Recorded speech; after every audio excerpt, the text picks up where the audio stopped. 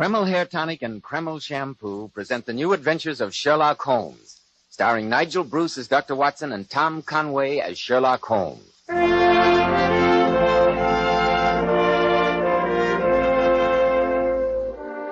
it's time to keep that weekly appointment with our good friend and host, Dr. Watson.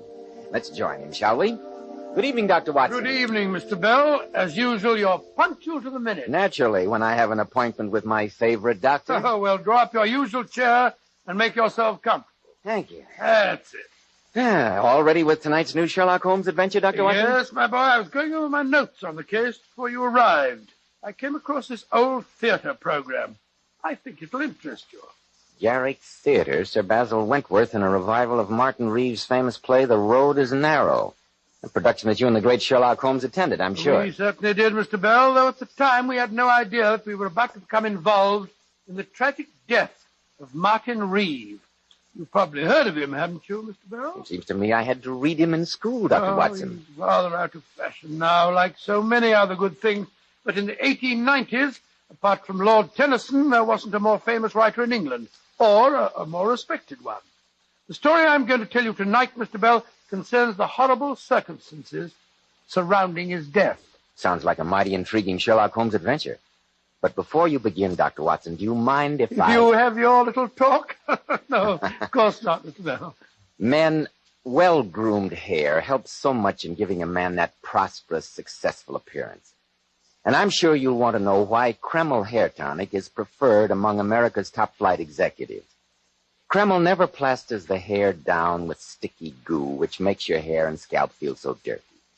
It never gives hair that old-fashioned, greasy, patent leather look. You see, Kreml is a very highly specialized hair tonic. It contains a unique and utterly different combination of hair grooming ingredients that's never been duplicated in any other hair tonic.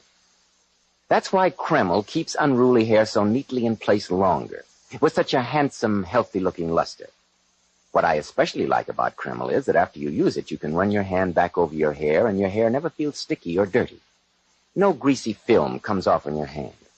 Yet Kreml keeps hair in perfect order from morning till night, always looking so healthy and handsome. Kreml, Kreml Hair Tonic. Now, Dr. Watson, what about the singular death of Martin Reeves? Well, Mr. Bell, that adventure began late on a foggy evening many, many years ago. Sherlock Holmes and I had been to the Garrick Theater to see the revival of Martin Reeves' play, and I remember that we decided to walk home to Baker Street. As we approached the old familiar door of 221B, our footsteps echoed hollowly in the deserted street, and the chimes of a neighboring church reminded us of the fact that it was midnight. A delightful evening, Watson. A good dinner, an excellent bottle of wine, and 3 hours of theatrical magic. Well, personally, I found the play rather depressing. Its theme is a morbid one, but the writing and construction are flawless. Yes, a magnificent play and well worth reviving. By the way, I noticed an item in the Times this morning concerning Martin Reeves. He's dangerously ill. Oh, really? Well, he must be quite an old man. 82, to be precise. Really, is he as old as that? Curious career, Watson. His greatest success was written when he was a young man. In the past 50 years, he has never written anything to compare with tonight's play. No, I don't think it... Holmes, look up at our window. Hello. The gas is brightly lighted, whereas Mrs. Hudson invariably turns it low when we're out. And look at the silhouette on the blind. There's a man pacing up and down the room. A visitor at midnight, Holmes. This looks ominous. Be careful now. It may be some sort of trap. I think not, Watson. If some desperado were lying in wait for me, I doubt whether he'd be stupid enough to turn up the gas to advertise his presence. Just the same, I wonder how he got in. Presumably through the front door. Mrs. Hudson has instructions to let a client wait in our rooms if his business seems urgent. Mr. Sherlock Holmes. At your service, sir. I'm Dr. Manners, Harvey Manners. How do you do, Dr. Manners? This is my colleague, Dr. Watson. How do you do, Doctor? I must apologize for being here at such an hour of night, Mr. Holmes, but my business is urgent. I'm sure it is, Doctor. I left Carlisle this morning, arriving at St. Pancras Station 2 hours ago. I came directly here, persuaded your housekeeper to let me wait for you. Then sit down, my dear doctor, and tell me what urgent business has brought you to London. Thank you. Well, Mr. Holmes, I've been acting in the capacity of personal physician for Martin Reeves, the playwright. Martin Reeves? What an extraordinary coincidence. We've just returned from seeing the revival of his play, The Road is Narrow. We were talking about him as we walked home. I understand the grand old man is dying. He's not in good shape, Mr. Holmes. His heart's in very bad condition. Auricular fibrillation, Dr. Watson. No, then at his age, I imagine you don't hold out much hope. No, but I think with care, he might last a year or two. But the reason I've come to you, Mr. Holmes, is that I'm convinced that although he's a dying man, someone is trying to murder him. To murder him? Good Lord. What reason do you have for saying that, Dr. Manners? Well, Mr. Holmes, I've been in almost daily attendance on Mr. Reeve. Last night, his coachman drove over to get me, saying that his master had suffered another bad attack. When I got to the house, I found that Mr. Reeve had received a severe shock. He was in a state of almost complete hysteria, and he kept insisting that he'd seen an apparition in his room a few hours earlier. What kind of an apparition? A ghost from his past, as he referred to it. I think that someone arranged for that apparition, that they knew of his heart condition, and also knew that a sudden fright could kill him. It's possible, Dr. Manners, and it would be one of the least detectable methods of murder. But who would want to kill a dying man? Who lives at the house with him, Dr. Manners? His daughter Catherine, his brother Silas, who's a drunken good-for-nothing, and his secretary, a fellow by the name of Hugh Kingslake. Do you know the condition of Mr. Reeves's will? No, but I do know he had dictated a new one a few days ago. A fact that might easily have provoked a crisis. Dr. Manners, you say that Mr. Reeve spoke of seeing an apparition, a ghost from his past. Was he able to describe its appearance? Well, he was a little incoherent, but he kept babbling something about blonde hair and blue eyes and a young man who'd come back from beyond the grave to haunt him. Don't you think, Dr. Manners, that these might simply be the delusions of an old and a sick man? I didn't overlook that possibility, I assure you, Dr. Watson, even though Mr. Reeve's mental faculties are remarkably acute for his age. But last night, after I'd given him a sedative, I examined his room. I found these, Mr. Holmes. That's when I decided to come to you. Well, let's have a look at them. They look like blonde hair. Yes, they are, Doctor. I found them on the bedclothes, and yet no one in that house has blonde hair. Interesting. Very interesting. The hair is human, and yet the roots have minute particles of glue attached to them. Obviously, they're from a wig. Get out the timetable, Watson, will you? Yeah, we're going to Carlisle? On the earliest possible train. Though the grand old man of the English theatre is dying, we must do everything in our power to see that his death is not an unnatural one.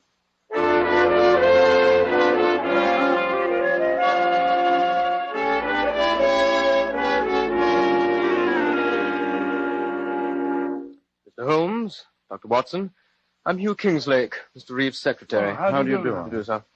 The accommodations at the hotel are satisfactory, I trust, gentlemen? Entirely, Yes, thank you, well, very Mr. Kingslake. comfortable, thank you. Good. Frankly, I'm most relieved that you're here. Mr. Reeve received a severe shock the night before last. I quite agree with Dr. Manners that someone deliberately induced that shock, knowing the serious condition of Mr. Reeve's heart. Have you any idea who that someone might be? Well, it's a little difficult for me to talk, Mr. Holmes. After all, I'm only an employee here, but I can't help feeling that... Oh, good morning, Mr. Reeve.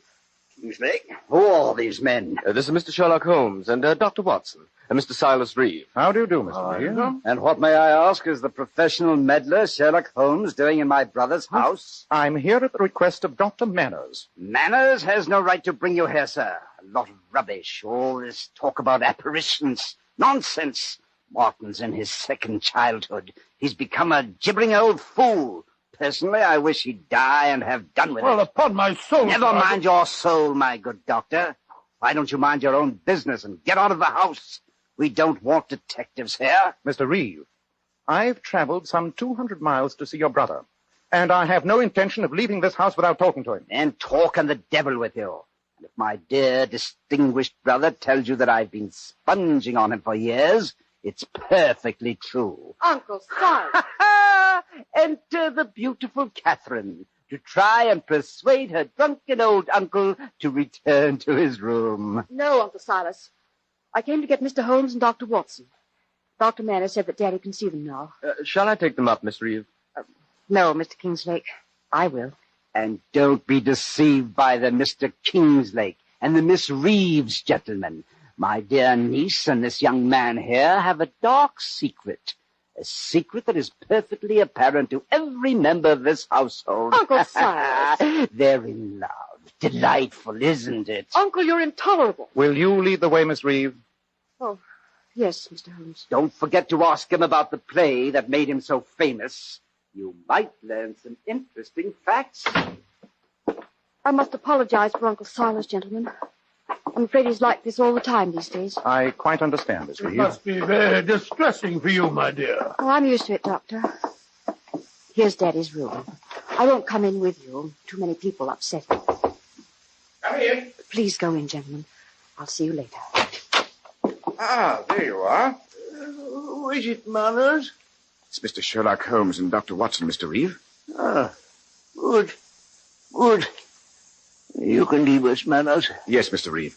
I'll see you both later. Very well, Doctor. Come, sit on my bed.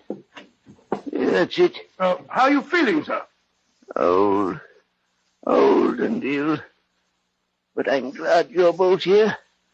Manners displayed unusual enterprise in persuading you to visit me. There's been a lot of nonsense printed about my impending death.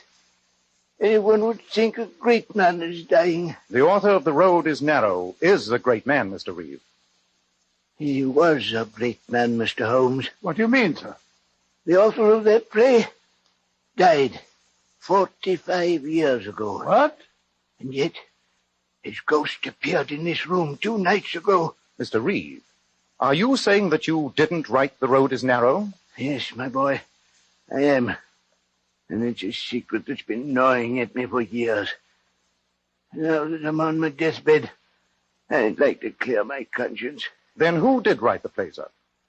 A young friend of mine, by the name of Colin McGrath. I started life as a lawyer's clerk in Keswick, a few miles from here. Colin lived in the same village, and we became great friends. One day, he gave me the manuscript of his play to look at, and I realized it was a work of a genius. Suddenly he died, and no one knew about the manuscript. You claimed it as your own, sir. Yes, to my eternal shame I did. Now, I want to make amends. Mr. Holmes, I want you to find out if any heirs of Colin McGrath still survive. If they do, I'll give them half of my estate. Mr. Reeve, does anyone else know of this, fraud? Yes. Knowing that I hadn't long for this world, I confided the secret to 3 members of my household. And you're convinced that the apparition you saw the other night was that of the dead Colin McGrath? There was no mistaking him. The blue eyes, the long golden hair. It was Colin, or his ghost come to haunt me on my deathbed. This decision on your part to leave half of your estate to any heirs of the man you wronged, was that decision made before you had this strange visitation the other night? Yes. Yes, it was. Did you mention it to any member of your family, sir? No. I did say something to Dr. Manners, and I didn't mention Colin McGrath's name. It's obvious that someone wished to frighten you, knew your secret, and disguised himself to resemble Colin McGrath.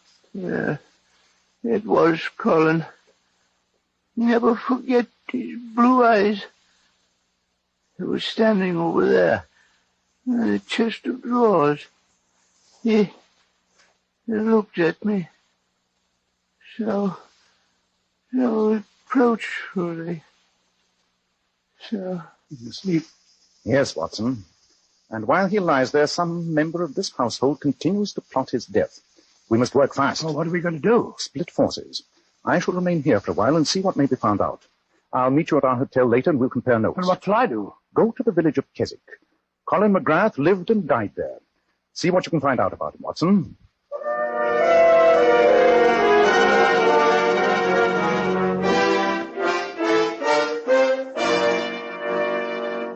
Of course, course I remember Colin McGrath. Well, I should be very grateful for any information about him, madam. As postmistress, I imagine that very little village gossip has escaped you. Of course it hasn't. I remember the McGrath boy well. He was no good. Didn't he marry poor old Mrs. Northrip's granddaughter Susan and then go and desert her just to kill himself? And the poor girl was going to have a baby. No good on earth. That's what young McGrath was. And you can tell him I said so if you ever reach the place I'm sure he went to. Oh, I said, well, they had a child, you say. What happened to it, madam? How should I know? I'm only the postmistress. You'd better go and see the vicar, young man.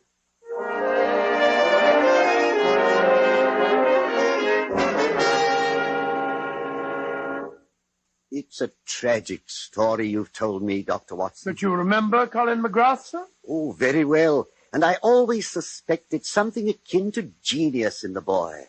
That he burned with too hard and gem-like a flame. As Walter Pater has said, he burned himself out, destroyed his life, and poor Susan Northrip's with it. She died of a broken heart less than a year after his death. And their child? There was no money, no one to look after the boy. He was sent to an orphanage in Liverpool. Then that child, if he's still alive, stands to inherit half of Martin Reeve's fortune. If only we can find him.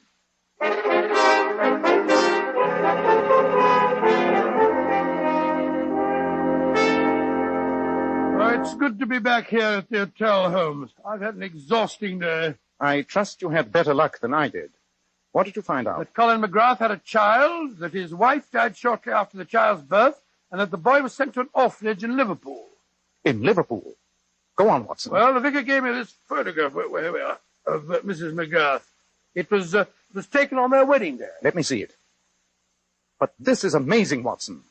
One of our problems is solved. Well, I'm blessed if I see how. Let me explain it to you. After you left, I had quite a long talk with the secretary, Hugh Kingslake. It transpired that he knew nothing of his parents. He had been raised in an orphanage, and the only memento he has is a picture of his mother. A picture that he carries in his watch. And that picture is a duplicate of this one. Great Scott, then the fellow calling himself Hugh Kingsley is really the Colin McGrath heir. Precisely. A fantastic situation indeed.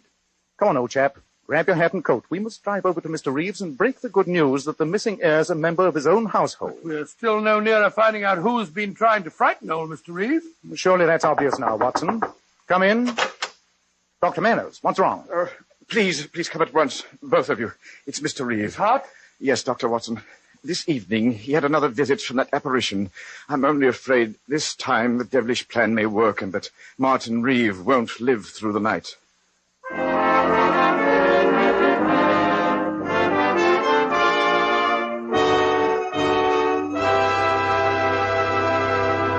In a moment, we'll find out what Sherlock Holmes says is obvious. But first, more and more men today are beginning to realize they should take better care of the hair they've got. And when you buy a hair tonic, why not get your money's worth? Why not enjoy the extra advantages of Kreml hair tonic? Kreml contains a special combination of hair grooming ingredients which is found in no other hair tonic. This highly specialized hair tonic keeps dry, stubborn hair neatly in place all day long, and always gives it such a natural, well-groomed appearance, never sticky or greasy. But men, Kreml does lots more than keep hair looking handsome. A quick massage with Kreml stimulates circulation right in the surface of the scalp, leaving your scalp feeling so alive, so invigorated. At the same time, Kreml removes loose dandruff. It's excellent to lubricate a dry scalp. And if your hair is so dry that it breaks and falls when you comb it, remember, Kreml actually helps condition the hair, in that it makes it feel softer, more pliable. So men, just as soon as possible, buy a bottle of Kreml at any drug counter. Let Kreml always keep your scalp feeling clean and refreshed, your hair always looking its very best. Kreml, Kreml Hair Tonic. Well, Dr. Watson, this story certainly has me on the edge of my chair. What happened next? You drove over to Mr. Reeves' house, I suppose? Yes, Mr. Bell, we did. And as we went rattling down the country lanes, the flickering oil lamps on Dr. Manners' carriage lighting a shadowy path, I found it almost impossible to get a word out of Sherlock Holmes. Holmes, sometimes you're the most irritating man on earth. And what prompts that little tirade, Well, Watson? you haven't opened your mouth since we left our hotel. Purposeless conversation is a waste of time. Not much further, is it, Dr. Manners? No, Mr. Holmes. We're nearly there. Well, I don't consider conversation purposes when it clarifies the problem, Holmes. You said it was obvious who had been frightening Mr. Reeve. I suppose I'm stupid, but I find it far from obvious. And yet the facts are clearly in front of your eyes. Eyes. That's it, Watson. Think about eyes. The blue eyes of the supposed ghost, eh? But the Reeves family have all got brown eyes. Apparently it's a marked family characteristic. Quite, Watson. That fact should lead you to the obvious conclusion. Oh, you're always talking in riddles, Holmes. Here we are, Mr. Holmes. And Hugh Kingslake is standing at the front door. How is he, Mr. Kingslake? Better, Mr. Holmes. Seems to have rallied a bit. I'm glad you're all here. I'll drive my carriage round to the stables. Be back in a moment. Come in, gentlemen. With Mr. Reeve so ill, it may seem a little inappropriate to announce my news. But Catherine consented to marry me tonight. We're engaged. Oh, really? My congratulations. Yes, indeed. She's a charming girl. Oh, Catherine, darling. I've told them our news. Oh, it must seem a terrible time to announce it, Mr. Holmes, with poor Daddy lying so ill upstairs. It's quite understandable, Miss Reeve. And before we go up and see your father, I'd like you both to know that we have something in the nature of a wedding present for you. A wedding present? Yes. You're both familiar with the story of Colin McGrath, I understand? You mean that he was the true author of The Road is Narrow? Oh, yes, Mr. Holmes. Daddy told us all about it. And did you also know that Mr. Reeve is planning to leave half his estate to the heir of Mr. McGrath? I knew that, Dr. Watson. In my capacity as secretary, I had occasion to draw up a rough draft of the new will a few days ago. Then I'm sure, Mr. Kingslake, that you'll be very interested to know that today Dr. Watson and I discovered that you are the son of Colin McGrath. That I am? You is the heir? Well, that doesn't seem possible. The fact is proven beyond a doubt, Miss Reeve. Then if Mr. Reeve makes the new will, I stand to inherit half the fortune. Yes, my boy, you do. That's what Mr. Holmes meant when he was talking about wedding presents. Come here, somebody! That's Uncle Silas. He's upstairs with Daddy. What's wrong, Mr. Reeve? Fire! I knocked over a lamp in Martin's room. And Daddy's up there. The room's ablaze. What? Come on, Watson. Well, the whole top landing's burning, Holmes. Can't go through this way. We just can't stand here. Mr. Reeve will roast alive. I'm going after him. Come back, Kingslake. Come back. Great Scott, he went right through the flames, Holmes. Send one of the servants for the fire brigade. And tell the rest to bring buckets of water. And to bring them fast.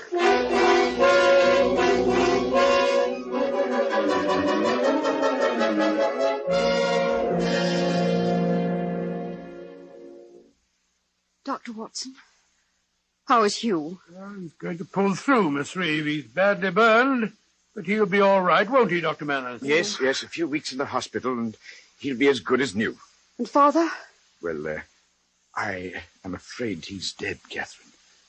Dead? Oh, poor Daddy. Oh, my dear, he might have lived for a time, but the shock of the fire coming so close on top of the other one was too much for him.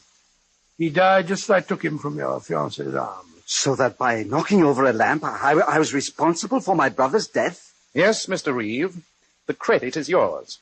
In fact, I wouldn't be at all surprised if the local police might consider booking you on a charge of arson. Rubbish! It was an accident, and you can't prove otherwise. Possibly not. But there's one matter I can settle here and now. 2 nights ago, someone in this house tried to murder Martin Reeve by posing as Colin McGrath. The same despicable action was repeated tonight. Well, one person that we can eliminate is Hugh Kingslake. He nearly gave his life just now, trying to save his employer. Then who was responsible, Mr. Holmes? A feature of the impersonation that especially struck your father, Miss Reeve, was the color of the eyes. He described them as a brilliant blue. Then that rules out Catherine and me, and we both have brown eyes. Precisely, Mr. Reeve. I have devoted some considerable study to the art of disguise. There are wigs and methods of altering height and weight. But the color of the eyes cannot be altered. Watson, 10 minutes ago you had the opportunity of examining Mr. Kingslake's eyes without the tinted glasses he's in the habit of wearing. Well, they did fall off when he stumbled back down the back stairs, but I can't say that I noticed the color of his eyes. They were blue, Watson. Brilliant blue, just as his father's were before him. You mean that young Kingslake was responsible? Yes, Mr. Reeve, I do. But that's ridiculous, Mr. Holmes. He just hurt himself severely in trying to save Father. True, Miss Reeve. But surely his reason was obvious. He intended to marry you. And when he learned a few days ago that your father planned to will half his estate to the McGrath heir, he decided to try and kill him before that will could be put into effect. Oh, I see it all, Holmes. And then tonight, he realized that he was the heir. Precisely, Watson. And so it was to his great advantage to see that his employer stayed alive to execute that new will. That accounts for his bravery in the fire tonight. I can't believe it of him, Mr. Holmes. I can. I've always disliked you, and I'll have great pleasure in prosecuting him. It'd be hard to prove, Silas. After all, your brother did die a natural death. Yes, Dr. Manners. I fear that legally there's very little we can do to Mr. Kinslake. But when he recovers and realizes that he risked his life for nothing, I think he'll find his own punishment. The change in the will was not made. The estate will be divided between the family, and I doubt if Mr. Kinslake will now acquire any of it by marriage. No, of course he won't. I'll never see him again. Oh, quite right, my dear, quite right. What a despicable scheme. And to think that his father wrote one of the greatest plays of our century. I prefer to forget the fact, Watson. Emotional qualities are antagonistic to clear thinking. I assure you that the most winning woman I ever knew was hanged for poisoning 3 little children for their insurance money. And the most repellent man of my acquaintance is a philanthropist who has spent nearly $250,000 upon the London poor. Now, my dear chap, I think we should look up the next train back to London. Our work here is done.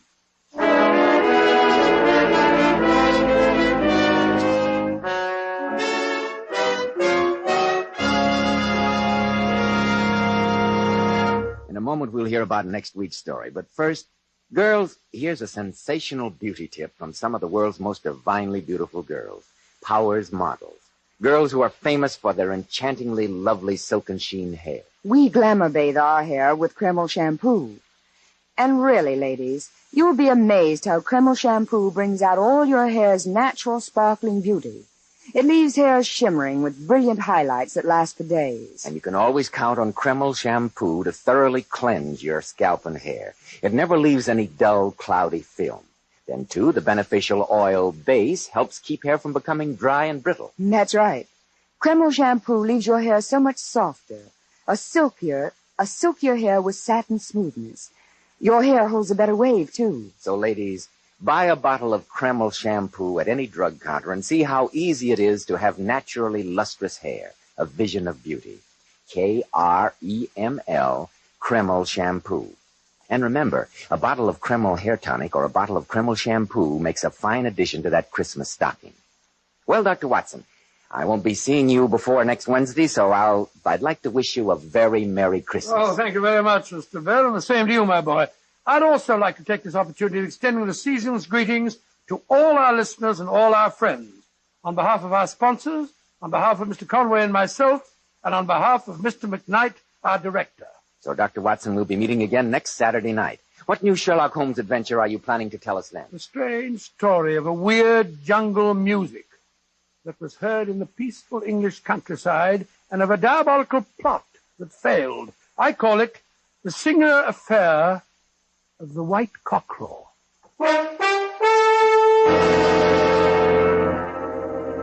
Tonight's new Sherlock Holmes adventure was suggested by an incident in Sir Arthur Conan Doyle's story, The Sign of Four. Nigel Bruce appeared by permission of California Pictures, Tom Conway through the courtesy of Eagle Lion. Help win the war against tuberculosis. Buy colorful Christmas seals and use them to dress up all your cards and packages. Buy the Christmas seals that help save lives today. This is Joseph Bell speaking for Kreml Hair Tonic and Kreml Shampoo, and inviting you to be with us next week at this same time when Dr. Watson will tell us about the singular affair of the White Cockerel.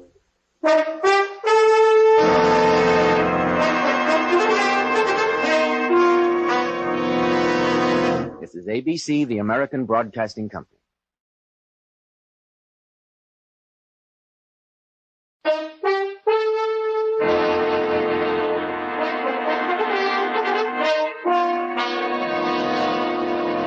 Kreml Hair Tonic and Kreml Shampoo present the new adventures of Sherlock Holmes, starring Nigel Bruce as Dr. Watson and Tom Conway as Sherlock Holmes.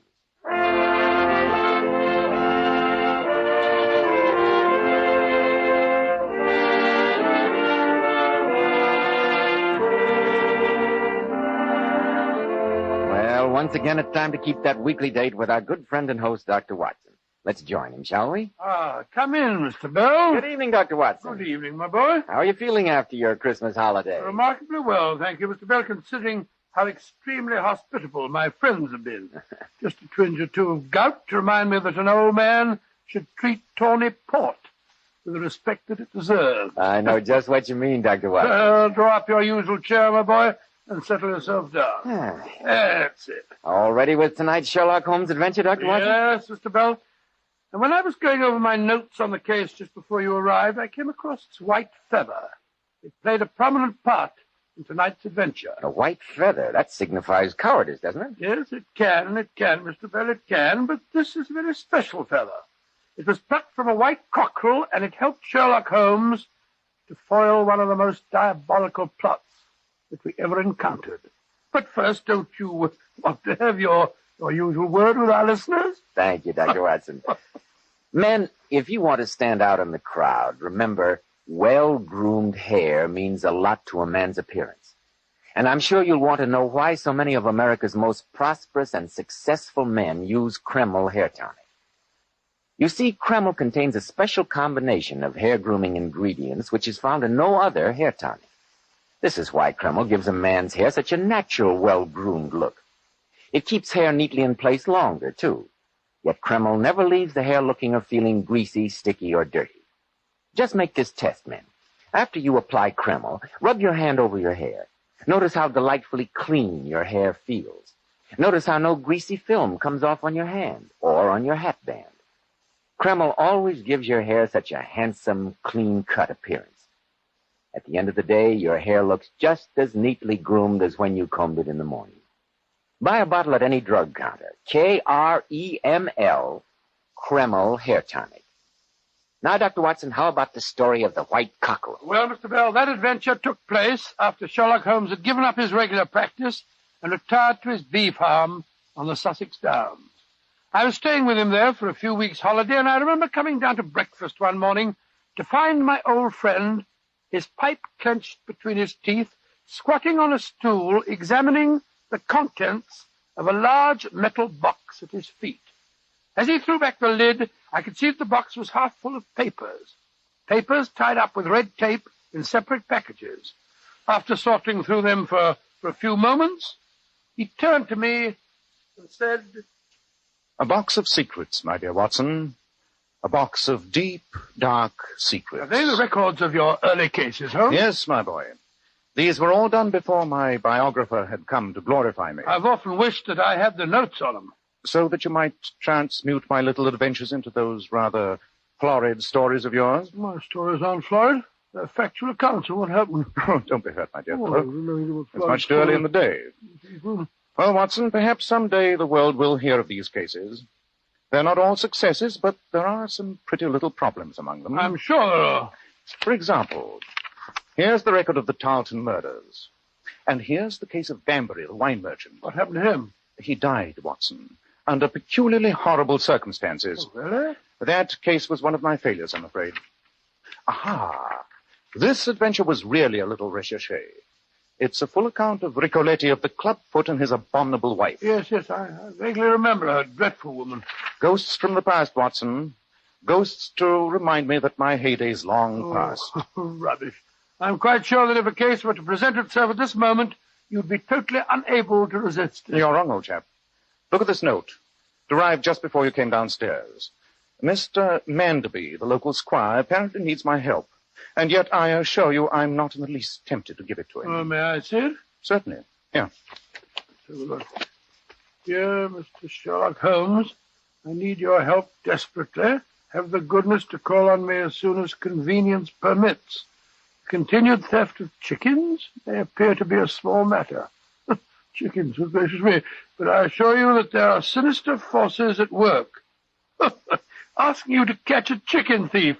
Well, really, Holmes? Yes, Watson. Chickens. Something of a come-down, isn't it? Well, do you know this, Mr. Manderby? No. But surely his handwriting gives you a clue to his character. Well, it's legible and regular. A man of business habits, I should say, and of some force of character. No, Watson. Oh, sorry? Look at his long letters. They hardly rise above the common herd. That D might be an A, and the L an E. Men of character always differentiate their long letters, however illegibly they may write. There's vacillation in his K's and self-esteem in his capitals. That's amazing, Holmes. It's elementary, my dear Watson, and our long association together should remind you of the fact. I'm afraid you're getting rusty. Well, perhaps you're getting rusty too, Holmes, and since the sun is shining and this letter comes from a neighbor of yours, it might be rather interesting to... Call on Mr. Manderby. Exactly. I'd like to see if your analysis of his character matches the gentleman himself. In any case, Holmes, he may really be in trouble, you know. Watson, you're like an old war horse hearing a nearly forgotten bugle. Yeah, I dare say, Holmes. But even for stolen chickens, it's good to be in harness with you again. When that wistful tone creeps into your voice, I can't refuse you, Watson. Very well. Let's stroll across the downs and investigate the mystery of Mr. Manderby's chickens.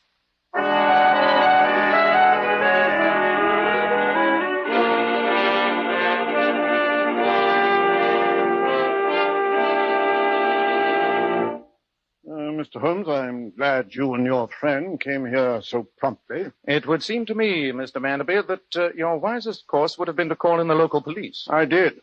And the idiot scoffed at me. Indeed, Mr. Manderby. Why? Well, they said if they had to track down all the chicken thieves in these parts, they'd have no time for their more important duties. I must admit that I can follow their reasoning, sir. Well, I can't, since they seem to spend most of their time playing skittles in the Star and Garter. The local sergeant appears to have been selected for his complete lack of grey matter. Doesn't one iota of imagination. He's unable to see in what respect this differs from an ordinary chicken theft. Well, in what way does it differ, Mr. Manderby? Well, the chicken coops were broken into with considerable ingenuity. The thief could have taken all he could carry. But he stole only one chicken, a white cockerel. A white cockerel? When did this take place? Early last evening. That was when I sent my note to you, Mr. Holmes. But in the early hours of this morning, a burglar broke into the house itself. And what was stolen this time? Again, the thief took only one object. My daughter's hairbrush. Does your daughter know of these thefts? No, I didn't tell her. The child's full enough of peculiar fancies as it is. A white cockerel and a hairbrush. Mr. Manderby, I came here against my better judgment, but thank heaven I did. Please let me talk to your daughter at once. Unless I'm very much mistaken, there's devil's work afoot.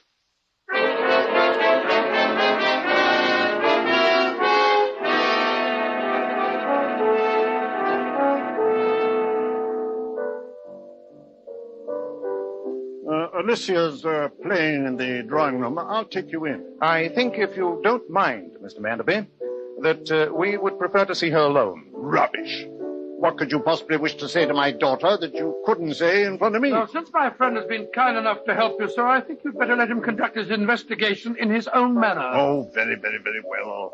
All sounds unnecessarily mysterious to me. I'll be in my study. Dreadfully pompous fellow. You were right in your analysis of his character, Holmes. Well, let's go in. Shh. Listen to the piano, Watson. What a weird tune. Yes. An odd, primitive melody to hear in the heart of the English countryside. Very curious. I'm sorry, Father. Oh, it isn't Father. Who are you, gentlemen? Miss Manderby, permit me to introduce myself. My name is Sherlock Holmes, and this is my friend, Dr. Watson. How do you do, my dear? Mr. Sherlock Holmes. I knew you lived in the neighborhood. Why are you here? At your father's request. Oh, nothing's wrong, is it, Mr. Holmes? I'm not sure, Miss Manderby. That's why we've come to talk to you. Oh, may we sit down, my dear? Oh, yes, of course. Please forgive me. Thank you, sir. You play the piano excellently, Miss Manderby. Have you ever thought of concert work? Concert work? Oh, no, sir. Papa'd never allow it. He needs me here all the time. You don't see many people here at the house. No, Dr. Watson. Papa doesn't like me to cultivate any friends. He wishes me to devote all my attention to him. Extremely selfish and medieval point of view, it would seem to me. Oh, please, Mr. Holmes, you mustn't say anything against Papa. If he knew that we were talking about him, he'd be furious. Then let me confine myself to you, Miss Manderby. Do you know of anyone in this neighborhood who might wish you serious harm? Oh, no, I don't. As I told you, I hardly know anyone. Then why, my dear young lady, are you so obviously terrified of your own shadow? Oh, please don't ask me that. I haven't even had the courage to tell Papa. Possibly not, my dear, but Mr. Holmes is here to help you and to protect you. That's why he insisted on our seeing you alone. Yes, Miss Manderby. And a trouble shared, you know. Very well, Mr. Holmes. I will tell you. I've got to tell someone. Last night I had a ghastly dream. I dreamed that I was in some foreign country, in the jungle. I was tied to a stone slab, and a group of natives danced around me, waving knives. And they were all wearing terrifying masks. Oh, my dear, it sounds like too much lobster for supper. Quiet, Watson. Oh, sorry. Please continue, Miss Manderby. All the time I could hear a strange, haunting pipe playing in the background.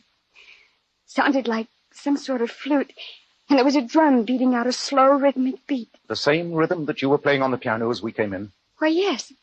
It's been haunting me ever since I awakened this morning. It goes like this.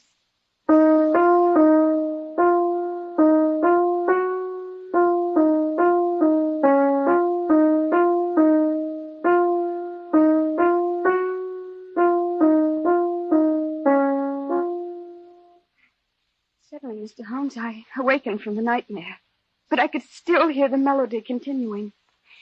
I went to the window, and in the moonlight I saw a tall man walking below. Could you recognize him? No, Mr. Holmes. He was disappearing through the shrubbery, and his back was turned. But his hands were raised to his mouth. And I could hear the same melody being played on some kind of flute. It was awful, awful. You haven't told your father about it? No, Dr. Watson. He wouldn't have believed me. Papa's always accusing me of being fanciful. Oh, but I'm not. Really, I'm not. Miss Manderby, I'm glad that you've told us this, though I suggest that you continue to keep the incident a secret from your father. Very well, Mr. Holmes. Come on, Watson. All right, Holmes. Goodbye, my dear, and courage, Miss Manderby. You have friends now. Good day, gentlemen. I thank you. Holmes, what the devil's all this about? When I can answer that question, Watson, the case will be solved. As it is, there's work to be done. Ah, there you are, Holmes. Yes, Mr. Manderby, here we are. Yeah, I hope you found out what's wrong with the lassie. She hasn't been herself today. A change from her normal self, where you are concerned, might be a benefit, sir. Yes, indeed. The poor girl seems completely terrified of you, sir. The problem of my daughter's relationship with her father is no possible concern of yours. I asked you here on a simple matter of detection. Detection, yes, but far from simple. I warn you, you're in serious danger of the loss of a great deal more than a white cockerel and a hairbrush. Be on your guard, Mr. Manderby. Dr. Watson and I must conduct a little investigation in the village. You may expect a call from us later in the day.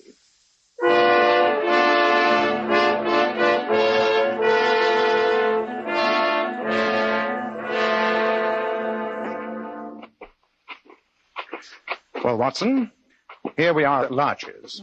Charming house, but I still don't see quite why we're here. Because my inquiries uncovered the fact that this is the only house in the neighborhood with relatively new tenants. When something extraordinary happens in the peaceful countryside, look first for a newcomer. The owner's name is Mr. George Shapley. Let's see what information the gentleman can give us.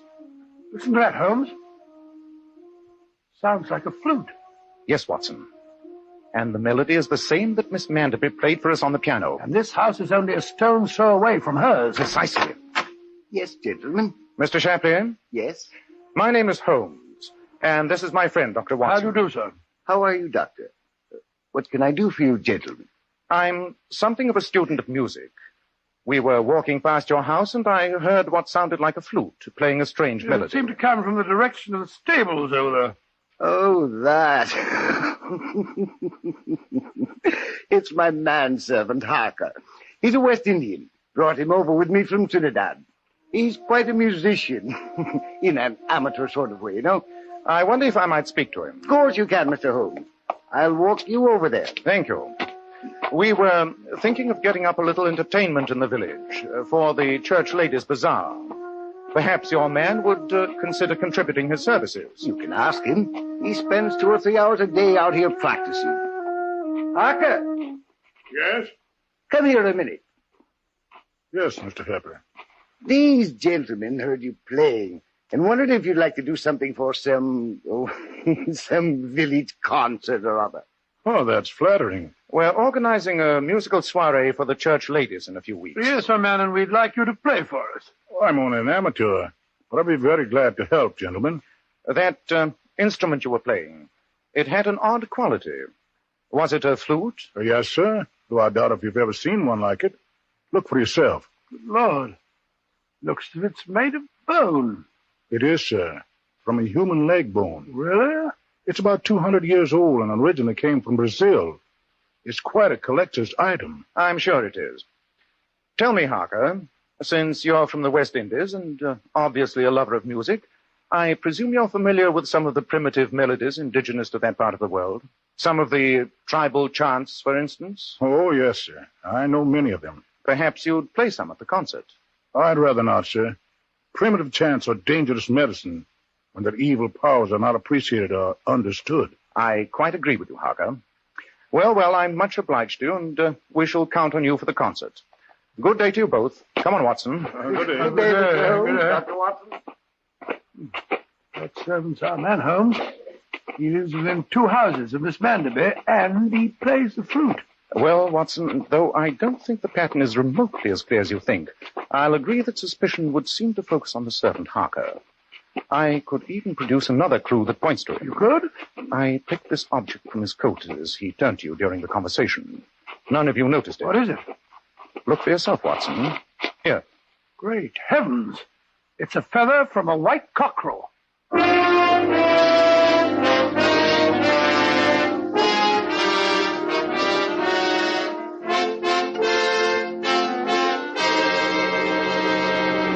Holmes, I thought you said we were going back to Mr. Manderby's house before the day is over. We are, Watson. Why are we back here at your bee farm? It's 8:30 in the evening now. We shall call on Mr. Manderby before long. My investigations are complete. What luck did you have Well, with I did yours? as you told me and made exhaustive inquiries in the village. With what results? I couldn't find out much about Mr. Shapley. Nobody knows anything about the man except that he has a foreign manservant and that he paid cash for his house and deposited a large sum of money in the local bank. What did you discover? I see that you've been up to your ears in reference books. Yes, Watson. Books concerning the peculiarly revolting ceremonies connected with voodooism. Voodooism? That's black magic. But flourishing in our English countryside, apparently. A white cockerel is the second finest sacrifice in voodoo magic associated with the West Indian That chants. accounts for the first theft. How about the stolen hairbrush? In all such magic, the possession of intensely personal objects, particularly human hair, is considered to give great supernatural powers over that person. Then it's obvious that West Indian servant is trying to get power over Miss Manderby. Holmes, you spoke of a white cockerel being the second finest sacrifice. What is the first? A human sacrifice. The sacrifice of a young girl. Great Scott. And tomorrow night the moon is full. I think that tonight the girl should be safe, though of course we'll go over there at once. Look, Holmes, the lights of a carriage are coming up your driveway. And it's no social call. It's driving at a gallop. Come on, Watson. I have nothing that's happened to Miss Manderby already before we get to her. Who is it? What's wrong? It's Robert Manderby. What's happened to Mr. Manderby? Alicia, my daughter, she's disappeared. The whole neighborhood's searching for her. For heaven's sake, both of you come at once.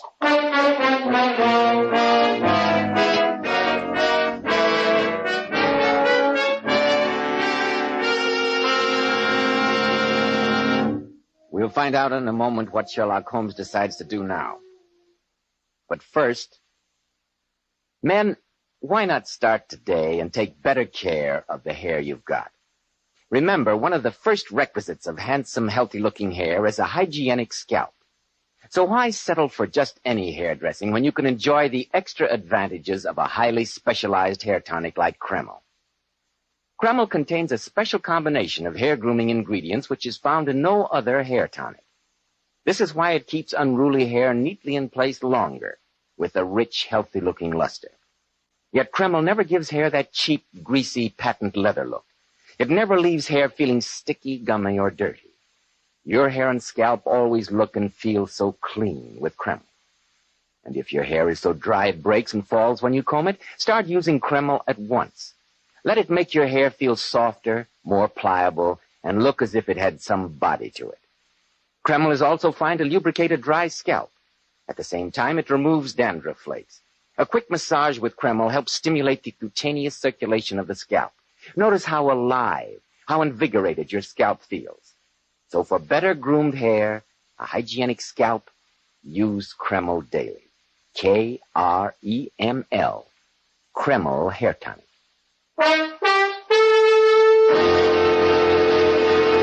Well, Dr. Watson, what happened next? You and the great Sherlock Holmes drove over to Mr. Manderby's house, I suppose. Yes, Mr. Bell, as fast as the pony and trap could carry us there.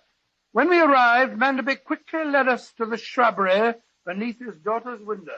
Yes, you can see how the fiend got into the house, Mr. Holmes. By climbing this trellis work. Footprints in the earth leading toward it, but none leaving. And the man, whoever he was, must have left the house by some other exit. An amazing deduction, Watson. There's no need to be sarcastic. Holmes, we should go over to Shapley's house at once. It's obvious that that's where the danger lies. Before saying that anything is obvious, Watson, I'd like your help in trying an experiment. Yes, of course, Holmes. Well, what is it? Try climbing that trellis for me, will you? You give me all the best jobs, don't you? Lend me a hand, will you, old fellow? Here you are. Up you go. You know, Holmes, it seems to me you're wasting valuable time. Mr. Manderby, since you asked my help, I suggest you let me handle the case in my own way. Holmes, I don't think this trellis is going to hold my weight. No. Look out, Holmes! Oh! Bravo, Watson. Your test has been invaluable. What do you mean it's been invaluable? I think I've broken my back. I'm sure you'll survive. Come on, old chap. Get on your feet. We'll go over to Mr. Shapley's house at once. I only hope we're not too late to prevent a tragedy.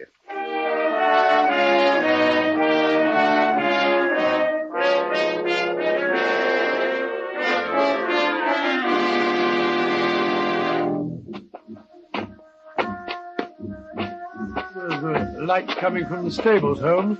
Music, too. Listen. It's that West Indian playing his devilish chant again. Faster, Watson. Look!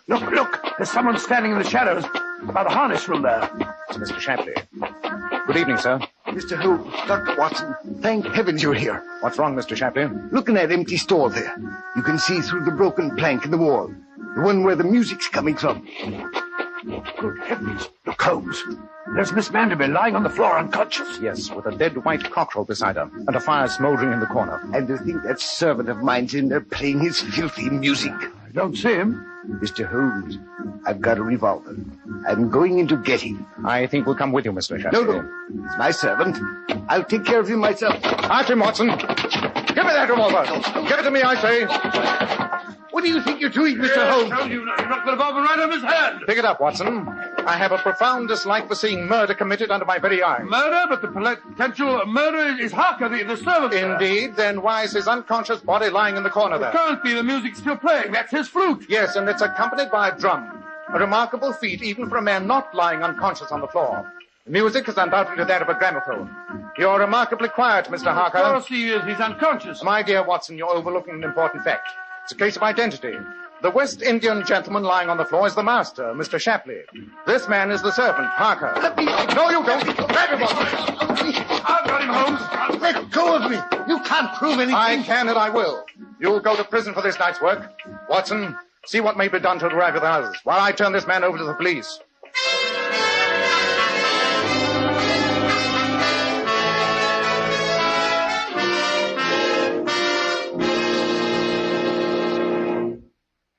How is Miss Manderby, Watson? She's going to be all right, Holmes. I took her home to her father's and left instructions for her care. How are you feeling, Shapley? Fine, thank you, Dr. Watson.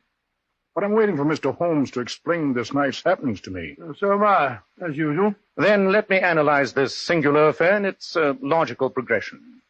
I early concluded that you, Mr. Shapley, were the master, and the other man was the servant. Right, Mr. Holmes, but I didn't know how you knew it. Your speech and manner suggested nothing else.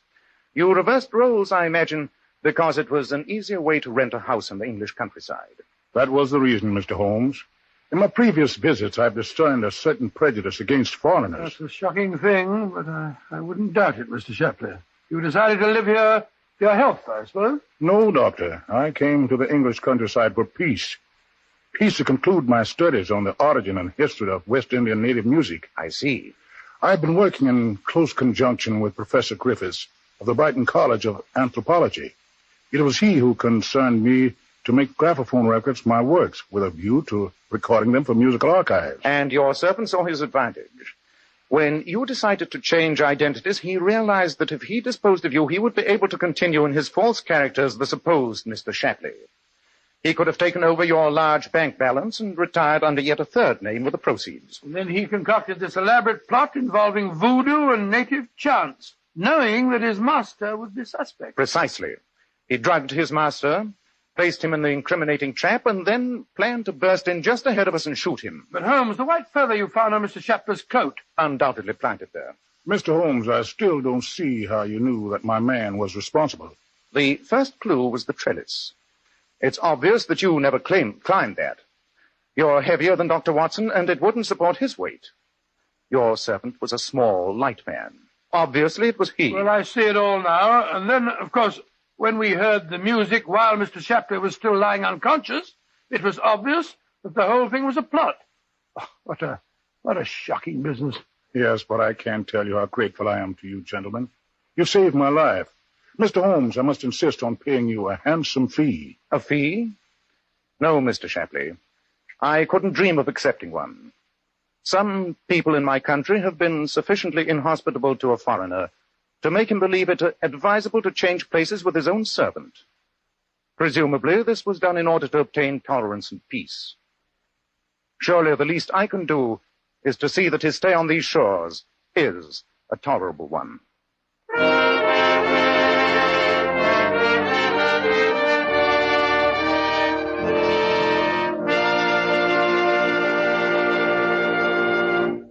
Girls, I imagine most of you are planning to go out to a party or a dance on New Year's Eve, or perhaps just spend a quiet evening with friends. Naturally, you want your hair to look its best. So why not follow this beauty tip from those divinely beautiful Powers models? We wash our hair with Kreml shampoo. This amazing beautifying shampoo has been especially developed to actually glamour bathe each tiny strand of hair, revealing all its natural glossy luster. And so many women tell me how wonderful Kreml shampoo is for washing children's hair. Well, you can readily see why. Because Kreml shampoo is so mild and gentle on the hair. Its luxurious active foam removes all loose dandruff as well as the dirt. Girls, if only you could see how Powers Model's hair fairly radiates natural glossy highlights, I'm sure you'd want to try Kreml shampoo right away. You can buy a bottle at any drug counter. Kreml, Kreml shampoo. Now, Dr. Watson, what about next week? Well, Mr. Bell, next week I think I'll tell you a story I call the Darlington Substitution Case. It's a strange story how Holmes saved a prominent British peer from scandal and disgrace by exercising the judgment of Solomon.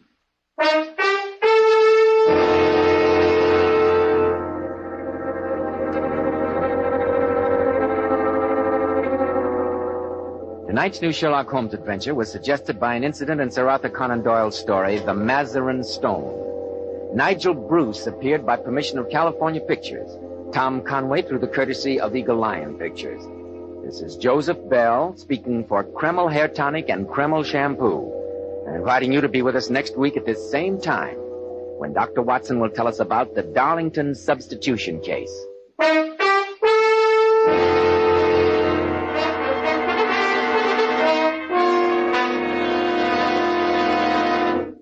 This is ABC, the American Broadcasting Company.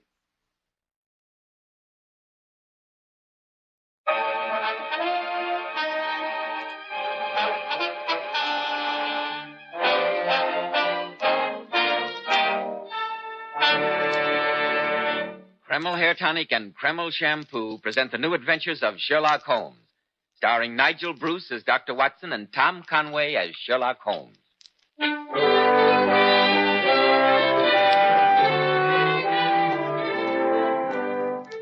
Here we are once more in Dr. Watson's firelit study. The wind is howling outside, but inside the heavy red curtains have been drawn across the windows, and the only sound we can hear is the cheerful crackling of the logs in the fireplace. Good evening, Dr. Watson. Good evening, Mr. Bell. You don't know how lucky you are that you don't have to go out on a night like this. Yes, it's one of the advantages of having retired from active medical practice. You know the old adage, man works from sun to sun, but woman's work's never done. It's a base libel as far as doctors are concerned. You never know when Mr. Smith is going to acquire a black eye, or Mrs. McTavish may decide to present her an addition to the clan. Never a dull moment, eh, Dr. Watson? Oh, dear me, no. That's one thing I've never complained of. If it wasn't a patient who disturbed what little routine I had, it was Sherlock Holmes. I remember one bitter February evening. It was the second winter after my marriage. I just settled down to my after-dinner pipe when the doorbell rang. It was a note from Holmes. It said, "Come at once if convenient. If inconvenient, come all the same." And you went, of course. Now, Mr. Bell, you'll hear all about that in good time, but haven't you something to tell our listeners? Yes, Dr. Watson, I have. Men, attractive, well-groomed hair does a great deal to give a man self-assurance, to say nothing of helping his appearance. And I'm sure you'll be interested in hearing more about this modern trend in hair grooming, which has become such a nationwide favorite among America's most successful men. It's called Kreml Hair Tonic. This highly specialized hair tonic contains a combination of hair grooming ingredients which has never been duplicated in any other hair tonic. Yes, that's exactly why Kreml gives a man's hair such a natural, well-groomed look and keeps it in place longer. Keeps every hair in perfect order from morning till night. Yet Kreml never gives hair that greasy, patent leather look. Kreml keeps hair looking mighty handsome with a rich, healthy-looking luster. Yet it always feels and looks clean on your hair and scalp. No other hair tonic keeps hair more handsomely groomed, yet it never looks greasy. So men, for better groomed hair, change to Kreml. Kreml. Kreml Hair Tonic. Now, Dr. Watson, when you received the mysterious message from Sherlock Holmes, you at once went round to Baker Street, I suppose. Yes, curiosity has always been my Achilles' heel. Well, when I arrived at Baker Street, I found Holmes huddled in his armchair, his knees drawn up and his pipe in his mouth. He was sunk in a profound reverie, and I'd been in the room several moments before he became aware of my existence. Oh, so there you are, Watson, there you are. Obviously. I've been here for 7 minutes, as a matter of fact. Unimportant, completely unimportant and uninteresting. Watson, have you ever speculated on the importance of a knowledge of dogs in detective work? Dogs? Well, naturally. Bloodhounds, sleuthhounds... No, I'm not interested in that phase of the subject. It's too obvious. There is another side, far more subtle. I suppose there is, but I'm dashed if I know... You recollect in the case you so sensationally wrote up as The Adventure of the Copper Beeches? Yes, but the case was sensational. In that instance, it wasn't the dog. It was the fact that the master of the house was willing to pay a sizable sum to... Don't prattle, Watson, don't prattle. Prattle? I was about to point a moral. In the case of the Copper Beeches, I was able, by noting the actions of a rather vicious child, to draw some startling deductions as to the criminal instincts of its father, who was considered a thoroughly respectable citizen. Oh, of course, yes, I remember, but what's that got to do with... My line of thought about dogs is analogous. Whoever saw a frisky dog in a gloomy family, or a sad dog in a happy one? Snarling people have snarling dogs. Dangerous people have dangerous dogs. Surely, Holmes, you didn't rout me out on a night like this to discuss the temperaments of dogs? Not in general, no. What interests me is why Professor Presbury's faithful wolfhound Roy endeavors to bite him. You mean Professor Presbury, the famous camp physiologist? Quite. The dog, until recently a most devoted animal, has attacked his master twice. Huh? What do you make of it? The dog is ill. Possibly, but he attacks no one else. Nor does he molest his master save on very special occasions. Curious, Watson, very curious. Ah, that must be Mr. Bennett, Professor Presbury's assistant. He is before his time. His appointment was 8:30. Come in, come in. Ah, good evening, Mr. Bennett. Good evening. This is my friend and colleague, Dr. Watson. I couldn't consider undertaking a case or solving an enigma without his invaluable aid. Oh, Holmes, really. Pay no attention to Mr. Bennett. He's pulling my leg again. Delighted to meet you, sir. I hope you'll forgive me arriving so early, Mr. Holmes, but Edith is so worried about her father, and naturally Quite so. Edith, my dear Watson, is Professor Presbury's daughter, to whom Mr. Bennett is engaged to be married. Am I right? Yes, Mr. Holmes, I have that honor. Oh, congratulations, young man, congratulations. Ideal state matrimony. Watson, stop chattering. Oh, I was only going to say that I've only been married. Now then, Mr. Bennett, I believe you gave me the salient points of the case in your letter, but I've not had the opportunity to relate them to Dr. Watson. So if you will be good enough to go over the matter again... Certainly, Mr. Holmes. The professor, as you may know, Dr. Watson, is a man of splendid reputation. Yes, indeed he is. A trifle positive, I might even say combative, but there has never been a breath of scandal, at least until a month ago. Dear me, you tell me that old Presbury started to sow his wild oats at his age? I always considered him the soul of respectability. Well, you see, early last fall he became attached to the daughter of Professor Morphy. It was not the reason courting of an elderly man, but rather the passionate frenzy of youth. In short, his family considered the infatuation rather excessive? Exactly. And so I gathered did the young lady, although her father, Professor Morphy, favored the match. Yes. Presbury is fairly well-to-do, I understand. Yes. About a month ago, Professor Presbury did something he's never done before. He left home without telling anyone he was going. A fortnight later, he returned rather travel-worn. Oh, where'd he been? Well, he refused to say. By chance, however, I received a letter from a friend of mine in Prague, saying he'd seen the professor at a distance. And now comes the remarkable part of the story. Oh? Yes, Dr. Watson. From that time on, a curious change came over the professor. Those around him had the inexplicable feeling that he was under some influence that darkened his better nature. You don't think that he was hypnotized, possibly, or mentally unbalanced in some way? No, on the contrary. His lectures were more brilliant than ever. His mind was singularly alert. But there was something new about him, something sinister. His daughter tried again and again to penetrate the mask he had put on, but in vain. Extraordinary. He behaved to her almost as though she were a stranger. In fact, all of his friends and co-workers noticed a rather singular change of personality. And the incident of the letters, Mr. Bennett. Don't forget that. I was just coming to that. You see, Dr. Watson, the professor has never had any secrets from me. I handled every paper which came in to him and opened all his letters. Yes, of course. Shortly after his return, all of this was changed. Certain letters began to arrive, marked with an X under the stamp. These I was in no account to touch. What was the handwriting like? Decidedly illiterate. The envelopes had the EC mark. East Central, eh? Not exactly the portion of London one would expect the professor to be in touch with. The letters were curious enough, but not more curious than the little wooden box. Wooden box? Yes. One of those quaint carved things one associates with a visit to Germany. I discovered it one morning in the drawer of Professor Presbury's desk. He had sent me into his study in search of a cannula.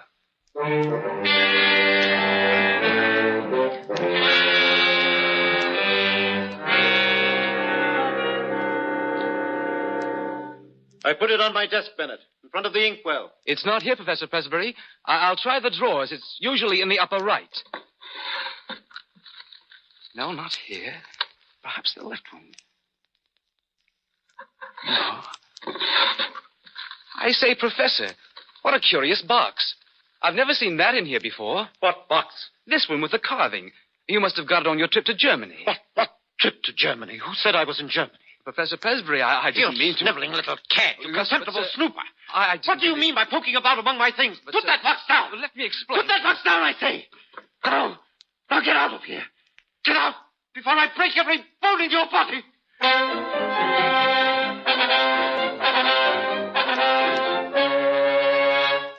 Jolly chap, the professor. Sounds as if he were heading for an apoplectic fit.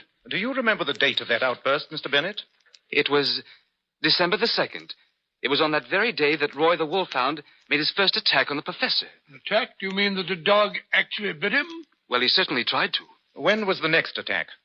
December the 11th, and again on December the 20th. After that, we had to banish Roy to the stables. Singular, most singular. Those dates were new to me. There have been some even stranger developments since I wrote you, Mr. Holmes. Yes? What I speak of occurred the night before last. It was really a terrifying experience. Yes, go on. I live with Professor Presbury, as you know, Mr. Holmes. I had retired rather early and was correcting the papers of a lecture I was to deliver in the morning. At 11:30, all was quiet, and I blew out my lamp and went to sleep. A little after midnight, I was awakened by a curious shuffling and muttering in the corridor. It was followed by a series of dull knocks on what I took to be Edith's door. I heard her open the door. There was a gasp, and then she uttered a terrible scream. Edward,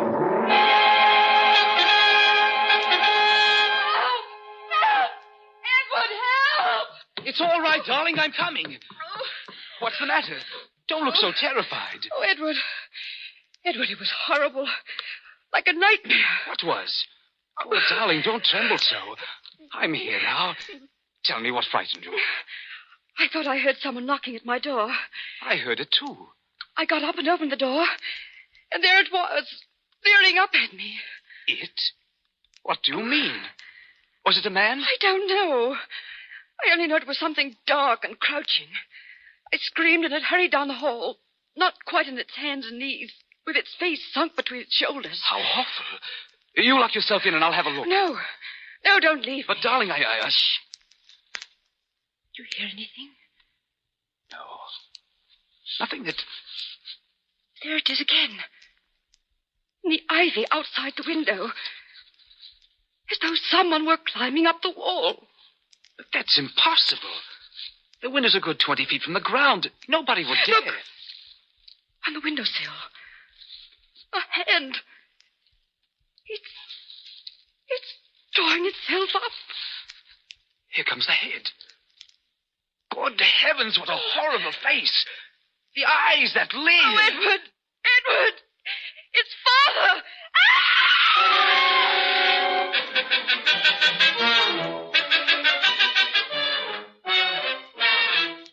Well, Watson, what do you make of that?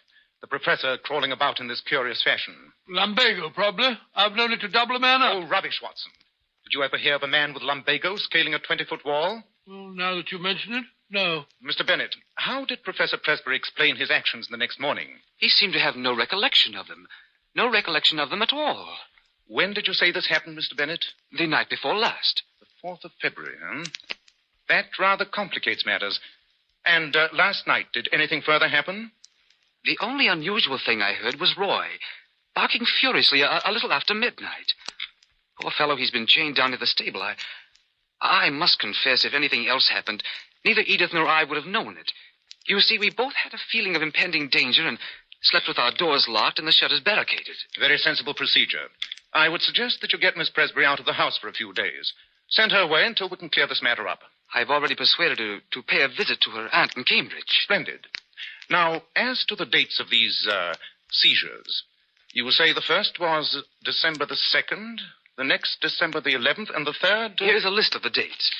When I first observed abnormality in the professor's behavior, I felt it my duty to obtain all possible data about the case. Excellent. Let me see.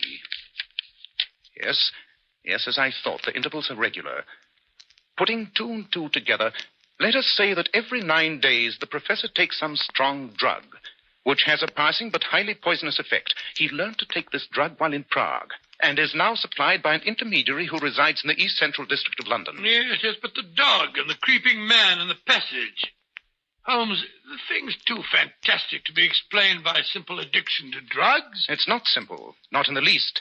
But patience, Watson, patience. We've at least made a beginning. Our next step is to obtain an interview with the professor himself. What is the best time to catch him in, Mr. Bennett? When would he be free to see us? About 11 in the morning, Mr. Holmes. Good. You may expect us at that time tomorrow.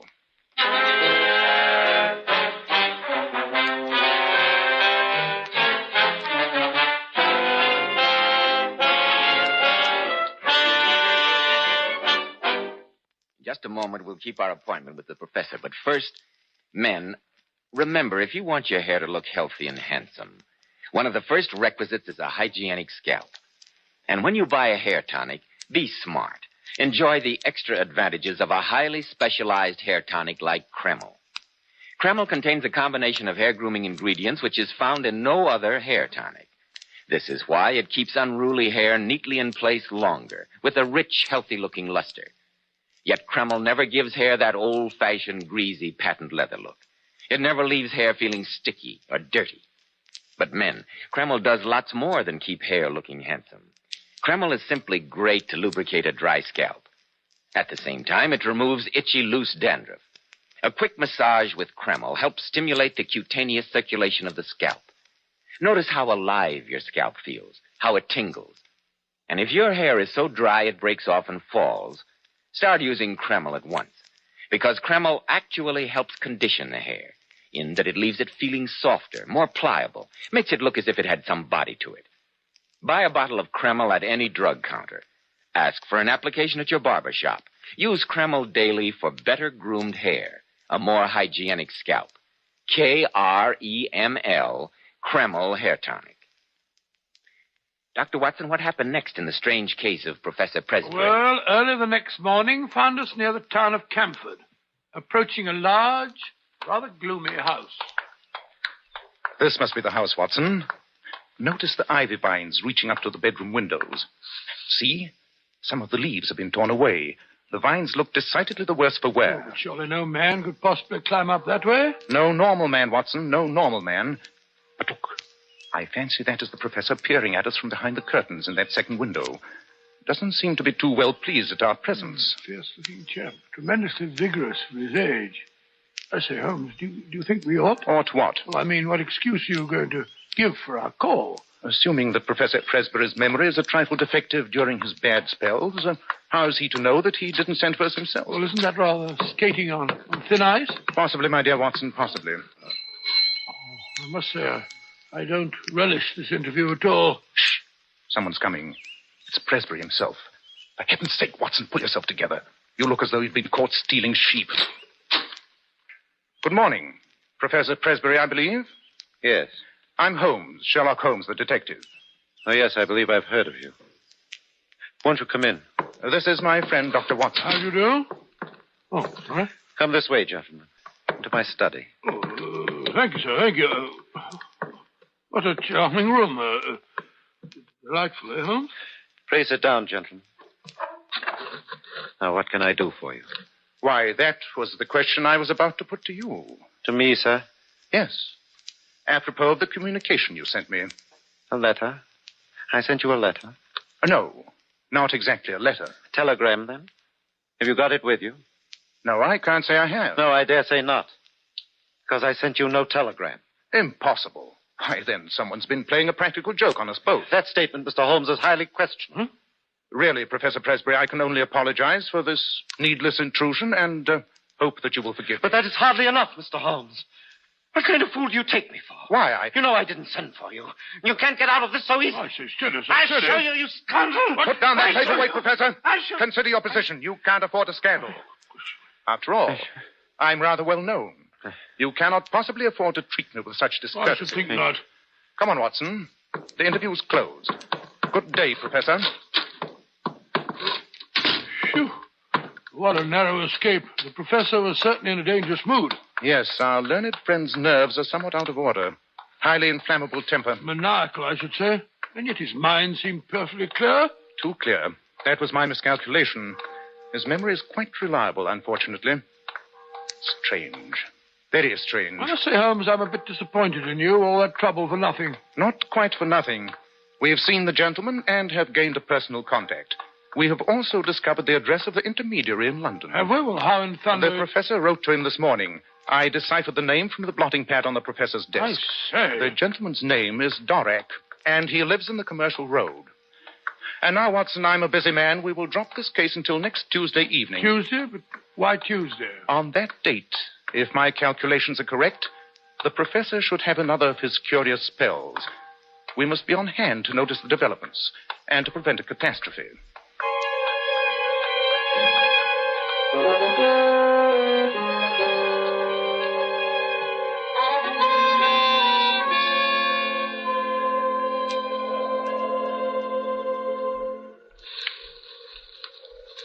Mr. Holmes, this isn't my idea of the way to spend a pleasant evening.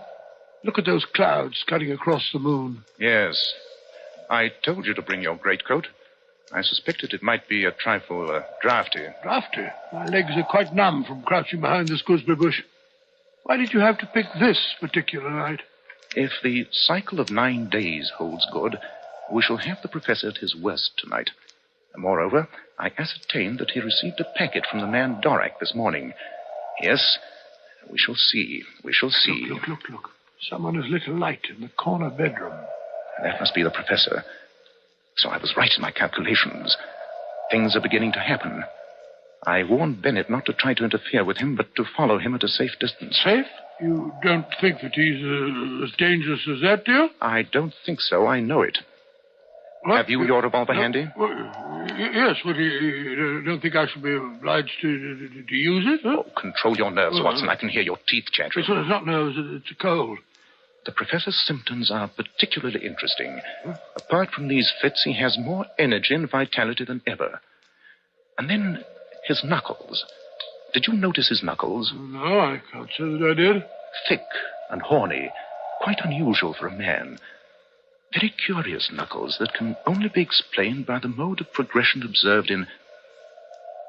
The knuckles. But of course. And the dog. And the ivy. Why didn't I think of that before? Holmes. Look. He's opened the side door. There he is. Standing in the doorway, leaning forward with his arms dangling. Of course. Now he's coming down the drive. Wait, he's not walking, he's crouching, running and skipping along on his hands and feet. Holmes, it's uncanny.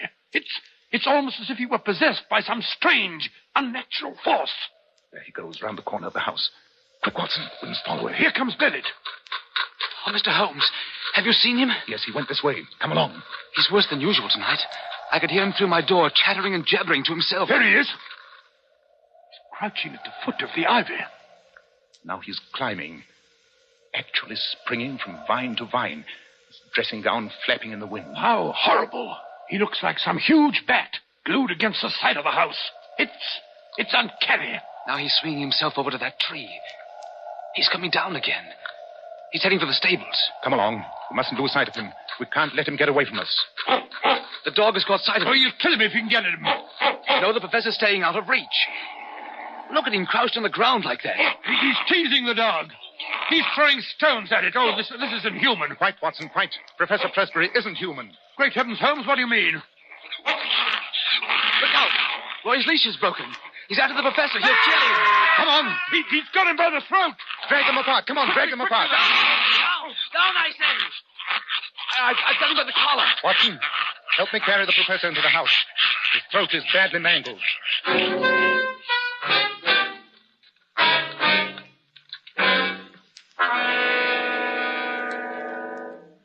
Come in, Watson, come in.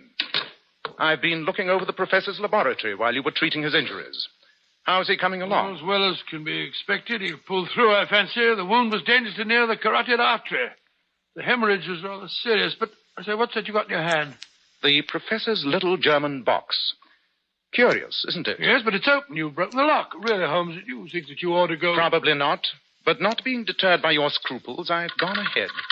The contents are quite enlightening, if your conscience will permit you to look. 2 files, 1 empty and 1 nearly full. And a letter with a cross under the stamp. Yes, that's from our Mr. Dorek, the London intermediary. It contains another note that completely solves the mystery.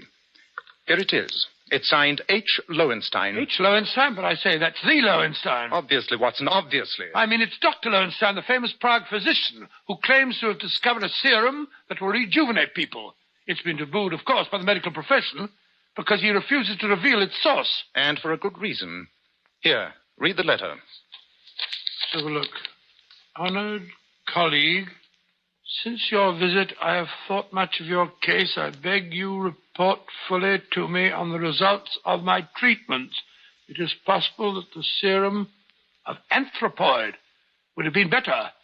I have, as I have explained, used black-faced langur because a specimen was accessible. The langur is, of course, a crawler and a climber, while anthropoid walks erect and is in every way nearer to man. But I say, Holmes, this is beastly. The langur is an ape. Quite. It is found on the slopes of the Himalayas and is the biggest and most human of the climbing monkeys. Then that serum explains the professor's recent peculiarities. He used it in an attempt to regain his youth.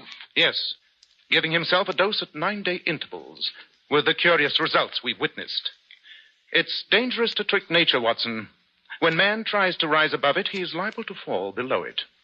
Even the highest type of man may revert to the animal if he leaves the straight road of destiny.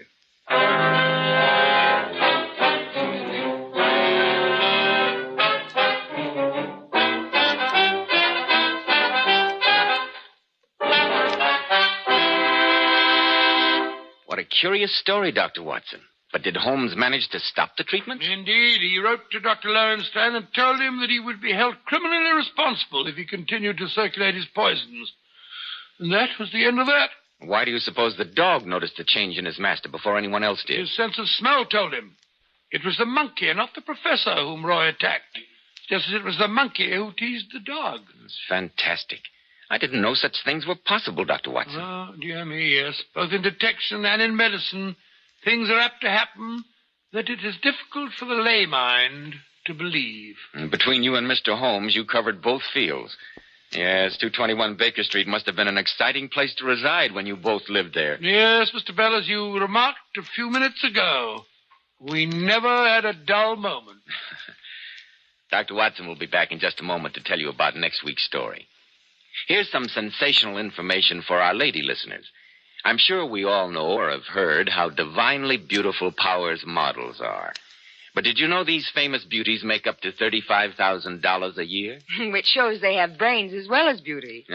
But seriously, Joe, what impresses me most is that Powers models can afford to spend a fortune on their hair. Yet when they wash it, they rely on inexpensive Kreml shampoo. Which proves how wonderful Kreml shampoo really is. Powers models were among the first to discover that no other shampoo leaves hair more shining bright with natural gloss and luster.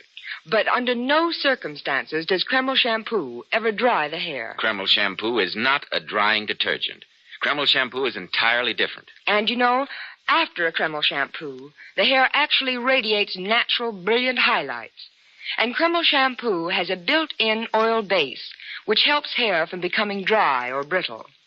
It rinses out so easily, and positively never leaves any dull, soapy film. So, ladies, always wash your hair with Kreml shampoo. It leaves hair a vision of shining, sparkling beauty, yet in no way hurts its texture. Kreml, Kreml shampoo. Now, Dr. Watson, what about next week? Well, now, let me see. Next week. Next week, I think I'll tell you a story about international intrigue in Paris and how, in a vile apache den, I met a beautiful, glamorous spy and almost... Almost what, Dr. Watson? Well, now, Mr. Bell, you'll have to wait next week to find out. I call this story The Adventure of the Scarlet Worm.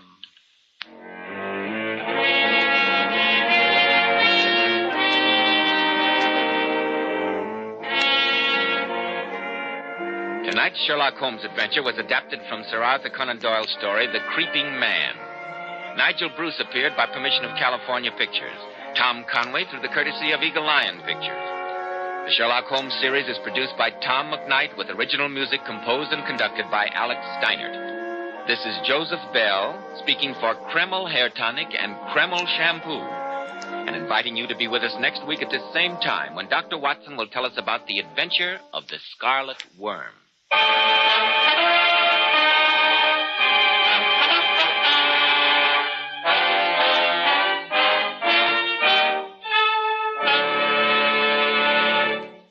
There are 80,000 patients in our veterans' hospitals. Your Red Cross contribution helps place the volunteer efforts of the community at their service. This is just one part of the Red Cross story. Give generously to the Red Cross. This is ABC, the American Broadcasting Company.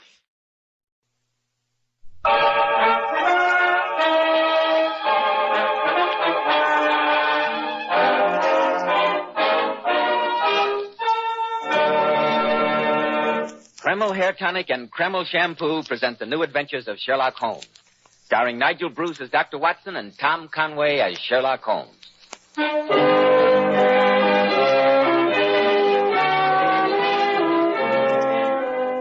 Well, once again, it's Monday evening and time for our weekly visit with the good Dr. Watson. Good evening, Dr. Watson. Good evening, Mr. Bell. From the hints you gave us last week about tonight's story, it sounded like quite a yarn. It took place in Paris, you said. Yes, my boy. It was in that colorful city of bright lights, lilting music, and beautiful women that Sherlock Holmes and I had one of the oddest adventures that ever happened to us in our long association. I call the case The Adventure of the Scarlet Worm. Sounds mighty intriguing, Dr. Watson. But first, men, if you want a successful, prosperous appearance, don't give your hair that cheap, greasy, plastered-down look. I've heard many men complain lately that the hairdressing they use is too greasy or too highly perfumed. That's why I urge you to try Kreml Hair Tonic. This highly specialized hair tonic has just enough light oil to keep hair handsomely groomed all day long. Every hair in place. Kreml gives hair a rich, healthy-looking luster, too. Yet it never leaves hair looking or feeling greasy or sticky. This is because Kreml contains a special combination of hair grooming ingredients which is found in no other hair tonic. After you apply Kreml, just run your hand over your hair. Notice how delightfully clean your hair feels. Notice how no greasy film comes off on your hand or hatband. And how the ladies admire that natural, well-groomed look which Kreml always gives. Yes, Kreml gives your hair a handsome, clean-cut appearance, as if you had just combed it, and it keeps it that way all day long. Kreml, Kreml Hair Tonic. Now, Dr. Watson, how about your new Sherlock Holmes story, The Adventure of the Scarlet Worm? Well, Mr. Bell, though that singular affair took place in Paris, I suppose the story really began on an October evening in Baker Street, a long, long time ago. I'd been more than usually busy with my practice that day, and I returned to our lodgings shortly after 9, I remember. As I entered the living room, Sherlock Holmes was seated at his side table, clad in his dressing gown and working hard over a chemical investigation. A large curved retort was boiling furiously in the bluish flame of a Bunsen burner. Finally, he brought a test tube containing a solution over to the table. In his right hand, he held a slip of litmus paper. You come at a crisis, Watson. If this litmus paper remains blue, all is well. If it turns red, it means a man's life. Good Lord, Holmes, really? Aha. As I thought, it turns red. And now to send a telegram to Scotland Yard, and I need have no further connection with the case. Well, you didn't tell me that you were working on a new case, Holmes? It was a shoddy little affair, my dear Watson. An orthopedic shoemaker in Wapping became somewhat fretful with his wife. He added poison to her morning pot of tea and was stupid enough to leave a sample of the deadly brew. It was purely a routine matter. Let's forget it. You look tired, old chap. Yes, I'm home. A busy day. I hope you won't be too tired to accompany me to Paris tomorrow. To Paris? Why? This afternoon I received a very rare visitor in these rooms. My brother Mycroft. All is not well at the Foreign Office. They need our help. Well, what's wrong, Holmes? An international spy ring is at work. In the past few months, important secrets have leaked out. Vital secrets that might bring this country to the verge of war. Good gracious me. 2 of the Foreign Office's brightest young men have committed suicide rather than divulge how they betrayed their trust. Mycroft tells me he has reason to suspect a beautiful and dangerous young lady in Paris who inspired these men, a loyalty even above patriotism. And they want you to try and trap her, is that it? No, Watson. They want us. Oh, us? Yes. Mycroft and I agreed that you would be perfect bait to use in such a trap. Bait? Makes me sound like a piece of cheese. Only metaphorically, Watson. You must agree that your imposing appearance, your open countenance, and hearty manner would attract the attention of any female spy. Yes, I see what you mean. Perhaps you're right.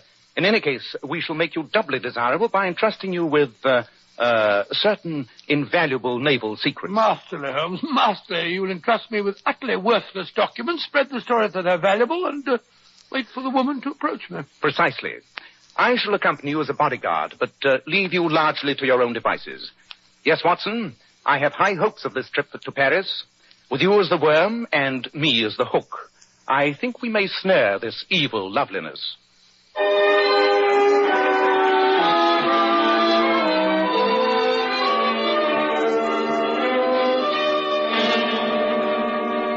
Mr. Holmes, Dr. Watson, you have shown me your credentials and explained your mission.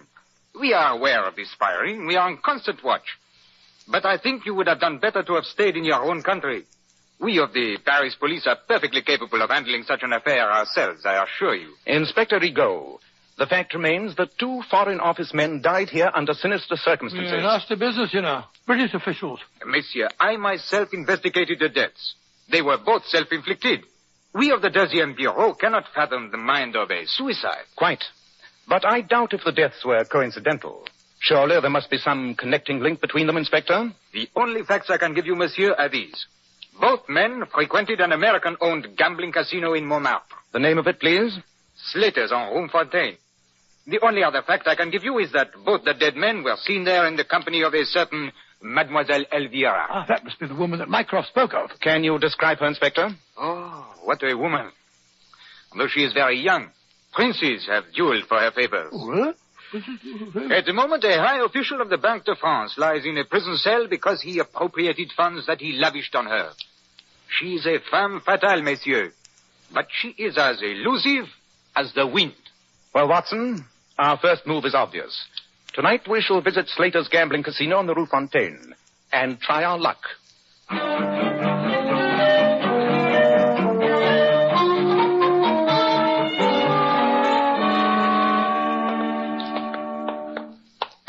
I say, Holmes, this is all rather exciting, isn't it?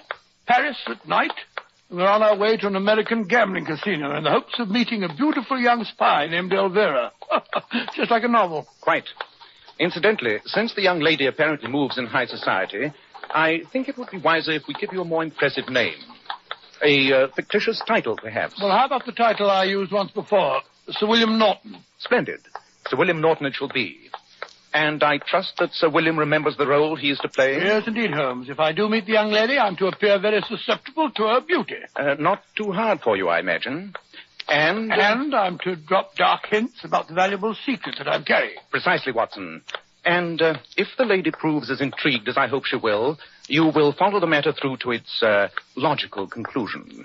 Logical conclusion, Holmes? Yes, I don't quite know how to take that. Ah, here's the casino. Courage, Watson, and good luck. Good evening. I'm Sam Slater. You gentlemen haven't been here before. No, Mr. Slater. My name is Sherlock Holmes, and this is Sir William Norton. How do you do, Sam? Holmes? Sherlock Holmes, the detective? Not here drumming up business, I hope. Oh, no. Just showing Sir William some of the sights of Paris. Fine. Then relax and enjoy yourself, gentlemen. Forget your profession, Mr. Holmes. In Paris at night, there's no crime. Or if there is, the police are conveniently blind to it. Glad to have you. Oh, nice place, Holmes. I think perhaps I'll take a little flutter at the tables. Pardon, monsieur. You wish to speak to me, sir? Yes. I could not help but overhear Slater mention your name. It is a great honor to meet Sherlock Holmes. Permit me to introduce myself. I am André Flandon. How do you do? And this is Sir William Norton. I flatter myself that perhaps you have heard of me. My poetry has been published in England. Poetry, oh, Lord. No, Monsieur Flandon, I'm afraid it's escaped me. You have not heard my verses? Étincelant, où se rangea mon cœur? Charming, do you not think? Quite. Though the metaphor seems a little involved, if you don't mind my saying so. What do you think, Sir William? Well, as far as I'm concerned, there's only one language. That's English. Bon. Then I shall recite a poem of mine in English translation. Oh, must you? I say, Holmes, look at that stunning creature sitting by herself at the chemin de fer table. She's smiling at me. Oh, you are fortunate, Sir William. That is Mademoiselle Elvira. Elvira?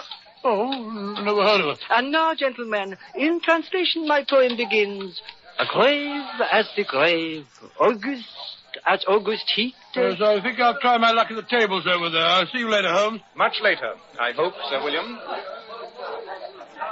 Sir William Norton, is it not? Yes, it is. I can't think how you recognize me, Miss, Madam... You may call me Elvira. Oh, well, very friendly of you. Elvira? How'd you know me? Sam Slater told me who you were. He knows that I have a certain penchant for distinguished Englishmen. That's extremely flattering. Perhaps you'd care to join me in a glass of champagne. Oh, yes, I would like that. Let's sit at this table. Right, you are. Garçon! Garçon! Oui, monsieur. Deux champagne. Bon champagne, too. Oui. You are here in Paris on business? Yes, I am. Very important business. You see, I'm handling an extremely delicate and confidential matter for the British government. Oh, very impressive. And I suppose you will be too busy to let me show you some of the sights of Paris. Oh, no, I don't think so. All work, no play, you know. I'd be very flattered to escort you, madame. Oh, good. Then if we are to be friends, Yes? I can't go on calling you Sir William. I think I shall call you Willie. Do you mind? Willie? No, like you. Willie. Good night. Votre champagne, monsieur. Oh, yes, thank you. Mercy. Open up, will you? Oui, monsieur. Well, we must drink a toast, Elvira. May I propose one? To Willie, the man of mystery. Oh, thank you, my dear, and I shall drink to Elvira and to our better acquaintance. Mm.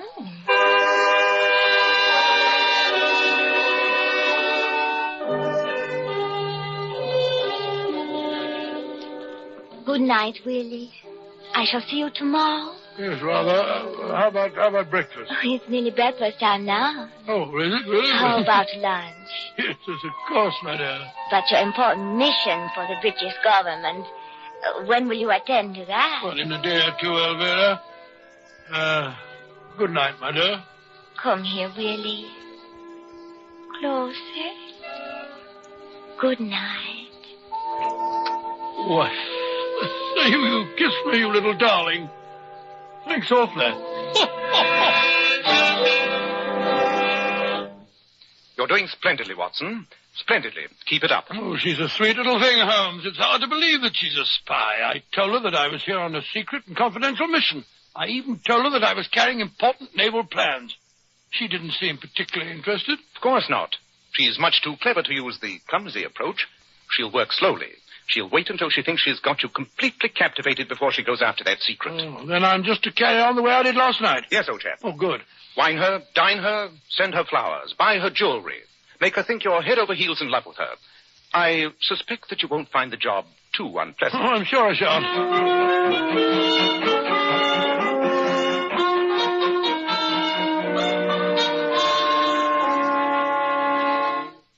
For 3 days now, Elvira, you've been showing me Paris, but this is the first time I've actually been in your flat. You like it, Willie? Yes, very much. I thought it would be much quieter here. At dinner, you said you were going to explain some of your important business to me. You were going to show me what a secret treaty looks like. Yes, I know I said that, but Elvira, a pretty girl like you wouldn't be interested in such matters. Oh, but I would. You have the treaty with you? Yes, I have. Then please let me see it. Oh, please, Willie. Oh, I can't go through with this masquerade any longer. Masquerade? What do you mean? Well, I've grown really fond of you in these last few days, Elvira. I can't let you walk into a trap. Trap? What are you talking about, Willie? I'm not Willie. I'm not Sir William Norton. My name's Watson. Dr. John H. Watson. My closest friend is the detective Sherlock Holmes. We came to Paris to try and trap you. Me? Oh, my dear girl, you're suspected of being mixed up in a spy ring. Well, that's why I pose as an important embassy from England. Trap? Are you doddering, old fool? Oh, no, don't say that, don't say that. I'll teach you about trap. Elvira, put down that revolver. No, I'm going to. Oh, you're going to drop it, my dear. I can't do it. I'm just a stupid, weak female after all. I've grown fond of you, too. The bumbling old walrus. Oh, there, Elvira. You remind me of my father. He was such a sentimental old fool. Like you. And just as sweet. Elvira, you're young. I know you don't really want to stay mixed up with a bunch of criminals. No. Now, look here. You tell Sherlock Holmes and me what you know about this spy ring, and we'll see that no harm comes to you, my dear. I've wanted to get out of it for months. It was rather glamorous and exciting at first, and they paid me well. But I hate them now. And yet when I told them I wanted to get away, they threatened me. Oh, we'll take care of you. Just tell us who's at the head of the organization. That I don't know. But I can tell you a lot about some of the members. That's splendid. Then slip on your coat and that funny little bonnet, and we'll go over and talk to Sherlock Holmes. Oh, and have him see me looking like this. Oh, bleary-eyed and red. Oh, no.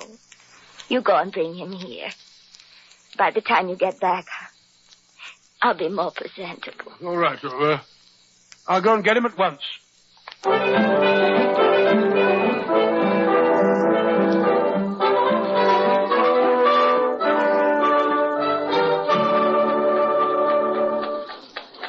Watson, I'm occasionally astonished at the many facets to your character. Oh, thank you very much, Holmes. It's nice of you to say so. Your personal charm has apparently convinced a dangerous woman that crime does not pay. It's remarkable, if it's true. What do you mean, if it's true? Surely it must have occurred, even to a man burning with the zeal of one who has snatched a convert from the fiery flames, that this could be a trap for us to walk into. The delay while the young lady makes herself presentable would provide an excellent opportunity for her to summon her associates. Oh, upon my soul, Holmes, you're utterly cynical. I don't believe you have a heart. Possibly not, but I do have a head. Well, here's our place now. Stop, cabby, stop. Arrêtez. I bet you £100 to a shilling that she's still waiting for us and alone. Long odds, Watson. Very long odds. Look. The concierge is sweeping up the steps. He'll be able to tell us if anyone's been here since I left. True. Bonsoir. Bonsoir, monsieur. Vous parlez anglais? Yes, monsieur. Splendid fellow, Paul. Look here, we were calling on Mademoiselle Elvira. Has anyone been to see her in the last half an hour? Oui, monsieur. A man. She left with him only 5 minutes ago. Though I do not think she wished to go. You mean that she was taken away by force? Not exactly, monsieur. But I could swear on the Sacré-Cœur that the man who accompanied her was holding a pistol to her back. You don't mean it. I think she has been, how you say, kidnapped.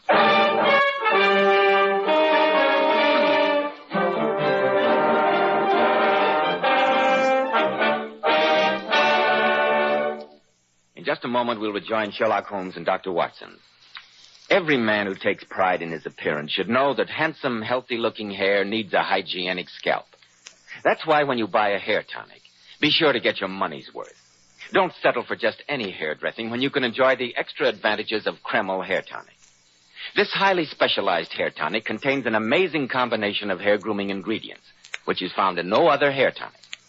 Kreml keeps dry, stubborn hair neatly in place all day and always gives hair such a natural, well-groomed appearance, never sticky or greasy. But men, Kreml does lots more than keep hair looking handsome. Kreml leaves your scalp feeling alive and tingling. At the same time, it removes itchy, loose dandruff. It's simply great to lubricate a dry scalp. And if your hair is so dry it breaks and falls when you comb it, Kreml actually helps condition the hair, in that it makes it feel softer, more pliable. So men, buy a bottle of Kreml at any drug counter. Ask for an application at your barber shop. Let Kreml help keep your scalp hygienic. Your hair always looking handsome, always looking its very best. Kreml. Kreml Hair Tonic. Well, Dr. Watson, once again you left me on the edge of my chair. So when you went back to the girl's flat, she'd been kidnapped, What did you do next? Well, fortunately, the concierge was able to give us a good description of the cab driver, and with the aid of Inspector Rigaud, we were able to find the man and question him. He'd driven the couple, he told us, to a Val-a-Pache den in the alleys of Montmartre, a club known as the Scarlet Worm. Holmes and I, accompanied by the French inspector, lost no time in taking a cab to the place. Monsieur, I should not permit you to visit Le Ver Écarlate, the Scarlet Worm, as you would say, without my protection. It is a cesspool of the underworld. Men have been known to enter there and make their exit by back door. Head first into the sewers. Good Lord, they've taken that poor little girl there. Inspector Rigaud, as I said, Mademoiselle Elvira told my friend that she does not know who is at the head of this organization. Have you any suspicions? Yes, but little else, my friend. One thing we are sure of. This man of mystery, the brain behind these criminals, is not French. Probably he is English. An Englishman? Oh, so surely not. Ah. Le Ver Écarlate is waiting for us. Be on the alert, my friends, and keep close to me. I told you we didn't want to do it. You'll have to come around. Oh, there's Sam Slater, the man who owns the casino we went to the other night. Yes, and he seems to be involved in a violent argument. Yeah, a rattle like this, you don't know what you're doing, Chabert. Latin, you know what you in here? Stay in your own golden pigsty. Who's the man that Slater's arguing with, Inspector? That is Chabert, the owner of this establishment. Slater's leaving. I wonder what he was doing in a place like this. Come, we'll speak to Chabert and find out. Bonsoir, Chabert. Bonsoir. I am honored with a visit from the inspector, the detective. Que voulez-vous? Since when does a visitor from the Deuxième Bureau have to explain his business, Chabert? Tell me, why was Slater here? And why did you argue? Sure. He comes here to try and hire some of my Apache. He has trouble collecting his gambling debts. I spit on him and his high-class victims. Let that kind stick to themselves. And not bother the cuddler. Pleasant fellow. Let's sit at the table, shall we? You might as well be as unobtrusive as possible. I shall rejoin you in a moment, monsieur. I wish to make some investigation. Watson, you seem to be a positive magnet towards the fair sex. Look at this young lady heading for you. Red hair, beret, and a painted face. Not my type, I'm afraid. Bonsoir, monsieur. Voulez-vous m'offrir un apéritif? Run along, young lady, and don't sit there. Oh, no, Watson. Where's your chivalry? Please sit down, won't you? Merci, monsieur. Pretend you don't recognize Yes, I don't. Never saw you before in my life. Whereas I've been keeping silence, Mademoiselle Elvira. Elvira? The wig is excellent and the use of makeup superb, Mademoiselle. But I recognized you at once by the conformation of your earlobes. Elvira, why are you disguised? Why'd they bring you here? I cannot speak now. You must get me away. At once. Be careful. I'm being watched. We can't leave by the front way. But I know a back staircase that leads from the cellar. But there may be trouble. You take her, Watson. I'll guard the retreat. When the music starts again, dance with her. When you get to the back of the hall, slip out. I'll join you at the hotel. Oh, Lord. Look, Holmes. Look who's coming to our table. It's that ghastly poet fellow we met at the casino. André Flandin. Pay no attention. I'll take care of him. Once again, I meet my friend Sherlock Holmes. I have a new poem that I've composed in your especial honor. Dance, Watson, and good luck. All right, you are, Holmes. Come along, my dear. Come along. Your friend, please. Au revoir. Now, I shall tell you my poem. It begins... Elvira, my dear, I can't tell you how relieved I am to find you all right. Don't look so serious. Pretend that I'm some girl that you don't know. Laugh. That's all right. That's it. That's better. Now dance me toward that door in the corner. There we are. Now, let's slip through it. I can't see a thing. Follow me. There are stone stairs here. Careful. Where do these lead? To an alley. Oh, careful. The stairs turn here. Look out, there's a light coming up the steps towards us. You did not think you could live so easily, did you, Elvira? I've been waiting for you. Look out, he's got a knife! But he can't see without his lantern. Where's the path? Run, Elvira, I'll follow you. Run. You won't follow her! Oh, won't I? How'd you like that, you filthy swine? Watson, are you all right? Yes, Holmes, I'm quite all right. Then run, old chap. I'll take care of this end. See that the girl is safe.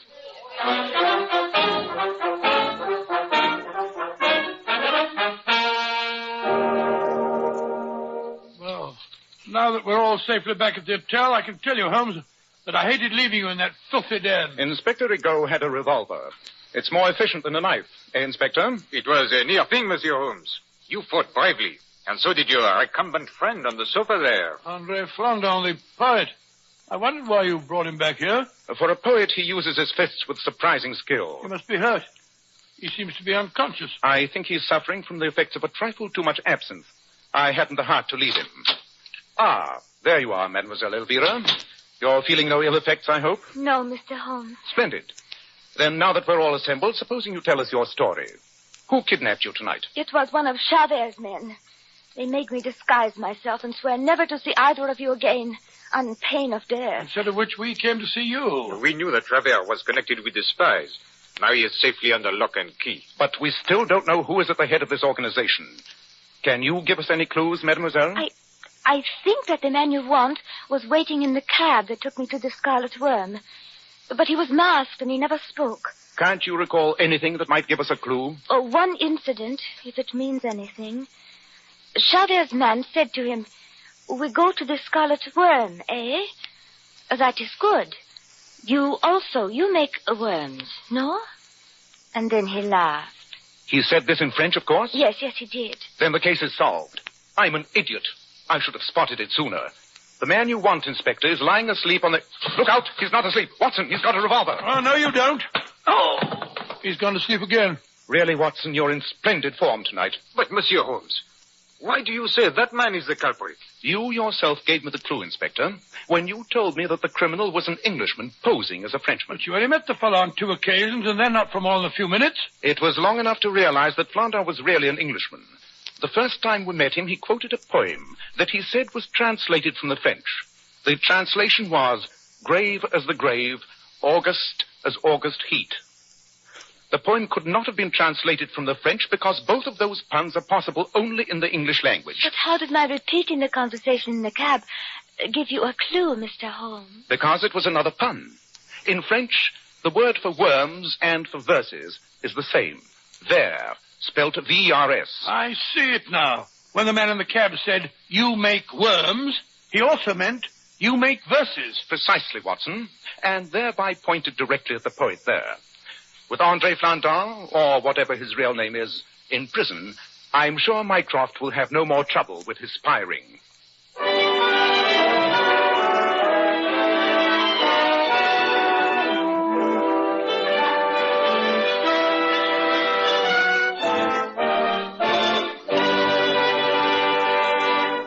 Ladies, of course you use a shampoo to wash your hair, but just a word of caution. There are many popular shampoos today which leave the hair lustrous but have a tendency to dry the hair. And that's why I advise you to always use Kreml shampoo. How right you are, Joe. Lovely Powers models were among the very first to discover the amazing beautifying qualities of Kreml shampoo. They claim no other shampoo leaves hair with more brilliant, glossy, natural highlights. Yet under no circumstances does Kreml shampoo ever dry your hair. Kreml shampoo is not a soapless shampoo. It's not a cream shampoo. It's not a drying detergent. It's entirely different. Yes, after a Kreml shampoo, your hair actually radiates natural, brilliant luster. But Kreml shampoo is one shampoo you can buy today that has a beneficial built-in oil base, which helps keep the hair from becoming dry or brittle. So, ladies, be smart. Always wash your hair with Kreml shampoo. It leaves hair a vision of shining beauty, yet in no way hurts the texture. Kreml, Kreml shampoo. Now, Dr. Watson, what about next week? Well, now let me think. Next week, what should I tell you? Next week, I think I'll tell you the story of how Sherlock Holmes, by solving an ancient musical cipher, managed to save the estates and restore the fortunes of the Earl of Moultrie. I call it The Adventure of Moultrie Abbey.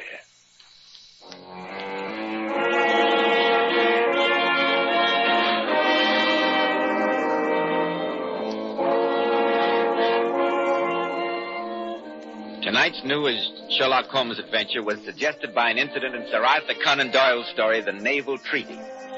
Nigel Bruce appeared by permission of California Pictures. Tom Conway through the courtesy of Eagle Lion Pictures.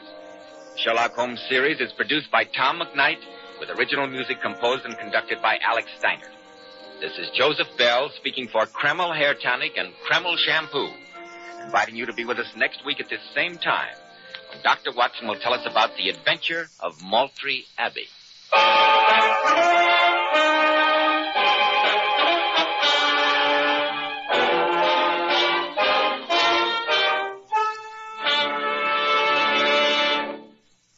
This is ABC, the American Broadcasting Company.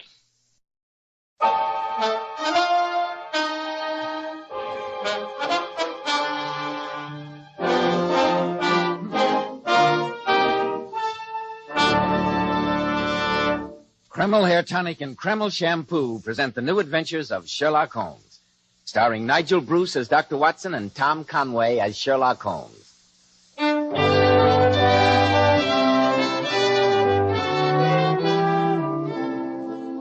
Well, once again, it's time to keep that pleasantest of all doctor's appointments, our weekly visit with our excellent host and incomparable storyteller, Dr. Watson. Good evening, Dr. Watson. Ah, there you are, Mr. Bell. Just in time to join me in a glass of port. The decanter's there on the sideboard.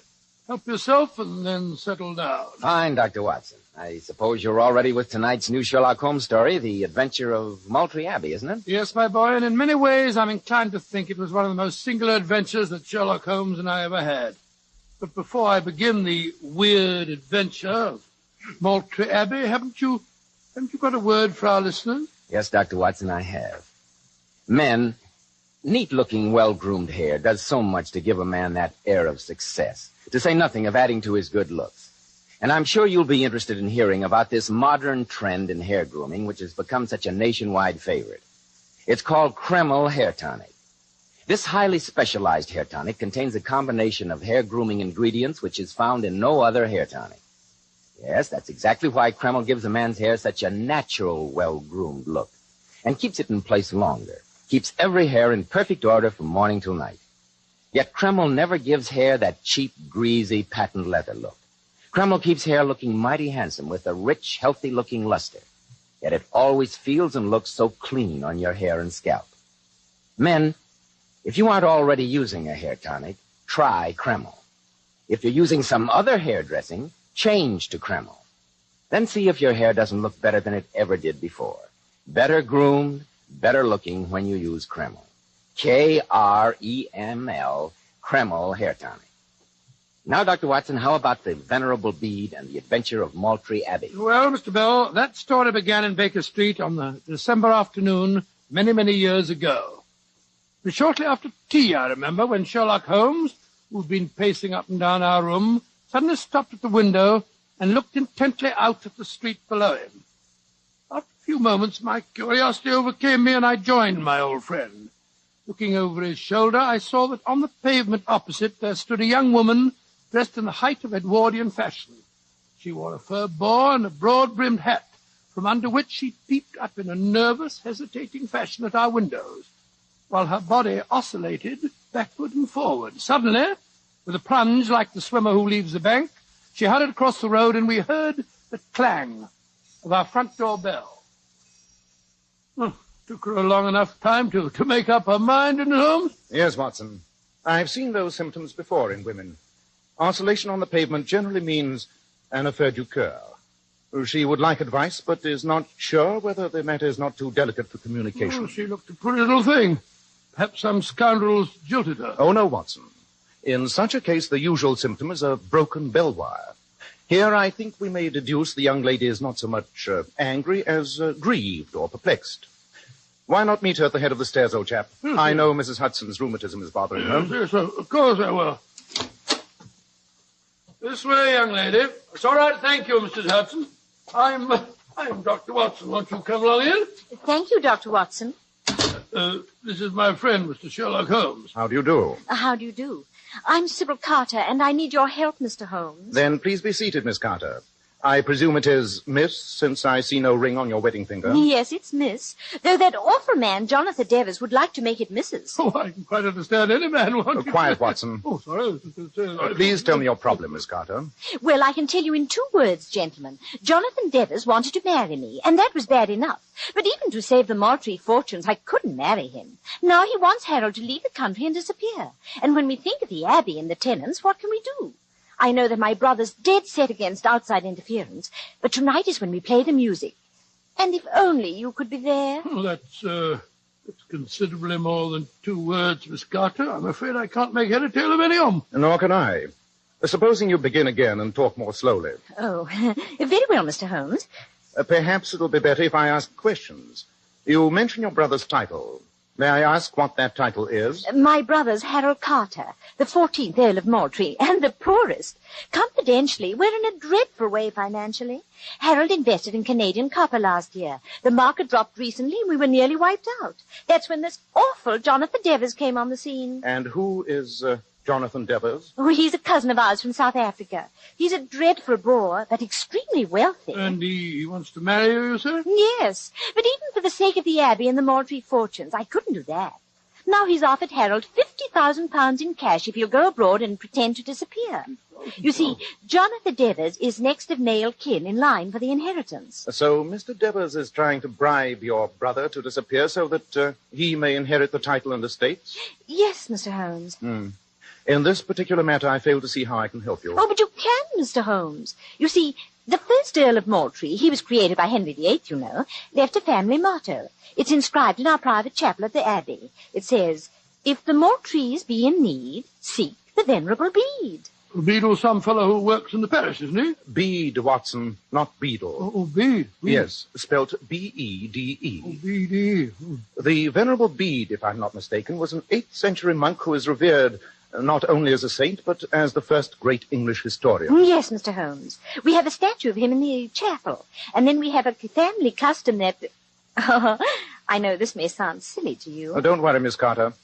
I'm aware that some of these old, crusted superstitions often conceal surprising truths. Pray continue. Well, it's been passed down in the family that if ever the Maltrys were in trouble, they should play a very peculiar piece of music which he composed. Piece of music? What an odd idea. Extremely interesting. And you're planning to play the music tonight, you say? Yes, Mr. Holmes. Heaven alone knows the Moultries couldn't be in worse trouble than they are now. And I want you to be there. Only Harold doesn't. So I thought if you'd bring your violin, I could pretend that you would just come to hear the music. An excellent idea, Miss Carter. As I remember, Moultrie Abbey is in Gloucestershire. Yes, Mr. Holmes, at Chipping Martin. An express leaves Paddington at 5:30. Perhaps we could travel together? Certainly. So it seems like a wild goose chase, Holmes. An 8th century monk and strange music. Sounds like a lot of mumbo-jumbo to me. Where's your chivalry, Watson? In any case, surely you recall the singular affair of the Musgrave ritual? There's no telling what these old family customs may portend. So be a good fellow and pack your bag. There's no time to be lost.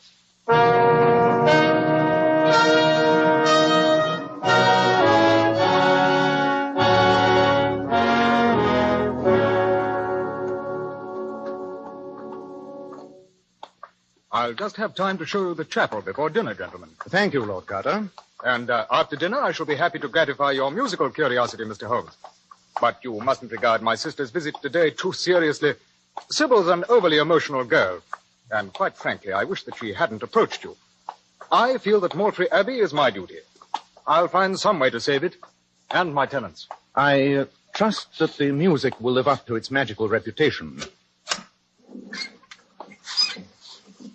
Well, this is the chapel. What a beautiful building.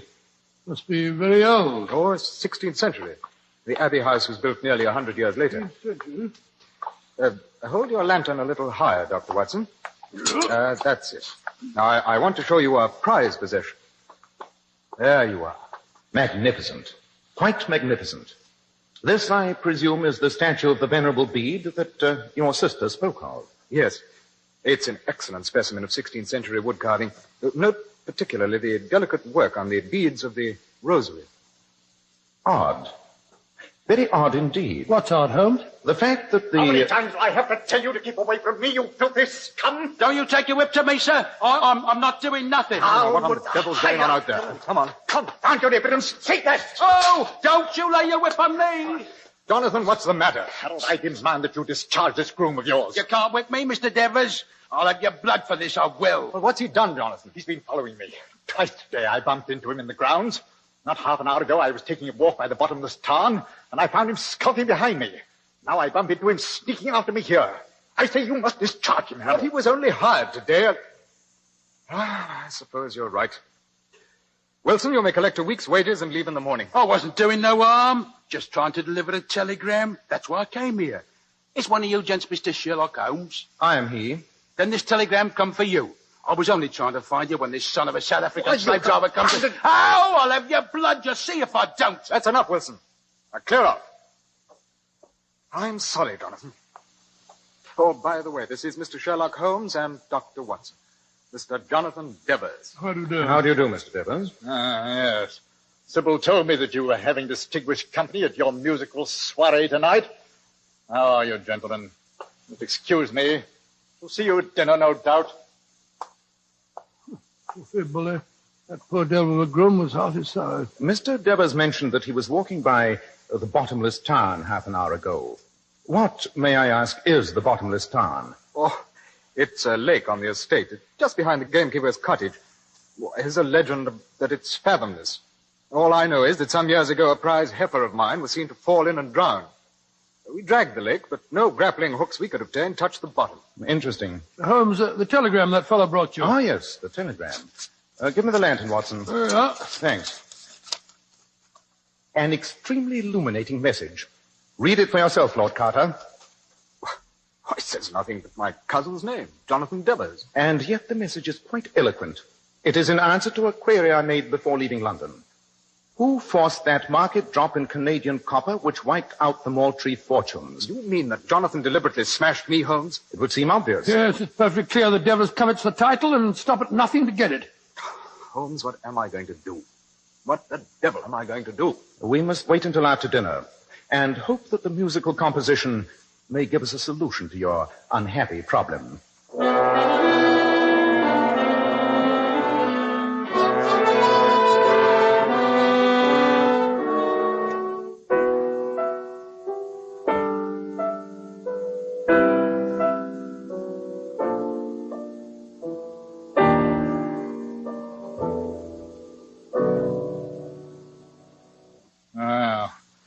Now that Sybil's played that rather dull piece of discordancy, I hope you're all satisfied. Naturally, the Moultrie fortunes will be restored. Very funny, Jonathan. What do you make of it, Mr. Holmes? It's curious. Very curious. Will you repeat that principal theme again, please, Miss Carter? Yes, of course.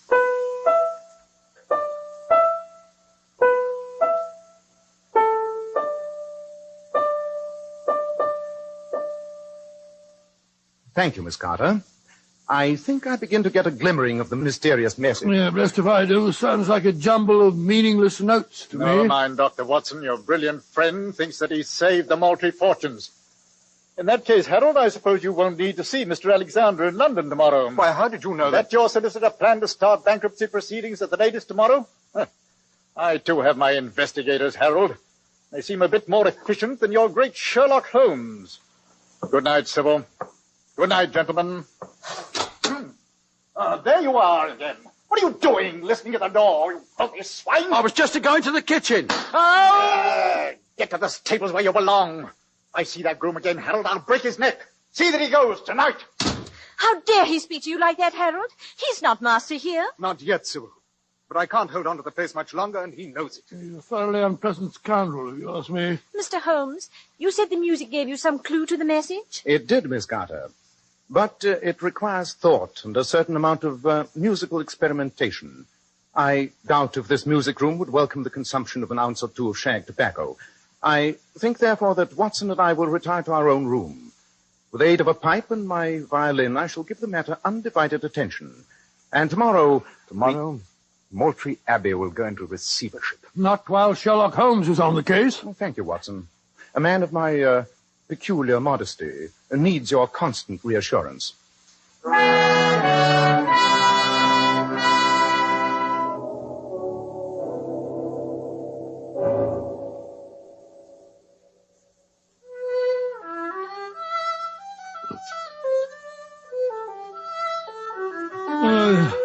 can finally sleep at home. Then why not go to sleep, my dear chap? How can I when you keep scraping away that wretched fiddle? Da, da, da, da, da, da, da, da. Lot of rubbish. Sit up half the night. Where'll get you? Oh, yeah, I'm going to sleep.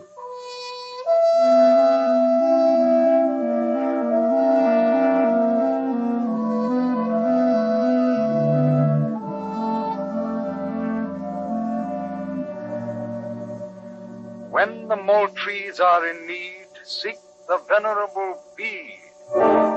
This music will solve the Moultries' problems. You can't whip me, Mr. Devers. I'll have your blood for this, I will. Too bad that your solicitor is starting bankruptcy proceedings tomorrow. You must help us. You must.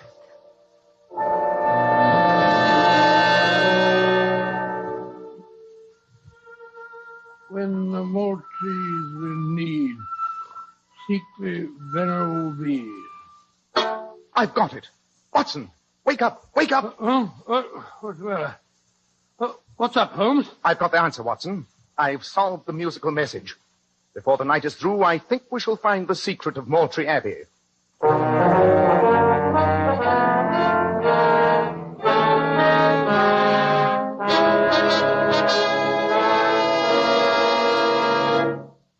In just a moment, we'll rejoin Sherlock Holmes and discover just what that secret is. Leading hair specialists in this country constantly advise us to take better care of the hair we've got. And men, don't forget that if you want your hair handsome and healthy looking, one of the first requirements is a hygienic scalp. And why settle for just any hairdressing when you can enjoy the extra advantages of Kreml hair tonic? Kreml is a highly specialized hair tonic which gives you your money's worth. It contains a unique combination of hair grooming ingredients which is found in no other hair preparation. It keeps hair attractively groomed at all times, looking so neat and orderly. But Kreml does lots more than keep hair looking handsome. A Kreml massage stimulates circulation right in the surface of your scalp and leaves your scalp feeling so alive and invigorated. At the same time, Kreml removes dandruff flakes. And it's excellent to lubricate a dry scalp. And if your hair is so dry that it breaks off and falls when you comb it, Kreml actually helps condition the hair in that it makes it feel softer and more pliable. So men, take better care of the hair you've got. Buy a bottle of Kreml at any drug counter. Ask for an application at your barber shop. Use Kreml daily for better groomed hair, for a more hygienic scalp. Kreml, Kreml Hair Tonic. Well, Dr. Watson, I'm just as confused as I'm sure you must have been when Sherlock Holmes awakened you. What was the musical message? Supposing I tell you the story in its actual sequence, Mr. Bell. I quickly dressed, and in the moonlight, Holmes and I stealthily crept down the corridor to Lord Carter's room. A few moments later, the three of us, carrying lanterns, started down the staircase leading to the main hall. Holmes, as we went into Lord Carter's room, I'm sure, absolutely certain that I saw another door down the corridor half open and then close. Which door was it? The last one on the right. Oh, that's Jonathan Dever's room. Well, I suppose he knows what we're up to, which I must confess is more than I do. Well, if I'm right, not even Devers can stop us now. You're being confoundedly mysterious, Holmes. Will you tell me why we're heading for the chapel at 2 a.m? In a few moments, I shall make the reason extremely clear to you, I hope. Yeah. Here's the door.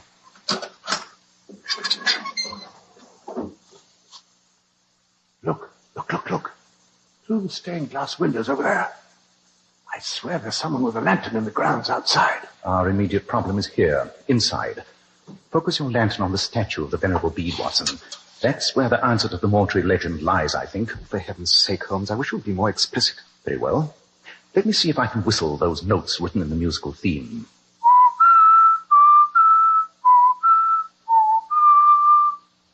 The notes are B, E, D, E, B, E, A, D. These notes were followed by a rhythmically repeated series of the note D 4 times. Surely now the pattern becomes clear. Well, the notes B, E, D, E obviously stand for Bede, the Venerable Bede, and we're standing in front of a statue here now. But the second 4 notes are B, E, A, D. You yourself pointed out the rosary on the Venerable Bede statue, Lord Carter. The notes B, E, A, D must refer to the beads of the rosary. That's why I became suspicious on first seeing the statue. The rosary did not come into use till almost 5 centuries after the Venerable Bede. Yet his statue had one. Then what is the race leading below? Well, I'll go first. Holmes, perhaps you have saved the Moultrie fortunes after all. I hope so, Lord Carter, I hope so. Watch your head, Watson. Oh, must have built these steps for pygmies. Holmes, do you suppose we'll find any hidden treasure down here? I shall suppose nothing, Watson. In a few moments, there will be no need for conjecture. Holmes, I'm afraid we've drawn a blank. What's wrong, Lord Carter? Look for yourself. A deserted crypt? Nothing but a few cobwebby old relics. Yes. A crucifix, a Bible, a gutted candlestick on the table here. Oh, they may have some small intrinsic value, but nothing else. Oh, I was a fool to have any hopes. I was expecting to find buried treasure. Wait a moment. Something, possibly the treasure, has recently been removed from here. Well, what makes you say that, Holmes? The room is thick with dust, and yet there's a large rectangular space free from dust on the table, as though a heavy folio volume had recently been lying there. By George, you're right, Holmes. And look here on the floor. Fresh footprints. Yes, someone has recently anticipated our discovery. Well, it's not very hard to guess who that someone was. Jonathan Devers. Aha! Observe these curious marks on the floor by the table. 4 round dots, rectangularly spaced. I should say that a Gladstone bag has been placed here. A bag that was undoubtedly used to remove the treasure. But why, Holmes? Why carry off a heavy book in a bag? Supposing that book were of priceless value, Watson. Suppose it were the heirloom of the Mortimer family, and its discovery by the rightful owner might save the estate. Yes. And I'm sure that Devers is quite capable of stealing it. The question is, though, what would he do with it? Precisely. And to answer that question, I shall try and imagine myself in the shoes of Mr. Devers. I'm a millionaire, therefore I don't need the treasure. Too risky to sell it anyway. All I want to do is to keep it from the Moultries, so I'll destroy it. But how? I haven't the time or the opportunity to burn it. Difficult with a heavy book in any case. So I'm looking for some place to dispose of it where it may never be recovered. The fathomless lake on this estate. That'd be the place. The bottomless tarn? Of course. Remember the Devers told us earlier that he'd been walking by it this evening? Then let's go there as fast as we can. I can only pray that we're not too late.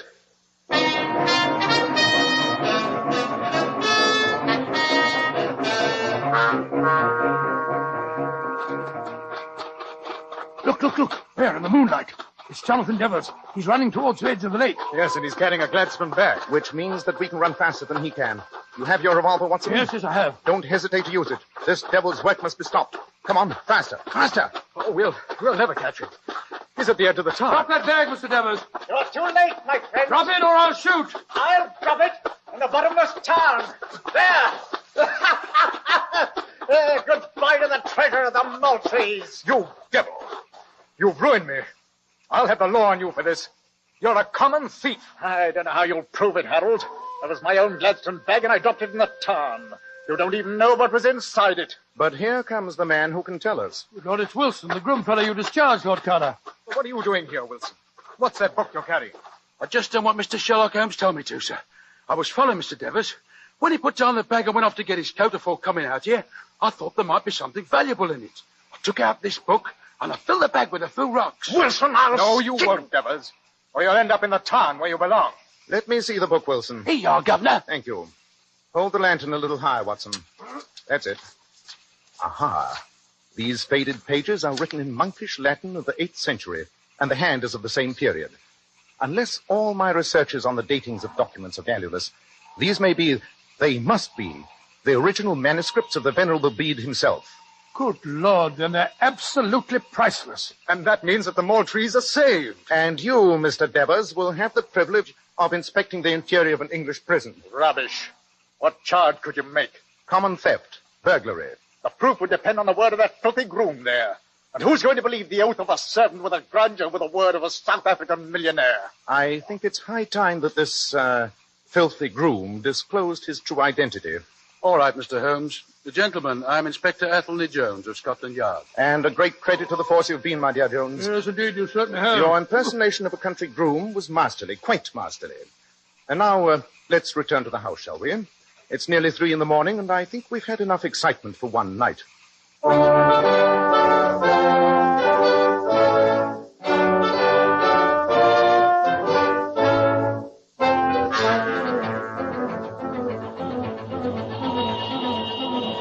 very satisfactory case, Watson, don't you think?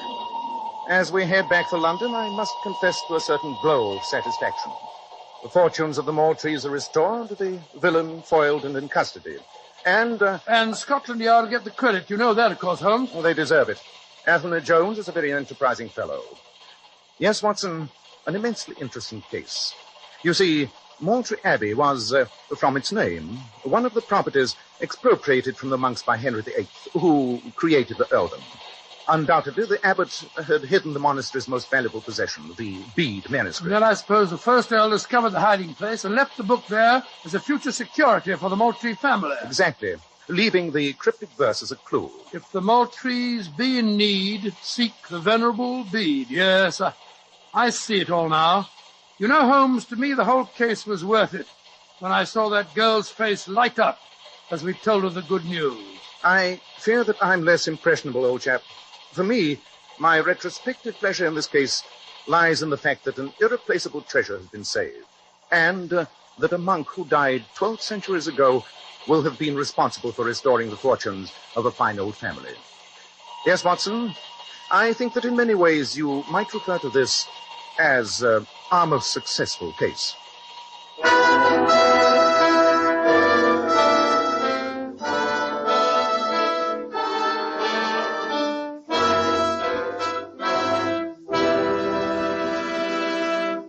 Dr. Watson will be back in just a moment to tell you about next week's story. Ladies, you've heard it said that a woman's hair is her crowning glory. And how true this is. That's why you ladies should take the very best care of your hair, especially in shampooing. I'm glad you brought that point up, Mr. Bell, because many popular shampoos have a tendency to dry the hair. Well, here's one shampoo that will never dry the hair. Never under any circumstances. And it's Kreml shampoo. Yes, Kreml shampoo is simply wonderful.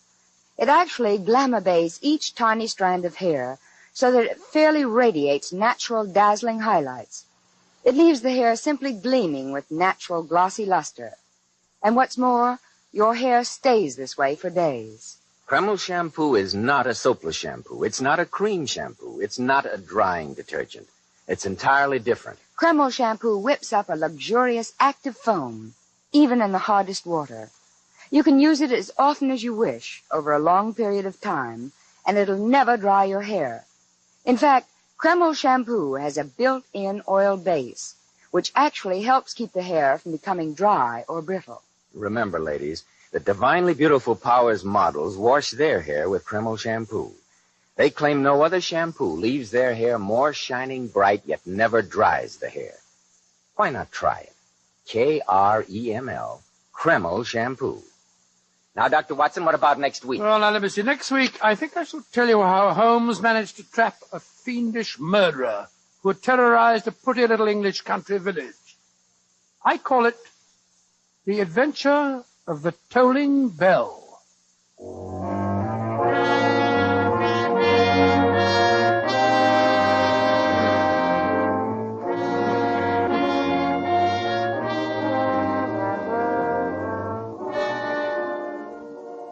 Tonight's new Sherlock Holmes adventure was suggested by an incident in Sir Arthur Conan Doyle's story, A Case of Identity. Nigel Bruce appeared by permission of California Pictures. Tom Conway through the courtesy of Eagle Lion Pictures. The Sherlock Holmes series is produced by Tom McKnight, with original music composed and conducted by Alex Steinert. This is Joseph Bell speaking for Kreml Hair Tonic and Kreml Shampoo, and inviting you to be with us next week at the same time when Dr. Watson will tell us about the adventure of the tolling bell.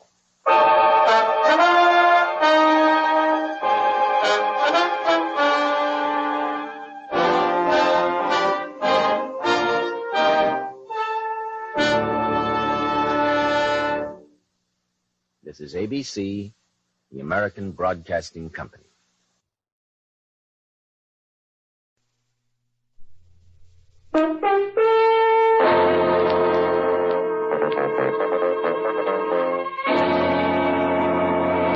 Kreml Hair Tonic and Kreml Shampoo present the new adventures of Sherlock Holmes, starring Nigel Bruce as Dr. Watson and Tom Conway as Sherlock Holmes.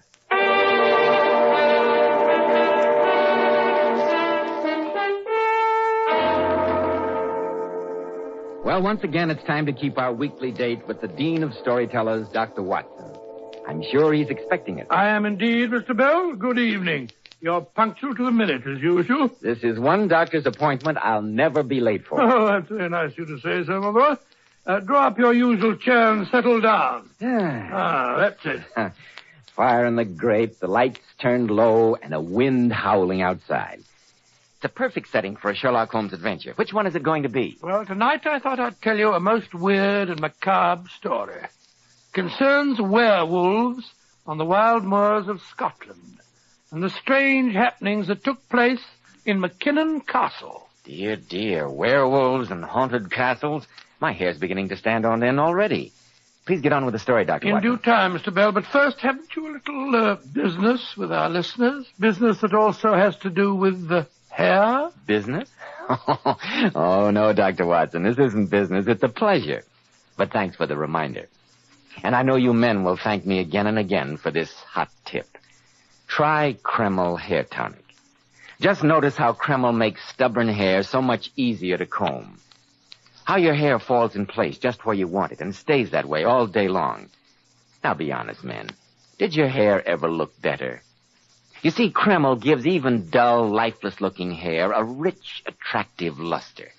It makes hair look so handsome and alive. Yet Kreml never glues hair down. It never leaves it looking or feeling greasy or dirty. Just try Kreml Hair Tonic once, and you'll readily see why it's such a nationwide favorite. Now, Dr. Watson, how about the werewolf? Well, Mr. Bell, the adventure began innocently enough on a slate-gray November afternoon in Baker Street, just before the turn of the century.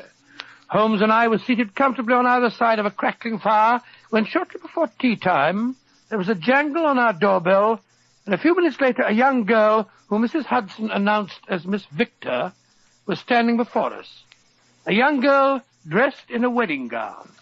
She was in a great state of excitement, in fact, almost hysterical. Mr. Holmes, you must help me.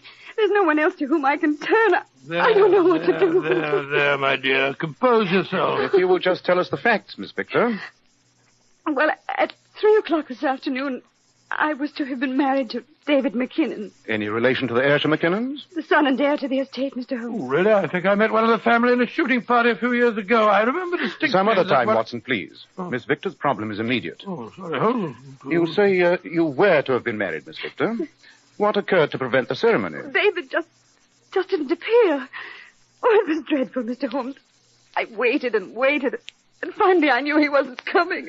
You've had no word from him since? No, none. I went to his hotel as soon as I left the church. And what did you discover? That he'd received a visit from an elderly Scotsman this morning. And the porter said that immediately afterward they left together in a cab for St. Pancras Station. St. Pancras. Undoubtedly their destination was Scotland, Holmes. Quite. Oh, Mr. Holmes, you must find David for me. I know he's been kidnapped. Miss Victor, a man who is being kidnapped does not walk out of a hotel in broad daylight and order a cab. Well, something's happened to him. He wouldn't do a thing like this of his own volition. Are you quite sure that you didn't have some lover's quarrel, some little tiff in the last few days that might have made your fiancé change his mind? Of course I'm sure, Dr. Watson. We've never had any misunderstanding. Only something dreadful could have made him leave. I shall do everything in my power to find out what it was, Miss Victor. Oh, thank you, Mr. Holmes. Oh, Watson, get me the railway guide. Oh, there you are. It's on the table beside you. I knew you'd help me. I only hope we'll be successful. Now, Watson, if you'll pack a couple of bags and meet me at the station at 9:15 in time for the Scottish Express, I have a few simple inquiries to make.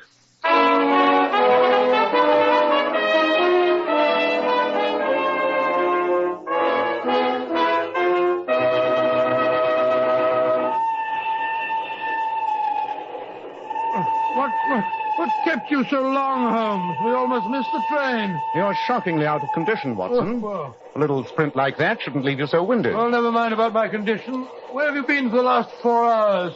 Delving into the back issue files of the Times. Very instructive. You should try it sometime. Rubbish. There's nothing duller than yesterday's news. I doubt if you'd call the legend of the McKinnon family dull, Watson. On the contrary. Oh, so that's what you've been looking up. Yes. It's a history that goes back several hundred years of brawling and bloodshed. The founder of the clan was a 14th century Scottish warrior by the name of Wolfhound McKinnon. He's reputed to have been so incredibly vicious in battle that his enemies accused him of being a werewolf. A vampire? Oh, come now, Holmes. Merely repeating a 500-year-old legend.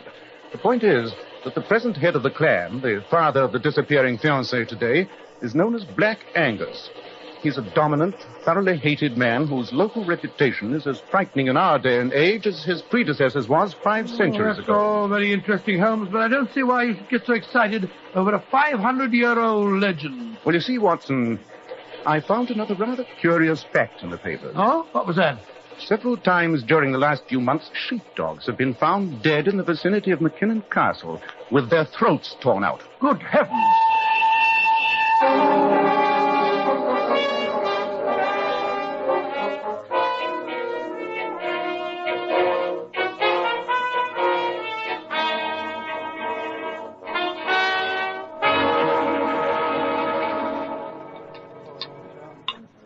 Thomas, you've lived in this village a good many years, I expect. All my life, sir. And this inn was my father's before me. We're interested in some of the local beauty spots, particularly McKinnon Castle. McKinnon Castle is no beauty spot, sir. Oh, really? Devil's Castle, we call it. There isn't one of us in the village that wouldn't be glad to see the ground open up and swallow the place. Aye, and every McKinnon who lives there. Gracious me. Why are the McKinnons so hated, Thomas? They're no men. They're monsters. A McKinnon thinks that because he owns the land, he owns the air a man breathes, too. And Black Angus is the biggest, blackest devil of them all. Black Angus? You mean the present laird? Aye. And if he keeps up with his devil's work, he'll be the dead laird before long. Dear me, how bloodthirsty. What's been going on, Thomas? It's the sheepdogs, sir. Hereabouts, a man's sheepdog is his living. And yet 6 more have been killed in the past 2 weeks. And all of the poor wee beasties lying there on the moors with their throats torn out. How can you blame McKinnon for that? Surely some animal has Aye, been... sir, aye. An animal that stands on 2 feet. What are you suggesting, Thomas? I'm suggesting nothing, sir. Except those dead dogs all had human teeth marks on their throats. You insinuating that Black Angus is a vampire? Oh, no. Really, my dear fellow. We've seen him at night, when the moon was high, galloping across the moors on his big black horse. And the next morning, there's always been a dead sheepdog. You've seen him yourself? Well, no, sir. But there are those that have. There's no mistaking him with his big coat flapping and his hat pulled down over his eyes. What an extraordinary business. Interesting, very interesting. Do you see that gentleman that just came in, sitting by himself in the corner there, sir? The man in the grey overcoat? Aye. His name's Humphreys. He can tell you more about the McKinnons than I can. He's a cousin of the family. And even though he's related and lives at the castle, he's as nice a gentleman as you'd meet up with. Thank you for the information, Thomas. I think perhaps we'll go and have a chat with him. Come on, Watson. Right, Holmes. Thank you, Thomas, thank you. Glad to be of service, gentlemen. Excuse me, Mr. Humphreys. Aye? May we take the liberty of introducing ourselves? I'm Sherlock Holmes, and this is my friend, Dr. Watson. How do you do, Mr. Humphreys? How do you do? Oh, won't you sit down? Thank you. Thomas tells me you are a cousin of the McKinnon family. I am. Do you know them? We're particularly interested in one of them, Mr. Humphreys. Yes, in David McKinnon.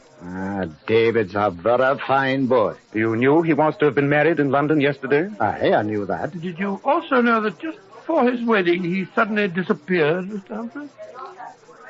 Gentlemen, may I ask the reason for your interest in young David? That's a very fair question, sir. I have been asked by Miss Victor, David's fiancée, to try and find the young man. Oh, I see. It's a very unfortunate business. Mr. Humphreys, shortly before the wedding yesterday, David McKinnon had a visitor in his hotel. They left together, presumably to catch the express for Scotland. And poor Miss Victor was left stranded at the church. The dear little thing was heartbroken. She would be. Mr. Holmes, I wish I could help you in some way, but... You can, Mr. Humphreys. Well, how? By telling us what message you delivered to David at his hotel yesterday. But I... Oh, come now, Mr. Humphreys. The man seen to be leaving the hotel with David was wearing a grey raglan coat, such as you are wearing. In addition, I observed as we sat down that you're reading yesterday's edition of the London Times.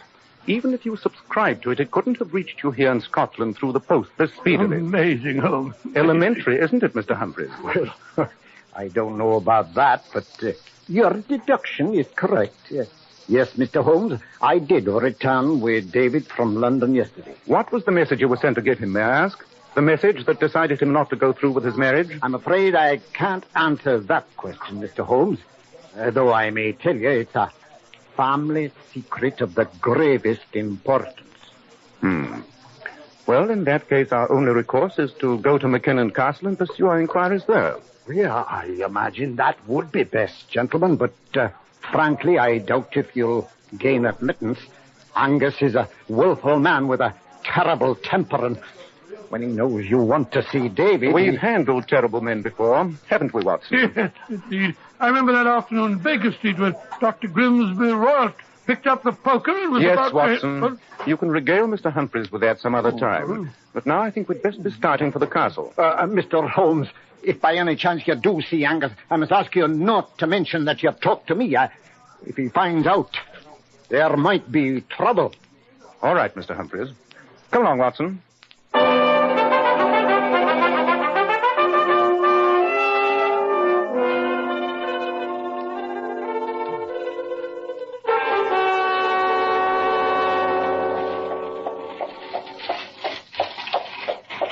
Oh, I wish they'd put some springs in this vehicle. It's worse than an Irish jointing car.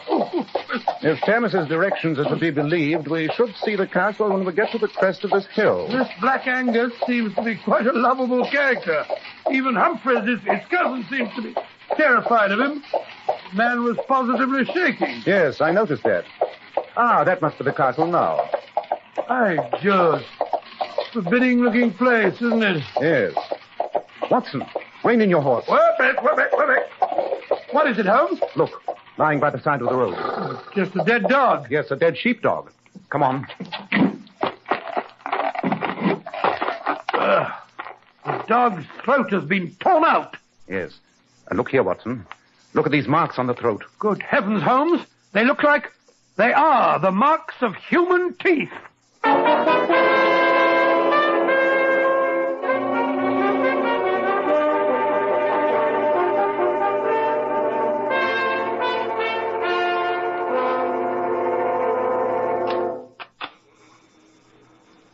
Aye, gentlemen. Is the laird at home? I'm sorry, sir, but the laird will not see people without an appointment. Then will you please give him a message? But I told Tell you... him that Mr. Sherlock Holmes and Dr. Watson have come here from London to see him. Yes, my good man, and tell him it's on a very important and confidential business. If you'll wait here in the hall, I'll give him the message, gentlemen. But he'll no see you. He'll no see you. Stupid old lad. Anyone think he owned the castle? Watson, have a look at these two portraits. A couple of grim-looking characters. Give you the creeps. I think we may reasonably assume they're McKinnon ancestors. Do you notice something odd about them? Well, both of the men are smiling, if you can call that smiling. Looks more like leering to me. Whatever it is, it shows their teeth. Notice the abnormal length of the eye teeth? Sure, yes.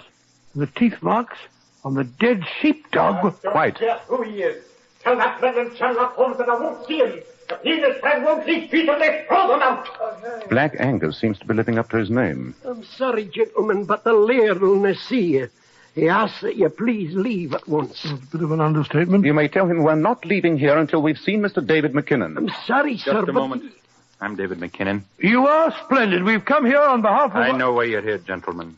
I must ask that you leave at once. But Miss Victor, your fiancée... After all, you know, Gentlemen, you heard my father's message. Please go. As for Miss Victor, I have no interest in hearing anything concerning her. Good day. Come, Watson. I think perhaps our visit was ill-timed. This way, please, gentlemen. Let's get away from here. Unprincipled young cadger, David. I'd like to give him a good thrashing. Might be interesting to talk to David McKinnon when he's away from the influence of Black Angus. Oh, you're wasting your time, Holmes. The man's a bounder. Besides, they'll never let us in the house again. By the front door, true. However, we can still try the back. Leave your hat and coat in the bushes here, old chap. Rumple up your hair, dirty your face, and adopt that delightful Scottish dialect of yours. For the moment, we will be plumbers. Plumbers? Well, how do we know they need plumbers? In an old castle like this, you can always be sure of one fact. Something must inevitably be wrong with the drains. They always need plumbers. But Holmes, do you think it's safe? I mean, if Black Angus discovers us, he may be dangerous. I'm afraid that's a chance we'll have to take. Come along, Watson, and try to look as much like a plumber as possible.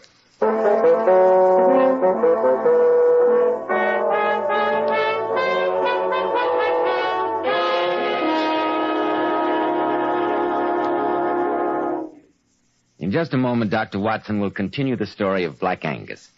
But first, here's something which should certainly interest you men about Kreml Hair Tonic. Kreml is one of the greatest improvements ever made in the history of hair tonics. It's been especially developed to keep dry, unruly hair in perfect order all day long, always looking its best with a nice, rich luster. Yet Kreml never gives hair that objectionable, greasy, patent leather look. That kind of hair went out of style with handlebar mustaches. No, Kreml goes in for modern, handsome hair grooming. And it does lots more than just keep hair looking handsome. Kreml removes dandruff flakes. It also promptly relieves itching of dry scalp and leaves the scalp feeling so clean and alive. May I suggest that tomorrow, when you're out for your Sunday walk or drive, you stop and buy a bottle of Kreml at any drug counter. It's spelled Kreml, Kreml Hair Tonic.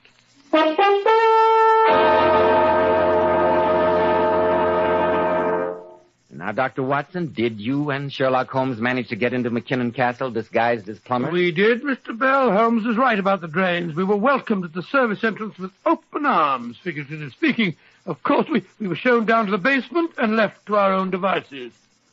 As soon as the coast was clear, I found myself following Sherlock Holmes as he stealthily mounted an old stone stairway. I must confess that my heart was in my mouth. This stairway should lead us up to the east wing, I'd say. By the way, Watson, you make a most convincing plumber. Oh, well, I always was rather good at charades, you know. Right, Watson. The light under that door. The door is slightly ajar. Come here, Watson. We can see through the crack. The man seated in front of the dressing table, staring into the mirror. Candlelight's flickering, but I'll give you odds that's Black Angus. I don't like this, Holmes. I don't like it. Holmes, he's got a revolver. He's raising it. Angus McKinnon, put down that revolver. Who the devil are you? My name is Sherlock Holmes. I told Bruce to throw you out.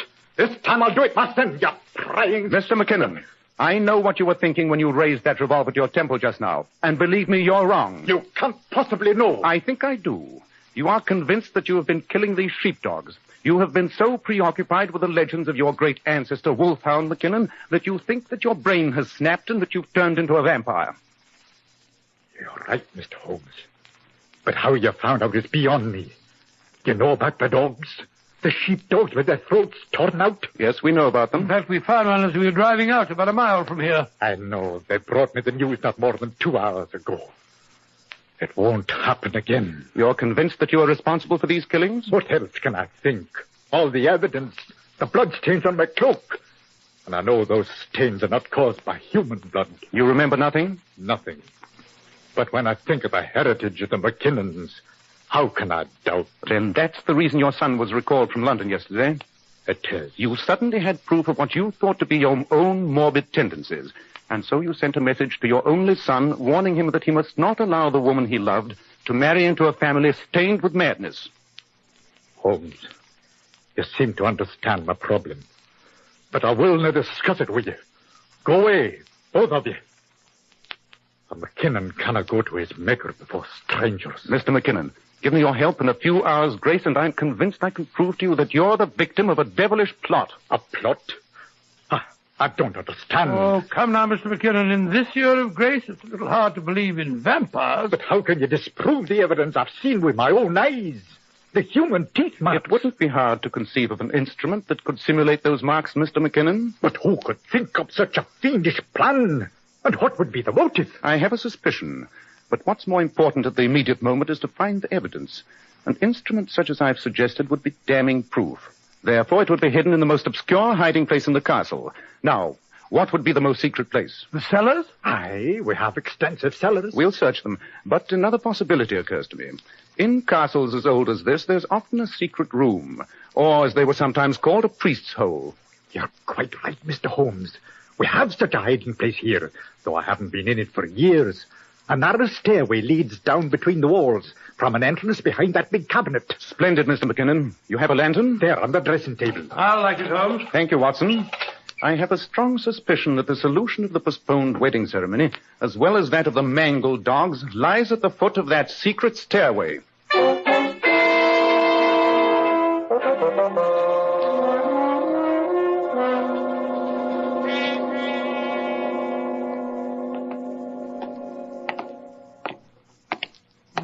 Stuffy little place. Festooned with cobwebs. Oh, dear, oh, dear. Just walked into another one. Nobody's been down here recently, Holmes. I'd swear to that. Give me the lantern, Watson, will you? There you are, fella. Thanks. Uh-huh. Look here in the dust on the floor. Footprints. Footprints leading to that old chest in the corner over there. Yes. Doesn't seem to be locked. Look, Mr. McKinnon. See this devil's instrument? What is it? That looks like a metal trap. It is, with jaws of steel and a powerful spring. Oh, good heavens. And you can see the recent bloodstains on it. This fiendish instrument gives us the answer to those poor dead dogs. You mean that this was used to tear up their throats? Undoubtedly. And look, more devil's work. Great Scott, a human jawbone with the teeth intact. This must have been used to leave the prints of human teeth after the animals were dead. And to try and make me think that I was mad. The devils. Oh, where are you? Somebody shot the lantern out of my hand. You're too inquisitive, Sherlock Holmes. Humphreys. Yes, Angus, your cousin, Humphreys. We've found you out, Humphreys. I know what you and your meddling friends have found out, Angus. Thoughtful of you to put yourselves in my power. A priest's dungeon will make a perfect coffin for the three of you. I'm going to lock and bolt this door at the head of the stairs. It's your only escape. I'm afraid death by suffocation and starvation won't be very pleasant, my friend. Humphreys, I'm coming back up those stairs. And when I get my hands on you... One more step, Angus, and I fire. You devil, Humphreys! I warned you. Oh! Watson, where are you? Up here by the prison. How is he? I'm all right, Holmes. I think the shot just grazed me. I'll strike a match. Yes. Just a flesh wound as far as I can see. Good. McKinnon, is there another exit from this room? There is, Mr. Holmes. Under that chest. The stone slides out. Gracious me, but Humphreys said... Humphreys knows nothing about it. Some secrets of the McKinnon family are only entrusted to those bearing the family name. Thank heaven for that. Now, I'd suggest we get out of here as soon as possible. The air in here is getting stale already.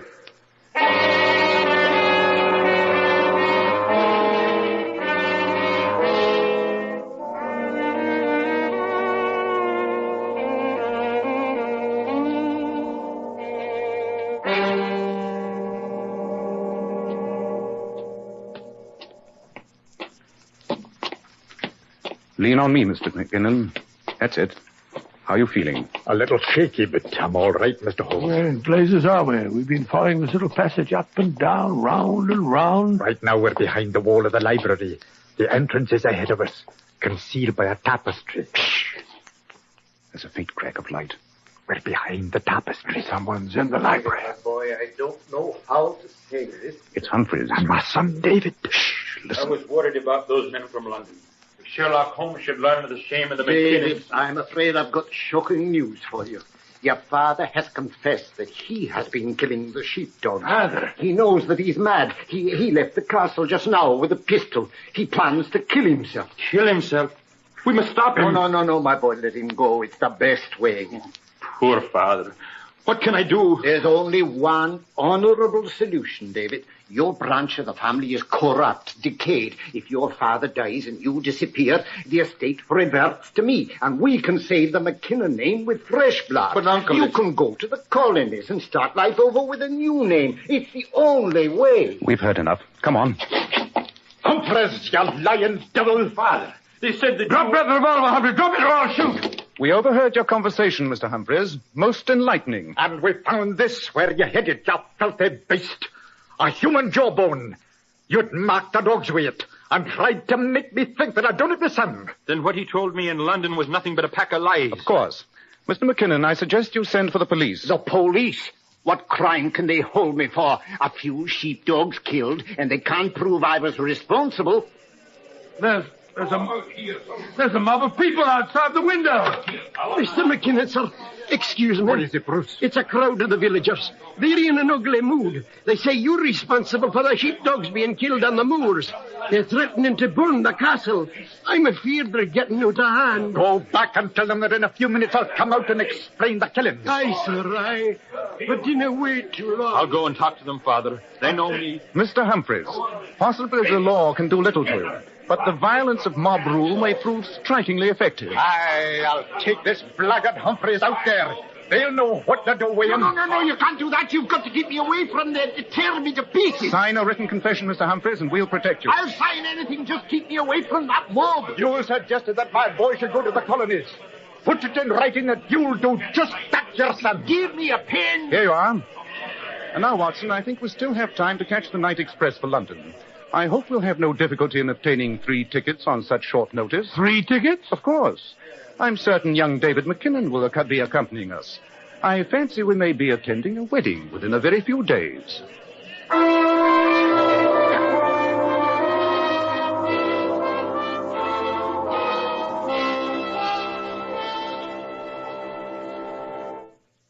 And did you, Dr. Watson? Did I what? Attend the wedding. Indeed we did, Mr. Bell. As a matter of fact, Holmes acted as best man. It was a very charming affair. I'm sure it was. And now, Dr. Watson, what about next week? Well, now, let me see. What shall I tell you? Next week, I think I'll tell you a story called The Adventure of the Hungry Cat, in which Sherlock Holmes saves an innocent man from the gallows and brings to justice a particularly vicious and cold-blooded murderer.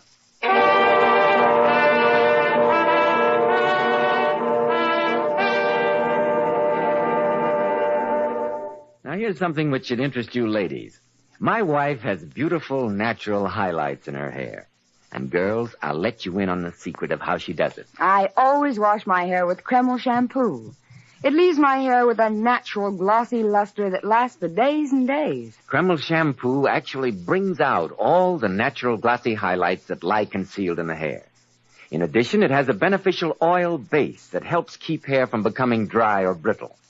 This famous hard water shampoo works like magic in every type of water. And girls, you'll love the way its rich, luxurious foam penetrates right to the scalp and removes all loose dandruff flakes as well as the dirt. Don't forget, Kreml shampoo is the same beautifying shampoo which those famous $1 million Powers models use.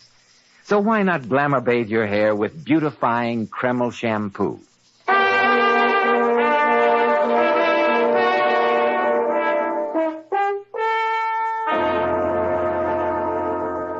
Tonight's new Sherlock Holmes adventure was suggested by an incident in Sir Arthur Conan Doyle's story, The Sussex Vampire. Nigel Bruce appeared by permission of California Pictures and Tom Conway through the courtesy of Eagle Lion Pictures. This is Joseph Bell speaking for Kreml Hair Tonic and Kreml Shampoo, and inviting you to be with us next week at this same time when Dr. Watson will tell us about the adventure of the Hungry Cat.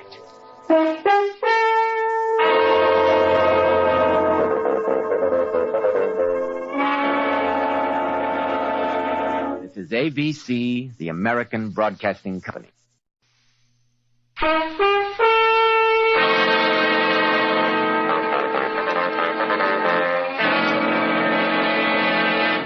Kreml Hair Tonic and Kreml Shampoo present the new adventures of Sherlock Holmes, starring Nigel Bruce as Dr. Watson and Tom Conway as Sherlock Holmes.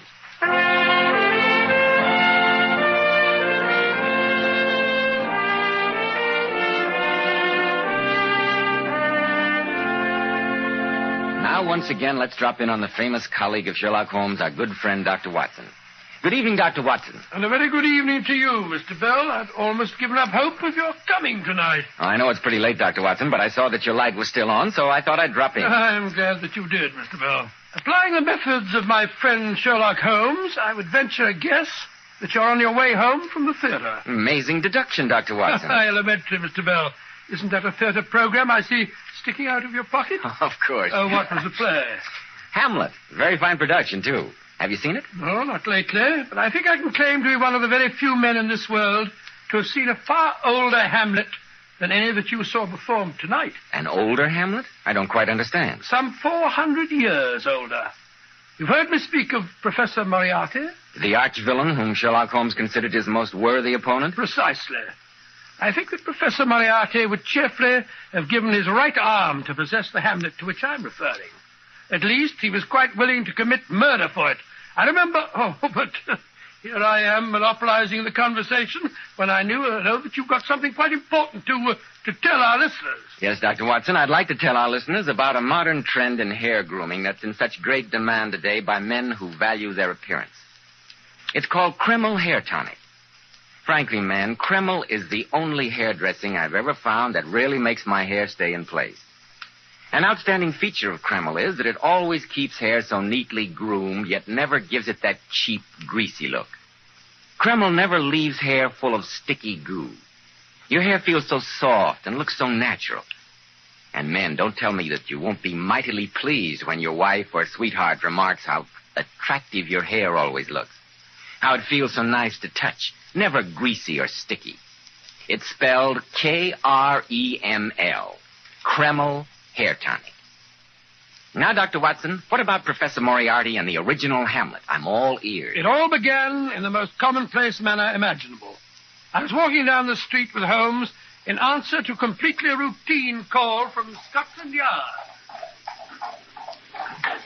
Hurry up, Watson. Don't lag. I must say, Holmes, that as a medical man, I heartily endorse this recent passion of yours for long, brisk walks. My dear Watson, the constant succession of dull cases with which we've recently been favored leaves me with so much surplus energy that I can only sleep by exercising myself into a state of utter and stuporous exhaustion. Look out! Good heavens, that carriage! Take it, Doctor! Take it, Doctor! Did you see that? That carriage ran right over that old man. Poor devil. I better see what I'm going to do for him, Holmes. That's your métier, Watson. Look after the poor chap. I must be getting on to the yard. You're far now. Move to one side, please. Move to one side, please. I'm a doctor. I'm all right, sir. I'm all right, thank you. Well, there are no bones broken, I'm glad to say. Here, let me help you to stand up. Thank you, sir. Yes, I'm all right. Quite all right. Very kind of you to come to my assistance. Oh, not at all. I'm a doctor. At least I picked a good spot for my accident. I see there's a pub right across the way. I hope you'll at least let me have the pleasure of standing you a drink. It's the quickest fee I ever received. Lead the way, sir.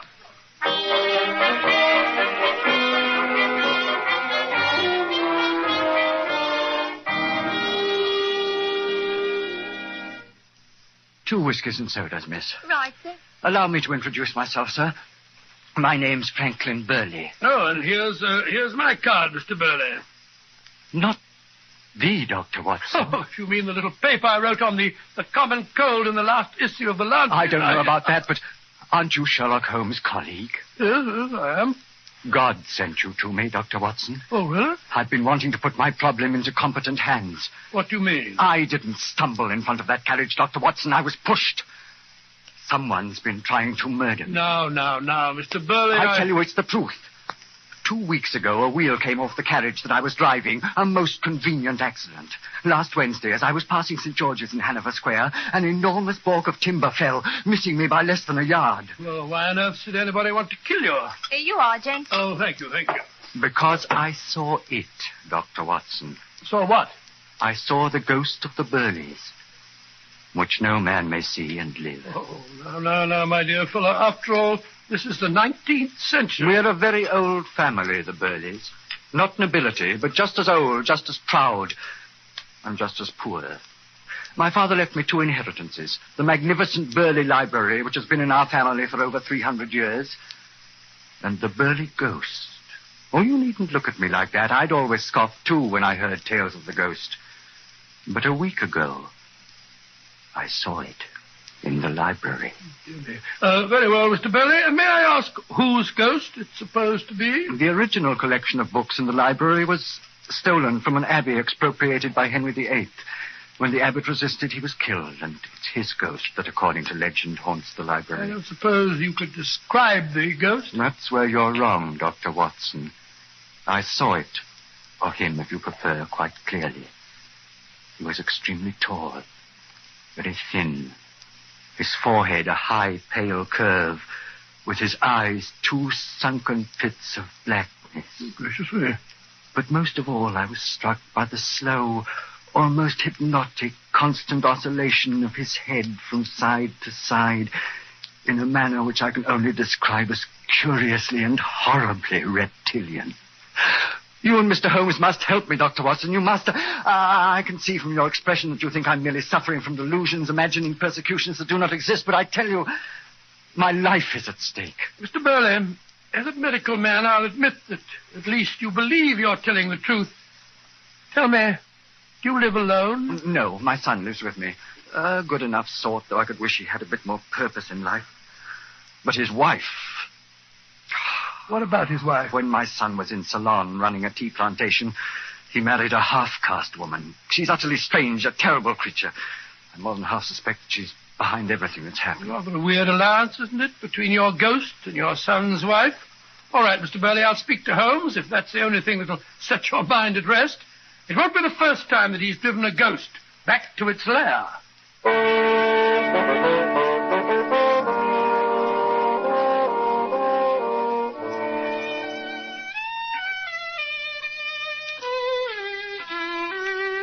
No, do stop scraping on that violin of yours, Holmes. I'm trying to tell you about this poor chap's delusions. I assure you, Watson, you've been receiving my closest attention. So your friend Mr. Burley suspects his son's half-caste wife. Go on. Well, that's all there is to it. I promised him that I'd tell you his story, although obviously the poor man is the victim of a persecution phobia. I wonder, Watson. I wonder. Oh, now, really, There Holmes. are certain definite points of interest. That description of the ghost, for instance. Tall, very thin, high forehead, with a constant oscillation of his head in a reptilian manner. Who does that remind you of, Watson? Remind me of? I don't know. Could it be anyone but our friend Moriarty? Good heavens, you're right. And the library of the nature that you describe might well contain treasures worthy of the professor's highly selective interests. I tell you, Watson, it sounds precisely like Moriarty. The inspection of the library in his ghostly guise, followed by the realization that if he's to secure without suspicion the treasures he covets, their owner's death is necessary. Come, Watson. Stop lounging in your chair. Oh, but where are we off to? Mr. Burley said he was returning to an ancestral home at the seaside in Cornwall. Yes? We shall join him there. It's been too long since I've crossed swords with such a masterly adversary as Professor Moriarty.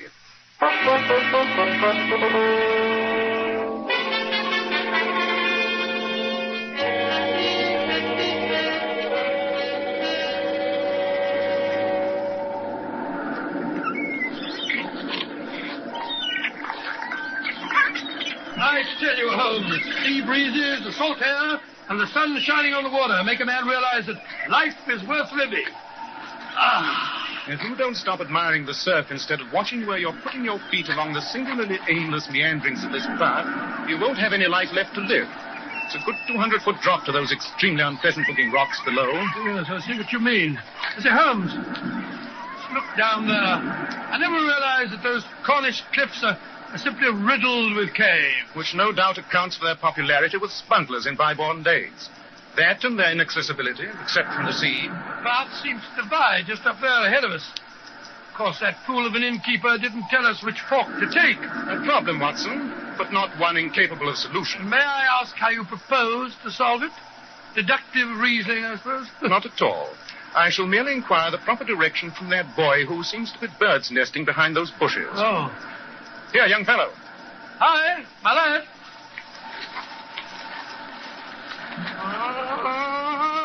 Good morning, my boy. I'm not doing nothing I shouldn't. Of course not. There's nothing to be frightened of. We simply want to know the way to Burley Manor. Eh? Burley Manor, my boy. To the right or to the left? Oh, you want Burley Manor, eh? That is the impression we're trying to convey. Everybody knows where Burley Manor is. Well, we don't. Where is it? Straight along the path. That way. Pathetic sight. When will our civilization advance sufficiently to produce a race free of such pitiable creatures as that? Oh, I don't know. The boy looks well-fed and happy. Why shouldn't he? Nothing to do but walk round barefoot and climb about the cliffs all day. Seems rather a pleasant life. I wouldn't mind being an idiot myself. Jackie, where are you? If you're looking for that barefooted boy, madam, he went off towards the cliffs. Oh, then he won't be back for hours. He hunts birds' nests and eggs. Sells them for a few pennies. Very sound hobby. I used to do a little bird's nesting myself when I was a boy. I wanted him to run an errand for me, but it's no match. The boy told us that we should take this path to Burley Manor, but he seemed a trifle wanting. If you're going to Burley Manor, I will be glad to show you the way. I'm Mrs. Stephen Burley. Good Lord, not the... Your father-in-law invited us down to see his library, Mrs. Burley. May I introduce Dr. Watson? How do you do? My name is Sherlock Holmes. I'm very glad to know you both. Now, if you'll just follow me along the path, it's rather narrow, so I'm afraid we'll have to go in single file. Just attractive girl, eh, Holmes? Quite. Which makes me wonder all the more why she has evidently been weeping.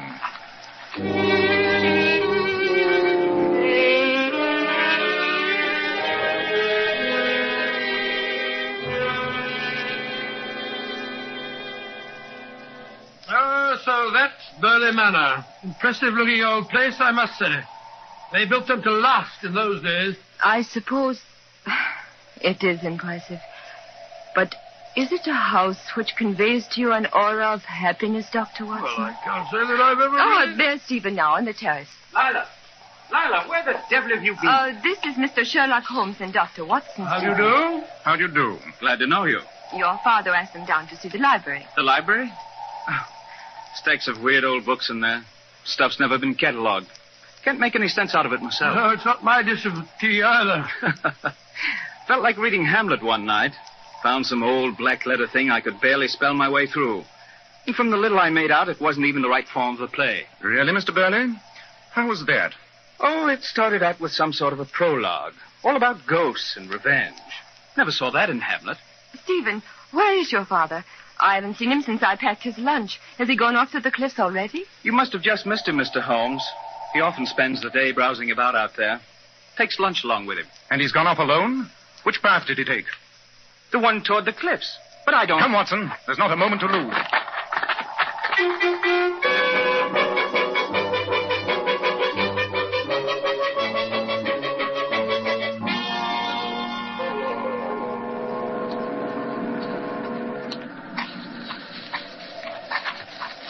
Confound these bushes. One might as well try to hurry through a bramble hedge. I only pray we catch up to him in time. What was all that about Hamlet, Holmes? Only that there is indeed a treasure here, Watson, and one fully worthy of Professor Moriarty's distinguished attention. Treasure? What sort? From Stephen's unseeing description, I deduce that the Burley Library must contain the Hamlet. The Hamlet? Oh, what's that? The original play ascribed to Thomas Kidd, upon which Shakespeare based his version. Not a single copy is known to exist in the entire world, Watson. It would be absolutely priceless. Gracious me. I say, Holmes, look. Up there ahead. I just caught a glimpse of a man's back beyond those trees. It must be Burley. Good. Mr. Burley! Mr. Burley! The wind's blowing towards us. He can't hear you. Hurry up, Watson. We catch him beyond that bend in the path. Great heavens! How appalling. Why, the man's literally blown to bits. As I feared, Watson, we were just too late.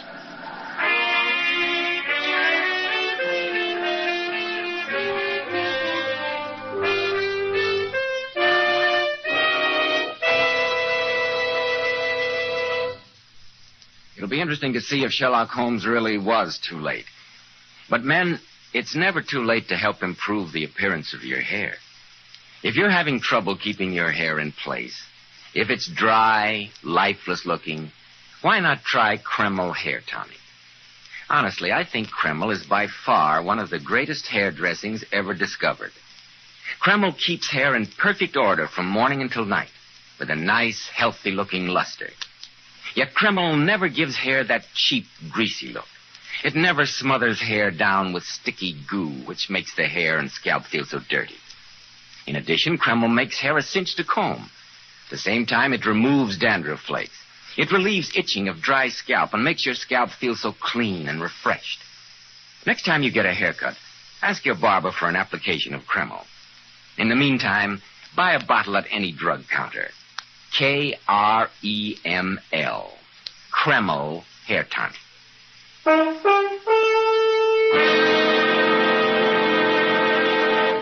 And now, Dr. Watson, what happened when you and Sherlock Holmes found that Mr. Burley had been the victim of an explosion on those Cornish cliffs? Holmes sent me back to the house. As soon as I had reported what had happened, I hurried back to the cliffs, where I found Holmes standing lost in meditation, his tall, gaunt form silhouetted against the sea. Holmes, I've sent a servant from the house to fetch the police. Good man. What's that you've got there? A few barely identifiable fragments of the lunchbox Burley was carrying. From the marks of the explosion, it is obvious that the bomb was in it. I see. Great Scott, Holmes. Young Mrs. Burley said that she packed that lunchbox. Precisely. And you will observe these footprints leading away here in the softer ground at the edge of the path. Naked footprints. That barefoot boy, the idiot. He saw it happen, was frightened by the explosion, and ran away in a panic. You'll notice how smooth the footprints are? Smooth? Never mind. There's little we can do now but await the police. And I doubt if it'll be long before they arrest a murderer.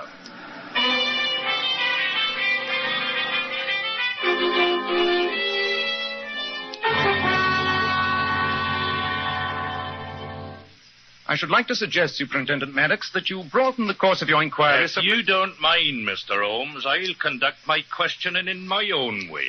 Not at all, Superintendent. A little rude fellow. Now, Mrs. Burley, it'll be a lot better for you if you help me instead of hindering me. I've been trying to answer your questions, Superintendent, although only a fool could fail to see where they're leading. Now, Lila, the superintendent's only trying to find out the truth. Very well. I'm innocent. And if all you want is the truth, you shall have it. I hated my father-in-law, and he hated me. Lila, don't say any more. And that isn't all. All the gossip you picked up from the servants this afternoon is true, Superintendent. My husband and I quarreled this morning. Quarreled bitterly. Stephen talked of divorce. His father's constant pressure has made him so confused that he no longer knows his own mind. That's not true, Lila. I still love you. So if that's what you wanted to know, Superintendent. Yes. I'm glad he's dead. I hated him. I hated him. I think that'll be quite enough, Mrs. Burley. I shall have to take you with me to the chief constable. The charge is murder. Oh, you're crazy, Maddox. My wife didn't kill my father. The fact that she's told you all these things should be proof enough. I'm sorry, Mr. Burley. I've got to do my duty as I see it. Come along, Mrs. Burley. Very well. I'm ready. I'll come along with you, my dear. No, darling. Stay here and help Mr. Holmes in any way you can. That's the best way for you to help me. She's quite right, my boy. Now, come along, Mrs. Burley. Mr. Holmes, I'll offer you any sum you wish to clear my wife. Your father was my client. I already have a duty to find his murderer. And you think that Lila... I think the superintendent would have arrested her twice as quickly if he had known of the other possible motive, that in revenge she had conspired with Professor Moriarty against your father. Then you're leaving? You won't help me? There are loose ends to clear up, Mr. Burley. I must send Dr. Watson on an errand. As for myself, my first objective is to inspect the famous Burley Library.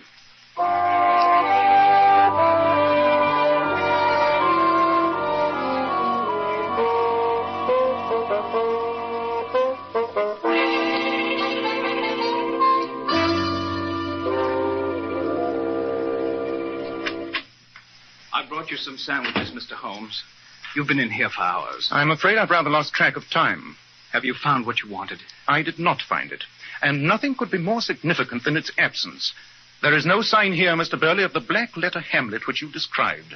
Well, that's funny. I distinctly remember that... Ah, there you are, Holmes. Any luck, Watson? No, not a bit. I missed my supper and had a wild goose chase for my pains. You mean you couldn't find the half-witted boy? Checked every house in the village. He's nowhere about. I'm afraid he will never return. Dead? You mean you think that he saw too much? I mean, Watson, that the person who planted that bomb also murdered that poor boy. If you could have some lanterns at once, please, Mr. Burley. Of course. I think we'd better follow the tracks of those bare feet to their final destination.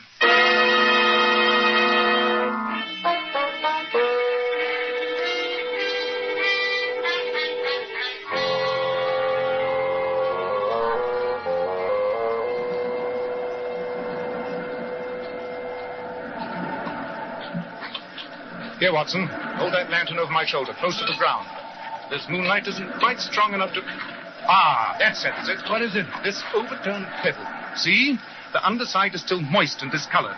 Someone has been here very recently. I must say, Mr. Holmes, I don't believe there's another man on Earth who could have brought us to this spot in the dark.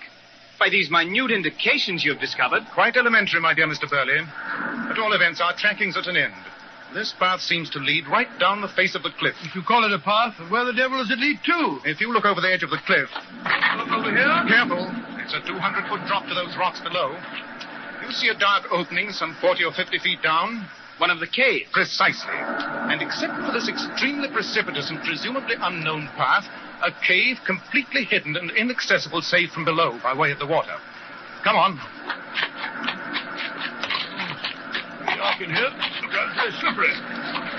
Careful, Holmes. Look out for loose rocks. Oh, blasted. I nearly wrecked my ankle. Look out, that boat is loose. Good heavens. That just missed me. What price the brisk sea breeze is now, Watson? I wish we were back in Baker Street. There. The worst bit's over. Here's the cave. It's larger than it seemed from above.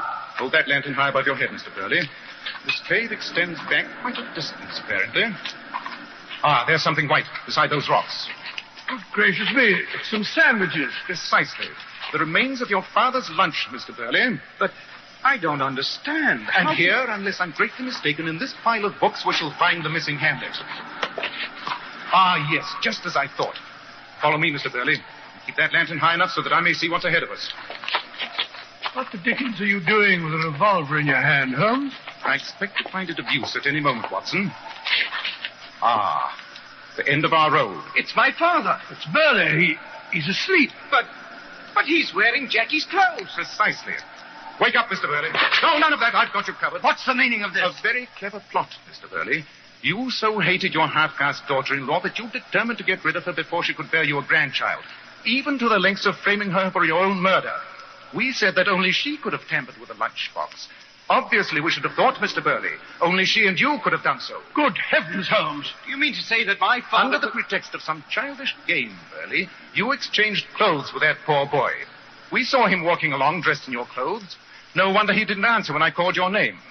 You watched him as he was blown to bits by the bomb, and then you disappeared. You knew, Holmes, what we'd find here? The bare footprints were smooth, Watson, which should have told me at once that they were the prints of Franklin Burley's feet. The boy Jackie, who spent his days climbing the cliffs, would have had horny, calloused feet. When I realized that, everything fell into place. The ghost in the library. Pure invention. The accident, which doubtless was simply an accident, introduced Burley to you and suggested that I might prove an unimpeachable witness to his ostensible murder by his daughter-in-law. The story of the ghost was simply an ingenious device to pique my interest. All right, Mr. Sherlock Holmes. As long as you're so smart, answer this question. What can you prove? I'll admit I changed clothes with the idiot. I'll say it was just a game. Then he was killed by the trap that had been meant for me. I was panicked and ran away. Yes, panicked to the extent of bringing your most valuable books with you, Mr. Burley, the sale of which would be a great help in starting your new life. But there's more to it than that. How does the heir of an old but impoverished family do himself as well as you do? How does a country gentleman secure a well-made time bomb? And above all, how is it that you were able to describe Moriarty so precisely in order to tempt me? I know. You're one of Moriarty's henchmen, aren't you? It's always been a trick of his to use the old smuggler's passages in these caves. Perhaps you're even counting on him to complete your plan. Look, Holmes, look. There's a motorboat coming in towards us. There, standing on the prow, that unmistakable thin figure, that oscillating head. It's Moriarty. Get down, Watson, out of sight. Stand up early in the mouth of the cave. Let Moriarty see you in the light, but don't try to warn him. I assure you I won't hesitate to shoot you. You don't dare kill me. You want me as a witness. Moriarty! It's a trap! Sherlock Holmes is here! Moriarty's raising his rifle. He's shot him, Holmes. Moriarty's shot Burley. Better luck next time, Holmes. Good heavens.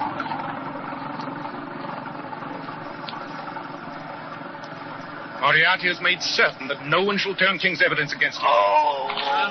Don't try to stand up, man. You're badly hurt. I'm dying. But there'll be no dying words from me for you to use in court.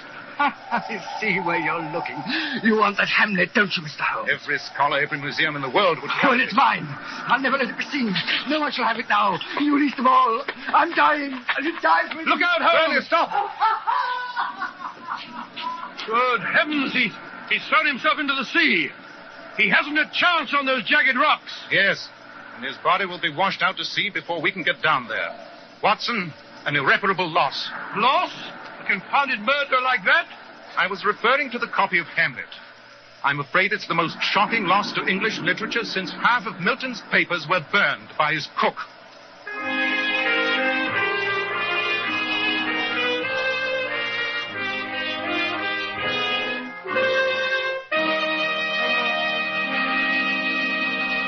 And so Professor Moriarty once again got the better of Sherlock Holmes. Oh, no, only that he escaped capture, Mr. Bell. After all, Holmes solved the mystery and managed to save the reputation of the young and beautiful Mrs. Burley. That's true, Dr. Watson. In just a moment, Dr. Watson will tell us about next week's story. But first, ladies, Sherlock Holmes is tops at solving mysterious problems.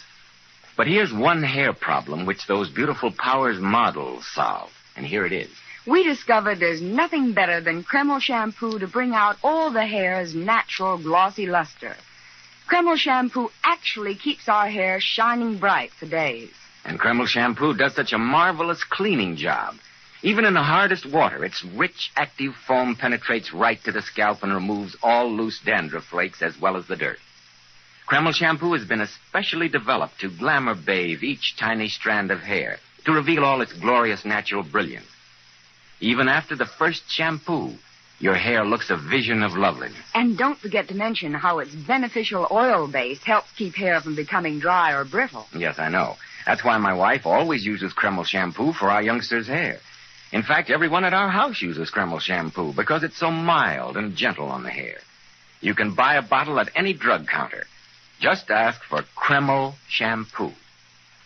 Now, Dr. Watson, how about next week? Well, now let me see. Next week, I think I'll tell you how Holmes unmasked the sinister Dr. Ponsonby, head of a boys' school, and thus saved the life of one of the pupils. I've always referred to this particularly bizarre adventure as a singular affair of the dying schoolboys.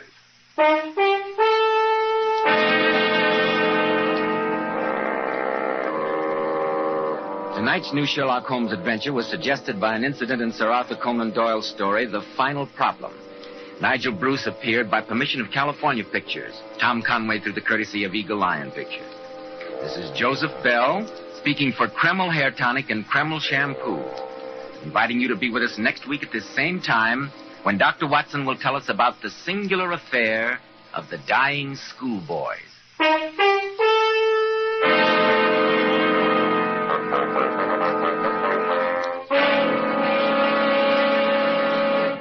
This is ABC, the American Broadcasting Company.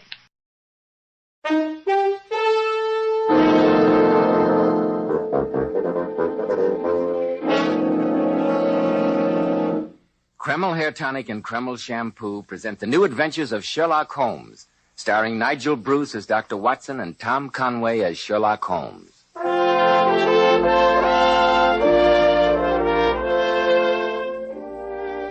Once again, it's time to call on our old friend, that incomparable host and storyteller, Dr. Watson.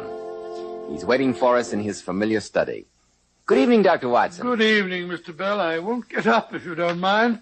This change in the weather has given me a twinge or two of rheumatism, I'm afraid. Well, I'm sorry to hear that, Dr. Watson. We old fossils can't expect to be as hale and hearty as you young fellows, you know. I don't know that I feel so young today, Dr. Watson. I stopped by the military academy this afternoon and saw my cousin there. He's 13 years old, and after an hour with him, I realized I'm really quite ancient. 13 years old. Oh, fine age. He's happy at the school, Mr. Bell? Crazy about it. Yes, I'm sure that in this day and age, a boy almost looks forward to going to school. Conditions were far different in certain parts of England just before the turn of the century, I'm afraid. I'm thinking in particular of a school that Holmes and I had occasion to visit, and of the frightened, unhappy youngsters who lived there in mortal terror of their lives. Oh, this has all the hallmarks of the beginning of a Sherlock Holmes adventure. It is, my boy. It's a story I call The Singular Affair of the Dying Schoolboys. But before I begin, haven't you a message for our listeners? Yes, I have. Folks, it looks as if we're in for plenty of excitement tonight with Sherlock Holmes and Dr. Watson. And men, I'll bet you'll be plenty excited about the great improvement in the appearance of your hair once you use Kreml Hair Tonic. Frankly, I've tried any number of hair dressings, but it took Kreml to really convince me that my hair can always be neat without having to plaster it down with grease or those sticky, gooey concoctions. And Kreml does lots more than keep hair looking attractive. It makes hair so much easier to comb and actually helps condition the hair, in that it leaves it feeling so much softer, easier to manage. At the same time, Kreml removes embarrassing dandruff flakes. It relieves itching due to dry scalp and leaves your scalp feeling so clean, so alive. Man, what a treat. Now be sure to buy a bottle at any drug counter, spelled Kreml, Kreml Hair Tonic. Now, Dr. Watson, how about the singular affair of the dying schoolboys? Well, Mr. Bell, that strange adventure began on a stormy September evening in Baker Street many, many years ago. All day long the wind had screamed and the rain had beaten against our windows. Shortly after dinner, there was the old familiar jangle on our front doorbell. And a few moments later, Mrs. Hudson ushered a distinguished visitor into the room. As he stood there in front of the flickering firelight, I could see that he was a good-looking man and also that he was in a state of considerable excitement. Now, Lord Manders, if you will just give us the facts. Well, Mr. Holmes, 3 years ago, I was a passenger on that ill-fated ship, the Sophie Anderson. She was wrecked in a gale, and I was the only survivor. I clung to a piece of broken spar and was washed ashore, and after that, for over 2 years, I lived alone on an island in the Indian Ocean. Naturally, when the Sophie Anderson foundered, I was believed to be dead. My young brother, Eric, who was next in line, inherited the estate and the guardianship of our uncle. There must have been quite a lot of confusion when you arrived home this year, Lord Manders. There was, Dr. Watson, but not for the reason you suppose.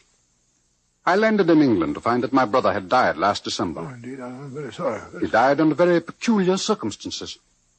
That's why I've come to you, Mr. Holmes. What were those circumstances? My uncle sent Eric to a school on the Welsh moors, not far from Cardiff. A school known as Ponsonby Hall. He died in the school infirmary there. supposedly of pneumonia. And you have some reason to believe it was not pneumonia? Nothing definite. I've been down to the school, but Dr. Punson, the owner, was too ill to see me. However, I did talk to a frightening woman there, who's the matron of the place, a Mrs. Arkwright. I became suspicious. So I stayed on and, for a few days, made some local inquiries. With what results? Ponsonby Hall has a black name with the villagers, Mr. Holmes. 5 boys have died there in the last 2 years under circumstances similar to my brother's. Good gracious me. I presume that you immediately had an accounting with your uncle? My uncle had settled another account before my return, Mr. Holmes. He died of a heart attack last February. But I am certain he was responsible for Eric's death. You see, he stood to inherit the estate. It may sound incredible, but I believe Eric was murdered at Ponsonby Hall. Murdered in a boys' school? Oh, come, sir. Such things can't happen in this 19th century of ours. But they can, Watson. And do, unfortunately. You don't mean it? I do. A private school situated in a desolate spot and operated by an unprincipled scoundrel could provide excellent and profitable opportunities for removing unwanted relatives. What a ghastly thought. Mr. Holmes, I know that Eric's dead and nothing can bring him to life again. But I can try and avenge his death and bring his murderer to justice. You will help me, won't you? Yes, Lord Manders, I will. If these shocking occurrences have been taking place, we may be able at least to prevent further tragedies. Watson, suppose we join Lord Manders on the West of England Express tonight, and tomorrow see what can be done to penetrate the black clouds that surround Ponsonby Hall.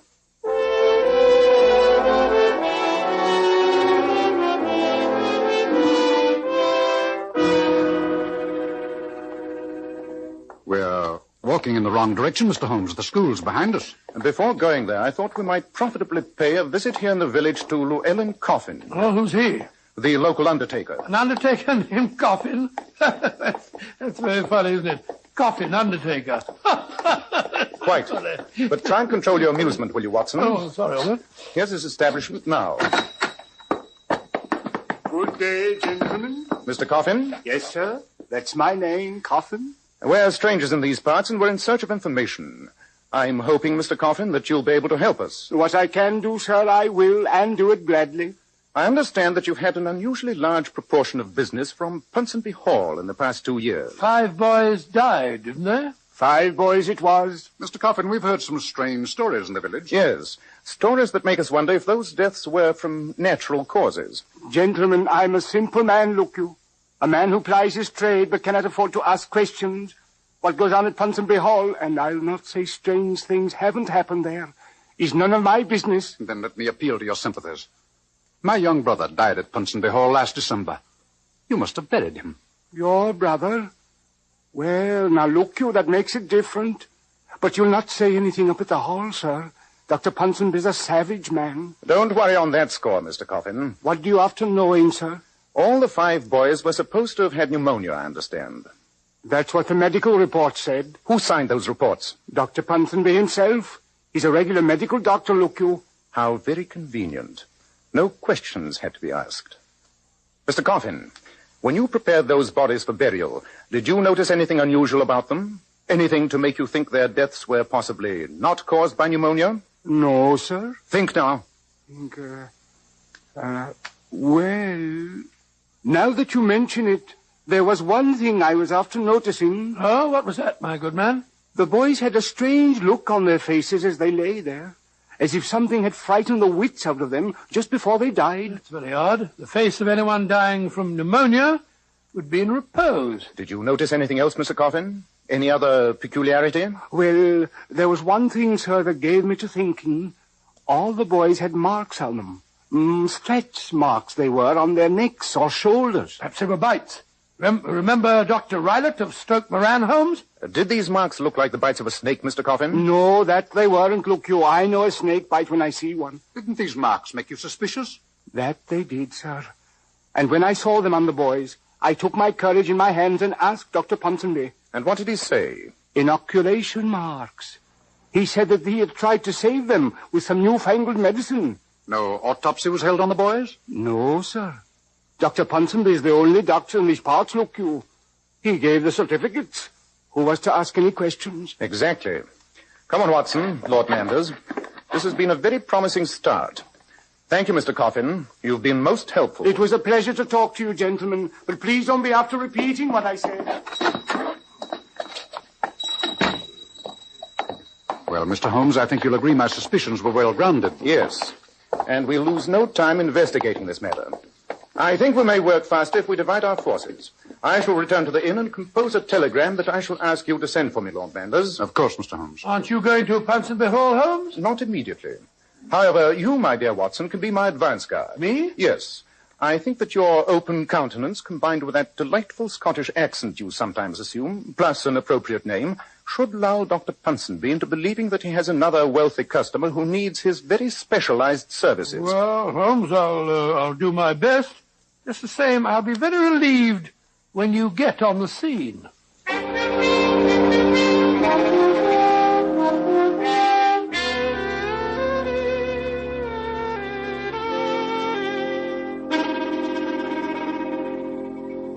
I'm Mrs. Arkwright, the school matron. Whom did you wish to see? I want to have a word with Dr. Ponsonby. My name is Angus McLaughlin, and I'm most anxious to send my young cousin here. Oh? Aye, he needs discipline, and I'm told that you dinner pamper a young lad here. Please come in. I'm sure Dr. Ponsonby will see you. Thank you, Mrs. Arkwright. Copy. Go in, please. Dr. Ponsonby? Yes, please sit down, won't you? Thank you, sir. My name is Angus McLaughlin. I've traveled all the way from Aberdeen to see you. I was told that at your school you at least know how to discipline a lad. Well, Mr. McLaughlin, in our modest way, we endeavor to inculcate our students with a sense of responsibility. Aye. I was about to have a glass of wine. Perhaps you'd care to join me? That's very kind of you, Dr. Ponsonby. I'd like to. You wish to send a relative here, Mr. McLaughlin?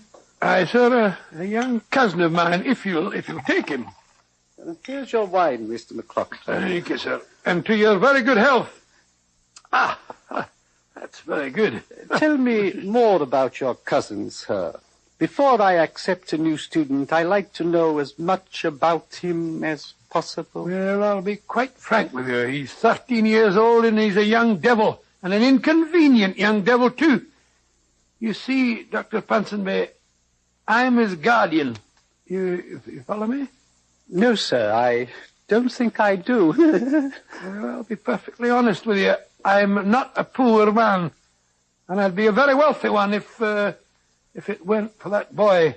The whippersnapper is the only person who stands between me and my dead brother's fortune. I wouldn't be sorry if anything were to happen to him. Am I making myself quite clear, Doctor? Much clearer, Mr. McLaughlin. Another glass of wine? Thank you. Well, it's very good. Mr. McLaughlin, why not put all your cards on the table? So much simpler that way. Very well. Does £10,000 mean anything to you, Dr. Ponsonby? Dear me, yes. The scholastic profession is notoriously unremunerative. If my young cousin were to be taken ill, perhaps, shall we say, with pneumonia, if he were to die here at your school, what was I saying? I'd pay you £10,000. And now, sir, I can't be more explicit than that. No, can I? I don't think so. By the way, Mr. McLaughlin, your Scottish accent is beginning to disappear. Such a pity.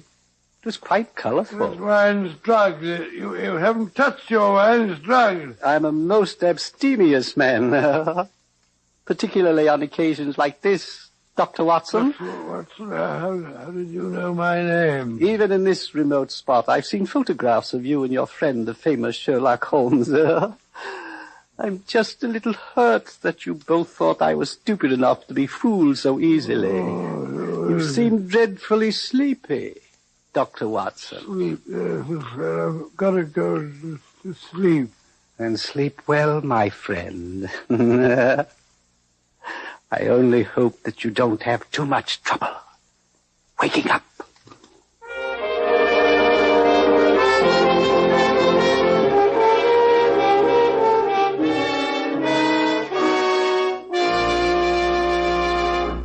just a moment, we'll find out just how much trouble Dr. Watson does have in waking up. But first, have you noticed how men are taking a greater interest in their appearance lately? Competition today is keener than ever, and I'm sure you'll agree one of the greatest assets to a man's appearance is well-groomed hair. So, men, let me give you this tip about Kreml Hair Tonic and why it's preferred by so many of America's most successful and prosperous executives. Kreml, Kreml, keeps dry, ruffled hair neatly in place all day long. It gives it such a handsome, healthy-looking luster, too. Yet Kreml never leaves hair with that offensive, cheap, greasy look. It never leaves hair and scalp full of sticky goo, which feels so dirty. Kreml always looks and smells so clean on both hair and scalp. It gives hair that attractive, natural He-Man look, which certainly hits the jackpot with the ladies. And don't forget, Kreml does lots more than keep hair looking handsome. Let me repeat, Kreml does lots more than keep hair looking handsome. It makes hair feel softer, easier to manage. At the same time, it removes dandruff flakes and makes the scalp feel so clean and invigorated. Men, use Kreml Hair Tonic daily. And see if you don't say, my hair never looked better. My scalp never felt cleaner. Well, Dr. Watson, you certainly left me teetering on the edge of my chair. We left you drugged in the schoolmaster's study. What happened next? Well, my first conscious recollection was to find myself with a violent pounding in my head, lying in a small clearing between some trees. Bending over me with a look of deep concern on his face was my old friend Sherlock Holmes. Watson. Watson, old chap, are you all right? Yes, I got a frightful headache, Holmes. What are you doing there in those clothes with that droopy moustache? It proved a good enough passport to secure me employment at the stables here. Well, how did you get me out of Ponsonby's study? The stables command an excellent view of the school building. Your long absence worried me, and when Dr. Ponsonby finally appeared, alone, I became suspicious. So I took advantage of his absence, slipped through the study window, and rescued you. Well, thank heavens you did. He gave me drugged wine. It's a funny thing, Holmes. I was probably delirious, but I swear that I saw a woman's handbag on the table. A pink and black beaded bag, and it was alive and moved. Great heavens! That confirms my worst suspicions. Did you see it too? No, it wasn't there when I came in. Somebody, probably Mrs. Arkwright, removed it. Watson, you were never closer to death. I blame myself for having allowed you to tackle Dr. Ponsonby alone. Don't reproach yourself, Holmes. Where's Lord Manders? Waiting at the inn for an answer to my telegram. He is to meet us later behind the lodge gates. What's our next move? To go to the stables, dirty you up a bit and get your change of clothes. Then we'll return to the attack. There's desperate work ahead of us.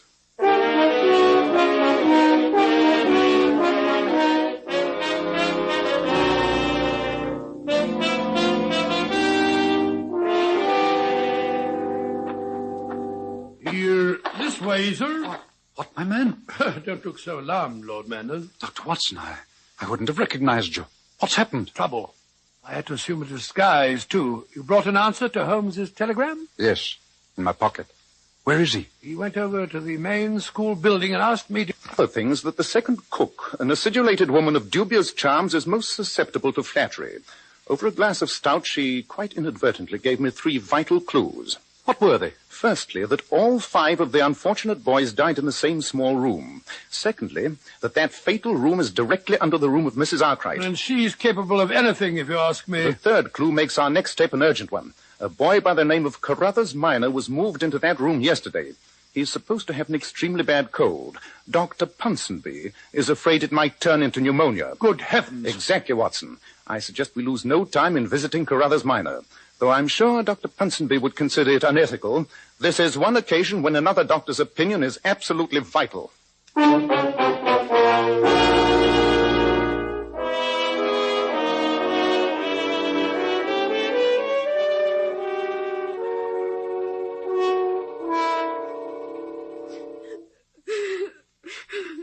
There, Carruthers.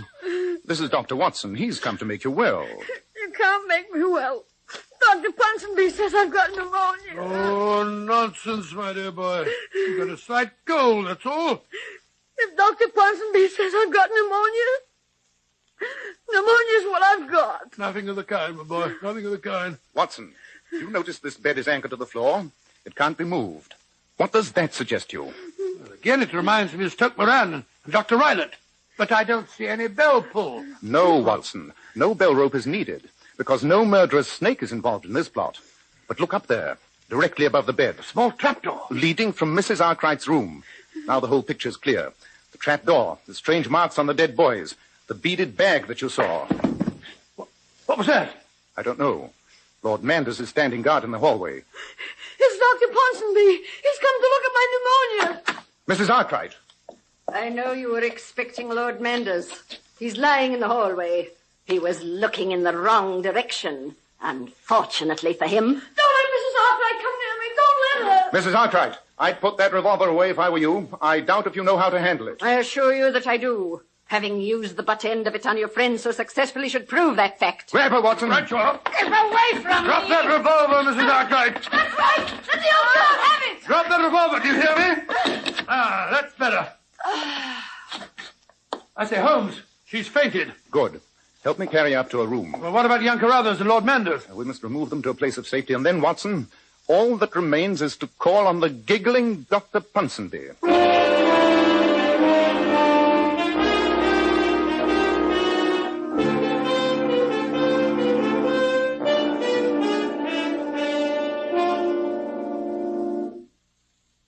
It's very dark in here, Holmes. I don't like this at all. Quiet. Somebody's coming. Good evening, Dr. Ponsonby. Let me light your desk lamp for you. You startled me. Who are you? What are you doing in my study? My name is Sherlock Holmes. Dr. Watson, you've already met. Yes, we've met, you scoundrel. Oh, yes, my friend the Scotsman. I was expecting you both. By the way, please put that revolver away. Firearms make me nervous. Dr. Ponsonby, I know how those 5 boys were murdered. I would venture the opinion that you once spent some time for the sake of your health in America. In Arizona Territory, I'd say. I wonder what makes you think that, Mr. Holmes. I've never been in America in my life. And yet I'm certain that someone here spent some time in the vicinity of the Gila River. Well, I understand that Mrs. Arkwright was in America a few years ago. Mrs. Arkwright? Dr. Ponsonby, is it possible you're hoping to transfer our suspicions to your accomplice? My accomplice? You talk in riddles, Mr. Holmes. It's most confusing. Then shall we be more specific? You consider Carruthers Minor to be quite ill, I understand. Oh, yes, I'm dreadfully worried about him. Then let me tell you, Dr. Ponsonby, that I examined the boy only a few minutes ago, and as a medical man, I say that he only has a slight cold. Then obviously we disagree in our diagnosis, Dr. Watson. After all, you're just a general practitioner, whereas I specialize... Yes, we know what you specialize in. Gentlemen, I suggest the 3 of us go over to Carruthers' room and hold a consultation. It's just possible that his health has taken a sudden turn for the better.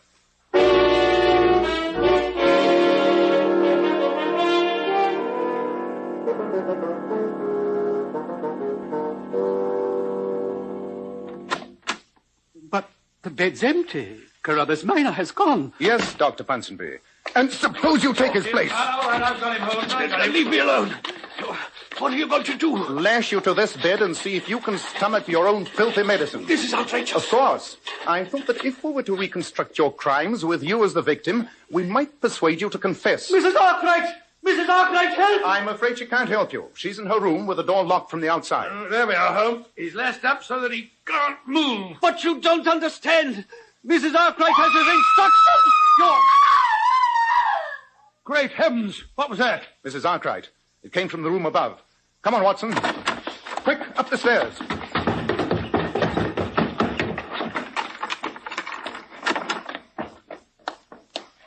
She's fainted again.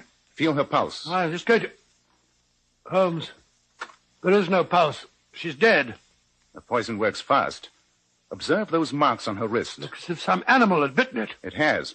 And that means the animal's loose in this room. Great heavens. Somehow it must have escaped from its cage and turned on her. Guard the door, Watson. Our lives are not safe until we've found this monster. I don't understand.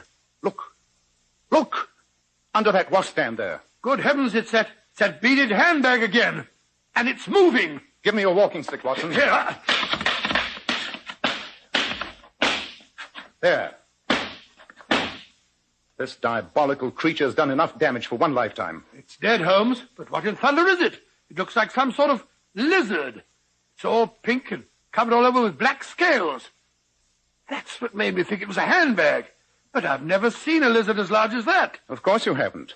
So let me introduce you to the peculiar villain of this piece.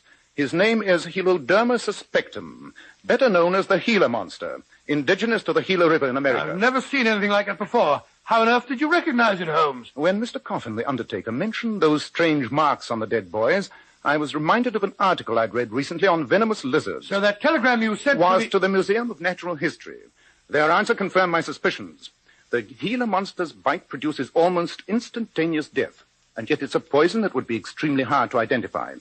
The fixed bed in the room below us, the trap door directly above it in this room, and the help of an unscrupulous accomplice like Mrs. Arkwright makes the rest of the picture very clear. Now that the monster's dead, how are you going to frighten Dr. Ponsonby into a confession? Dr. Ponsonby need not know the animal's dead.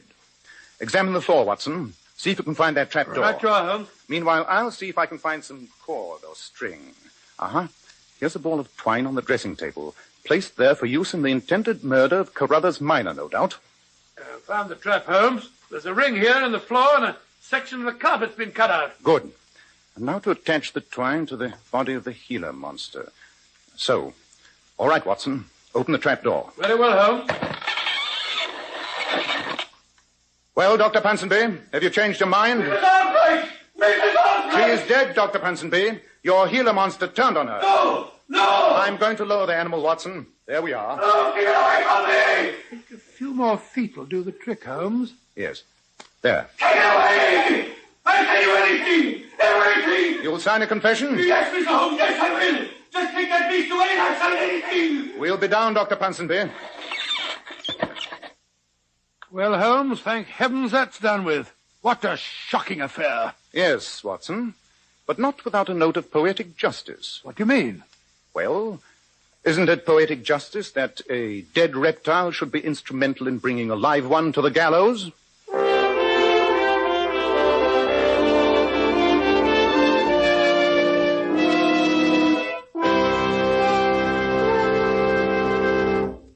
Quite a gruesome finale, Dr. Watson. It certainly was, Mr. Bell. All in all, one of the most unpleasant adventures that Holmes and I ever encountered. In just a moment, Dr. Watson will be back to tell us about next week's story. Girls, how would you like a thrilling new experience?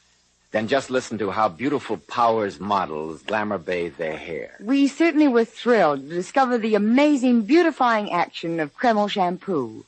It actually glamour bathes each tiny strand of hair and leaves hair sparkling for days with natural glossy luster. And Kreml shampoo is so mild and gentle. It positively contains no harsh caustics or chemicals. Instead, it has a beneficial oil base which helps keep the hair from becoming dry or brittle. Oh, and don't forget how its luxurious active foam penetrates right to the scalp and removes all loose dandruff as well as the dirt. Girls, why not follow the advice of these $1 million Powers models and glamour bathe your hair with beautifying Kreml shampoo? It takes only 10 minutes right at home. Kreml, Kreml shampoo. Now, Dr. Watson, how about next week? Well, now, let me see. Next week.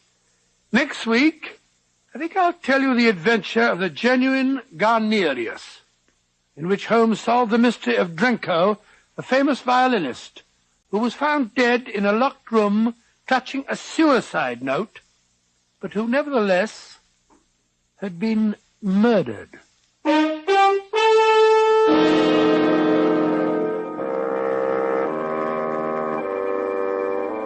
Tonight's new Sherlock Holmes adventure was suggested by an incident in Sir Arthur Conan Doyle's story, The Speckled Band. Nigel Bruce appeared by permission of California Pictures, Tom Conway through the courtesy of Eagle Lion Pictures. This is Joseph Bell speaking for Kreml Hair Tonic and Kreml Shampoo, and inviting you to be with us next week at this same time when Dr. Watson will tell us about the adventure of the genuine Garnerius.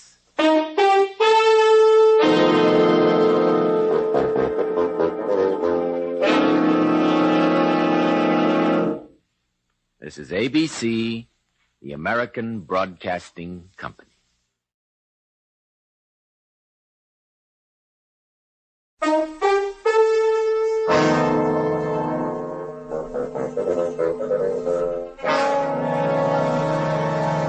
Kreml Hair Tonic and Kreml Shampoo present the new adventures of Sherlock Holmes, starring Nigel Bruce as Dr. Watson and Tom Conway as Sherlock Holmes.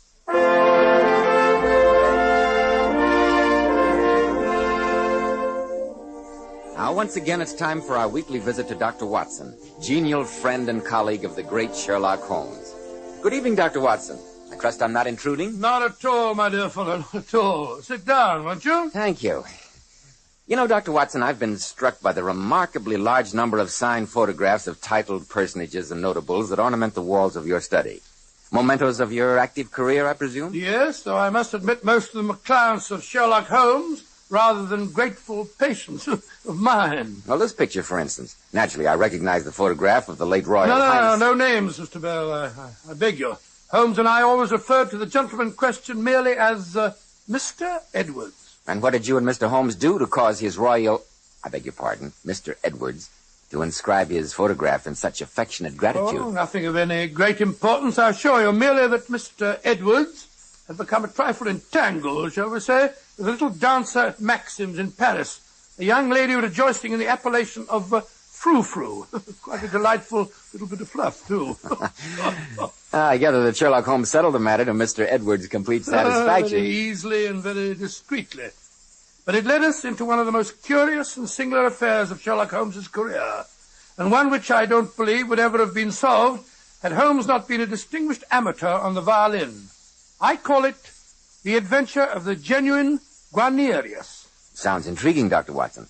But if you don't mind a momentary interruption... Not at all, Mr. Bell. Go ahead.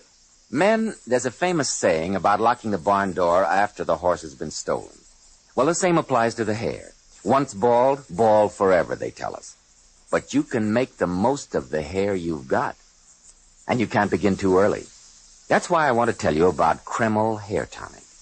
Kreml contains very special hair grooming ingredients found in no other hair tonic. Kreml makes the hair stay better groomed longer, with that natural, greatly desired He-Man look. Never greasy, never sticky. But Kreml does lots more than just keep hair looking handsome. A massage with Kreml actually helps stimulate circulation in the surface of the scalp. Your scalp always feels so alive, so invigorated after applying Kreml. This highly specialized hair tonic also has an excellent lubricating effect on a dry scalp. It makes dry, brittle hair that breaks and falls feel softer and more pliable. So men, buy a bottle of Kreml Hair Tonic at any drug counter. You'll be delighted with its extra advantages. Kreml. Kreml Hair Tonic. Now, Dr. Watson, how about the adventure of the genuine Guarnerius? Well, the British ambassador to France, Sir Hubert Ashley, had invited Holmes and myself to a reception at the embassy in Paris in order to thank us both for successfully concluding the rather delicate affair of Mr. Edwards. The ballroom was a blaze of light. The guests were dancing. By Jove, Holmes, have you ever seen anyone more attractive than our host's wife? I must say that Lady Ashley is really the finest type of English beauty. Sometimes, Watson, I envy you the directness of your mind. What do you mean? When you look at a beautiful woman, you see only beauty. Well, what on earth would you expect me to see? In the case of Lady Ashley, my dear fellow, I notice her elderly husband, her many gallant admirers, and I think, what a motive for murder. Oh, really, Holmes? Oh, Mr. Holmes, I trust our guest of honor is enjoying himself. Very much indeed, Lady Ashley. Mr. Holmes, Dr. Watson, may I introduce a very dear friend, Monsieur Jacques Meriveau, who has known me more years than I care to remember. How do you do, sir? Good evening. Yes, I think I can claim to be Lady Ashley's most devoted cavalier, having first made her acquaintance when she was just over 2 hours old. She wept bitterly the moment she saw me. Yes, but I've been trying to make up to him for it ever since. During the time we're in Paris, Monsieur Meriveau, I've been promising myself the pleasure of a visit to your famous music shop. I should be honored, Monsieur Holmes. I've heard, of course, that you play the violin. Merely as the veriest amateur. Incidentally, I'm looking forward eagerly to hearing Monsieur Drenko play this evening, Lady Ashley. I was unfortunately out of London during the only recital he gave this season. He's a great artist. Yes, he comes from one of those little countries down the right-hand corner of the map, doesn't he? I always heard the fellow's a bit of a bounder. You have an opportunity to judge at once, Watson. Our host is approaching with the gentleman in question in tow. Ah, Holmes, there you are. Monsieur Drenko has been asking to meet you. Monsieur Drenko, Mr. Holmes, Dr. Watson. How do you How do you do? Holmes? Hubert, if you'll excuse me, I must see to our other guests. Until later, Mr. Holmes, Dr. Watson. Yes, indeed, of course. Dr. Watson and I are looking forward to hearing you play, Monsieur Drenko. I always enjoy an appreciative audience. Tell me, Mr. Holmes, might I speak with you alone for a moment? Come along, Marivaux. You promised me your opinion on that 83 champagne. It's a sound vintage, but I find it... Well, Monsieur Drenko? I said alone, Mr. Holmes. I have no secrets from Dr. Watson. Very well, then. It so happens that I find myself in a slight predicament. I thought that with all your experience, you might advise me. As a social favor, Monsieur Drenko? Gladly. If, of course, you would like to come to the tea at my hotel tomorrow and bring your violin to entertain my guests. I beg your pardon. Oh, I understand, Mr. Holmes. We professionals must each respect the other's métier, must we not? It would be preferable. Yes, I told you what sort of fellow he was. Nevertheless, Mr. Holmes, I still ask for your advice, and I will expect to pay the customary fee. You see, I find myself a trifle involved. Only a harmless flirtation, of course, but I did write one or two indiscreet letters to one of the girls at Maxim's, and now the greedy little thing threatens blackmail. Hardly an unusual situation, Mr. Drenko. For myself, for my reputation, I do not care, you understand. An artist is an artist. But there is my wife at home. I must think of her, naturally. You're thinking of her a trifle late, aren't you, old man? So you can see there might be unpleasant results if Frou-Frou were Frou-Frou of Maxim's? You know her? Oh, we're not unacquainted with the young person, eh, Holmes? From my rather brief acquaintance with her, I think the matter may be settled rather simply. Ah, I shall be happy if you will handle the affair. Ladies and gentlemen, may I have your attention, please? Monsieur Drenko, whom we're all very happy to welcome here this evening, will now give us the pleasure of his incomparable music.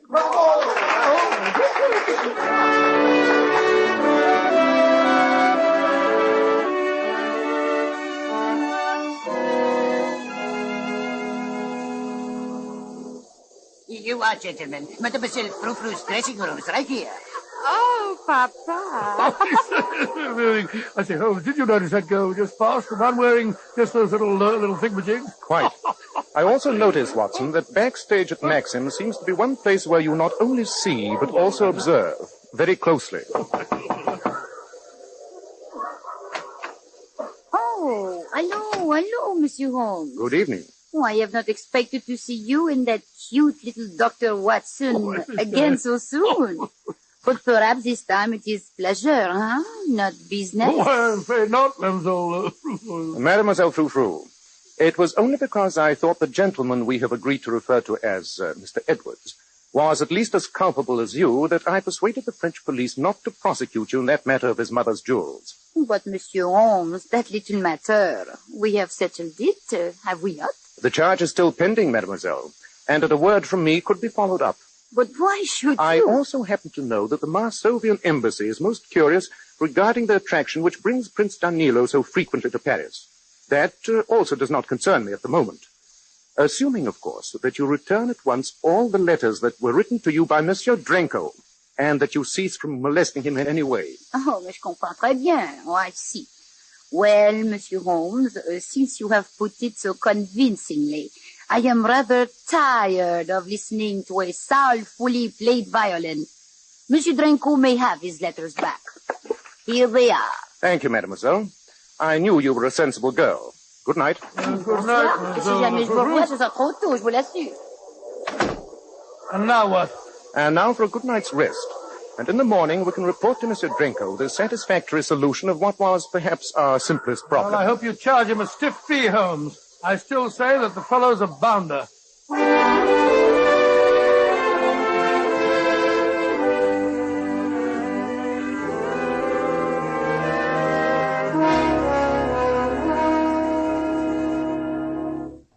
Good morning. I think Monsieur Drenko is expecting us, Mr. Holmes and Dr. Watson. What's the number of his room, please? Quick, send a message to the police. Oh, Monsieur Holmes. Mr. Marivaux, what's the matter? It's Drenko. Well, we're on our way up to see him. He's dead, killed himself. What? Good heavens! Come, Marivaux. Take us up to his room.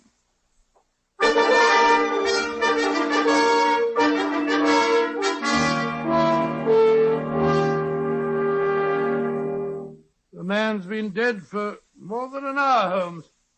Yes, no, not more than half an hour. Closer to an hour, I should think. I see. Marivaux, would you please ask that chap we passed, the one who was painting the hall, to step in here for a moment? But of course. Curious. I wonder what could have been Drenko's motive in committing suicide. Here is the painter, Monsieur Holmes. Ah, yes. Tell me, have you been working there all the morning? Oui, monsieur, ever since 8 o'clock. For over 2 hours, in other words.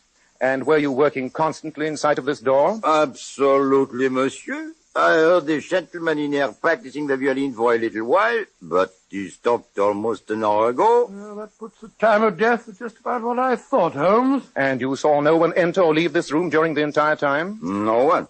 Oh, except 5 minutes ago this gentleman went into the room. A few seconds later, he came running out calling for the police. Thank you. Your statement has been very clear. You may go now, but better not leave the hotel. No doubt the police will want to question you. Not in or out of the window. It's a sheer drop of 4 stories to the street. Look, Monsieur Holmes, this torn piece of paper. I found it here on the desk. It's his suicide note. Evidently written under the stress of considerable emotion, to judge from the writing. It is intolerable. I utterly refuse to endure it any longer. Signed, Mihai Drenko. It's his handwriting, Monsieur Holmes. I'd swear to it. Yes. Unquestionably the perfect setting for suicide. There's no doubt about it.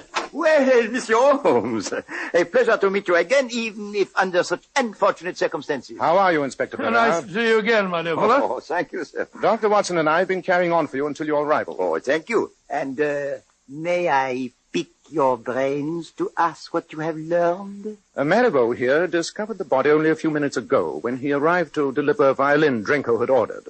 The painter you'll find out in the hall has had the room under observation all morning and will assure you that no one else entered or left it. And the fellow stopped practicing about an hour before. Sets the time of death pretty accurately. Here's the suicide note, Inspector. I'm afraid we're presenting you with rather an open and shut case. Oh, well, Dr. Watson, a hard-working officer like myself welcomes the absence of any mystery. And here's the violin that Drenko was practicing on. Let me see it, Watson.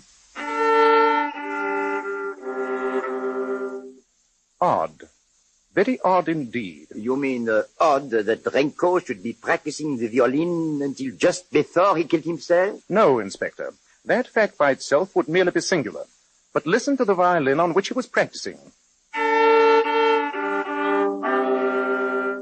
Sounds all right to me. I confess, Monsieur Holmes, that I find no mystery in a man playing the violin just before he killed himself. Perhaps, Inspector, you may then be able to explain why a world-famous violinist like Drenko should do his practicing on a violin that is most unmistakably out of tune. But how should I know what a man would do just before he commits suicide? Suicide? This isn't suicide, Inspector. This is murder.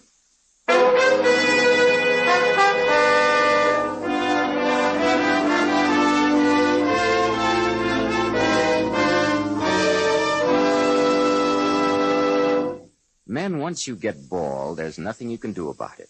Science tells us it's impossible to grow hair on bald heads. But you can make the most of the hair you've got. And let me tell you, there's nothing better than Kreml hair tonic to do it. In the first place, Kreml does a marvelous job of hair grooming. It keeps every lock neatly in place, yet never looks greasy or sticky. Kreml contains very special hair grooming ingredients, the like of which have never been duplicated in any other hair tonic. But Kreml does lots more than just keep hair in place. A massage with Kreml helps stimulate circulation of the blood in the surface of the scalp. Your scalp feels so clean, so alive, so invigorated. At the same time, it removes loose dandruff.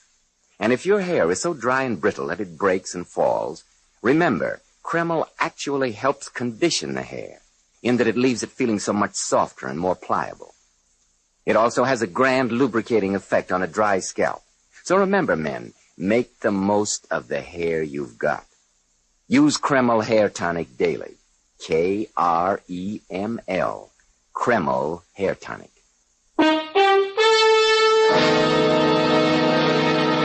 Now, Dr. Watson, what happened in that hotel room when Sherlock Holmes told Inspector Bernard that Drenko, the violinist, had been murdered and had not committed suicide? Well, naturally, Inspector Bernard was rather surprised. As a matter of fact, it seemed to me that he was a bit huffy about it all. But, Monsieur Holmes, you cannot fly in the face of all the evidence we see before us. The bottle of poison clearly labeled, the suicide note unquestionably in his own handwriting, Dr. Watson's medical evidence that the man had been dead at least an hour, and the final confirmation of the man painting in the hall who tells us that no one entered or left this room until a few minutes ago. And against all this, Mr. Holmes, what have you to offer? A violin that is out of tune. Ah, zut alors. Nevertheless, Inspector, it is the crux of the entire case. But, Holmes, how can you tell what a fellow like Drenko would have done? I can assure you, Watson, that he would have done almost anything in the world except practice on this violin. No, Inspector, this was murder. I'll stake my reputation on it. It is only your reputation, Monsieur Holmes, that makes me hesitate at all. Give me 24 hours in which to establish how this murder was done and who did it. Since you ask it, Monsieur Holmes. Very well. Thank you. Come, Watson. We have some busy hours ahead of us. Good day, gentlemen. Good day, good day. And where are we off to in such a hurry, Holmes? The British Embassy. The embassy? Why on earth? You evidently failed to notice during last night's reception that Lady Ashley left us very abruptly the moment Drenko joined our party. Her manner to him verged on rudeness. And that's so unlike Lady Ashley that I feel that an inquiry in that quarter may bear interesting fruit.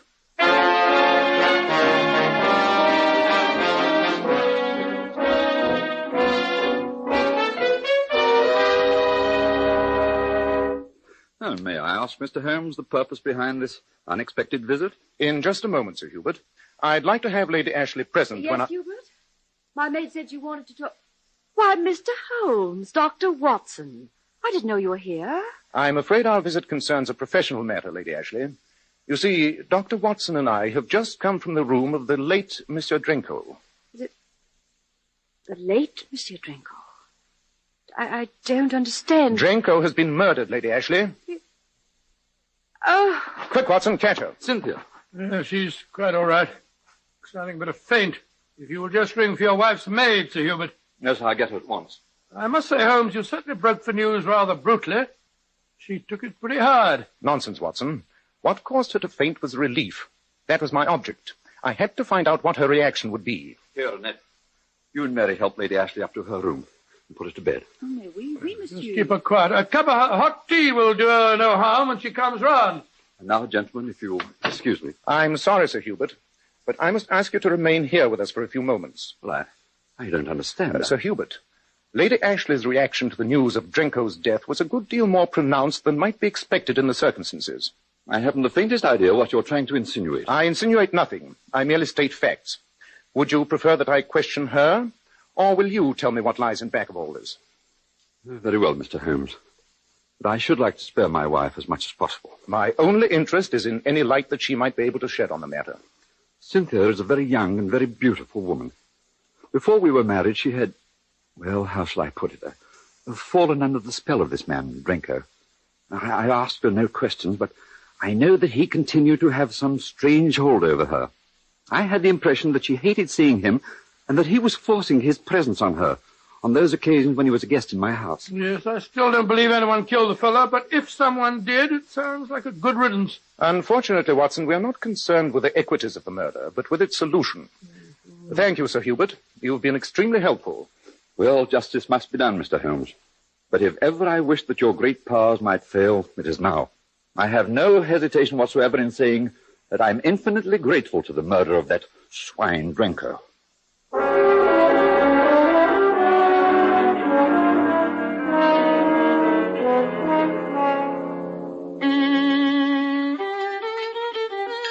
I say, Holmes, will you join me in a cup of tea?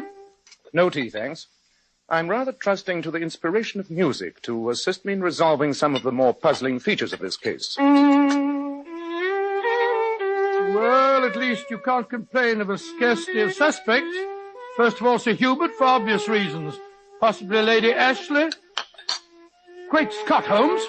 What's the matter? Tea too hot? No, but have you thought of the possibility that Frou-Frou might have killed Drenko? After all, she might have been madly in love with him. The possibility and had occurred to me, but I discarded it. Oh, discarded it.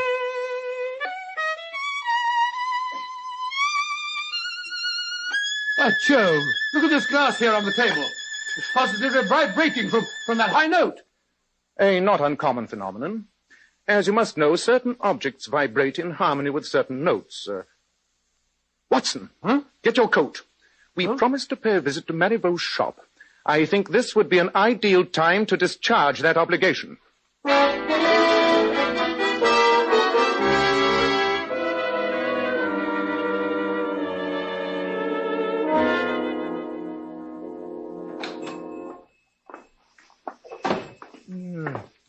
Dingy little place, I must say. Founded 1821, huh? Looks as though they hadn't washed the windows since. But full of priceless treasures. As Marlowe said, infinite riches in a little room. I say, where's Marivaux? I don't like the look of that customer over there, the one with that bushy back beard and theatrical cloak. He looks like one of those bomb-throwing fellows. What you call them, nihilists. You must remember, Watson, that music appeals to oddly assorted people. Well, of course it does. Professor Moriarty, after all, knows no peer in his interpretation of certain of the Bach fugues. Well, Mr. Holmes and Dr. Watson. Or is this other gentleman waiting? No, I'm in no hurry. It's no wonder the fame of your shop is worldwide, Monsieur Marivaux. I see you have some remarkable instruments. You see about you the fruits of a lifetime of devotion to the violin. I must confess, Mr. Holmes, that it pains me every time I sell one of my treasures. I can well believe it. And have you made any further progress toward a solution of Drenko's death? I feel safe in saying that my investigation has gleaned a few pertinent facts. Would it be indiscreet for me to ask what they are? Not at all. You yourself were present when I made the curious discovery regarding Drenko's violin being out of tune. And only a short time ago, while I happened to be playing my violin, Dr. Watson made a remark which threw further light on the case. Didn't you, Watson? Oh, yes, of course. I don't know what kind of a violin you possess, Mr. Holmes, but I'm sure you'll appreciate one magnificent example that I'd like you to try.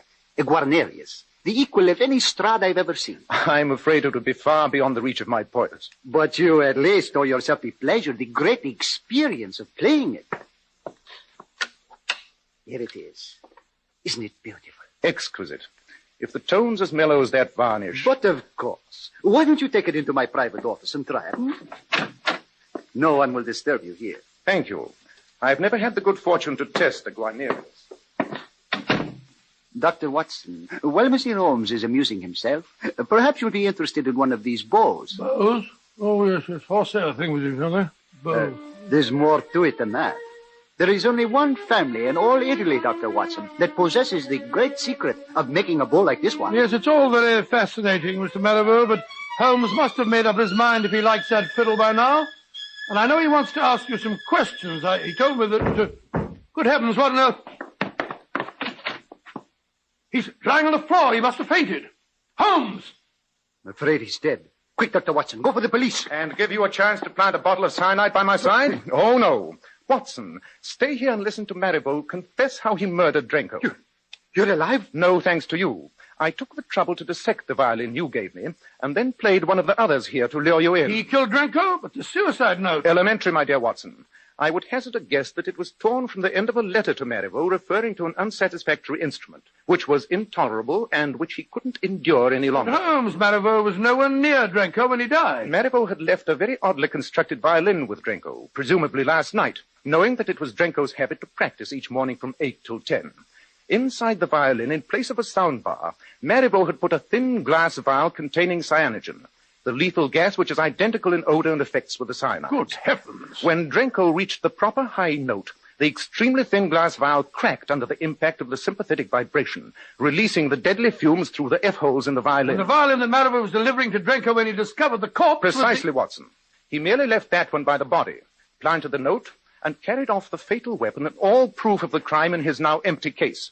He made only one error. He neglected to tune the violin he left. Amazing, Holmes. I've listened very patiently, Monsieur Holmes, to your ingenious and utterly imaginary reconstruction. I suppose you can furnish a motive, too? I'd prefer to spare Lady Ashley the ordeal, Marivaux. But I have no doubt that it was in you she confided that Drenko had been blackmailing her on the strength of their earlier romance. But to convict a man of murder, you need something more than words. You need proof. You seem to be overlooking this dissected violin on your desk, with which you attempted to murder me. I fancy that the sample of your handiwork with the vial of gas affixed therein will offer ample proof. You'll never send me to the guillotine. I'll kill myself first, but I'm going to take you with Drop me. that vial, Marivaux. Precisely what I intend to do. Drop it and release the fumes. They will put a speedy end to all three of us. I've got your Mr. Marivaux. Give me that vial if you don't want a broken arm. There. Much better. Good heavens, it's an nihilist.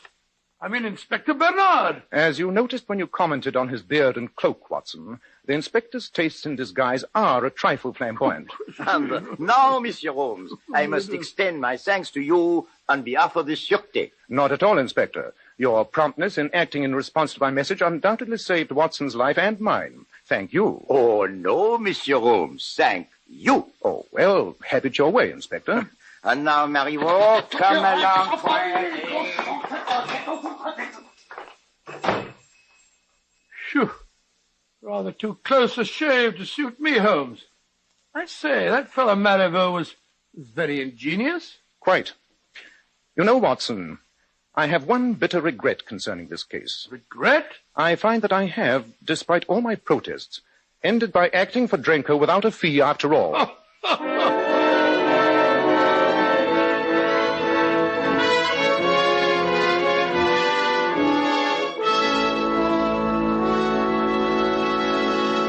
In just a moment, Dr. Watson will tell us something about next week's story. But first, girls, some of the most beautiful women in the world are Powers models. And one of their outstanding characteristics is their shining, bright hair. Now, here's how they keep it shining. Powers models use Kreml shampoo. This amazing beautifying shampoo has been especially developed to actually glamour bathe each tiny strand of hair, revealing all its natural glossy luster. My wife says Kreml shampoo is wonderful for washing children's hair. How about that? Oh, yes, it would be, because there are no harsh caustics or chemicals in Kreml shampoo, and its luxurious active foam penetrates right to the scalp and removes all loose dandruff as well as the dirt.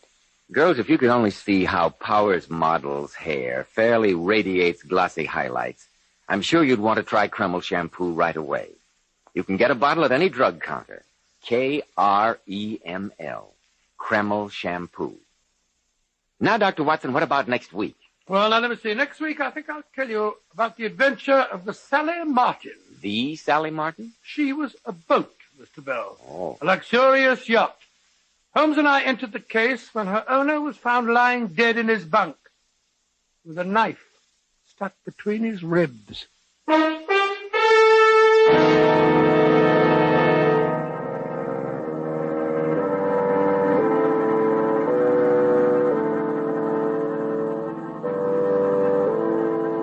Tonight's new Sherlock Holmes adventure was suggested by an incident in Sir Arthur Conan Doyle's story, The Illustrious Client. Nigel Bruce appeared by permission of California Pictures, Tom Conway through the courtesy of Eagle Lion Pictures. This is Joseph Bell speaking for Kreml Hair Tonic and Kreml Shampoo, and inviting you to be with us next week at this same time when Dr. Watson will tell us about the adventure of the Sally Martin.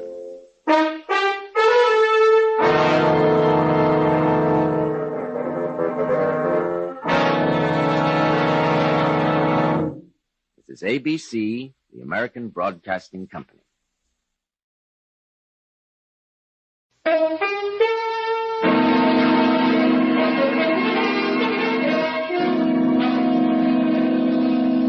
Kreml Hair Tonic and Kreml Shampoo present the new adventures of Sherlock Holmes, starring Nigel Bruce as Dr. Watson and Tom Conway as Sherlock Holmes.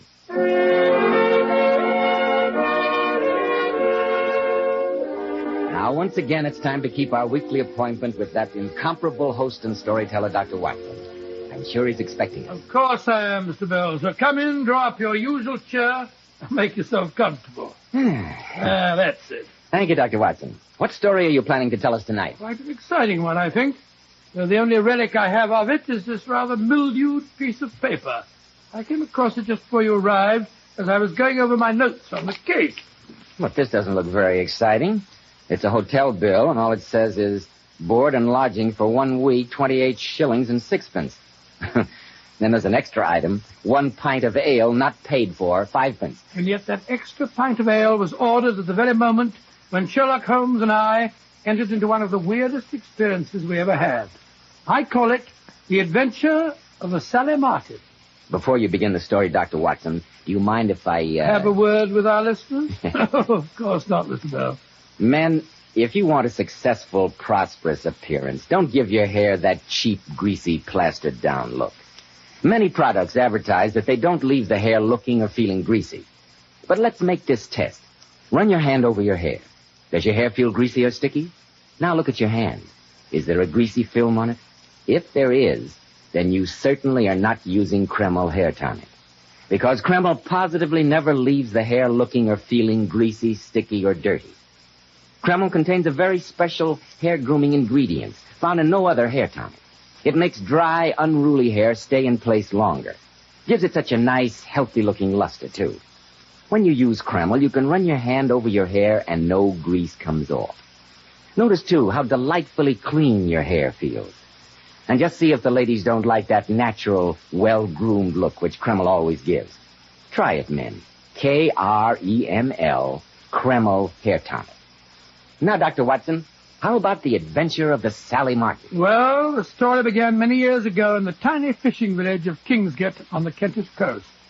At my insistence, Sherlock Holmes had agreed to take a much-needed holiday, and we were staying for a few days at a small seaside inn known as the Silver Dolphin.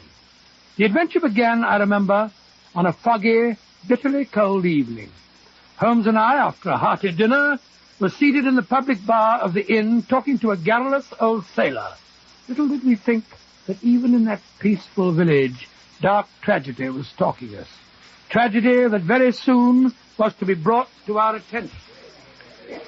Here you are, Albert. Another pint. Thank you kindly, sir. Here's your very good health, gentlemen. Amazing capacity. That's the 5th. I can't think where he puts it. I see no mystery there, Watson. Go on with your story, Albert. You just reached the point where the shark had turned on you. Well, gentlemen, I ups on the rail and dives into that raging sea. Pulls out me knife. Oh, really? Where did you get the knife? I thought you said that you'd lost your clothes in the hurricane. Stepped to me middle, I was. But I always kept a Bowie knife stuck in me belt. Oh, really? How uncomfortable. Well, I see the white belly of the shark turning at me. I let him have it. A rip here, a slash there. Ooh, there was blood all over the place. Never saw such a mess. Storytelling's very dry work, gentlemen. I'll order you another pint, Albert. Thank you kindly, sir. Watson, look who's just come in. Oh, it's our old friend Sergeant Dobson, isn't it? Yes, and judging by his expression, the local representative of the law has serious business on his mind. Good evening, Sergeant. Good evening, Mr. Holmes. Evening, Dr. Watson. How are you, Dobson? Can I have a word with you, private-like? Of course you can. Oh, I beg pardon, sir, but you did say something about buying me another pint. Don't worry, Albert. We'll have it sent over for you. Please give Albert another pint, Annie. Put it on my bill. Right you are, Mr. Holmes. Perhaps you wouldn't mind stepping into the private bar, gentlemen. Very well. Now, Sergeant, sit down and tell us what's on your mind. Murder, Mr. Holmes. Great Scott. Who? Where? Well, have you gentlemen noticed the fancy sailing boat that's been moored out in the cove this past week? Yes. I was informed that it was owned by George Byron, the Lancashire cotton manufacturer. That's correct, sir. The boat's named the Sally Martin. And right at this moment, Mr. Byron's lying there in his cabin with a knife in his ribs, deader than a boiled mackerel. Good gracious me. I rowed ashore to send a telegram to the police at Canterbury, but I left a constable to guard the people aboard. Good. I'm going back now to conduct my investigation. But the Canterbury police can't be here before morning, and I was hoping that we'd help you, Sergeant. Well, sir, a case like this is a little outside of my experience. Just a minute, Dobson. Mr. Holmes is still a sick man. It's cold out and foggy. As his doctor, I forbid... Rubbish. How can I stay here in the inn while a murder lies waiting to be solved less than a mile away? Come, Watson. The game's afoot.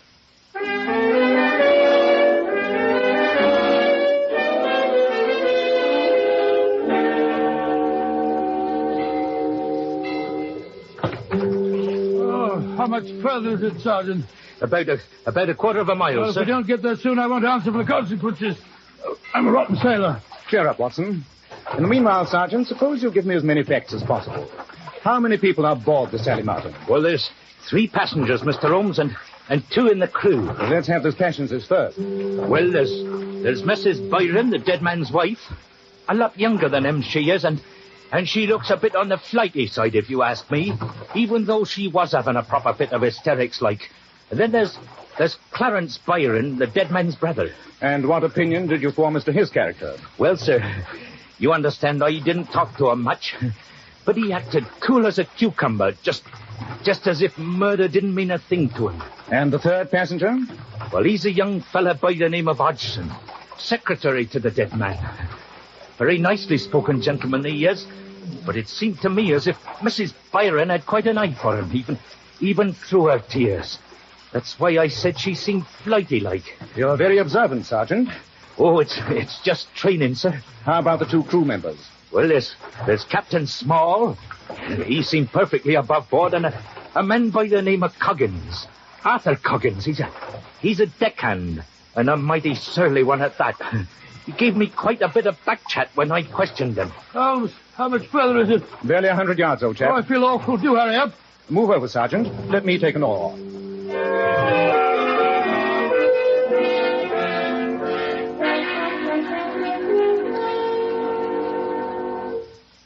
There's the murdered man, Mr. Holmes. That's just how we found him. Very illuminating. Look at that murderous knife. It's buried to the hilt in his chest. Yes, but more interesting than the knife at the moment is the tableau presented in this cabin. What story does it tell you, Watson? Very simple story. Somebody opened the cabin door, came in, and stabbed him. Oh, come now. Surely our years together have made you a little more perceptive than that. I don't see what you're driving at. Well, for one thing, in his right hand is an open book. Oh, been reading? Yes, and the sergeant has told us that the oil lantern beside his bunk was still burning when the body was found. Oh, that's right, Mr. Holmes. There's no sign of a struggle. The bedclothes aren't even rumpled. No cry for help was heard. So let us reconstruct the scene. Mr. Byron was lying in his bunk, reading, as you observed, Watson. Oh, quite easy. The door opens. The murderer comes in, the knife hidden in his or her clothing. The victim has no suspicion of his fate because the murderer was someone who could enter his cabin at will. And suddenly, the fatal blow is struck. Then it must have been one of the 3 passengers. I think we may reasonably include the captain. The master of a schooner surely would have the ability to enter his employer's cabin without creating suspicion. Oh, you're right, Mr. Holmes. I think we've seen enough here, Sergeant. Where are the passengers? In their cabin, sir. I told them to wait there until they were sent for. The main saloon's empty. You could see 'em in there nice and private-like. Splendid. Then let's go there. At once.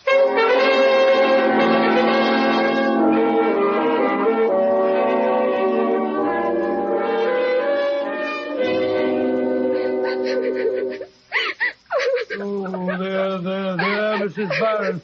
My friend's only trying to help you. Oh, how can he help me? He can't bring poor George back to life again, can he? No, madam. But at least I can try to find his murderer for you. He's right, Mum. So take it easy, like, and answer his questions. Very well. What do you want to know, Mr. Holmes? Can you suggest anyone who might have had the motive for murdering your husband? Oh, 6 men. George made a lot of money. He was a hard businessman. He had many enemies. But none of his business enemies had an opportunity of killing him tonight. His biggest enemy, though I never could make him believe it, is on this very boat now. His brother Clarence. Biggest enemy, his own brother. Oh, come, madam. True. It's true, Clarence sponged on him, has done for years. And ever since I married George, he's tried to be more friendly to me than a brother-in-law should be. Mm-hmm. Just because I was once in the theatre, he seems to think I didn't know how a lady behaves. You in the theatre? I wonder if you knew a girl who was Daly's pretty little thing. Watson, surely this is no time for your theatrical reminiscences. Oh, Mrs. Byron, are you familiar with the terms of your husband's will? Everything he has comes to me. Huh? Well, that's perfectly natural, isn't it? Perfectly. But in that case, your brother-in-law would hardly seem to profit from your husband's death. I don't know what you're suggesting, Mr. Sherlock Holmes. Do you think I stabbed him? I wouldn't have had the strength. Mrs. Byron, I suggested nothing. But I'm interested to notice that you answer your questions as well as ask them. Well, I'm not staying here to answer any more questions, Mr. Holmes. I'm going back to my cabin. If you want me, that's where you'll find me. No, wait a minute, Mum. Let her go, Sergeant. And please ask Mr. Hodgson, the secretary, to come in here. Just as you say, sir. Upon my soul, she's a fine little thing, isn't she? Just attractive, too. What do you make of her, Holmes? It's hard to say. If one wished to deduce motive, it would be easy. Well, she must be 25 years younger than her husband, and a fortune coming to her. It is death, eh? Precisely. And despite her own statement, a woman would have the strength to stab an unsuspecting man to death. Here's Mr. Hodgson, sir. Thank you, Sergeant. Please sit down, Mr. Hodgson. Yes, Mr. Holmes. This is a shocking business. It is indeed, my boy. I'd like to ask you a few questions. Any questions you like. When did you last see your employer tonight? Shortly after dinner, Mr. Holmes. He was taking a turn round the deck. We chatted for a few minutes, and then I went to my cabin and retired. It was about 9:30 or 9:45. You heard no cry for help, no shout in the night? No, none. The first I knew of the tragedy was when the captain awakened me. Can you suggest who might have had a motive for his murder? Mr. Holmes, that's a little hard to answer. Come now, Mr. Hodgson. Don't hold anything back. You'll have to talk in a court of law, you know. Yes, I suppose so. Well, gentlemen, in my capacity as secretary, I did know that my employer's brother, Clarence, has been borrowing heavily. Only yesterday morning I was compelled to draw my employer's attention to an irregularity in the monthly bank statement. A £500 check had been drawn. The signature was a forgery. And you think that Clarence Byron committed that forgery? Yes, I do, sir. And so did my employer. The two brothers had a terrible row about it. Sergeant, will you be good enough to ask Mr. Clarence Byron to come here, please? Right you are, Mr. O. One very personal question, Mr. Hodgson. Was the relationship between you and your employer's wife a purely social one? As a matter of fact, Mrs. Byron has been very kind to me. Oh, really? My family are dead, and she's taken an interest in me. But I give you my word that it's been purely platonic. Mr. Holmes? Yes, Sergeant Hobson? Mr. Clarence Byron's lying in his bunk, sir. He says he can't come here. He's got a heart attack. A heart attack? That's rather convenient, eh, Holmes? Yes, Watson. And it's also convenient that there's a doctor aboard. Let's go and see him, shall we?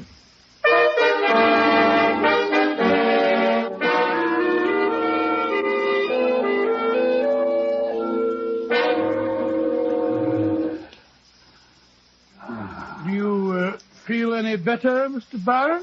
Yes. Yes, I do, Doctor. That injection you gave me helped. It was digitalis, I suppose. No, it wasn't. Holmes's heart's perfectly sound. He was simulating an attack. So I gathered, since an injection of plain water apparently gave him immediate relief. Plain water? Yes, your heartbeat was full and regular, and your color normal. So I decided to try an experiment. And a very successful one.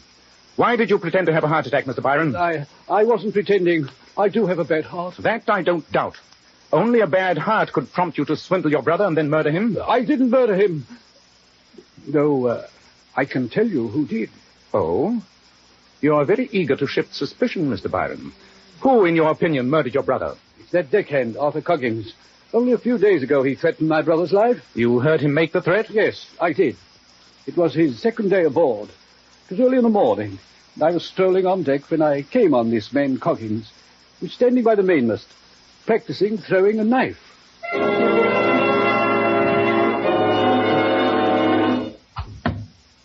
You're pretty handy with a knife, Coggins. What's that? I said you're pretty handy with a knife. Yes. I know how to use a knife. You think you're going to like being on this ship? No. Not if I don't get treated like a human being. Just yesterday, the owner yells out to me, "Here, you, whatever your name is, treating me like dirt. Whatever your name is. Can't he find out my name? I'm as good as he is." One of these dark nights, he'll get what's coming to him.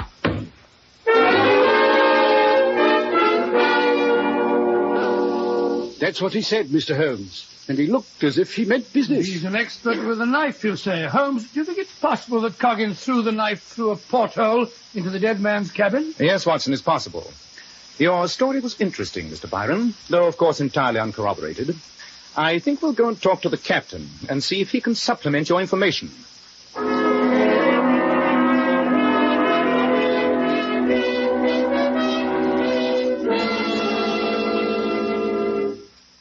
Well, Mr. Holmes, I can't answer for the passengers. That's no business of mine. I appreciate that, Captain Small.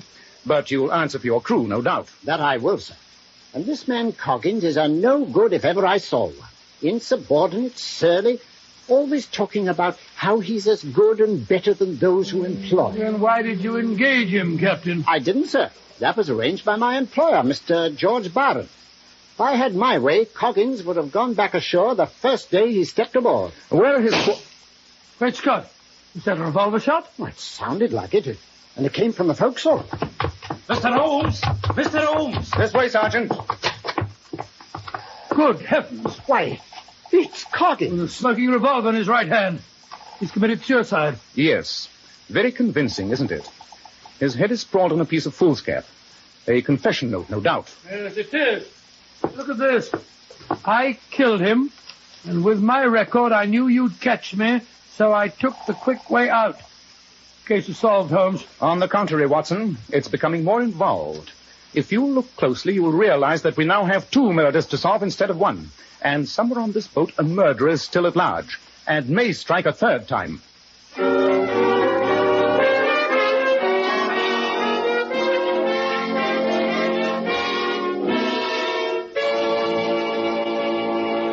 In just a moment, we'll find out if the murderer does strike a 3rd time. But first, men, if you're bald, you might as well grin and bear it, because science tells us it's impossible to grow hair where the hair roots are dead.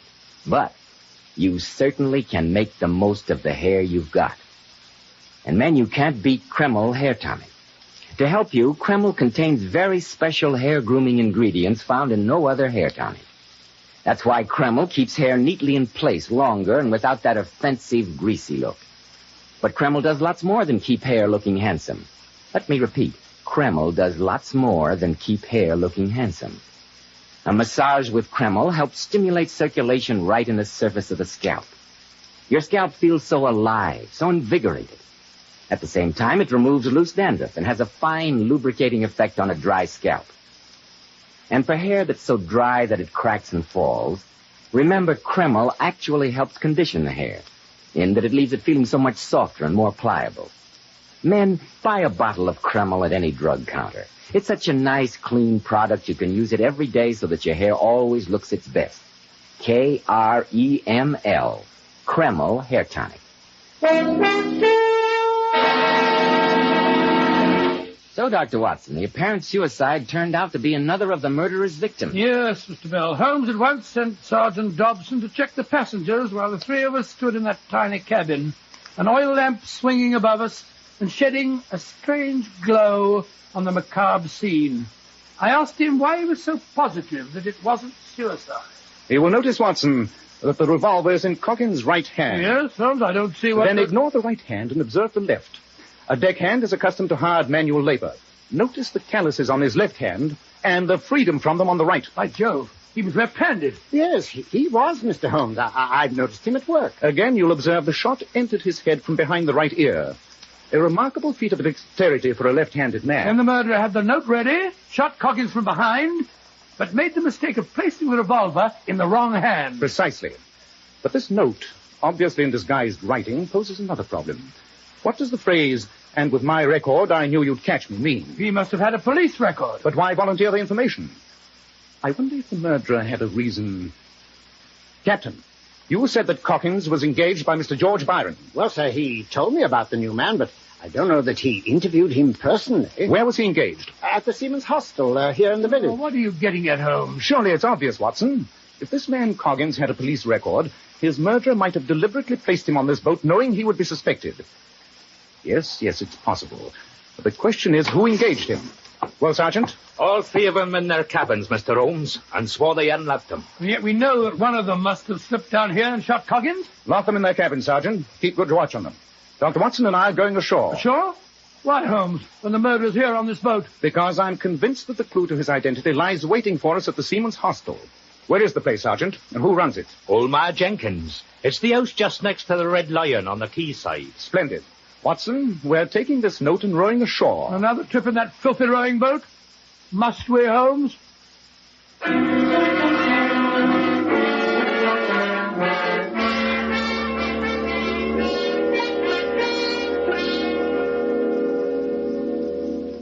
It's a fine time of night to rootle a respectable woman out of a warm bed, I must say, and no mistake. But, Mrs. Jenkins... Call me Ma. Everyone calls me Ma. Very well.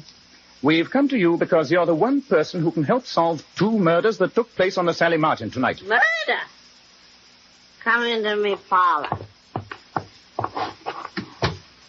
I'll light the lamp. There.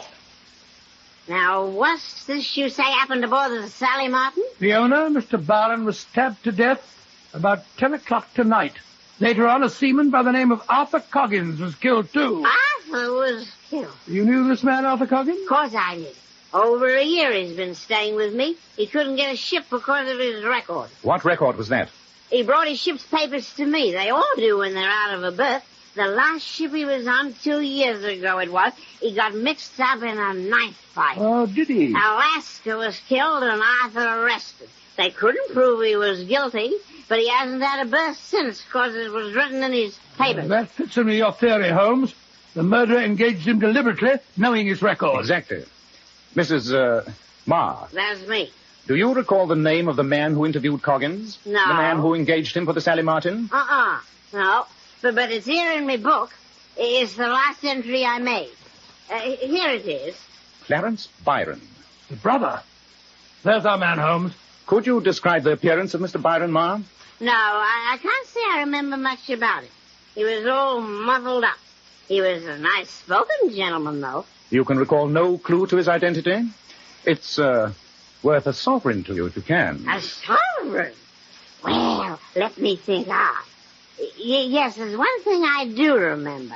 He had a gold signet ring on his right hand. Splendid, Ma. Watson, the case is solved. Of course it is. Clarence is the man. May I congratulate you on your powers of observation, Watson. Ma, here are 2 sovereigns for you. 2? But you The said... extra one is for the privilege of borrowing this registry book of yours for a few hours. No. I'm taking it back to the Sally Martin with us so that we may compare the handwriting in it with that of a murderer.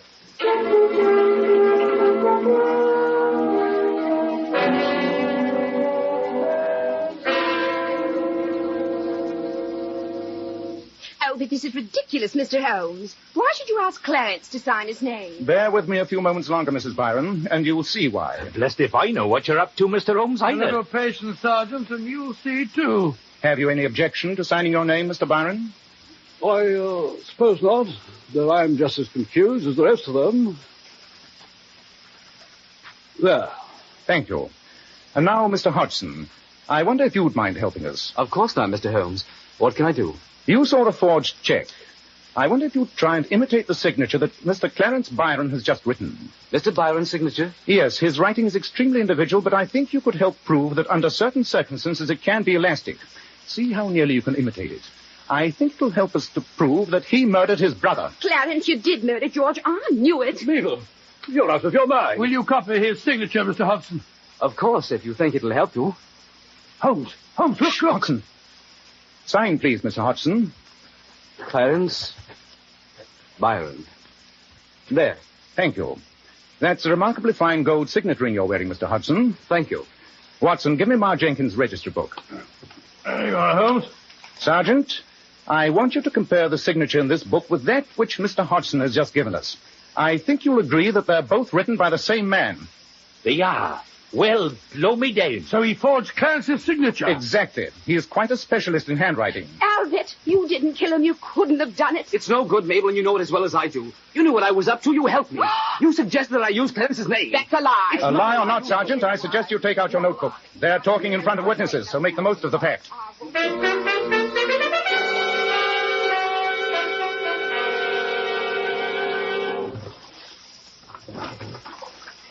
The sun's coming up, Watson. Yes, the sea's calmer, Higgins. A very satisfactory start to a new day.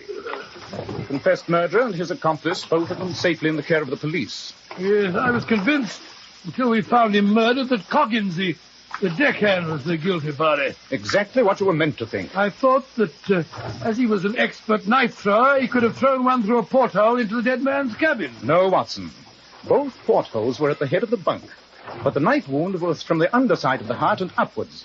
It would have been impossible to have thrown the knife through a porthole at such an angle. Yes, I can see it all now. Young Hodgson, coveting his employer's wife, planned a knife murder and then engaged Coggins, knowing that with his record, he'd be the logical suspect. Yes, but like so many murderers, he tried to be too clever. He left enough clues to hang himself half a dozen times Why over. did Clarence pretend to have that heart attack? The nervousness of a person who knows himself to be under suspicion. A futile attempt to escape interrogation. Well, I'm glad it's all over. I'm exhausted and I'm frozen, and I'm delighted to think that this is my last trip in this horrible rowing boat. Whereas I'm feeling very stimulated, and in a distinctly altruistic mood. Altruistic? What do you mean, Holmes? If you'll observe the flurry of excitement at the quayside, the figures in blue serge that are at this moment embarking in boats, you'll realize that the police from Canterbury have just arrived. I still don't see how altruism comes into the picture. I intend to claim no credit in the solution of this crime.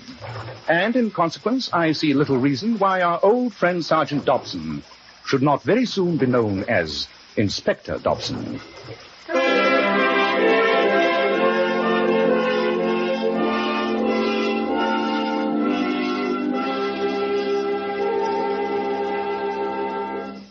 In just a moment, Dr. Watson will tell us something about next week's story. But first, girls, if you want to really make a hit with a boyfriend, here's a beauty tip right out from here in Hollywood, and one which Lovely Powers models were among the first to discover. Give your hair a 10-minute glamour bath with Kreml shampoo. This amazingly beautifying shampoo has been especially developed so that it actually brings out all the brilliant, natural luster of each tiny strand of hair. Kreml shampoo leaves the hair fairly teeming with highlights. And don't forget, Kreml shampoo is wonderful for the entire family. And yes, even in the hardest water, it whips up gobs of rich, luxurious foam, which penetrates right to the scalp and removes all loose dandruff as well as the dirt. So, ladies, buy the large family size of Kreml shampoo. Kreml. Kreml shampoo, the largest selling shampoo with an oil base. Now, Dr. Watson, what about next week? Well, now let me see. Next week, I think I'll tell you how Holmes solved a murder with only one clue: the depth to which the parsley had sunk in the butter on a hot summer's day. I call this bizarre adventure The Strange Death of Mrs. Abernethy.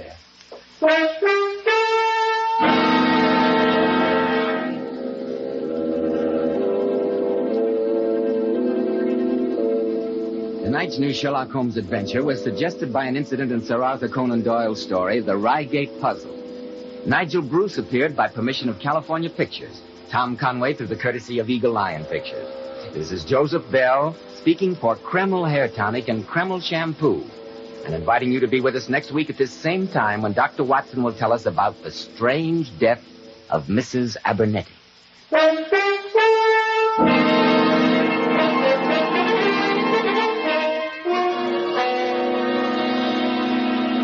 This is ABC, the American Broadcasting Company.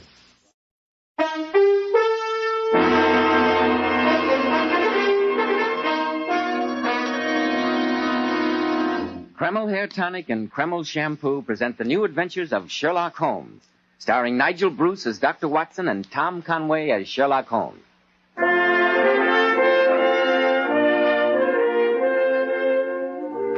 Well, once again, it's time to join our good friend and host, Dr. Watson, as he waits for us in his familiar study. Good evening, Dr. Watson. Good evening, Mr. Bell. Well, are you all set for tonight's new Sherlock Holmes adventure? Yes, my boy, I'm all set, as you put it. I was looking over my notes on the case before you arrived, and I came across this. It played an extremely prominent part in tonight's story. Well, what is it, Dr. Watson? It looks like a dried leaf of some kind. In its younger days, Mr. Bell, it was a sprightly sprig of parsley. Dr. Watson, I know you have the habit of collecting odd mementos from your cases, but a sprig of parsley. And yet, my boy, this withered piece of greenery enabled Sherlock Holmes to solve one of the most diabolical murders that we ever encountered. The strange death of Mrs. Abernethy. Well, this I've got to hear, but first of all... Oh, I know, Mr. Bell, I know. You have a message for our listeners. Every man who wants to get to the top should realize how much neatly groomed hair adds to a man's appearance. And I'm sure he'll be interested in hearing how so many of America's most prosperous and successful men keep their hair looking so attractive. They use Kreml Hair Tonic. And it's easy to see why. Because Kreml contains precious hair grooming ingredients found in no other hair tonic. This is why Kreml gives a man's hair such a natural, well-groomed look. It keeps it in place longer, too. Yet Kreml never leaves hair looking or feeling greasy or sticky. Never leaves it feeling stiff as a board. Just make this test, men. After you apply Kreml, run your hand back over your hair. Notice how delightfully clean your hair feels. Notice how no grease comes off on your hand. Your hair always looks like a million and feels like a million when you use Kreml. Kreml. Kreml Hair Tonic. Now, Dr. Watson, how about the mystery of the withered parsley and the strange death of Mrs. Abernethy? Well, Mr. Bell, at the time I'm talking about, this parsley, just like myself, was a great deal younger. Oh. But to get on with my story, Holmes had just concluded his amazing investigation in the affair of the Reading bicycle pump murder, and we decided to stay for a few days in the nearby beautiful village of Pangbourne. The weather was surprisingly generous for an English summer, and on our second day, Holmes and I had gone for a stroll along the towpath of the River Thames. Holmes was in an extremely morose mood that day, I remember, as we walked back towards our hotel. The country's beautiful here, Holmes. Yes, I suppose it is. Oh, come. Look at the red and grey roofs of the cottages, and the farms peeping out through the trees over there. So peaceful and soothing. I'm afraid it has the reverse effect on me, Watson. That's the curse of having a mind like mine. Oh, how do you mean, Holmes? I observe everything with reference to my own special subject. You look at those scattered houses, and I'm impressed by their peace and beauty. I look at them and think how easily crime may be committed there. Good Lord, who'd associate crime with a spot like that? It's my opinion, Watson, based on experience, that the lowest and vilest alleys in London do not present a more dreadful record of sin than does the smiling countryside. What a morbid thought. The reason is obvious. The pressure of public opinion can do in the city what the law cannot accomplish. There's no lane so dark that the scream of a tortured child or the thud of a drunkard's blow does not obtain sympathy and help from some neighbor. But look at these lonely houses. Think of the deeds of hellish cruelty, the hidden wickedness, which may go on year in, year out in such places and no one the wiser. Upon my soul, Holmes, you're in a particularly depressing mood. Hello. Look at this fellow running towards us. Must be crazy. Imagine galloping along a towpath on a hot day like this. From his expression, I think we may reasonably assume that he's not doing it for the exercise. Excuse me, but is one of you gentlemen Dr. Watson? Yes, sir, I am. And this is Mr. Sherlock Holmes. Oh, how do you do, sir? Mr. Holmes. How do you do? My name is Gareth Abernethy. I heard that you were staying in the village. I went to your hotel, and they told me that you'd gone for a walk in this direction. I presume you need a doctor's help. Yes, I do. Dr. Watson, I know you're on a holiday, but... Oh, well, naturally, I'm at your service, sir. What is wrong? Oh, perhaps we could start walking back to the inn. My horse and trap are there, and I'll tell you about it as we go. My mother's just had a bad heart attack. We live at Holmby Grange, a few miles out of the village. I'd like to drive you out there at once, but Doctor. Surely, if you live here, you must have a family doctor. Well, he's in London for a few days. I see. Tell me, Mr. Abernethy, what were the symptoms of your mother's heart attack? Well, she said she was taking her usual nap before lunch. She started to go to sleep and suddenly woke up crying that she was going to die. Said her heart seemed to stop beating entirely for a few moments. Well, has she had these attacks before? Well, I can't tell you much about it. The family says that for her age, she's been in very good health. I've been abroad for a few years. In China, I observe, Mr. Abernethy. Yes, I went out there as a war correspondent covering the Boxer Rebellion. But how did you know? The fish that you have tattooed immediately above your right wrist could only have been done in China. That trick of staining the fish's scale a delicate pink is quite peculiar to that country. That's amazing, Mr. Holmes. Oh, it's not so amazing as all that. It's just a certain facility for observation, sir. For instance, from what you told me of your mother's symptoms, I should say that her lips are bluish, that she runs out of breath when walking upstairs, and the veins in her cheeks are unusually pronounced. I begin to think I've met a pair of magicians. Oh, why? But you're right, Doctor. I see I put you on your mettle, Watson. How did you deduce that? Elementary, my dear Holmes. The symptoms that Mr. Abernethy described were typical of mitral constriction. I shall be delighted to examine your mother and do whatever I can for her. I'm very grateful, Doctor. You're in good hands, Mr. Abernethy. Well, Watson, I shall see you later, no doubt. This is one case in which I'm sure you need no help from me.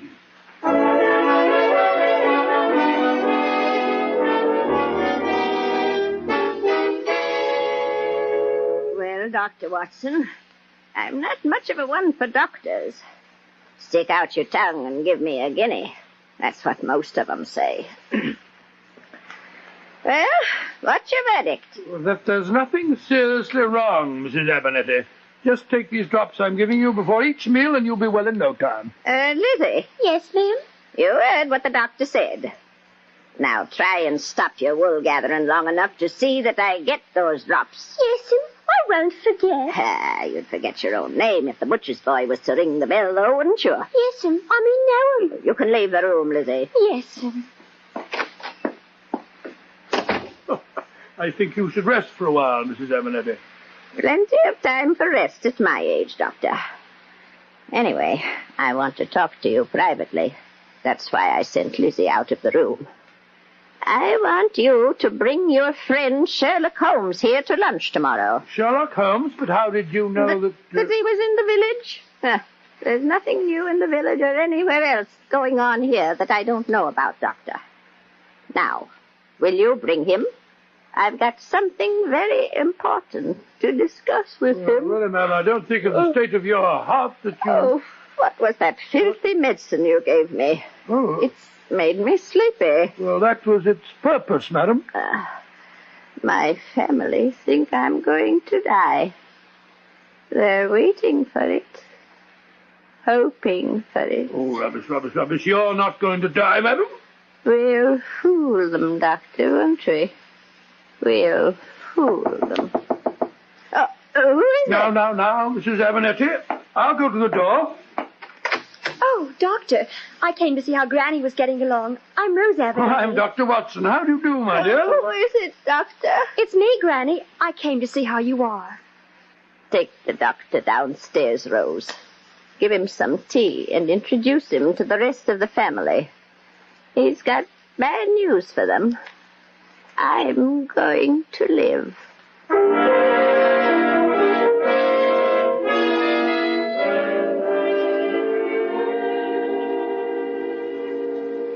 Uncle Gareth, will you introduce Dr. Watson, please? Of course, my dear Rose. And I appreciate your motive in giving me the privilege.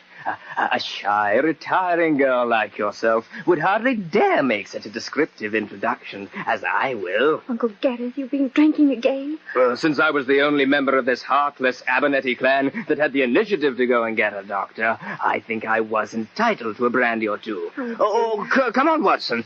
Come and meet my noble brothers. They're here in the library, waiting like hopeful vultures for bad news about our dear mother's health. Oh, well, sir, I think perhaps some other time. No. Might as well get it over with. I'm sorry, Dr. Watson. I didn't know Uncle had been drinking. Oh, that's quite all right, my dear child. Dr. Watson, let me introduce my brother, Ernest. How do you do? How are you, Dr. Watson? Since the success of Oscar Wilde's recent comedy of manners, Ernest has been unbearable. I think he took its title too literally. I suppose you're referring to the importance of being earnest. As you see, Doctor, my brother is a brilliant wit, and brandy sharpens his perceptions even more. He's been known to launch a whole string of leaden epigrams in the course of one evening. Yes, and he's been known to do an honest day's work in his life, which is more than you can say, my dear Ernest. Gareth, I'm sure Dr. Watson has no desire to listen to our dreary wranglings. Why not introduce him to John? I'm going to. Watson, this is my other brother, John Abernethy. How do you do, sir? How do you do, Doctor? John is the respectable member of the family. He manages the estates here, and at least has the unique distinction of having worked for the money he gets from Mother. Shouldn't talk like this in front of a stranger, Gareth. Bad form, you know. Yes, Uncle Gareth. Dr. Watson's come here to tell us about Granny. Oh, then let's hear the verdict. It means much more to us than you could possibly imagine, I can assure you. Well, I examined Mrs. Abernethy very thoroughly. Considering her age, I'm glad to say that her condition is quite good. I've prescribed digitalis for her, and she should pull through very nicely. In fact, I see no reason why she shouldn't live to be 100. Oh, Uncle Ernest, that was one of our nicest wine glasses. Look at us, Watson. You give us the best possible news, and look at our faces. Don't you realize that this whole family is waiting for one thing? My mother's death? I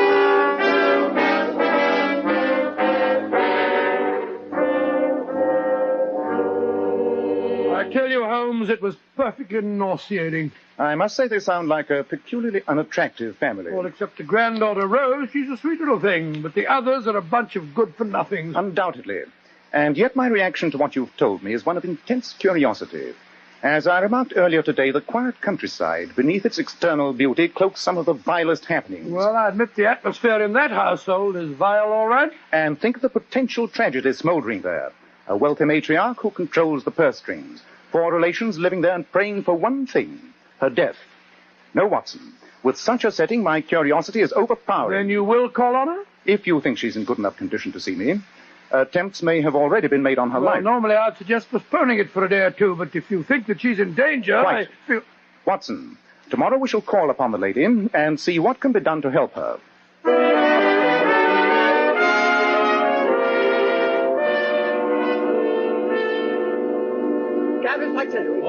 Mr. Holmes. Yes, Mrs. Abernethy? Before we go into lunch, I should like to tell you why I asked you to come here today. And I want my family to know, too.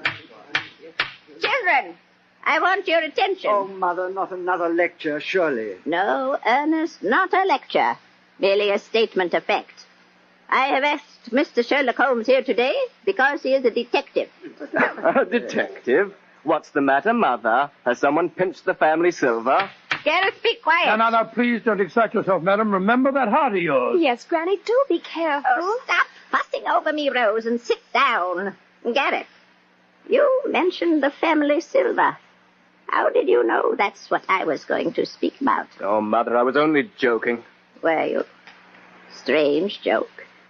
Mr. Holmes, I discovered a few days ago that the Abernethy silver has been stolen piece by piece and replaced by imitations. How do you know, Mrs. Abernethy? I recently had occasion to have some of our silver knives repaired. The blades were loose in the handles. The London jeweler to whom I sent them reported that they were not the family silver, but plated imitations. I had him come down here and examine the rest of the set. They're frauds. I want you to find out who's responsible. I know it's one of these 4 children. That's ridiculous, Mother. Why suggest that one of us is responsible? Because I know you children too well. Personally, I think it's what you deserve, Mother. How dare you? I'm not dependent on you, Mother, but the others are. You've kept them dangling too long. Look at you, Rose. You're still young. Are you going to stay here another 20 years waiting for your grandmother to die? Gareth, leave her room. Now, please, Mrs. Abernethy. Lunch is served, ma'am. Oh, go away. I love you. Quick, Watson. She's having another attack. Out of the room, everybody, please. Oh, Dr. Hill. No. Don't worry, Mrs. Abernethy. You're going to be quite all right.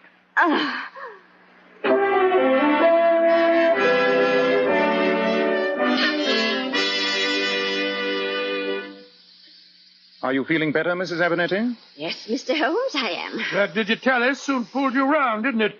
You must remember not to take another dose until this evening. In the meanwhile, I think you'd better go and lie down. No, Doctor. I want to go into lunch. And afterwards, I have something else to tell you, Mr. Holmes. Something I don't intend the family to hear. And it's much more significant than stealing silver. Mrs. Abernethy, I think if you were to tell me your real problem now, simply and directly, a great deal of time and patience might be saved. After lunch, Mr. Holmes. Doctor, give me your arm.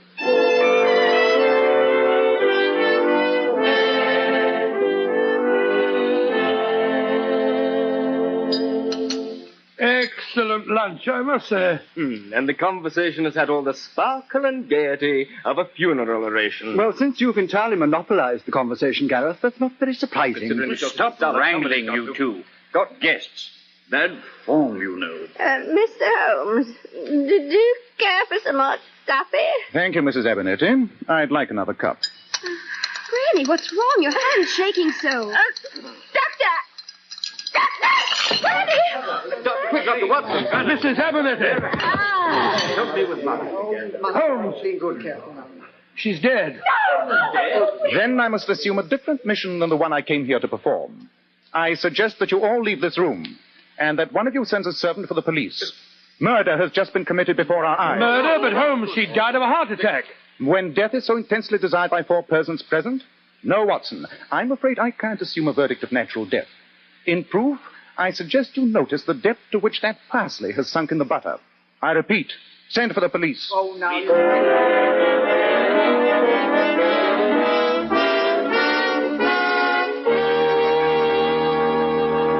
Before we find out what the police discover, men, once you get bald, there's nothing you can do about it. But it's never too early to make the most of the hair you've got. That's why I urge you to try Kreml Hair Tonic. Kreml contains very special hair grooming ingredients which have never been duplicated in any other hair tonic.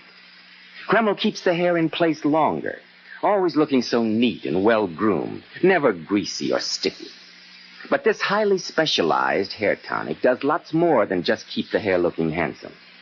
A quick massage with Kreml helps stimulate circulation right in the surface of the scalp, leaving your scalp feeling so alive, so invigorated. At the same time, Kreml removes loose dandruff and has a fine lubricating effect on a dry scalp. And if your hair is dry and breaks and falls, Kreml actually helps condition the hair in that it leaves it feeling so much softer, more pliable. Men, I'm sure you'll enjoy the way Kreml always feels so clean on your scalp, looks so clean on your hair, and has such a clean odor. How it helps give you such a handsome, clean-cut appearance. Buy a bottle at any drug counter. Kreml, Kreml Hair Tonic.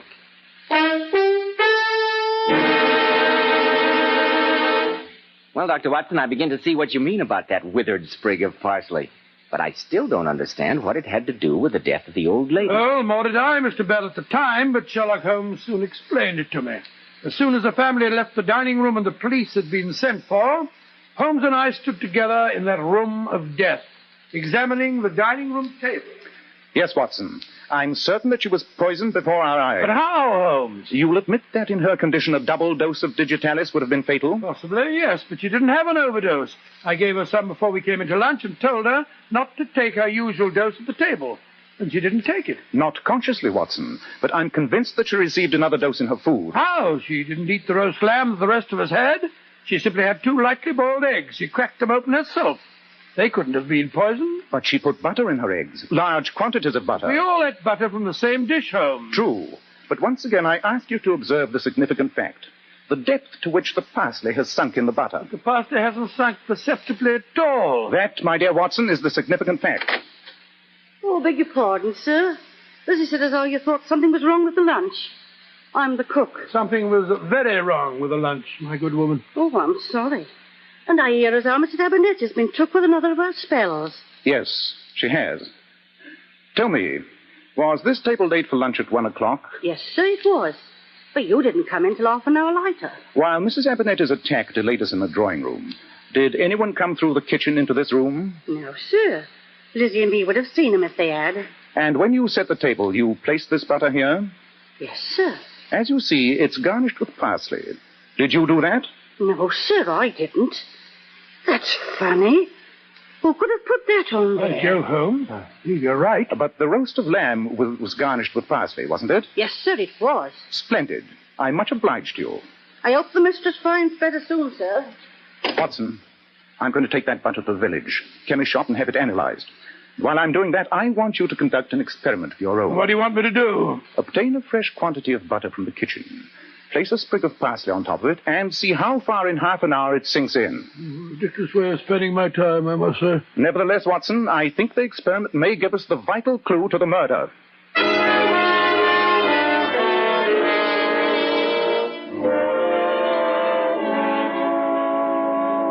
Well, Holmes, and what did you find out at the chemist? It was as I suspected, Watson. The butter was thoroughly impregnated with digitalis. And yet we all ate some of it. True. It would not produce any effect on a normally healthy person. In the case of Mrs. Abernethy, however, 2 doses in quick succession were fatal. Good Scott. What was the result of your experiment, old chap? Well, in half an hour on a blazing hot day like this, parsley sinks quite noticeably into the butter. Therefore, it was placed there shortly before we came in late to lunch, not when the table was set. But what was the motive? The butter had been shaped by a mold. It was patterned on the top. The murderer used a hypodermic needle to inject the digitalis, and he had to hide the holes made by the needle. So he took the parsley from the roast and placed it on the butter. Who had the opportunity? That's what we have to find out.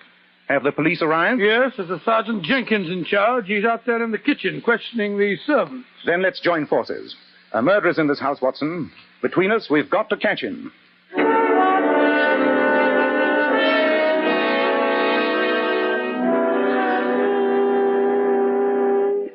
Mr. Holmes, I've questioned everybody.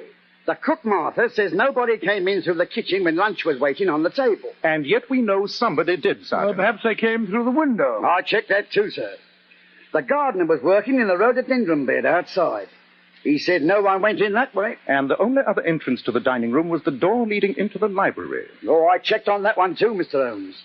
Mr. John Abernethy and his brother Ernest were playing a game of chess there.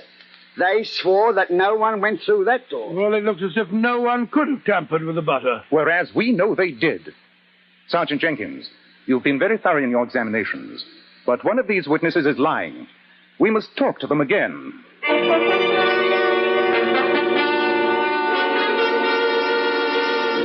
Martha, when you said no one came through your kitchen and went into the dining room, you meant no member of the family, didn't you? That's right, sir. If it had been one of the other domestics, Lizzie, for example, you wouldn't have noticed it? Now you mention it, sir. Lizzie did go in just before they came into lunch. Lizzie did, but... Quite, Watson. Sergeant, please ask Mr. Ernest Abernethy to step in here for a moment. Yes, Mr. Holmes, Lizzie did go through the library door, but I can't see that fact as of much importance. Possibly you can't. And yet I assure you my question was not an idle one. Was Lizzie carrying anything, do you recall? I really didn't notice. I'm afraid I find the problems of chess, even with Brother John as an opponent, more interesting than the perambulations of the worthy Lizzie. Lizzie. Yes, sir? You did go into the room just before lunch? Yes, sir. I remember that I forgot to put the claret out, so it would be room temperature. Mr. Ernest is most particular about that. Thank you, Lizzie. You may go. Yes, sir. Thank you, sir. Holmes, do you think she did it? Surely there's no doubt of it in your mind now, is there? Well, there is in mine, Mr. Holmes, and no mistake. And yet the case is solved, Sergeant. Let's go into the drawing room and I'll introduce you to our murderer.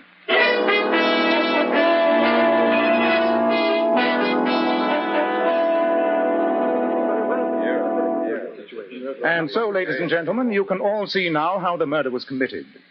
But by Lizzie? But that doesn't seem possible, Mr. Holmes. What motive would she have? Oh, I could understand her motive. Mother's been an absolute tyrant with her. I find it hard to believe that with her addle-pated mentality, she'd have the imagination to think of such a plot. Oh, no, Gareth. The man responsible for this murder is you. Uncle Gareth! Oh, this is ridiculous. I did not say the murderer. I said the man responsible. Holmes, what on earth are you driving at? Gareth, by his example in finding a job and going abroad, caused one of his other relatives to become disgusted with the life of a parasite. That person decided to go beyond such petty devices as stealing silver and to turn to murder. And Abernethy commit murder? I say, really. A remarkably brilliant observation. Which one is it, Holmes? Surely that's obvious. Two witnesses, the cook and Ernest, at first swore no one had entered the dining room. Then, when I asked a question based on one of the elementary flaws of direct evidence, each admitted that Lizzie had entered. Lizzie herself admitted it, Mr. Holmes. Very true. She told us in detail how she had entered the dining room once. But the witnesses had her entering twice. The cook saw her come through the kitchen door, and you, Ernest, admitted that she had passed you through the library door. Someone else had realized that same flaw of evidence, that no employer really notices the actions of a servant. Someone else had entered that room in the maid's uniform. And who is the only suspect who could have done that? By George, Rose Abernethy. The shy and retiring Rose? Yes, I killed Granny. When Dr. Watson said that Grandmother might live another 20 years, I saw that I'd never get away from here. Well, you're getting away from here now, miss. I'm taking you over to the station. I don't care. I'd be an old maid. And I warn you that anything you say may be used in evidence against you. I killed...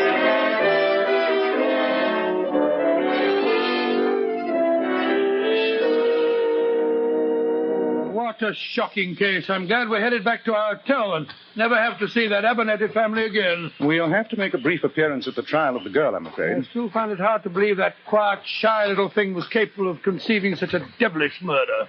Solitude, unhappiness, and the companionship of an evil, maladjusted family and a tyrannical grandmother breed dark fancies, Watson. She dressed up in a maid's uniform, convinced that no one would give her a second glance, and then, having poisoned the butter, returned, changed her dress, and sat down at the luncheon table. Precisely. Well, Watson, this has been an unsavory case, but it points a moral. A moral that I hope you, as my self-appointed biographer, will profit by. Well, and what moral is that? The extreme importance of observing details. Miss Abernethy would not now be on her way to a prison cell if I hadn't noticed one vital clue. The depth to which the parsley had sunk in the butter.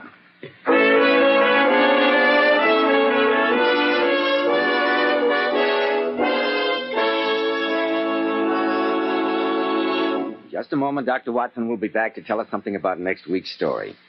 Girls, have you noticed how men can't help but admire the bright, shimmering highlights in a woman's hair? Then why not follow the advice of the famous $1 Million Powers models? Girls noted for their glossy, bright hair. Powers models wash their hair with Kreml shampoo.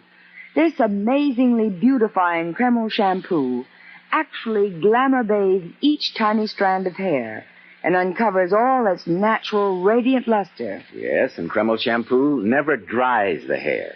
In fact, it has a beneficial oil base which helps keep the hair from becoming dry or brittle. Its luxurious active foam penetrates right to the scalp and removes all loose dandruff as well as the dirt. So, ladies, buy a bottle of Kreml shampoo at any drug counter. See how easy it is to glamour bathe your hair to a vision of tantalizing loveliness. Kreml. Kreml shampoo. Now, Dr. Watson, what about next week? Well, next week I think I'll tell you about the singular affair of the Coptic compass. The Coptic compass?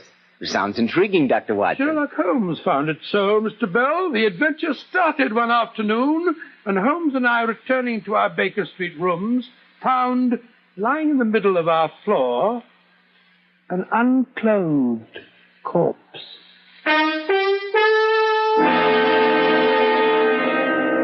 Tonight's new Sherlock Holmes adventure was suggested by an incident in Sir Arthur Conan Doyle's story, The Six Napoleons. Nigel Bruce appeared by permission of California Pictures, Tom Conway through the courtesy of Eagle Lion Pictures.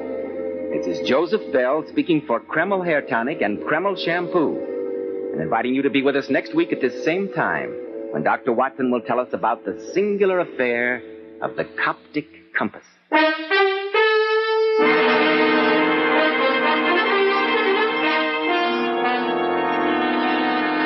This is ABC, the American Broadcasting Company.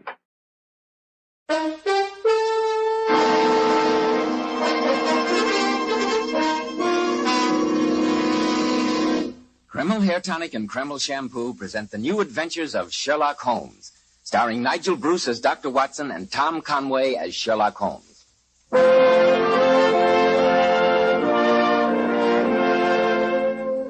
Well, here it is, Saturday night again, and time for our weekly visit with that excellent host and incomparable storyteller, Dr. Watson. I'm sure he's waiting for us in the old familiar study, so let's waste no time enjoying it. Good evening, Mr. Bell. You're punctual to the minute, as usual. You bet I am. When it's time for Dr. Watson to tell a new adventure he had with the immortal Sherlock Holmes, I'm not going to miss a second. Nice of you to say so, my boy. Draw up your usual chair and make yourself comfortable. Before I sit down, Dr. Watson, you mind if I take a look at the old metal case on the mantelpiece? It wasn't there last week. No, I placed it there because it played a prominent part in tonight's story. You see, it's a memento of yet another encounter that Sherlock Holmes and I had with the arch-villain of London crime, Professor Moriarty. But what is it, Dr. Watson? It looks like an old compass. That's exactly what it is, my boy. But there are no numerals on it. Just these strange figures around the dial. Oh, those apparent hieroglyphics helped us to solve one of the most diabolical murders that we ever encountered. I call it the adventure of the half-eaten apple, the Coptic compass, and the unclothed corpse. I can hardly wait, Dr. Oh, I'm sure you'll wait long enough to have a word with our listeners now, won't you, Mr. Bell? Right. Men, aren't you sick and tired of hair preparations which leave your hair looking and feeling greasy? When you run your hand over your hair, does your hair feel sticky and dirty? Does grease come off on your hand? If so, then now's the time to change to Kreml Hair Tonic. The first thing you'll notice about Kreml is how clean it smells, how clean it looks and feels on your hair and scalp. When you use Kreml, you can run your hand over your hair. And honestly, men, it's a pleasure. Not a trace of that greasy, sticky feeling. Yet you can't beat Kreml to keep hair neatly groomed. You see, Kreml contains a special combination of hair grooming ingredients which is found in no other hair tonic.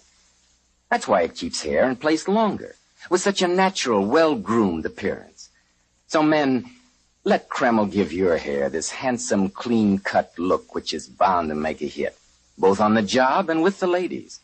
Kreml, Kreml Hair Tonic. Now, Dr. Watson, how's about the compass, the half-eaten apple, and the unclothed corpse? Well, Mr. Bell, the adventure began on a November morning shortly after the turn of the century. Holmes, seldom one to indulge in exercise for its own sake, had displayed a rare burst of activity and joined me in a stroll through Regent's Park. Just before noon, we retraced our steps, and as we turned the corner into Baker Street, I nearly collided with a tall, well-dressed man walking in the other direction. Oh, I beg your pardon. Oh, that's quite all right, sir. Excuse me. Aren't you Mr. Sherlock Holmes? I am. I'm Major Stanley. Indeed. You're a little early for our appointment, Major Stanley. This is my colleague, Dr. Watson. How do you do, sir? Dr. Watson. I am early, Mr. Holmes, and when your housekeeper told me you were still out, I decided to take a stroll. Then let's walk back together, and perhaps you can tell me your problem as we go. It isn't exactly my problem, Mr. Holmes. You see, I made Viscount to the Maharaja of Kasul. Oh, really? It's a very interesting job, I should imagine. Yes, it is. I was in India myself, Peshawar and further north. I was once attacked by... Quite, Watson. Some other time, don't you think? Oh, sorry, Holmes. The Maharaja's problem would seem pressing since his emissary has been so eager to reach us. Please continue, Major Stanley. Mr. Holmes, have you ever heard of the Star of Kasul? A fabulously valuable diamond, isn't it? Yes. It's the treasure of the Maharaja's collection. At the moment, it's in the vaults of the Bank of England. No, it's the best place for it, I should say. There have been several jewel robberies lately. So I've been told, and that's why I've come to you, Mr. Holmes. You see, the Maharaja has come to England to have his portrait painted by Sargent. Your problem becomes apparent, Major Stanley. When this portrait is painted, the Star of Kasul will no doubt be set in the Maharaja's turban. And you quite justifiably feel concerned about the jewel's safety. Exactly, Mr. Holmes.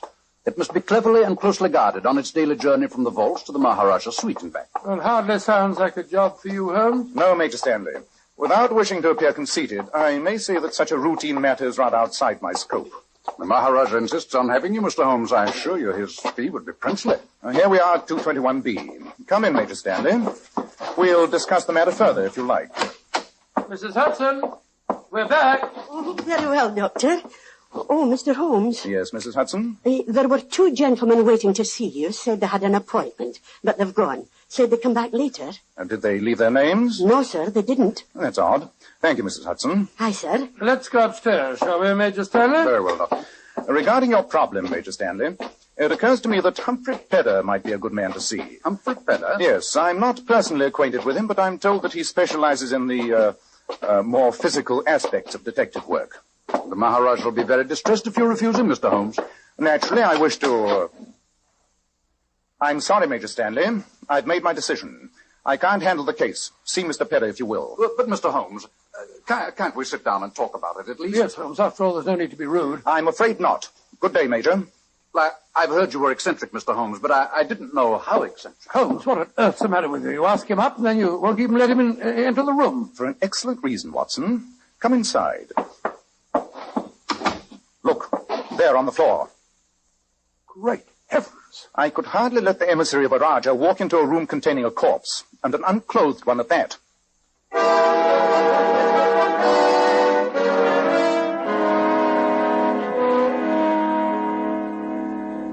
Lift the blanket off the face, Watson. Right you are, huh?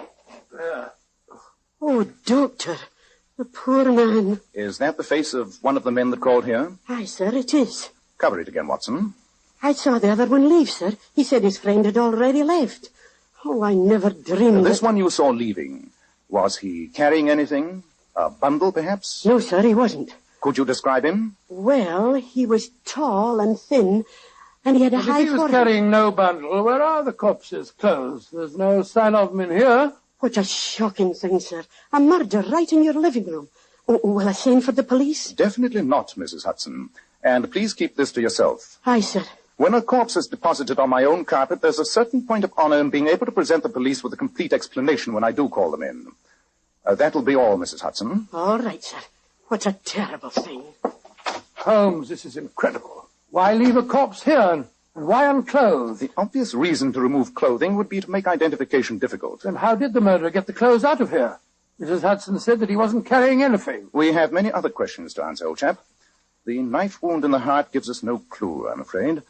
But observe the singular collection of objects that are lying beside the body. Well, let's have a look at them. A railway ticket, a funny-looking compass, and an apple that has been bitten into. The corpse has protruding teeth. I bet you that he didn't make the bite in this apple.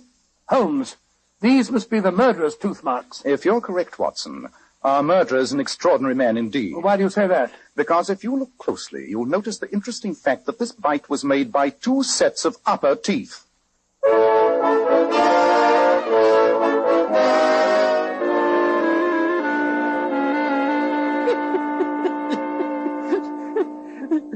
You're the one who no mistake, Professor Moriarty.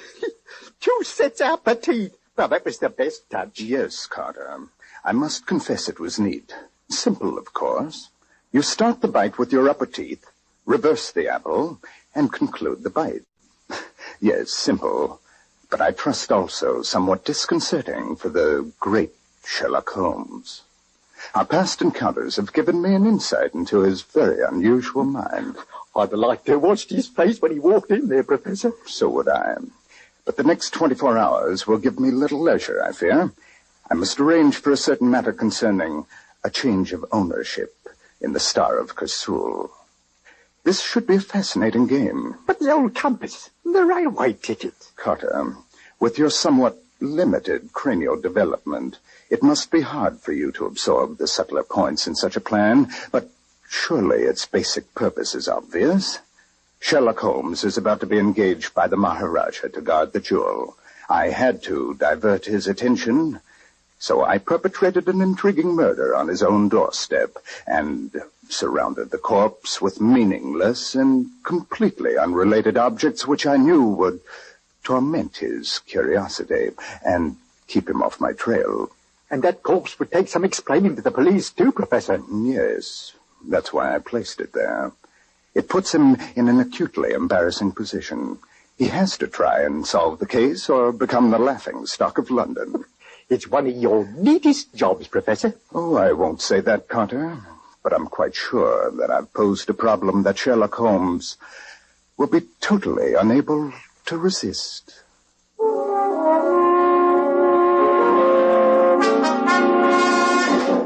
I can't resist this problem, Watson. No fee on earth could make me bother with the safety of a mere diamond when such a puzzle presents itself. On my soul, you talk rather as though you were settling down to a game of chess. You've got to solve this problem, Holmes, or else it's going to put you in a ridiculous position with Scotland Yard. And just think if it got into the papers. I shall reserve my imagination for the problem posed. The question of the apple is, of course, obvious. Well, I suppose all you have to do is to find a man with 2 sets of false upper teeth. Very simple. Quite. The only way such an imprint could be left is to take a half bite with the upper teeth, reverse the apple, and repeat the procedure. The only question here is, why indulge in such a bizarre performance? Well, whatever the reason, those are the murderer's tooth marks. Unquestionably. You notice the eaten portion of the apple has only just commenced to turn brown. The bite was undoubtedly taken in this room. But to identify teeth marks is a monumental problem and might prove insoluble. Let's turn our attention to the compass for a moment. Well, I've never seen one like it. There are no numerals on it, no points of the compass indicated anywhere. Just a lot of funny little squiggles. Oh, no, Watson. Surely you recall the singular affair of the Coptic patriarchs? You overrate my memory, Holmes. In any case, I don't even know what a Copt is. My dear Watson, sometimes you astound me. Well, it seems to me it takes very little to astound you. I repeat, what is a Copt? The Copts are the principal Christian race descended from ancient Egyptian stock. What you refer to as squiggles on this compass, in reality, are letters of the Coptic alphabet. Oh, that makes it more confusing than ever. An apple bitten into by an eccentric, and now a compass with ancient Egyptian lettering on it. I just can't see any relation between the two of them. And yet we know there must be. That's what makes the problem so fascinating. Well, what does the compass tell you, Holmes? 2 things. The Coptic lettering on the dial is inscribed by hand. Obviously, it was constructed for a Copt who could speak no European language. Yet the corpse was definitely not of Egyptian origin. I'll wager that he was born not too far away from the sound of Bow Bells. I agree, Watson. And so the problem becomes more confusing. Now, let us examine another piece of this fascinating puzzle. The railway ticket. Well, it's the unused return half of a first-class ticket from the village of Chipping Sodbury to London. Yes, and the date stamped on the back is November the 6th. Today? Yes, Watson, today. Chipping Sodbury is a tiny village. I imagine that the number of passengers that travelled from there to London this morning could be counted on one hand. You're going to Chipping Sodbury? Yes. It shouldn't be too hard to find out who purchased this ticket. And while I'm doing that, I want you to stand guard here. With the corpse? Yes, Watson. And I suggest that you keep your revolver handy. My revolver? You mean I mean that after what has happened in one short morning in Baker Street, We should be prepared for any eventuality.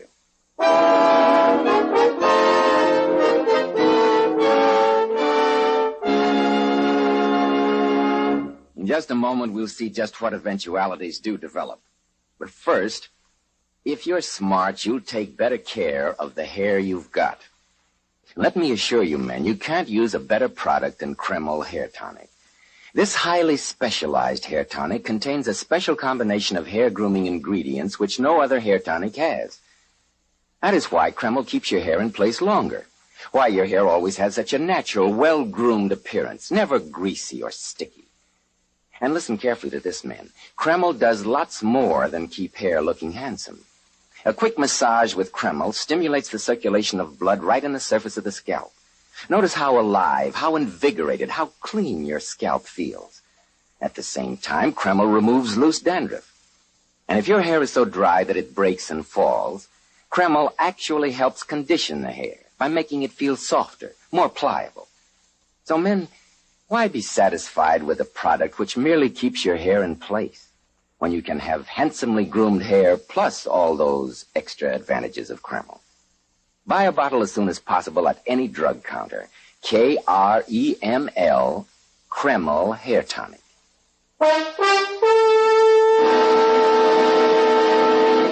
Well, Dr. Watson, it seems to me that Professor Moriarty did quite a job in sending you and Sherlock Holmes off on a false trail. He did, Mr. Bell, and for a while his nefarious plan succeeded. But to take up the story where I left off, while I stood guard in Baker Street over the mysterious corpse, Holmes caught the next train for the tiny village of Chipping Sodbury.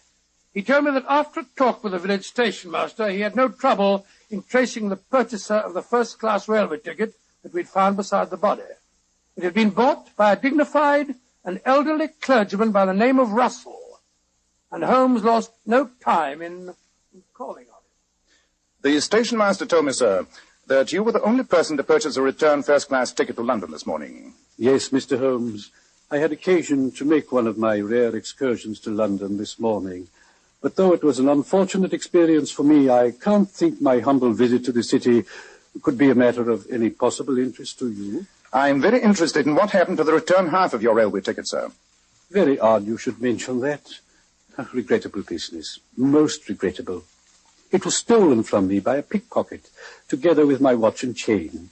Didn't notice it until I had occasion to look at the time when I was lunching with the Bishop of St. Luke's. You've no idea when or where the theft took place, sir? I walked from the station. The crowds were quite dense, and I do recall being jostled rather heavily on one occasion. You reported your loss to the police, I suppose? Naturally, but I have little hope that they'll catch the criminal. Most regrettable business. Cost me a watch and the price of another ticket. An expensive lesson in the frailty of human nature. Do you care for a cup of tea, Mr. Holmes? No, thank you. I'm afraid I haven't time. I must return to London on the next train. Urgent and unfinished business awaits me there.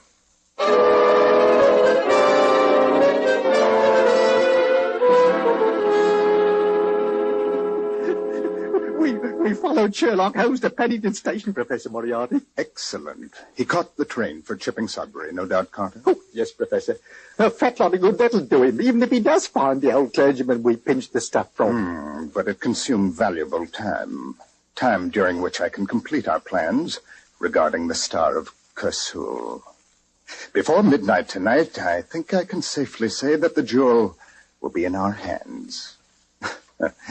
How very fortunate that Sherlock Holmes has such a devouring curiosity.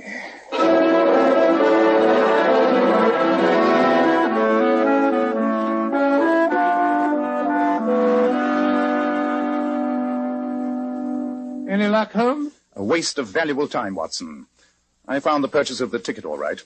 The return half, together with his watch, had been stolen by a pickpocket. Oh, Lord, so that means we start all over again. No, Watson. At least one clue has been eliminated. Let us analyze the remaining ones more thoroughly.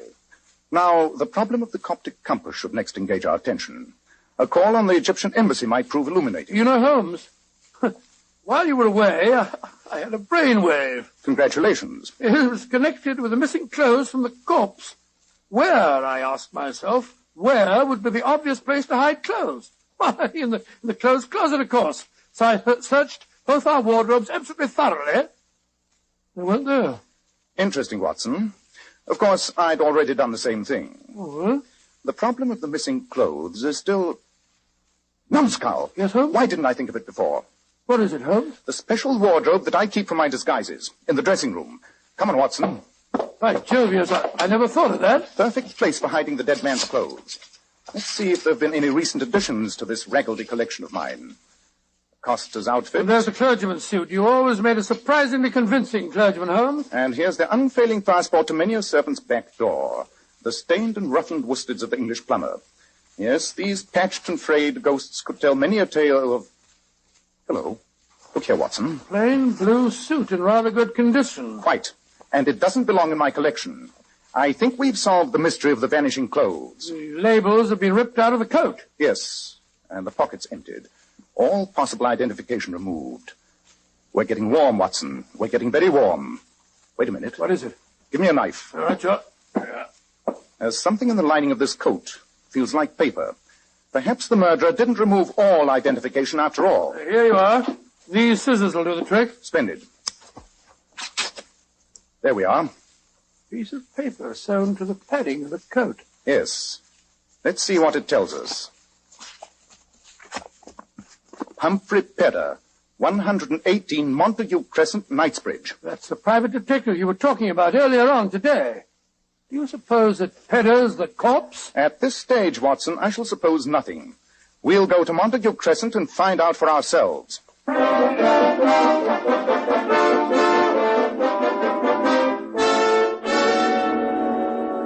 Mr. Pedder, I can't say how glad I am that we found you alive and well. From what you gentlemen have told me, Doctor, I feel glad myself to be here. Is it your custom to have an extra identification label sewn into all your clothes, Mr. Pedder? Yes, Mr. Holmes. A detective never knows what may happen to him. I've always felt such identification might be valuable. A very sound precaution. Thank you, sir. And you say that a suit of your clothes was stolen from your wardrobe last night? Yes, and I can't unearth a clue. Embarrassing situation for a detective, Mr. Holmes. Yes, it certainly is. Though I'm sure in your position, you've never had a thing like that happen to you. I doubt, Mr. Pedder, if you know just how embarrassing a detective's life may become. Yes, indeed. Take our present situation, for instance. Quite, Watson. Mr. Pedder. I can't get a word in edgeworth. Did Major Stanley call on you today? I suggested that you would be eminently suited to the task of guarding the Maharaja's diamond. Yes, Mr. Holmes. I'm going over to the Savoy tonight to talk to the Maharaja. Much obliged to you for giving me the recommendation, particularly since I've never had the privilege of meeting you. I'd heard very flattering reports of your ability. I'm very glad, Mr. Holmes. Your recommendation means a lot to me. Well, Holmes, we've drawn another blank. Yes, Watson. I fear we must return to Baker Street and see if an ancient compass can point the way to the solution.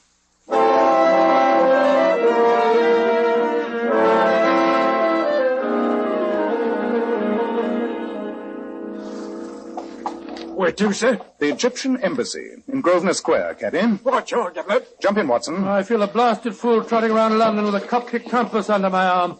I hope this leads us somewhere. If the excursion proves fruitless, Watson, I'm afraid I shall be compelled to get in touch with Scotland Yard.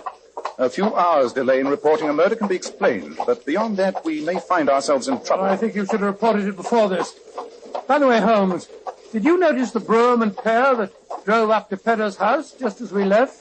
I'm afraid for once I was sufficiently preoccupied to yield to you in observation, my dear Watson. I'm not certain, but I thought that it was Major Stanley who stepped out of it. Major Stanley? And yet Mr. Pedder said that... But of course! What an idiot I've been! Cabby! Cabby!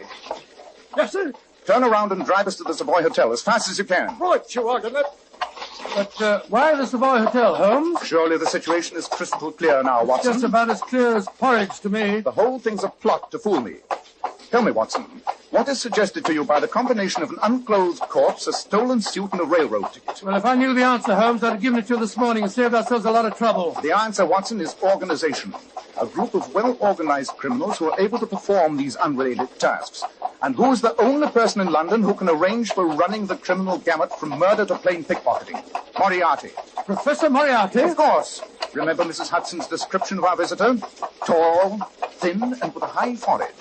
And if you add organization and Moriarty to Major Stanley, the Maharaja of Kursul, and the portrait painter, the sum total should be apparent. You mean that you've solved the problem of the unclothed corpse? I mean I know precisely how Professor Moriarty intends to steal the Star of Kursul. Faster, Clappy. There's not a moment to lose.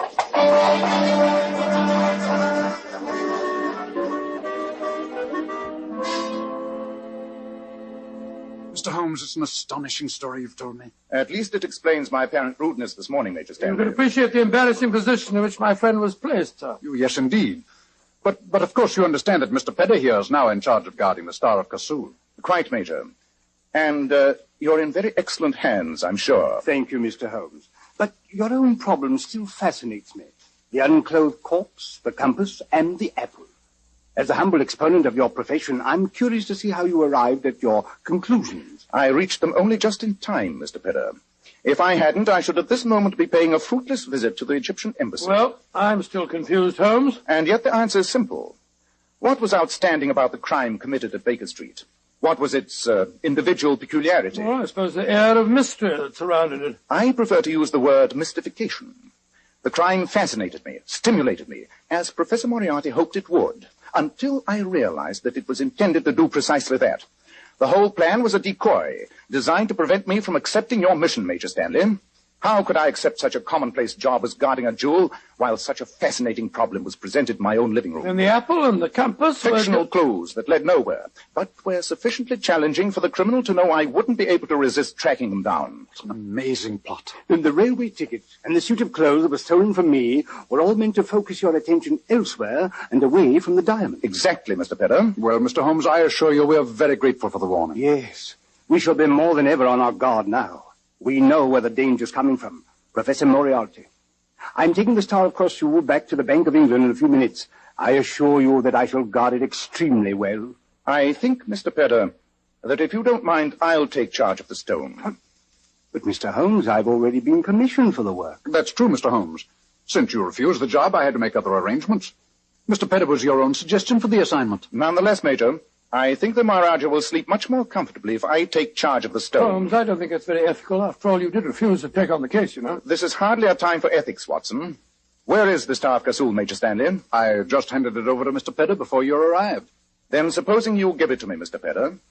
By the way, I don't have the pleasure of knowing your real name. But Holmes, he's Humphrey Pedder. Oh, no, Watson. The unclothed corpse of Humphrey Pedder still lies in Baker Street. This is one of Professor Moriarty's most trusted henchmen. You're too smart for your own good. Look out, he's got a revolver. A little slow in drawing it. A beautiful uppercut, Holmes. Send for the police, please, Major Stanley. We have a prize catch for them here. Yes, Mr. Holmes. I can't tell you how grateful I am. I'll take the liberty of removing the diamond from the pocket of our recumbent friend. There we are. Behold, Watson, the Star of Kursul. What a magnificent stone. Magnificent. And yet one man was murdered for it. I only wish another might hang because of it. But Moriarty still goes free. And he killed Pedder. We'll catch him, Watson. We'll catch him. He is getting clumsy. If he'd noticed the credentials in Pedder's clothes, he would have been in possession of this bauble before the night is out. Instead of which, the evidence of this man here may help us to trap him. I hope so, Watson. But Moriarty inspires his henchmen with such loyalty that I doubt if he'll give us much help. The jewel is safe, our own peculiar problem is solved, and we've captured a prize villain. Next time, we shall capture the master himself.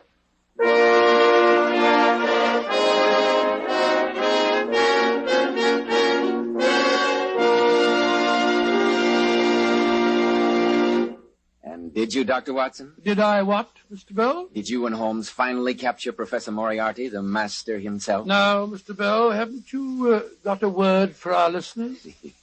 Yes, I have. In just a moment, Dr. Watson will be back to tell us about next week's story.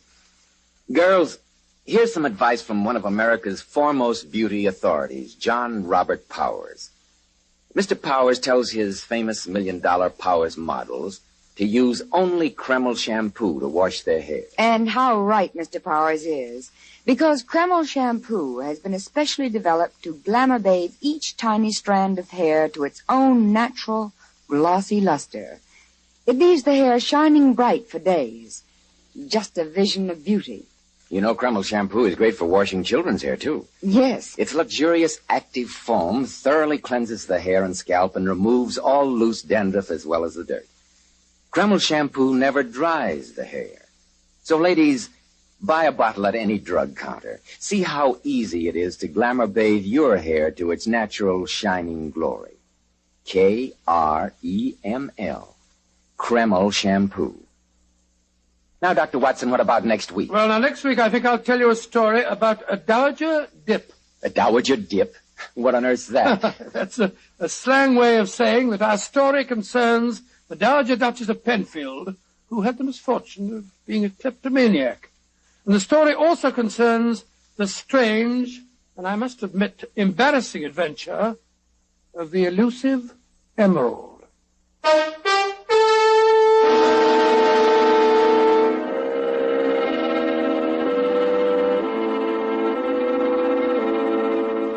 Tonight's new Sherlock Holmes adventure was suggested by an incident in Sir Arthur Conan Doyle's story, The Final Problem. Nigel Bruce appeared by permission of California Pictures. Tom Conway through the courtesy of Eagle Lion Pictures. This is Joseph Bell speaking for Kreml Hair Tonic and Kreml Shampoo, and inviting you to be with us next week at this same time, when Dr. Watson will tell us about the adventure of the elusive emerald.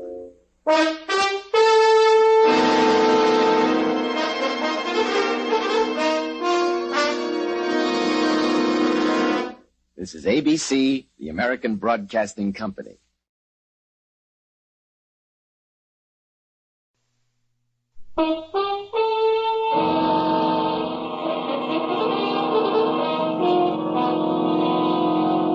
Kreml Hair Tonic and Kreml Shampoo present the new adventures of Sherlock Holmes, starring Nigel Bruce as Dr. Watson and Tom Conway as Sherlock Holmes.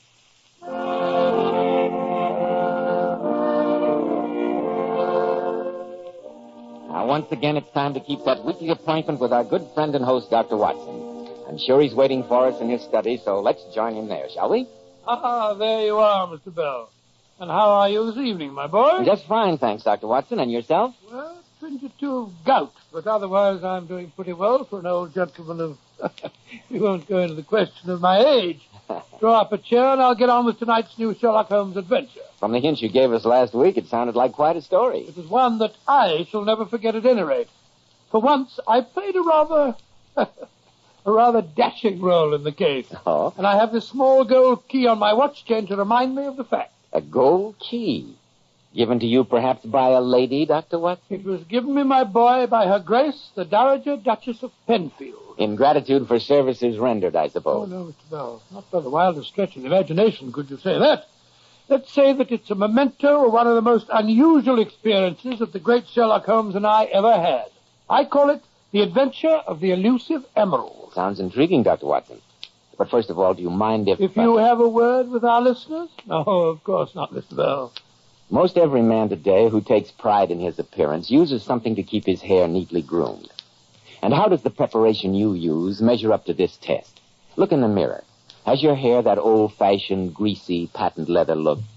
Now run your hand back over your hair. Does your hair feel greasy, sticky, or dirty? If it does, then be smart, men. Change to Kreml Hair Tonic. This highly specialized hair tonic contains a combination of hair grooming ingredients found in no other hair tonic. That's why Kreml keeps your hair in place longer, with such a handsome, well-groomed look. When you use Kreml, you can run your hand back over your hair, and, men, it's really a pleasure. No grease comes off on your hand. And I'm sure you'll enjoy the way Kreml always looks and feels so clean on your hair and scalp. Buy a bottle of Kreml at any drug counter. Let it keep your hair looking handsome at all times. Kreml, Kreml Hair Tonic. Now, Dr. Watson, how's about the adventure of the elusive emerald? Well, Mr. Bell, the story began on a cold winter evening. Well, no, it wasn't actually. It was in the morning, more years ago than I care to remember. Holmes and I, our breakfast just concluded, sat on either side of a cheery fire in our Baker Street lodgings. A thick fog rolled down between the houses, and the windows opposite looked like dark, shapeless blurs through the heavy yellow murk. A London pea super, eh, Dr. Watson? Yes, it was, Mr. Bell. Our gas was lit and shone its flickering light on the white cloth and glimmer of china, for the breakfast table had not yet been cleared. Short before 11, we heard the old familiar jangle at our front doorbell, and a few minutes later, Mrs. Hudson ushered into our room Lord Morris Danby, a middle-aged man who seemed to be in a state of great excitement. Mr. Holmes, you must help me. I'll do my best, Lord Danby. What's your problem? Well, and this is hard to say, gentlemen, it's connected with my mother, the Duchess of Penfield. Oh, so you're the Duchess of Penfield, son. That's a charming woman. I met her at a house party at the Smythe Parkinsons in Shropshire a few years ago. At the time, she was kind enough to tell me... Watson, don't you think your reminiscences might be more appropriate at some other time? Well, I was only pointing out... Quite. That she...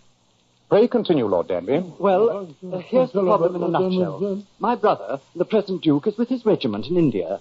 During his absence, all the responsibilities of the Penfield family have fallen on my unhappy shoulders. For a year now, I've been driven nearly insane by my nephew, Hilary. The boy's 18, and his madcap escapades have caused me many a sleepless night. But now comes the crowning blow. My mother, my own mother, has turned thief. The Dowager Duchess of Penfield, a thief? Oh, come, sir, you must be mistaken. Would I make such a shocking statement, Doctor, unless I was sure? I repeat, she's a shoplifter, a pickpocket, a disgrace to our family. Since monetary considerations are surely not involved, I can only assume that her Grace is a victim of that unfortunate affliction known as kleptomania. She is, Mr. Holmes. But how can I explain that to shopkeepers, to friends of the family, when Mother decides to pocket some valuable memento of a weekend house party? And though it's petty thefts today, tomorrow it may develop into more serious criminality. Mr. Holmes, you must help me find some way out of this intolerable situation. I'll pay you any fee you name if you can find... Don't argue with What on earth's the commotion downstairs? Well, I see what's wrong, Holmes. Go back to your kitchen. Mind your own business, you stupid woman. It's Mother. She must have followed me Oh, here. Grace, how delightful to see you again. Again? Who are you? Oh, don't you remember? We met at the Smythe Parkinsons a few years ago. Never saw you before in all my life. Oh, it was in Shropshire. Fancied us ball, you know. Rubbish. Get out of my way. Morris. Yes, Mama? Get out of here at once. This is a matter for your elders. Do you hear me? Mama, Get out, you oaf. Yes, Mama. And when you get home, wait in the blue room for me. I shall attend to you later. Yes, Mama. Your Grace, I suggest that Keep your suggestions to yourself, young man. Well, really, I do feel... And you that... be quiet, too. Well, I beg your pardon, Duchess. I was only good... Can't understand a word you say. Oh, really? No. Now then, which one of you is Sherlock Holmes? I am, and Why did that idiot son of mine come to see you? I fear that professional ethics prevent me from... Professional fiddlesticks. You don't need to hem and haw with me. I suppose Morris told you that I was a kleptomaniac. I'm afraid that I can't... Nothing to be afraid of. Oh. Either of you care for a pinch of snuff? No, thank you. Thank you very much. My word. Can't understand anyone who doesn't appreciate snuff. That's much better now. Now then, listen to me, both of you. This story that my son undoubtedly told you about my being a kleptomaniac is an unadulterated lie. It's all part of my children's plot to get hold of my money. They're always after me for that, especially that grandson of mine. And I'm sure he's inveigled my son Morris into his schemes, and now they're planning to have me declared incompetent. Oh, gracious me, what a I shocking... don't need any comments. Just listen to me. Oh, sorry? Now, how much did Morris offer you as a retainer, Mr. Holmes? I'm afraid I'm not at liberty to say I'll anything... double the fee and trouble you both to hear no more of this.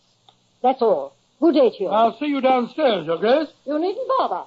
I may be your grandmother, but I can still walk up and downstairs by myself, thank you. Oh, Holmes, what a magnificent woman. Yes. Quite remarkable, isn't she? I think she didn't remember meeting me at the Smythe Parkinsons, huh? Quite. Luckily, we weren't taken in by the son's story, wasn't it, Holmes? I'm not sure. Watson, you recall that jeweled snuff box I received in this morning's post? It was a token from the King of Morania. Yes, you put it on the mantelpiece. Good Lord, it's vanished. Precisely. The Dowager Duchess of Penfield is so brilliant a kleptomaniac that she has achieved an unnoticed theft at 221B Baker Street. Well, of all the amazing nerve. Watson, we've met a worthy antagonist. Come on, old chap. Grab your hat and coat. I think we'll take the liberty of providing the Duchess with an unobtrusive escort.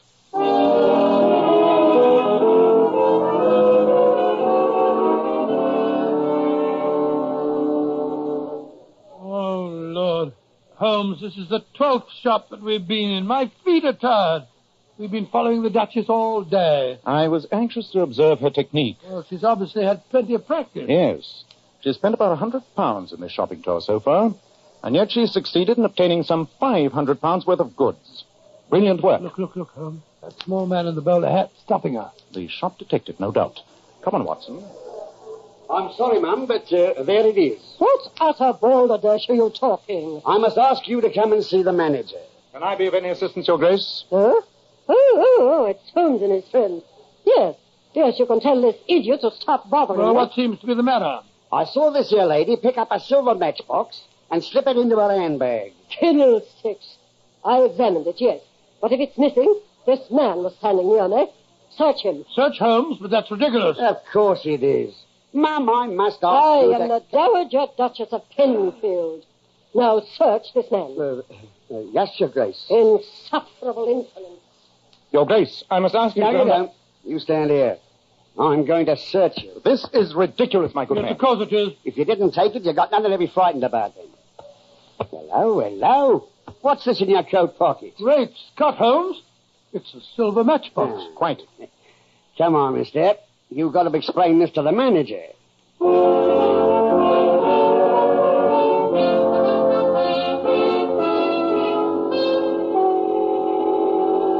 Mr. Holmes, I'm very embarrassed that my man brought you here. That's quite all right, sir. It was a perfectly understandable mistake. Yes, but you must realize that this unfortunate habit of the Duchess's must be kept a secret. Quite so, Dr. Watson. And I think the program I've outlined will prove a most satisfactory way of handling any such incidents in the future.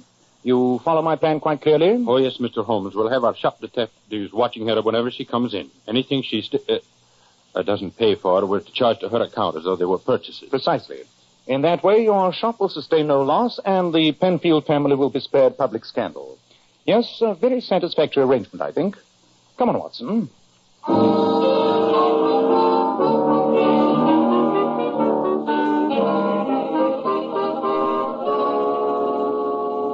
Yes, Mr. Holmes, a very satisfactory arrangement. Don't you agree, Hilary? Yes, Uncle. I suppose if we can't stop Granny pinching the stuff, at least this will keep it quiet. Hilary.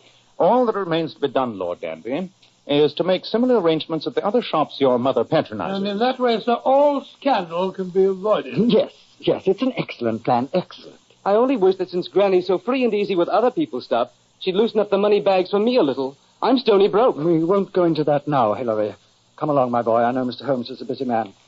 Good day, gentlemen. Good day. I'll be communicating with you, Mr. Holmes. Very well, Lord Danby. Well, I suppose that's the last we'll hear of the Duchess's problem. I think not, Watson. Huh? Just before Lord Danby arrived, I was studying the social section of today's Times. Look at the item I ringed in blue pencil. The distinguished Polish nobleman, Count Stephen von Kratzoff, is holding a reception at his Grosvenor Square house tomorrow afternoon, at which time the famous Kratzoff emerald will be displayed. Skim through the list of guests, Watson. I think one name will interest you. Colonel and Mrs. Martin, Lord and Lady Norwick. By George, the Dowager Duchess of Penfield. Exactly. And the combination of the finest emerald in Europe and the Duchess of Penfield means that this is one reception we must not miss.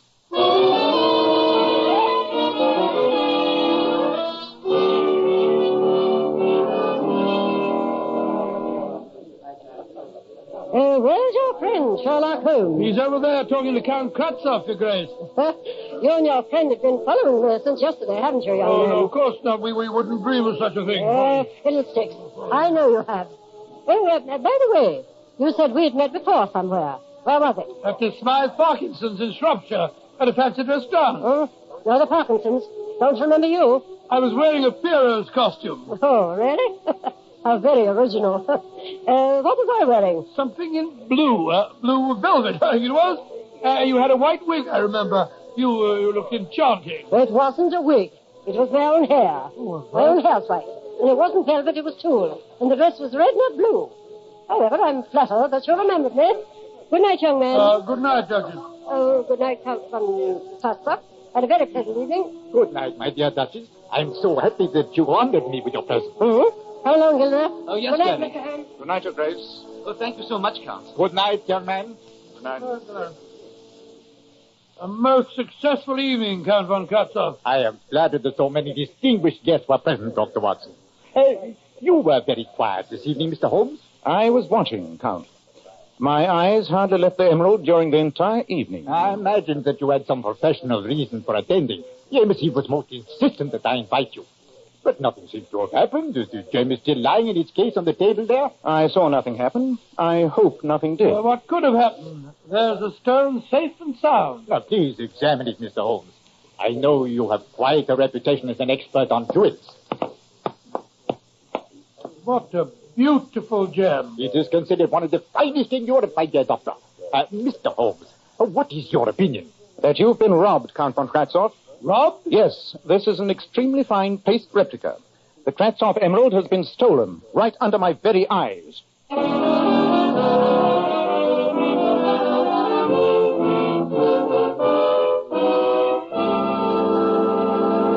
In just a moment, we will join Sherlock Holmes and Dr. Watson as they try to solve the mystery of the elusive emerald. Men, it's smart to take care of the hair you've got.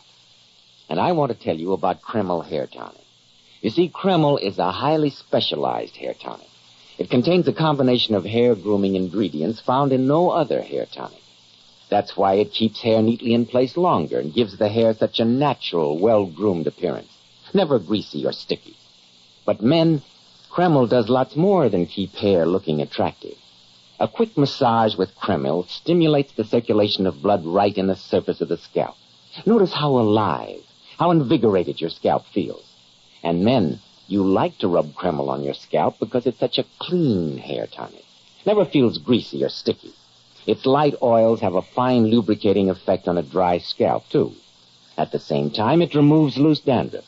And if your hair is so dry that it breaks and falls, Kreml actually helps condition the hair, in that it makes it feel softer, more pliable.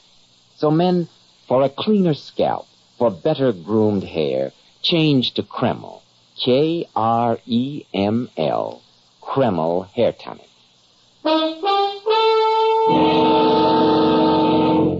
So, Dr. Watson, the famous emerald had been replaced by a paste replica? Yes, my boy, it had. Well, I don't have to be a Sherlock Holmes to deduce that the Dowager Duchess was the culprit. Elementary, my dear Mr. Bell, elementary. But when the police arrived on the scene, Holmes gave no indication of our obvious suspicion. Later on, when we returned to Baker Street, I don't think either of us were in the least bit surprised to find that Lord Danby was waiting for us in a state of great agitation. Mr. Holmes, you've helped me so far. You've got to find some way out of this mess. You've spoken to Count von Kratzoff since the loss was discovered? Yes. He came over to see me while you and the police were still searching the house. We're neighbors, you know. What did he say, sir? That for the sum of £20,000, he'd agreed to keep the whole matter quiet. Indeed. And why should Count von Kratzoff assume that your mother was responsible for the theft? I'm afraid he must have heard rumors of her unfortunate habits. Do you propose to make the settlement, Lord Danby? The estate can't afford it, Doctor. Oh, dear me, what will my brother the Duke say when he returns from India? What am I to do, Mr. Holmes? Your problem has many more ramifications than I imagined when you first called on me, Lord Danby. I think if you'll allow me a few hours' grace, I can give you a surprisingly satisfactory solution to your dilemma. I'll be eternally grateful if you can. Well, how do you propose to do it, Holmes? The first step is obvious. To find the jeweler who made the paste replica. Unless I'm much mistaken, there's only one jeweler in London capable of such an exquisite piece of craftsmanship. We shall call on him, Watson. We shall call on him at once.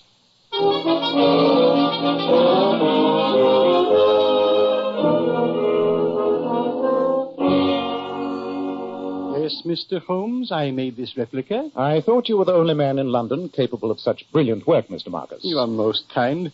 It was one of a pair of duplicates that were ordered. A pair, eh? Yes. Now the plot thickens, Watson. Of course, you had no idea that the replicas were ordered with any criminal intent, Mr. Marcus. Of course not, Dr. Watson. I was told that they were for a collection of replicas of famous stones, and I was paid handsomely, 25 guineas apiece for them, yes. A small stake for so large a prize. Could you describe the woman who gave you the order? Woman, Doctor? It was a man, a young man. A man? But, yes. Holmes, she must have an accomplice. I think not, Watson. Though the train of thought suggested is certainly an astonishing one. However, our next move should be obvious. Oh? What's that? We return to Baker Street for certain necessary tools of my trade.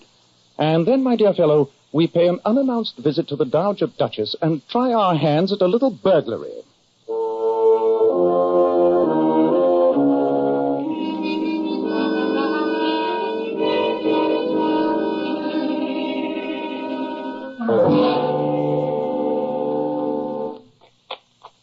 Holmes. Is that you? Yes, Watson. I hope you're not too cold. Oh, I'm frozen to death. Cowering here in these bushes under the Duchess's window. You must have been gone for 3/4 of an hour at least. Nevertheless, it was a very profitable excursion. Oh, I'm glad to hear it. For heaven's sake, take off that stupid moustache. You look ridiculous. And yet this stupid moustache inspired great confidence in the second chambermaid. Under the impression that I was a flirtatious plumber with prospects, she informed me that the Duchess has a small room leading off a boudoir, a room that none of the staff is allowed to enter. You think that that's where her hoard of stolen goods may be situated? It's worth trying, old chap. A stout coil of rope attached to the balcony above should enable us to make an unobtrusive entry. Possible, but where do we find a stout coil of rope? Even a pseudo-plumber has his tools. You don't imagine this bag contains a pipe wrench or some such useless appurtenance, do you? Look. Great Scott. A coil of rope. Exactly. Now let's see how best we may secure it to the balcony above. But we must work quietly, Watson. If we are discovered, I'm afraid this is going to be a trifle hard to explain.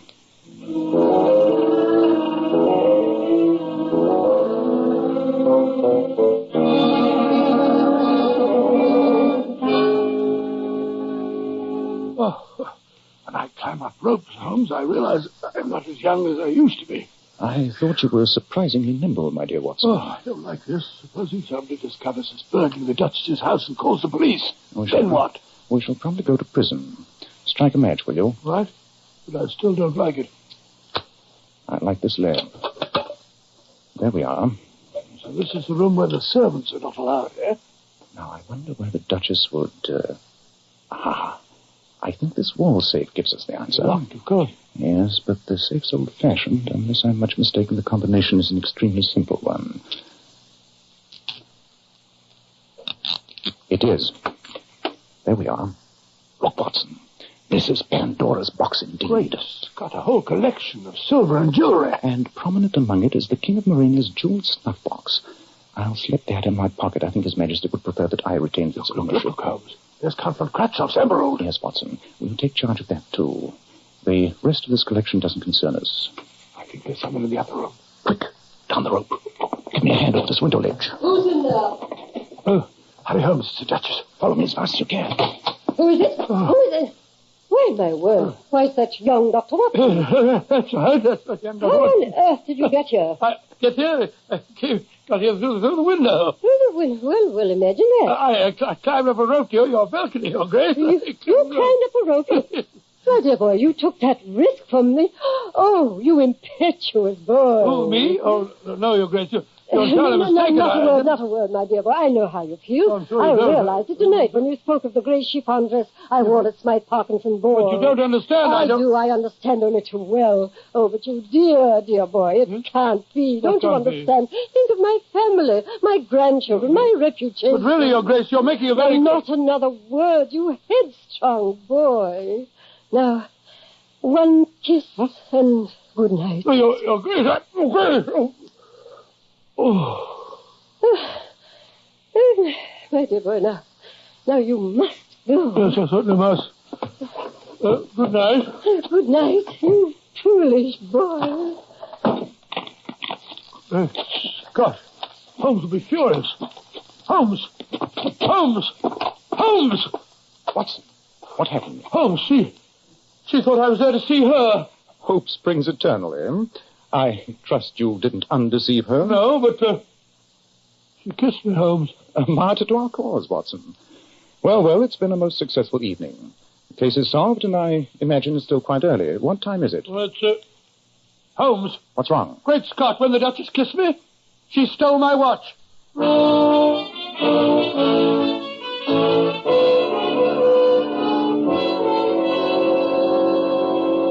Say the case is solved, Mr. Holmes? Yes, Lord Danby. That's why I asked you and Count von Kratzhoff and your nephew to join me here in Baker Street. Then where's my emerald? Here it is, Count von Kratzhoff.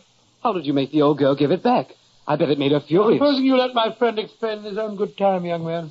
Here is the replica, Count, and here's the real emerald. You will, of course, identify the stone. Why, yes, of course. Splendid. Then I'm sure you have no objection to signing this document I prepared. It relieves the Duchess's family of all responsibility. Please sign it here. Very well, Mr. Holmes. There. Thank you, Count. And now, Lord Danby, I shall present this paper to you. Well, I'm tremendously grateful, Mr. Holmes, but I'm utterly confused. Then let me clarify the situation for you. I have another visitor here tonight. Please come in, won't you? Very well, Mr. Holmes. Lord, it's that jeweler fellow. Now, Mr. Marcus, please point out the person who ordered the two paste replicas from you. It was that young man there. Me?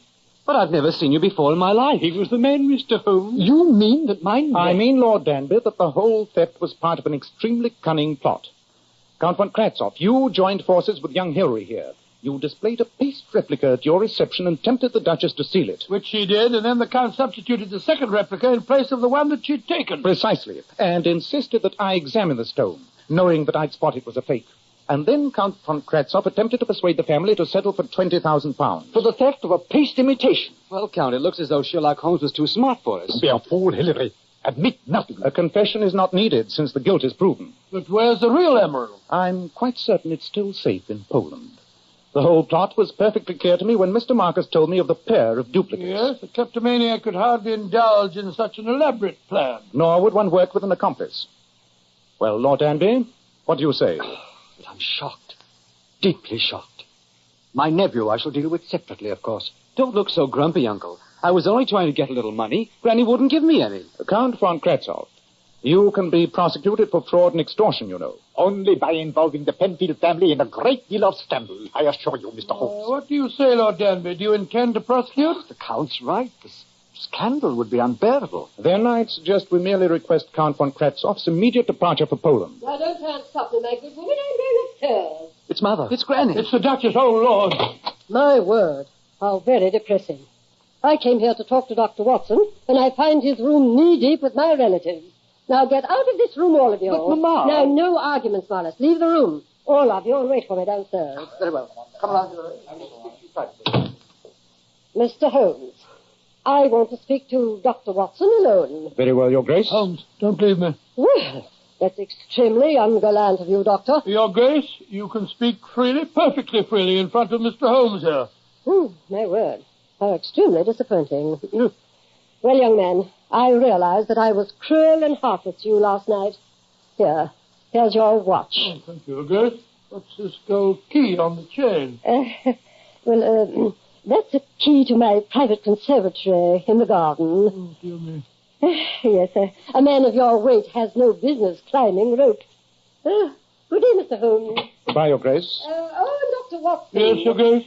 I looked through my wardrobe after you left last night. I found that dress I wore at the Smythe Parkinson's. It was green. Bottle green net. Watson, my dear fellow, you've made a conquest. A distinct conquest. I feel so more embarrassed in my life. A gold key, indeed. You know, Holmes, though the case is over, I think Count von Kratzoff should be taught a lesson. Undoubtedly, he led that young fellow astray, even though Lord Danby doesn't want to prosecute. I'm not sure that we shouldn't. What evidence would we use? The replica emerald, of course. You seem to forget that the Dowager Duchess of Penfield has just left the room. What? You mean she stole it again? Yes, Watson. I'm sure that our evidence will shortly be reposing in that small room off her boudoir. And I have a strong feeling that not even your love for British justice will get you there again.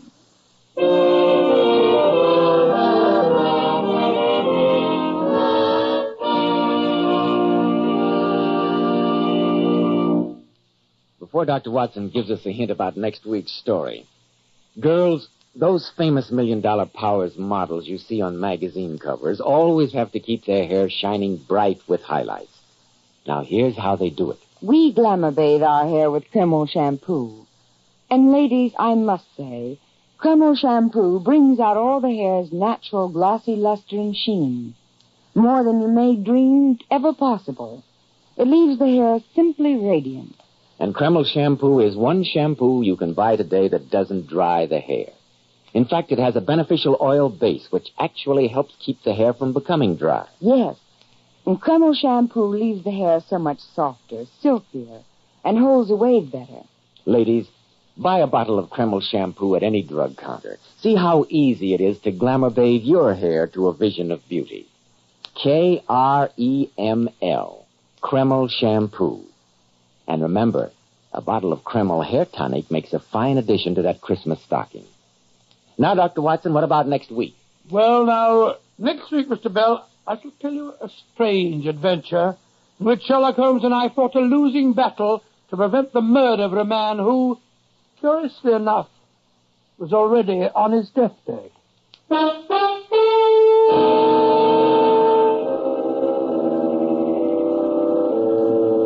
Tonight's new Sherlock Holmes adventure was suggested by an incident in Sir Arthur Conan Doyle's story, The Musgrave Ritual.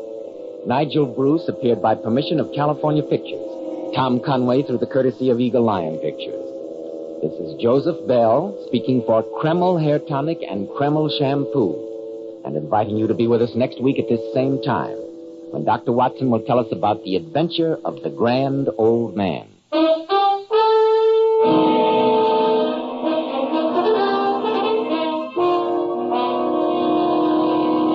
This is ABC, the American Broadcasting Company.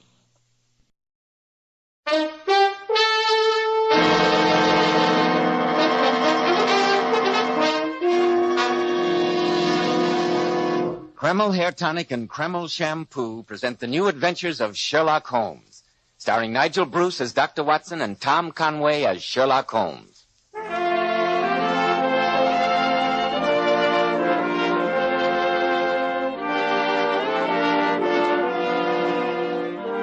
Well, once again, it's time for that weekly visit with our good friend and host, Dr. Watson. Let's join him, shall we? Ah, there you are, Mr. Bell. Good evening, Dr. Watson. Well, have you quite recovered from your holiday festivities? I think so, my boy, and I was particularly flattered by the number of friends who were kind enough to remember a rather elderly and lonely doctor at this time of year. Well, as long as you keep telling those swell Sherlock Holmes stories, you'll never be lonely, Dr. Watson. Then I'd better get on with tonight's new adventure. It involved us in one of the most shocking scandals of the 19th century. A scandal that, had it ever emerged in the light of day, might easily have brought ruin and disgrace to one of the most famous men who ever came a member of the House of Lords. Well, this one I've got to hear. But first I have a message for our listeners. Today, more than ever before, I think men realize how important it is to keep their hair neatly groomed. And men, may I ask you this about the preparation you use? Does it give your hair that old-fashioned, greasy, patent leather look? When you run your hand back over your hair, does your hair feel greasy, sticky, or dirty? Does grease come off on your hand or hat band? If it does, then be smart, men. Change at once to Kreml Hair Tonic. This highly specialized hair tonic contains a special combination of hair grooming ingredients which is found in no other hair tonic. That's why Kreml keeps your hair in place longer with such a handsome, well-groomed look. When you use Kreml, you can run your hand back over your hair, and, men, it's really a pleasure. No grease comes off on your hand. And I'm sure you'll enjoy the way Kreml always looks and feels so clean on your hair and scalp. Let it keep your hair looking handsome at all times. Buy a bottle of Kreml at any drug counter. Ask for an application at your barber's. Kreml, Kreml Hair Tonic. Now, Dr. Watson, how about the 19th century scandal in which you and the great Sherlock Holmes became involved? Well, Mr. Bell, that adventure began in the very early days of the great man's career. World acclaim and handsome fees were some years ahead of him, and in those times we spent many long evenings discussing whether a decent living could be obtained by the practice of criminal detection. On the day that this particular story began, we just finished our breakfast. Holmes, a curved pipe clenched between his teeth, was scanning the personal columns of the morning paper. I can almost hear him now, as he said, "Dear me, Watson, the agony column of the Times is more than usually barren this morning." "Are you looking for a possible client, Holmes?" "Naturally. Since we already owe Mrs. Hudson for 2 months' rent here, and our doorbell has been frighteningly silent during that period, I must see what possible service I may render these unhappy correspondents." Well, I glanced over the column, but I couldn't see anything very promising. "No, Watson, it's a rag bag of bizarre happenings. What a chorus of groans, cries, and bleatings. One skims through them, and what does one glean? Lady with a black boa at the Princess Skating Club wishes to meet gentleman who was kind enough to... That we may ignore, I think." Yes, she doesn't sound as though she needs your services. Well, here's an item. "Surely Jimmy will not break his mother's heart." That appears to be irrelevant. "If the lady who fainted on the top deck of the Brixton bus..." She doesn't interest me either, Watson. No, probably anyone else who wasn't on that bus. Every day my heart longs for... bleat, Watson. All this twaddle is unmitigated bleat. It's very disheartening, Holmes. You haven't had a case for over 2 weeks. Yes. Sometimes I think I chose the wrong profession. What do the public, the great unobservant public who can hardly tell a weaver by his tooth or a compositor by his left thumb, care about the finer shades of analysis and deduction? As to my own little practice, it seems to be degenerating into an agency for recovering lost lead pencils and giving advice to young ladies from boarding schools. Holmes, come over here to the window. What's wrong, Watson? Look at that man walking down the street. He's looking at the numbers of the houses. Let's hope 221B is the number he's searching for. What do you make of him, Watson? Oh, let me see. What do I make of him? Well, I'd say that he is a foreigner. Yes, foreigner. Look at those flashy clothes and his pointed moustache. Oh, don't be misled by externals, old chap. Observe the steady, controlled gait. No trace of the light agility of the Latins, or the military heaviness of the German. No, Watson. I think an English gait in foreign attire would suggest an expatriate Englishman, only just returned from a stay abroad. He is coming here, Holmes. Meet him on the stairs, Watson. It'll save Mrs. Hudson a trip. Yes, so that you are. It's all right, Mrs. Hudson. How do you do, sir? How do you do? Would you please come along up? That's right, sir. Straight up here. In here. Which of you fellows is Sherlock Holmes? I am, sir. And your name is... Tremaine. Reginald Tremaine. I'm Dr. Watson. Sit down, won't you, Mr. Tremaine? My business won't take long. Holmes, I need protection, and I'm prepared to pay for it. Protection from what? My life's been threatened. The police wouldn't do a thing for me, so I've come to you. I'm told you detective fellows will do anything for money. Oh, really? Then you've been misinformed, sir. My friend... Your friend is very interested in Mr. Tremaine's problem, Watson. Pray continue, sir. Holmes, I want you to warn my cousin. Tell him you'll get nowhere by threatening me. Frighten the wits out of him if you can. I'll give you £20, and another 20 if I need you again. And who is your threatening cousin? Lord Darlington. Oh, really? Charming fellow. He's a scoundrel. But his title impressed Scotland Yard. That's why they wouldn't help me. Well, even a title can be vulnerable. A public scandal would shake him. And that's what is going to happen if he threatens me any more. And you can tell him so from me, Holmes. I've always heard of Lord Darlington as the very model of an English aristocrat. Why should he threaten you, Mr. Tremaine? That's none of your business. Oh, my soul, none of your... Your job is to see that he doesn't carry out his threat of thrashing me within an inch of my life. Very well. For £20, I shall warn Lord Darlington that I stand between you and a thrashing. The fee will be paid in advance, please. I have it in this envelope here. And I expect immediate action, Holmes. You shall have it, Mr. Tremaine. Holmes, the man's insufferable. Why'd you take on the case? He's a bounder. Let him get thrashed. These 4 crisp £5 notes persuade me otherwise, Watson. We owe money to Mrs. Hudson, and your medical practice shows little signs of picking up. I must take what fees I can. How can my practice pick up when I spend half my time chasing all over the country with you? In any case, Watson, ask yourself why such a man as Lord Darlington should threaten Tremaine with physical violence. Obviously, only because Tremaine is himself in some way a threat to Lord Darlington. There may be yet another fee in this case, and a much fatter one. You're going to see Lord Darlington at once? Yes. I'd ask you to come with me, old chap, but after your remark about chasing all over the country, I hesitate to waste your time. Rubbish. I was only joking, and you know it, you silly fellow. Of course I'm going with you, Holmes. Get your coat and hat. The game's afoot.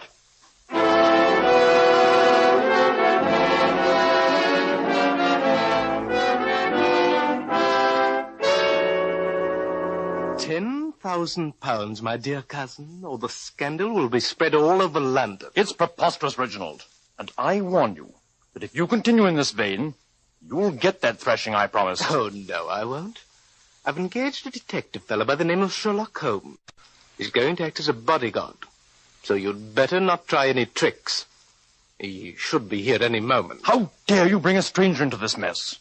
How dare you? That's right, my dear cousin. Bolster up your courage with the brandy bottle. Be quiet, Reginald. It'll cost you £10,000 to keep me quiet. I won't pay it. The scandal will make pretty readings in the newspapers. Before we go any further, Reginald, I insist on one thing.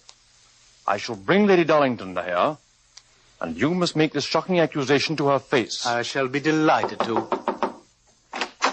Yes, Jenkins, what is it? Excuse me, Your Lordship, but there's a Mr. Sherlock Holmes and a Dr. Watson to see you. I told them that you were engaged, but they seem most insistent. Better have them come in, my dear cousin. We may need independent witnesses. Oh, very well. Show the gentleman in, Jenkins. Yes, Your Lordship. And then if you'll ask Lady Darlington to come here, I'll be very glad to make my accusation in public. It's blackmail, Reginald. That's what it is. You'll never get away with it. Won't I? I think you'll be surprised. Mr. Sherlock Holmes and Dr. Watson. Allow me to introduce my cousin, gentlemen, Lord Darlington. How do you do? Jenkins? Yes, Your Lordship. Ask Lady Darlington to step in here for a moment. Yes, Your Lordship. Lord Darlington, I greatly admired your speech in the House of Lords on tax reform. I only wish we had met under different circumstances. As it is my duty to... That's all right, Holmes. I've already told my dear cousin that I'd engaged your services. I want you both here as witnesses. Witnesses? To what? Reginald has made a shocking accusation. As soon as my wife comes here, I'm going to insist that he repeat the statement to her face. Ah, there you are, Clara. I just put Gordon to sleep, dear. Hello, Reginald. How are you, Clara? My dear, I want to introduce Mr. Sherlock Holmes and Dr. Watson. How do you do? But do sit down, won't you? Albert, what's wrong? You all look so dreadfully serious. Clara, my dear, Reginald has made a shocking accusation. It concerns you, and I insisted that he repeat it in your presence. An accusation against me? Yes, Clara, my dear. You see, I'm requesting a paltry sum for concealing my knowledge of the Darlington substitution scandal. Substitution? What on earth do you mean? Well, who should understand me better than you? The baby asleep upstairs, the supposed heir to the Darlington title, is not your child. That's a lie. How dare you say that, Reginald? Lord Darlington, surely you were present at your son's birth? Well, as a matter of fact, I wasn't. I was abroad on government business at the time. My wife went to the country with a paid companion. My son was born there. Oh, no, my dear cousin. A son was born there, and then it was passed off as yours. That's a foul lie. Albert, make him leave this house. I'm afraid, Clara, my dear, that, well, he's threatened to go to the newspapers. We must hear him out. Lord Darlington, surely the matter is not hard to settle. You say your wife had a companion. Confront her with a story. She can establish the truth of the matter. Yes, of course she can, but where is she? I haven't seen Maud Harris since she left me a year ago. Then I have a surprise for you, Clara. She's waiting in my cab outside now. I'll tell Jenkins to send her in. Jenkins? Yes, sir? Ask Miss Harris to join us. She's waiting in my cab. Yes, sir. Albert, I don't know what devil's work Reginald's up to, but you don't believe him, do you? Of course not, Clara, darling. Mr. Tremaine, how did you get in touch with this Miss Harris? For an employee, you ask a lot of questions, Holmes. I met Maud Harris at Brighton last week. As soon as she knew I was the black sheep of the Darlington clan, she thought we might profitably put our heads together. And so you organized with the idea of blackmailing this poor lady. Such a valuable secret is surely worth a few £1,000s, Dr. Watson. Maud. Yes, Lady Darlington, it's me. You're just in time to settle a most important truth. I'll handle this, Reginald. Young lady, as I understand it, you claim to know that the boy lying upstairs is not my son. Who should know better, your lordship? He's mine. Maud, how can you tell such a lie? It's no lie, and you know it, Lady Darlington. Your child was born dead. Albert, make her stop saying such things. Clara, my dear, control yourself. Let's hear this shocking tale to the end. Well, go on, young woman. You were abroad, Lord Darlington. When her ladyship lost her child, she was terrified. She knew how much you longed for a son, and she made this plan. Oh. I was a widow, and I was going to have a child, too. We fooled the villagers, even the doctor, by giving each other's names. And so my son was born as the Darlington heir. Maud, that's the most shocking lie I've ever heard. I can't stay here and listen to any more of it. Mr. Holmes, I understand you're a man of discretion and ability in such matters. What am I to do? I would like to ask this young lady a few questions. Miss Harris, why have you chosen to reveal the supposed truth now? I thought that money could compensate me for the loss of my boy. But I was wrong. A mother's love can never be stifled. Indeed, and I suppose Mr. Tremaine's plans for blackmail are purely incidental. You keep out of this, Watson. It's no affair of yours. Establishing truth and justice is anybody's business, my good man. Mr. Holmes, I'll pay you any fee you name to disprove this monstrous story. Oh, no, you don't, my dear cousin. Holmes is employed by me. Mr. Tremaine, I've undertaken to protect your physical safety. That pledge I will keep. Otherwise, I'm a free agent. Then you'll accept my commission? Yes, Lord Darlington, on one condition. And what's that? You have asked me to disprove this story. I would prefer that you ask me to establish the truth. Of course, Holmes, and spare no expense. Remember, the honor of the Darlingtons is at stake.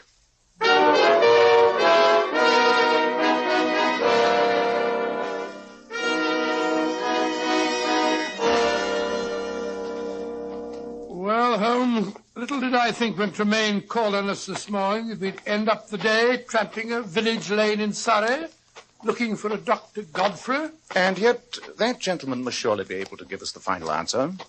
Lady Darlington said that he attended Yes, her. but supposing the companion's story was true, and they had changed names. Even so, the good doctor will certainly know whether the boy was born to a slight, blonde woman like Lady Darlington, or a brunette Amazon like Maud Harris. Well, here's the doctor's house. They said in the village it was the one with the gabled roof.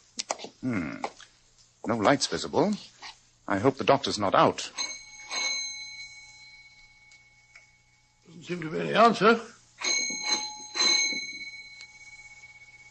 Confound it. I don't believe there's anyone at home. And you will observe, Watson, that this morning's delivery of milk still stands on the doorstep. Curious. Let's explore a little. Well, perhaps the doctor's gone away for a few days. If so, he's a very careless man. Look, that window's wide open. Do you think we might go in and look round? We not only might, we will go in. Too much is at stake to stand on ceremony. Strike a match, Watson. Right you are. I'll light that lamp. There you are. Holmes! Holmes, look! The figure slumped over the desk. Someone has reached the doctor before us. He's been shot through the chest.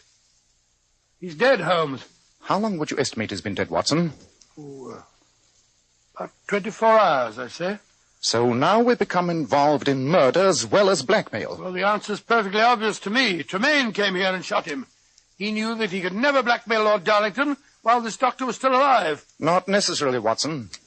If the story of the substitution is true, you must realize that one other person would have an equal motive for murder. Great Scott, Holmes, who? Lord Darlington himself.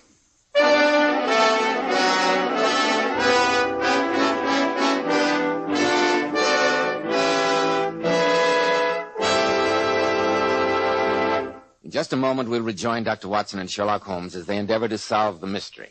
But first, they say New Year's resolutions are made to be broken. But here's one which should pay you big dividends to keep. Resolve to take better care of your hair, to keep it better groomed, your scalp hygienic. Start using Kreml Hair Tonic at once. You see, Kreml is a highly specialized hair tonic. It contains a special combination of hair grooming ingredients which is found in no other hair tonic. That's why it keeps hair neatly in place longer and gives the hair such a natural, well-groomed appearance, never greasy or sticky. But men, Kreml does lots more than keep hair looking attractive. Its light oils have a fine lubricating effect on a dry scalp. At the same time, it removes loose dandruff. And a quick massage with Kreml stimulates the circulation of blood in the surface of the scalp. Notice how alive, how invigorated your scalp feels. And men, you like to rub Kreml on your scalp because it's such a clean hair tonic. Never feels greasy or sticky. And if your hair is so dry that it breaks and falls when you comb it, Kreml actually helps condition the hair, in that it makes it feel softer, more pliable, and looks as if it had some body to it. So men, for better groomed hair and a hygienic scalp, change to Kreml. K-R-E-M-L. Kreml Hair Tonic.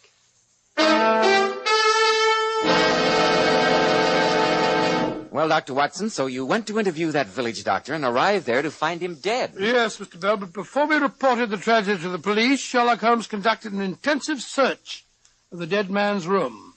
After a moment, he turned to me and said, Watson, we must see what the inanimate objects in this room can tell us. Aha, here's the doctor's appointment pad. Let's see who his last visitor was. Look, there's the name of Darlington. Yes, but that tells us little.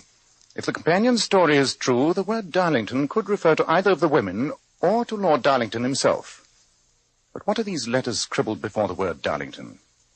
Why must doctors have such illegible handwriting? Doctors don't have illegible handwriting. I disagree. In fact, I've often thought they train you to write badly in medical colleges. Yes. The letters are R-E, Ree. Ree Darlington. That means that someone was calling about the Darlington case. A fact we already knew. Yes. Let's see what else we can find. Hello.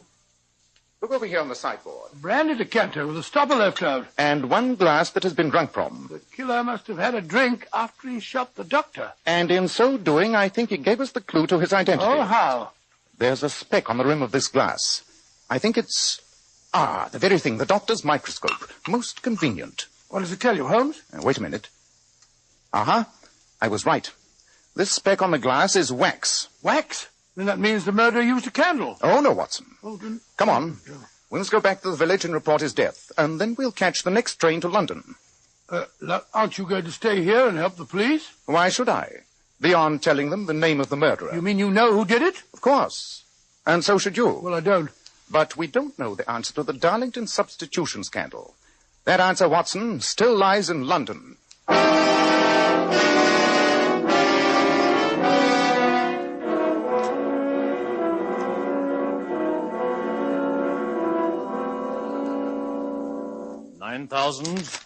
£9,500, £10,000. Well, there you are, Reginald. Thank you, my dear cousin. I'll put the money in my bag, Reginald. Mr. Sherlock Holmes and Dr. Watson. Lord Darlington, that sheaf of banknotes in Miss Harris' hand. Surely you didn't pay the blackmail. I discussed the matter with my wife, Mr. Holmes. She's deeply upset. We both agreed that the scandal, once started, would cling to us for life, even if it was disproved later. That's why I paid the money. You engaged me as your representative in this case, Lord Darlington. Miss Harris, give that money back at once. It was a gift from Lord Darlington, in front of a witness. If you try to touch it, I shall send for a policeman. That won't be necessary. 2 of them are waiting in the anteroom now. Police? Oh, Holmes, you shouldn't have done it. I wanted no breath of this scandal to emerge from beyond these 4 walls. The fact that police are here has nothing to do with the problems of blackmail. I brought them here to apprehend a murderer. A murderer? What do you mean? Dr. Godfrey, your wife's physician, was shot dead during the past 24 hours. He was killed before he could tell us the true answer to the parentage of the child upstairs. Murdered? Oh, what a dreadful thing. Have you any idea who did it? Every idea, Lord Darlington. But before I expose the criminal, I'd be obliged if you'd bring Lady Darlington here. And also the child. Oh, very well, Holmes. This is going to be a terrible shock to her. You're suddenly very quiet, Mr. Tremaine. Am I? I was wondering who might have killed Dr. Godfrey. Fortunately, we don't have to wonder. The murderer left a clue. After he'd committed the crime, he made the mistake of taking a drink. Darlington's quite a drinking man, you know. And you have been known to take a drink on occasions too, Mr. Tremaine. For instance, after you'd killed Dr. Godfrey. After I'd... What rubbish are you saying? You see, the murderer left a tiny blob of wax on the glass. Oh, what does that prove? Merely that someone had been carrying a candle. But this wasn't candle wax. It was cosmetic wax, such as you used to wax that pointed moustache of yours. Reginald. All right, all of you, I'm getting out of here. He snatched my bag. Reginald, come back here. I'll go after him. No, Watson.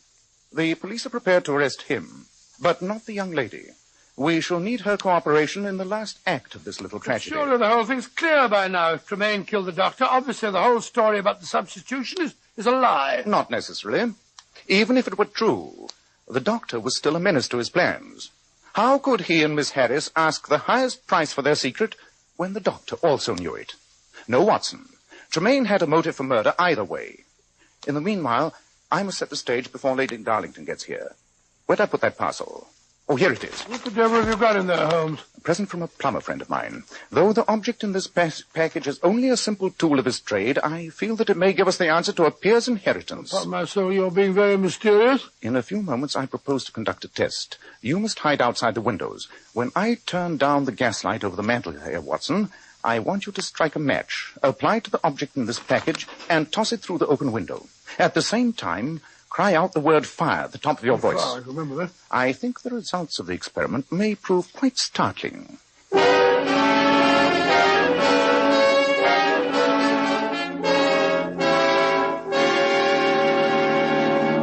Lord Darlington, now that all the principals in this case are assembled, I shall conduct my experiment. Very well, Holmes. I don't see why I had to bring the boy down here. It's long past his bedtime. I assure you, Lady Darlington, that his presence is absolutely essential. Please place him in the bassinet on the sofa. All right. That's it. And you, Miss Harris, will you be good enough to place your handbag on the table? Very well, Mr. Holmes. But no funny business now. The police took it away from Reggie and gave it back to me. That money's mine.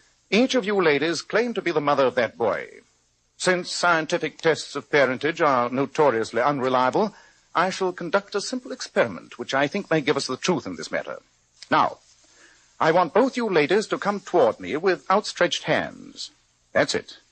I turn down the gas light over the mantel, so. Ah! Oh, darling. It's all right. It's all right. If you look closely, you'll observe that this object is a perfectly harmless plumber's smoke rocket. You can drop the masquerade, Watson. The case is solved. Oh, is it home? Holmes, what on earth are you up to? You'll notice that on the cry of fire, Miss Harris ran for her handbag containing the 10,000 pounds. Lady Darlington instinctively rushed to her son. I think, Lord Darlington, that there can no longer be any question of the child's parentage.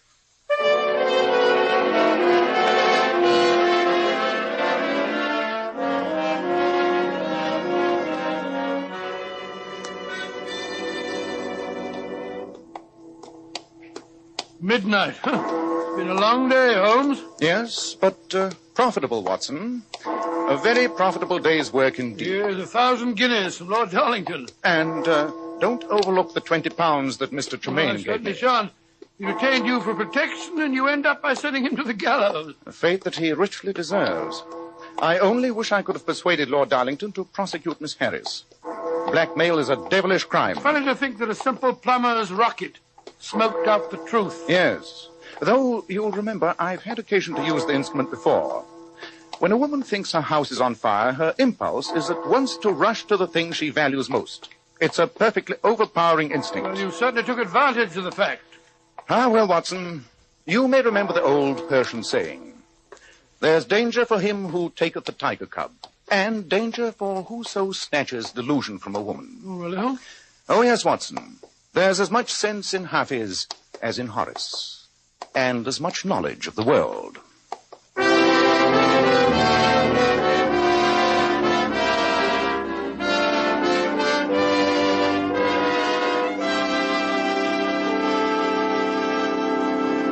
Well, Dr. Watson, that was a very exciting story. Thank you, Mr. Bell. Incidentally, don't you think you'd better tell our listeners about the change of day and time for our next meeting? Yes, of course. Ladies and gentlemen, our next broadcast will be on Monday, January 13th, over these same stations. And better consult your newspaper for the time. Girls, have you noticed how men can't help but admire the bright, shimmering highlights in a woman's hair? Then why not follow the advice of the famous $1 Million Powers models? Girls noted for their glossy, bright hair. Powers models wash their hair with Kreml shampoo. This amazingly beautifying Kreml shampoo actually glamour bathes each tiny strand of hair and uncovers all its natural radiant luster. Yes, and Kreml shampoo never dries the hair. In fact, it has a beneficial oil base which helps keep the hair from becoming dry or brittle. Its luxurious active foam thoroughly cleanses the hair and scalp and removes all loose dandruff as well as the dirt. So, ladies, buy a bottle of Kreml shampoo at any drug counter. See how easy it is to glamour bathe your hair to a vision of tantalizing loveliness. Kreml, Kreml shampoo.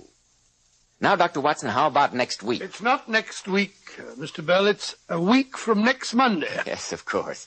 Well, what story are you going to tell us a week from next I Monday? think I'll tell you about the Devil's Foot. The Devil's Foot? What was that? I won't tell you now, Mr. Bell, but I will say that Sherlock Holmes and I never encountered a more gruesome or a more horrible mystery.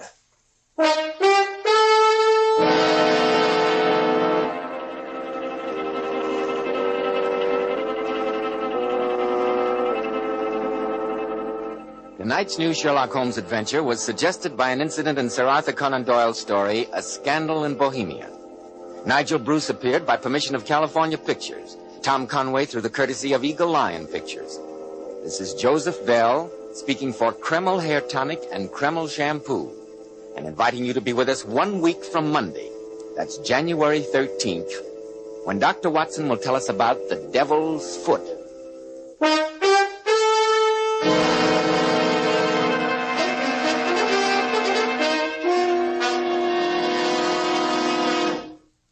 This is ABC, the American Broadcasting Company.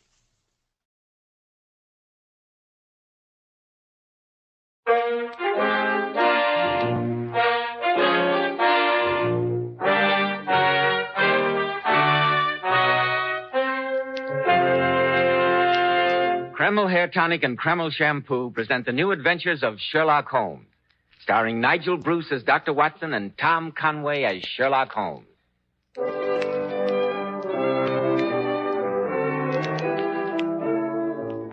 Now suppose we begin by calling on Mr. Holmes' biographer and friend, the genial Dr. Watson. We find him in his comfortable firelit study, leaning back in his easy chair, ready to begin his story. The fire feels good tonight, doesn't it, Dr. Watson? Indeed it does, but sit down, Mr. Bell. Sit down and let's get on with the story. You are in a hurry, aren't you? Well, I suppose I am. As a matter of fact, the adventure I'm going to relate was one of the most gruesome experiences I ever hoped to encounter. Perhaps I'd better not tell it after all. It brings up memories Oh, that... come now, Dr. Watson. You're not going back on us now. You promised last week to tell us... what was the name of the story? The Adventure of the Devil's Foot, or the Cornish Horror. The very thought of it makes my blood run cold. I can hardly wait, Dr. Watson. But first, men, I'd like to remind you about this famous modern trend in hair grooming, which is preferred among top-flight executives and America's most successful men. It's called Kreml Hair Tonic. One of the many reasons Kreml has become such a nationwide favorite is that it never plasters the hair down with sticky goo, which makes your hair and scalp feel so dirty. It never gives hair that old-fashioned, greasy, patent leather look. You see, Kreml is a very highly specialized hair tonic. It contains a unique and utterly different combination of hair grooming ingredients, which is found in no other hair tonic. That's why Kreml keeps unruly hair so neatly in place longer, with such a handsome, healthy-looking luster. What I especially like about Kreml is that after you use it, you can run your hand back over your hair and your hair never feels sticky or dirty. No greasy film comes off on your hand. Yet Kreml hair keeps hair in perfect order throughout the busiest day, always looking so handsome and well-groomed. Kreml, Kreml Hair Tonic. Now, Dr. Watson, how about the Devil's Foot or the Cornish Horror? It was the spring of the year 1897. Holmes's iron constitution had shown some signs of giving way due to a particularly arduous and nerve-wracking winter. In March of that year, Dr. Moore Agar of Harley Street gave positive injunctions that Holmes get out into the country for a protracted rest. Well, the third week in March found us settled in a small cottage near Poldhu Bay at the further extremity of the Cornish Peninsula. Isn't that rather a bleak country for convalescent, Dr. Watson? Bleak is putting it mildly. I've never known such grim surroundings, but it suited Holmes admirably. He seemed to blossom in that weird and foreboding fog-swept district. Just his natural perverseness, I suppose. Oh, I dare say. Our little whitewashed cottage stood on a grassy headland. From its windows, we looked down upon the whole sinister semicircle of Mounts Bay, that old death trap, with its fringe of black cliffs and surge-swept reefs.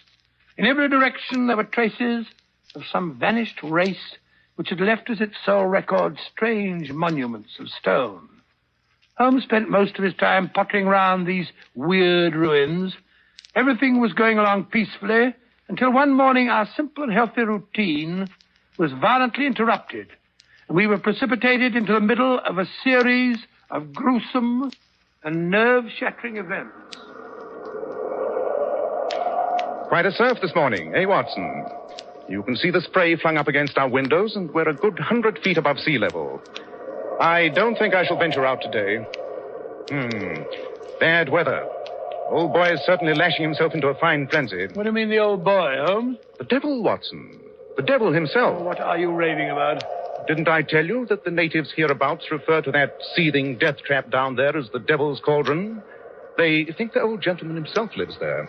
How unsettling. Yes, a very interesting superstition. You know, Watson, this locality is supposed to have been the last resort of devil worship in England. Oh, really? Huh? Many scientists believe that those huge prehistoric monuments of stone were part of a temple given over to the Prince of Darkness. Preposterous. Oh, I don't know. It's as logical as most of the theories that endeavor to explain their existence. The superstition goes on to say that when the devil was finally driven from his temple, he took refuge in the bay down there. Yes, they claim that on stormy nights you can hear his hoofbeats as he races up and down the rocks. Holmes, what are you trying to do? Give me a case of nerves? Hello, what's this? What's this? Someone is running up our path, his cloak flapping about like a giant bat. Why, it's that Tregennis fellow, the one who boards with the vicar. Mortimer Tregennis, eh? I wonder what's happened. Face as white as a sheet. Couldn't look more upset if he'd seen Beelzebub himself. Open the door, Watson. Mr. Holmes, thank heaven I find you at home. The most terrible thing has happened. I can scarcely believe it. Oh, sit down, my dear fellow, sit down. That's better. Now, perhaps you can tell us what has happened. My family, my sister, we were playing cards. Oh, slowly now, take your time. My family, my sister and my two brothers. It's too terrible. Why, just last night I was with them at the house. Tridanic warfare, it's called. All well and happy. We played cards, and now, without warning, I can't believe it. Easy, Tregennis, easy. There's a good fellow. I left them last night. My sister Brenda, my two brothers, Owen and George. What time was that? The clock in the church steeple over at Polo was chiming 10 o'clock as I closed the front door behind me. I'd left them all in the card room, laughing and in good spirits. And? This morning, being an early riser, I was out taking a walk before breakfast when Dr. Richards overtook me in his carriage with the news that he'd been sent for on a most urgent call from Tridanic warfare. Something terrible had happened to my family. I jumped in beside him and he whipped up the horses. And what did you find? Oh, Mr. Holmes, it was terrible, ghastly. My two brothers and my sister, there in the card room just as I had left them. But what a change. What a ghastly change. Yes? Brenda lay back stone dead in her chair. And my two brothers sat on each side of her, laughing and shouting and singing. The senses stricken clean out of them. And all three of them, my poor dead sister and my two demented brothers, retained upon their faces an expression of ghastly horror, a convulsion of terror. How terrible. Yes. Dr. Richard was so overcome at the sight that he fell fainting into a chair. Anyone else in the house besides your sister and brothers? Only Mrs. Porter, the old housekeeper. I presume it was she who found them this morning. Yes. She always goes through the house in the mornings, adding it out before the family comes down. When she reached the card room, the shock was too much for her. She's had a nervous collapse. We had to put her to bed. Yeah, no wonder. An exceptional case. Most exceptional. That's what we thought. We could find no traces of strangers in or around the house. Nothing was stolen, nothing touched. The vicar believes you are the only one who can solve the case, Mr. Holmes. He insisted I come to you. I shall be only too glad to handle the matter, of course. But first I must ask you a few questions. Anything, Mr. Holmes, anything. To begin with, Mr. Tregennis, why do you live with a vicar, separated from your family? Well, as a matter of fact, we had a slight argument a few years ago about some property it was. But that was all settled long ago. We were on the best of terms. Now, Mr. Tregennis, about last night. Do you recall anything at all that was out of the ordinary? There was one thing that occurs to me. As we sat at the card table, my back was to the window. George was facing me. Suddenly, I saw him look hard over my shoulder out of the window. I turned quickly, and just for a moment, I thought I caught a glimpse of something moving. Man or animal? I don't quite know. My brother said he had the same feeling. It's uncanny, that's what it is. Something came into that room, and that something killed my sister and dashed the light of reason from my brother's minds. Something devilish it was. If that should prove to be the case, I fear I shall be of very little assistance, Mr. Tregennis. But short of wrestling with his satanic majesty, I think perhaps we can solve your problem. Come, Watson. We'd best go down to Tridanic Water at once.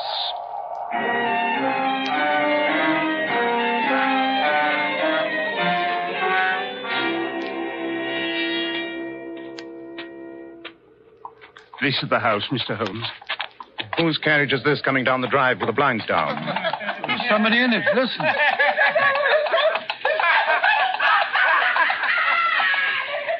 My brothers. My poor brothers. It's Dr. Richard's carriage. He's taking them to Helston Asylum. It's too awful. My poor brother. Easy, Tregennis, easy. Pull yourself together. I'll do my best. Good man. Which are the windows of the card room? This one here. Oh, look out, Holmes. You've upset the watering can. Dear, how clumsy of me. Sorry, Tregennis. I'm afraid I've drenched your boots. No matter, Mr. Holmes, no matter. Shall we go in? Yes. I've seen all I need to see out here. This way. The card room is over here. Do you notice anything, Watson? No, I can't say that I do. This is the card room. I see the window's still open. The housekeeper left it that way, I presume? Yes, she says it was locked on the inside when she came in. Quite so. I think we may close it now. Well, I'll do it, Holmes. No, let me. Candles quite gutted out. Yes, cards still on the table. They had not risen from their chairs, I take it, and you left at 10. That sets the hour of death at some time before 11. Fire burned out. Why a fire?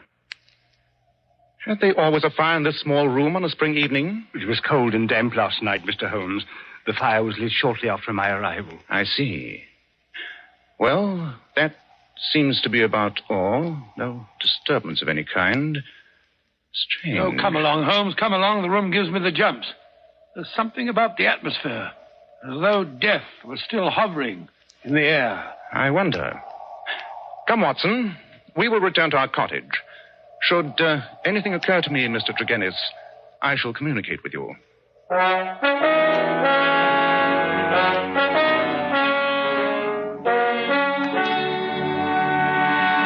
It won't do, Watson. It won't do. All the facts are negative. Well, do you think Mr. Tregennis' account of his actions last night was truthful? Quite, Watson. Quite. You remember the incident of this spilt watering can? I did that to obtain an impression of his foot. I take it you succeeded? I did. With that print as a sample, I was able to trace his movements last night. His story is correct. He left the house at about 10, went straight back to the vicarage and did not return. Nor did anyone else enter or leave that house. Then it must have been the man or animal they thought they saw in the bushes. He must have returned and frightened them to death. There was no such man or animal, Watson. Last night was a dark night. Anyone who had the wish to frighten these people would be compelled to put his face against the glass before he could be seen. Well? There is a 3-foot flower border outside the cardroom window. But there are absolutely no footprints there. Yes, but that means Mr. Tregennis' sister and her 2 brothers were alone when death struck the sister down and drove the brothers insane. But, Holmes, that would be supernatural. I hope not, Watson. Look, here comes another visitor up our path. Stranger this time. Big, savage-looking fella. That, my dear Watson, is none other than the famous Dr. Leon Sterndale. Sterndale, the lion hunter and explorer? Exactly. Oh, what's he doing in this neighborhood? Oh, I've heard he owns a little cottage about 5 miles down the coast. They tell me he lives there absolutely by himself when he isn't off on one of his expeditions. Never mind, Watson. I'll do the honors myself. Come in, Dr. Sterndale, come in. Mr. Holmes? Yes. And this is my friend, Dr. Watson. How do you do? How do you do? Mr. Holmes, I've come to you about the tragedy at Dannywater. The police are utterly at a loss. You have a keener brain. Pardon me, Dr. Sterndale, but why are you so concerned in this affair? Well, you see, during my many residences in this locality, I've come to know the family of Tregennis very well. I see. Their horrible fate has been a great shock to me, Mr. Holmes. I'm so sorry. As a matter of fact, I was on my way to Africa. I got as far as Plymouth when the news reached me this morning. I came straight back to help in the inquiry. But that would make you lose your ship. One sailed for Africa this afternoon, if I'm not mistaken.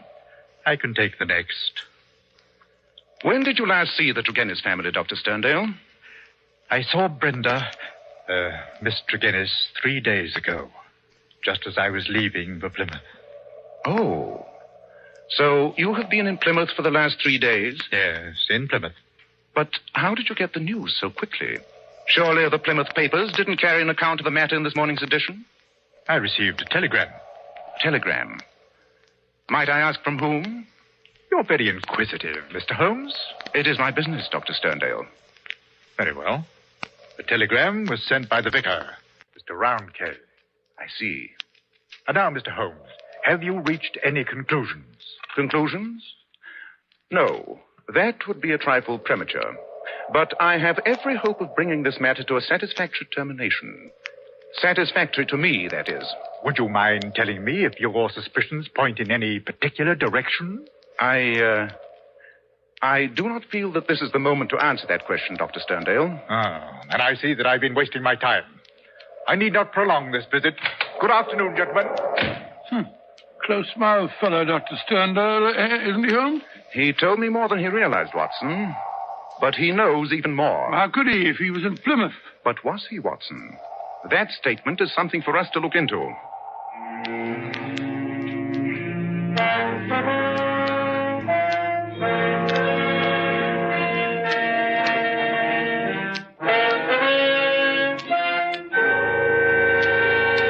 In just a moment, we'll rejoin Sherlock Holmes as he endeavors to solve the strange mystery of Tridanic water. But first, men, remember, if you want to keep your hair handsome and healthy looking, one of the first requisites is a hygienic scalp. So why settle for just any hair dressing when you can enjoy the extra advantages of a highly specialized hair tonic like Kreml? Kreml contains a special combination of hair grooming ingredients which is found in no other hair tonic. This is why it keeps unruly hair neatly in place longer with a rich, healthy-looking luster. Yet Kreml never gives hair that cheap, greasy patent leather look. It never leaves hair feeling sticky, gummy, or dirty. Your hair and scalp always look and feel so clean with Kreml. And if your hair is so dry it breaks and falls when you comb it, start using Kreml at once. Let it make your hair feel softer, more pliable, and look as if it had some body to it. Kreml is also fine to lubricate a dry scalp. At the same time, it removes dandruff flakes. A quick massage with Kreml helps stimulate the cutaneous circulation of the scalp. Notice how alive, how invigorated your scalp feels. So for better groomed hair, a more hygienic scalp, change to Kreml at once. Buy a bottle of Kreml at any drug counter. Ask for an application at your barber shop. Kreml, Kreml Hair Tonic.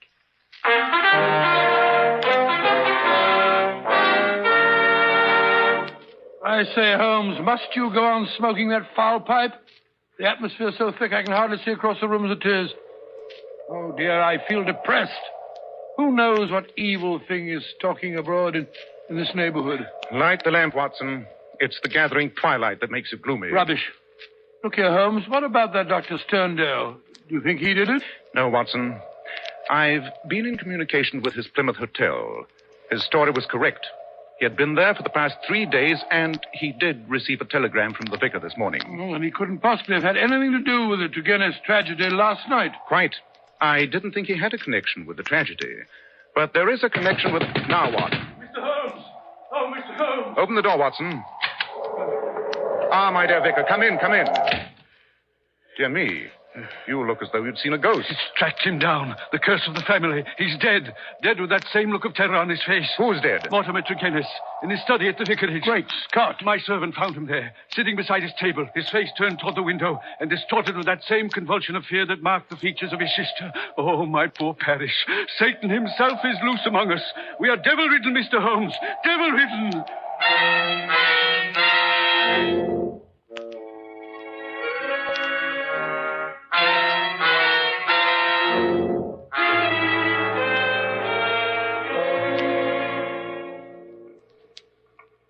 This was his study, Mr. Holmes.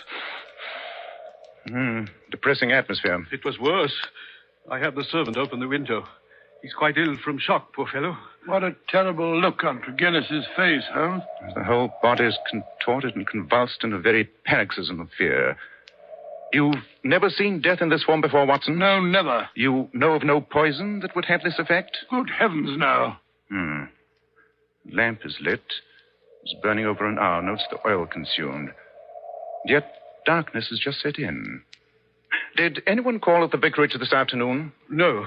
I was out myself, but my servant says he let no one in. Then Turgenev was alone when he... I wonder.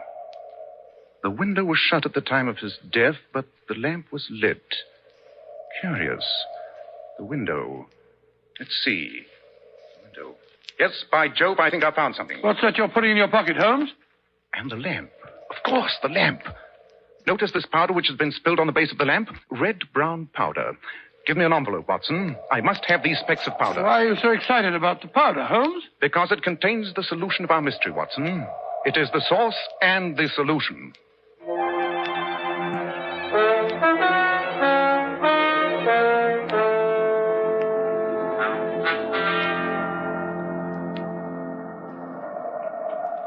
Holmes, you haven't touched your supper. What a foul night. The wind's rising again. Oh, have another cup of tea and be quiet. I don't want to be quiet. I want to talk. I'm tired of waiting here listening to that blasted wind and the roar of the water down there below. Why did you send for Dr. Sterndale? Because he is an authority on obscure African poisons. Poisons? Why are you interested in poisons? Watson, there are two striking points in common in both cases under observation. Yes? In both cases, the atmosphere of the room had a curious effect on the persons who first entered it. The housekeeper and the vicar's servant were both overcome, as was the doctor who was called in. That's right. I hadn't thought of that. The room was still stuffy when we entered it. Right. And in each case, there was combustion going on in the room. The fire in the first case, the lamp in the second, and the lamp was not necessary. It was still daylight when it was lit. Yes, but I still don't see what... Something was burned in each case which produced an atmosphere causing strange toxic effects. An unknown poison. Good heavens. I believe we have a sample of that poison in the brown powder spilled on the base of the lamp. Well, how are you going to prove it? I'm going to burn some of that powder. Notice its effect. Just a small pinch of powder. Yes. Perhaps you'd better leave the room, Watson. Leave you alone in here? Certainly not. I warn you, it's risky. Confound that wind. Come along. Let's get it on with it and get it over. Very well. Place your chair opposite mine. Then we can watch each other for developments. If anything alarming happens, we can end the experiment. All right. Come on. I'm ready. Good. I put a pinch of the powder into our lamp. Oh, I say, what a filthy smell. Musky, subtle, nauseous. Listen to the wind, Holmes. I'm afraid. I don't know why. That wind. I can feel my hair rising. Holmes, do you see it?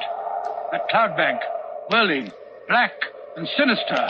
It's monstrous. It's concealing something too wicked to imagine. Holmes, it's coming nearer and nearer. Can't you smell it? Sulfur and brimstone. You hear that, Holmes? It's hoofbeats. Hoofbeats. I know what it is. I can see it. I can't stand this. It's too terrible. Holmes! Watson, for the love of heaven, don't give in. Don't breathe. I'll smash the window. I'll smash it. There. That's better. Breathe in, Watson. Breathe it in. It's good, clean air. Whew. By Jove, what a narrow escape. I had no idea it was so powerful. I thought I saw... I know. It's a poison that affects the nerve centers of the imagination. The strain is enough to kill a man or drive him crazy. Hello, that's someone knocking at the door. Oh, so that's what I heard. Yeah, seems cleared out. Good thing there was a high wind. I'll close the shutters and draw the curtains. Watson, can you open the door now? Yes, I think so. Phew, my knees are still shaking. Good evening, Mr. Holmes. You sent for me? Yes. Come in, Dr. Sterndale. Come in. You look rather pale, both of you. Yes. We've just been conducting a little experiment with the poison that killed Tregennis. You? Yes, Dr. Sterndale. Perhaps you'd like to tell us why you killed Mortimer Tregennis. I? Preposterous. You can't prove it? No. Let me tell you how you did it. You came over to the vicarage late this afternoon. You didn't want anyone to know you'd visited Tregennis. He was to let you in himself. But how could you attract his attention? You brought some pebbles with you, pink pebbles from a heap beside your house. You threw these at the study window, where you knew Tregennis was working. I found some of these pebbles on the windowsill. Tregennis came downstairs, let you in himself. You had a talk with him, made him light his lamp, placed a pinch of the poison powder in the flame, and left. You're right, Mr. Holmes. I did kill Mortimer Tregennis. But I'm not guilty of the other atrocity. I swear I'm not. I believe you, Dr. Sterndale. But you know who did it. Perhaps you'd better tell us about it. Very well. It was Mortimer Tregennis. What? He admitted it before he died. Mr. Holmes, I've been in love with Brenda Tregennis for many years. We were to have been married when my work in Africa was finished. I've lived so long in places where man is a law unto himself. He killed Brenda in cold blood. He killed her. I have nothing else to live for. By heaven, I'd do it again. How did Mortimer Tregennis get hold of the poison? It was something unusual, almost unknown. Yes, it was powdered pes diable. Pes diable? Devil's foot, eh? Yes, a root found in Africa. Shaped like a foot, half human, half goat-like. I have the only specimen in England. And you showed it to Tregennis? Yes. He came over the other afternoon when I was packing. He was interested in my African curiosities, particularly this powder. How he took it, I can't say. I thought no more of the matter until I had received the vicar's telegram and learned how they died. I returned at once. Looking into the tragedy, I was convinced Mortimer Tregennis was the murderer, that he'd done it to gain control of the family fortune. There was the crime, but what was to be his punishment? What jury would believe such a fantastic story? No, I decided to take the law into my own hands. Perhaps if you ever loved anyone, you'll know how I felt. Dr. Sterndale, what were your plans when you set out for Plymouth? I had intended to bury myself in Central Africa. My work is only half finished. Go and finish the other half, Dr. Sterndale. I do not feel called upon to prevent you.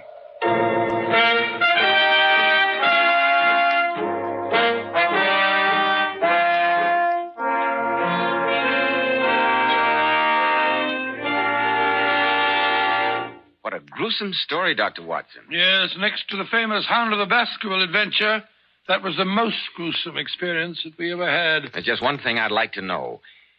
What did you think you saw in that cloud of smoke? Mr. Bell, you will have to believe me when I tell you it was too horrible to mention. Just to think of it is enough to make my blood run cold. Ladies and gentlemen, in a moment, Dr. Watson will be back to tell us about next week's story. Girls, Powers models are famous for their beauty and charm. And one of their most outstanding characteristics is their glorious, shining, bright hair. Now, here's how they keep it so shining. Powers models use Kreml shampoo.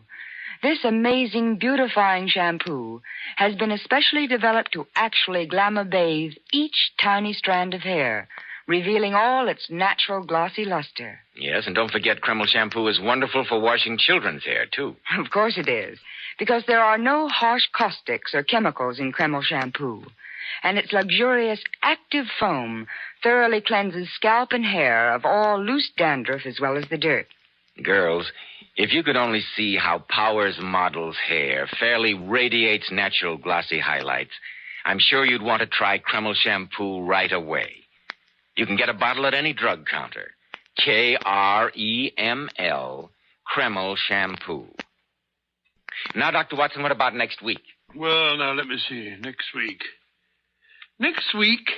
I think I'll tell you about the adventure of the unfortunate brides. Well, sounds intriguing, Dr. Watson. It was, Mr. Bell. It was indeed. Intriguing. It concerned a honeymoon in Scotland and a bridegroom who turned out to be a cold-blooded and ruthless killer.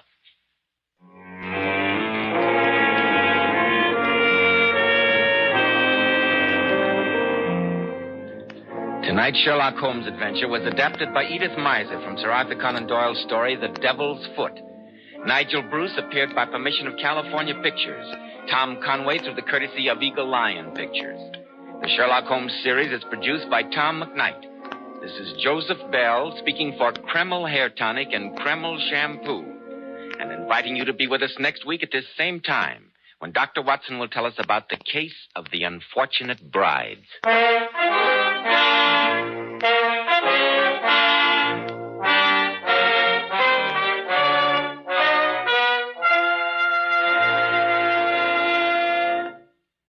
This is ABC, the American Broadcasting Company.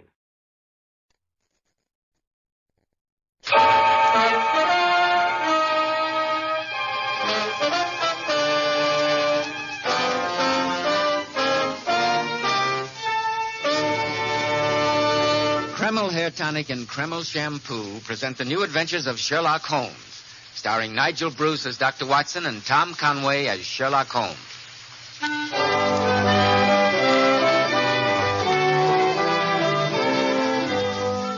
Well, once again, it's time to keep that weekly appointment with our good friend and host, Dr. Watson. Good evening, Mr. Bell. Draw up your chair and settle down. Thank you. That's it. All ready with tonight's new Sherlock Holmes adventure, Dr. Watson? Yes, Bill. And as I was going over my notes on the case, I came across this. I think it might interest you.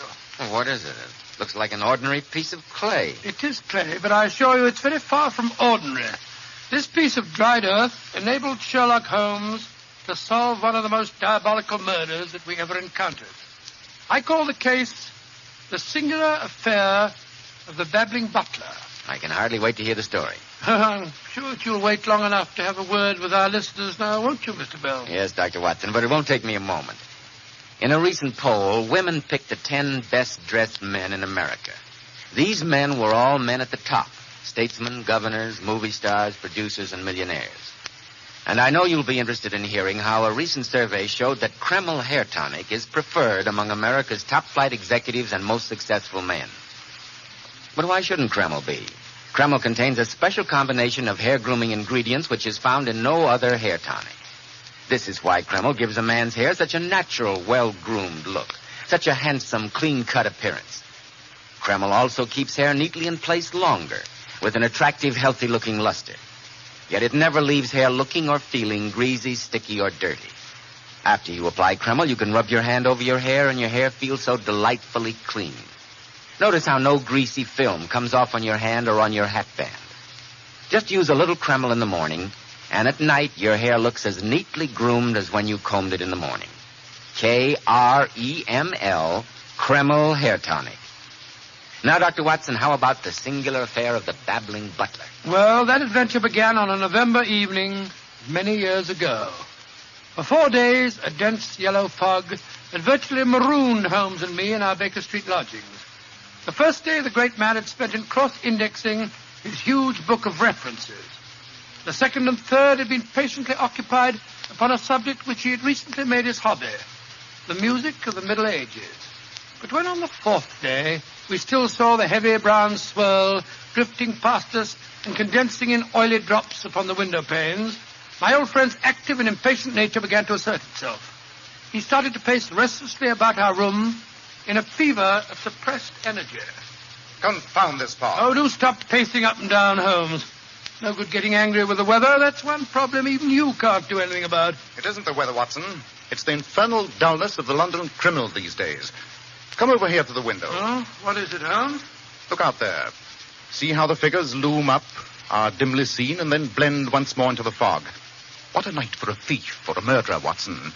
He could roam London as a tiger does the jungle, unseen until he pounces. It's fortunate for this community that I'm not a criminal. Yes, it is indeed. Suppose that I were Brooks or Woodhouse or any of the 50 men who have good reason for taking my life. How long could I survive against my own pursuit? A summons, a bogus appointment, and all would be over. What a depressing thought. The only thing that depresses me is inactivity. Why doesn't something happen?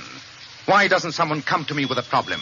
It sounds as if your prayer's been answered. I hope so. See who it is, Watson, will you? It'll save Mrs. Hudson a trip. Yes, of course. It's all right, Mrs. Hudson. Ask the gentleman to come up, please. This way up, sir. You wish to see Mr. Sherlock Holmes? Yes, sir, I do. Then come along in. My name's Watson, Dr. Watson, and this is Mr. Sherlock Holmes. Oh, how do you do, Mr. Holmes? Dr. Watson. My name is Jenkins. I'm butler to Sir Roderick Martin. Sir Roderick Martin? Indeed. Sit down, Jenkins. No, thank you, sir. Sir Roderick Martin, isn't he the theatrical producer? Yes, Watson. And he is quite famous in his own circle for his cynicism and a certain mordant wit. Your master needs my services, I presume, Jenkins? Yes, Mr. Holmes, he does. He's in desperate trouble, and he'd like you to come over to his house at once, Well, sir. what kind of trouble is he in? Oh, please don't ask any questions, sir. Just come to the house and see for yourselves. I have long wanted to meet Sir Roderick. I believe it was he who gave currency to that pun. Though he might be more humble, there's no police like Holmes. That's rather funny. No police like Holmes. I'm glad it amuses you, Watson. Oh, sorry. Oh, I implore you to come with. Please, gentlemen, come with me. Whatever your master's problems may be, I think I would enjoy a discussion with him.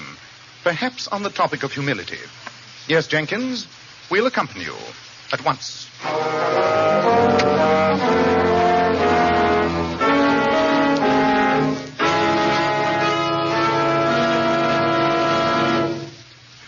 This is Mr. Sherlock Holmes and Dr. Watson, sir. How do you do, Sir Roderick? How do you do? Jenkins. Oh, how very odd. Now, why should Jenkins make such a meteoric exit? I presume, Sir Roderick, he wished to leave us alone. Indeed, what a singularly depressing thought. Well, so now that he's gone, you can talk quite freely. My dear Dr. Watson, I've been in the habit of talking freely ever since I had the pleasure of insulting my nurse at the age of 4. She was a peculiarly revolting female by the name of Pearl.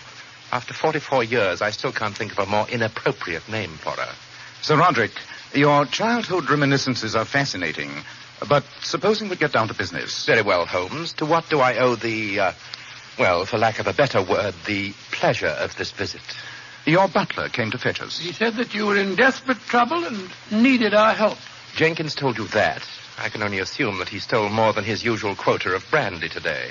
I've noticed in the past that alcohol seems to give him the quaintest delusions. Then you don't wish to consult me professionally? No, Holmes, I don't. Nor do I wish the services of a doctor. Therefore, I suggest you both retire and ask Jenkins for your hats and an explanation. Good evening, gentlemen. It's one of his stupid jokes, Holmes. The bounder's trying to make a fool of you. I think not, Watson. It'd be a singularly pointless joke, and far below his standard. No, I believe there's some other game afoot. Though Sir Roderick dismissed us somewhat unceremoniously, I think we may still be reasonably certain of a welcome in the servants' quarters. You're going to talk to the butler? Yes, Watson. I'm certain he's neither been drinking nor suffering from delusions. I'm convinced that the man is in mortal terror of his life.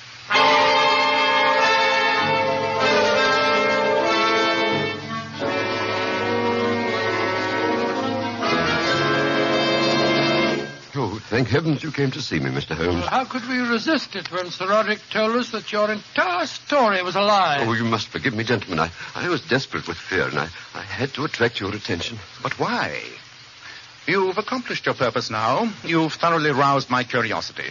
But I repeat, why? Because I'm in terror of my life, sir.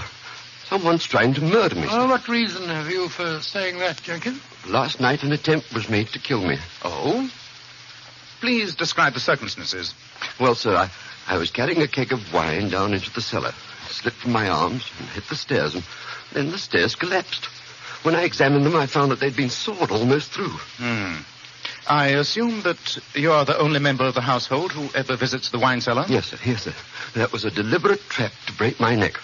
Oh, if I'd stepped down, it would have been the end of me. Oh, Mr. Holmes, I'm only a servant. I couldn't pay you much. Now, my dear Jenkins, I assure you that Mr. Holmes is as interested in preventing the murder of a servant as he is in saving the life of a prime minister. Jenkins, have you any idea who might want to kill you? There's only one person on earth with a motive for killing me, sir, and that's my master. Sir Roderick Martin. Oh, come, my dear man. You're surely mistaken. What reason do you have for suspecting him? Oh, it's this way, Mr. Holmes. A year ago, a certain lady killed herself when Sir Roderick jilted her. Gracious. Well, the affair was all hushed up, and nobody knew Sir Roderick was even involved. But her brother swore to avenge her death. That brother is a very close friend of Sir Roderick's, but has never suspected him. Complicated situation, eh, Holmes? Yes, Watson. I take it, Jenkins, you are the only person who knows that your master was guilty? Yes, sir. Yes, sir. And if I were dead, his secret would be safe. Oh, Mr. Holmes, please, what can I do? I know he's planning my death. You've got to save me, sir. Jenkins, my advice is this. Write a full statement of the circumstances in this case. Sign and seal it and hand it over to me for safekeeping. Inform your master that if anything happens to you, I shall make public the contents of the statement. That's a very good idea, Holmes. I'll do that, sir. I'll do that. I'll bring it to you in the morning. Splendid. Come on, Watson. Oh, by the way, Jenkins, what's the name of your doctor? A doctor, sir? I never said... You never said what? Doctor, yes, sir. Dr. David Stanley in Wimpole Street. Dr. David Stanley. I see. Well, good night, Jenkins. We shall expect you in the morning.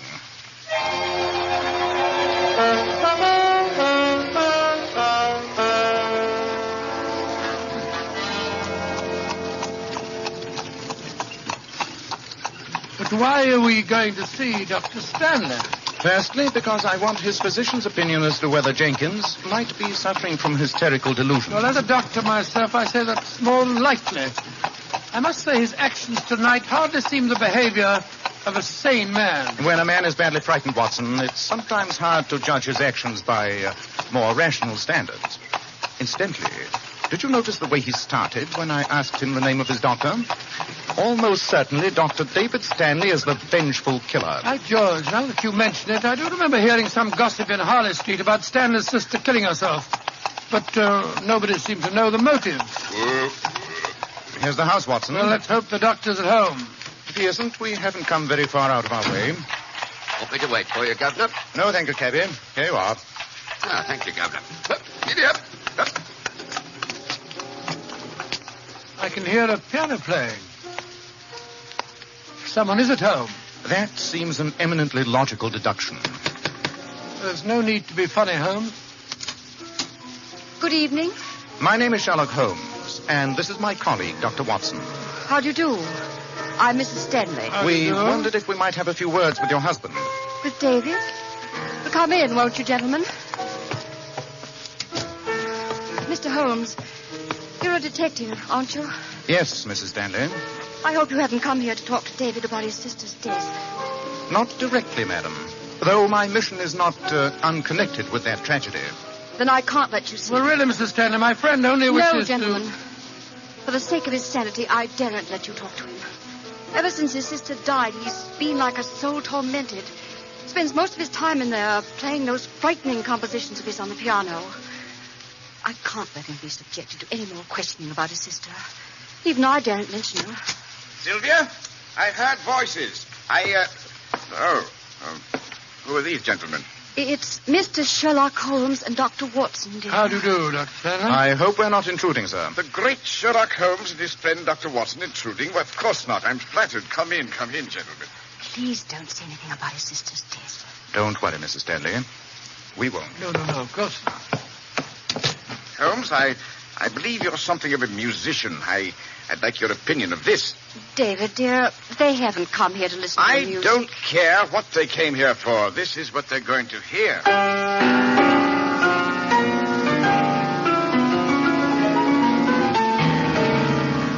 Well, how'd you like it?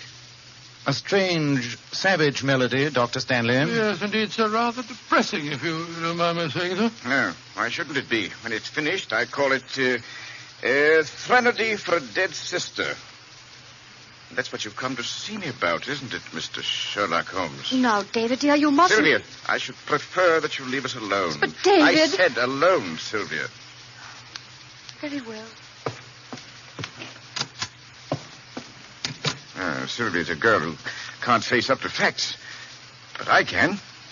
Tell me, Holmes, what have you found out about my sister's death? Dr. Stanley, I'm afraid you're laboring under misapprehension. I know nothing of your sister. I came here to talk about Jenkins, Sir Roderick Martin's butler. He told us that you were his physician. Oh, Jenkins, eh? What do you want to know about him? Has he been ill recently? Well, a few months ago, he had a bad attack of enteric fever. Why'd you ask? Enteric sometimes leaves bad after effects. Would you say, Doctor, that Jenkins has suffered no lasting damage? Hallucinations, for instance? No, at the time, he was out of his head for a while, but I'd say he's perfectly sound now. Thank you, Dr. Stanley. That's all we wanted to know. You mean to say that you came here simply to find out about the state of Jenkins' sanity? Just that, sir. Good evening. Good night, Dr. Stanley. I think you had something else on your mind before you talked to Sylvia. Well, Jenkins may be sane, but that man's on the edge of a mental collapse, if I ever saw one. I quite agree, Watson. Mrs. Stanley seems to have gone upstairs. I think we'll let ourselves out.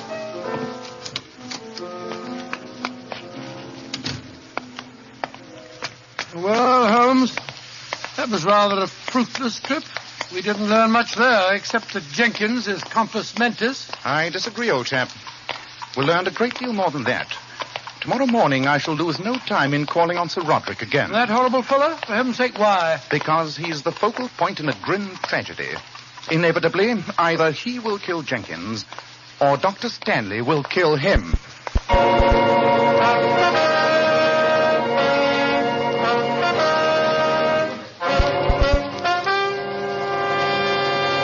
My dear Holmes, I'm accustomed to facing 2 brown eggs at breakfast. 2 brown eggs lightly boiled, followed by a leisurely perusal of the Times.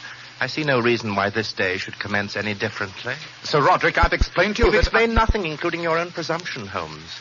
I can see no cause for your meddling, even if I understood precisely what you were driving at, which I don't.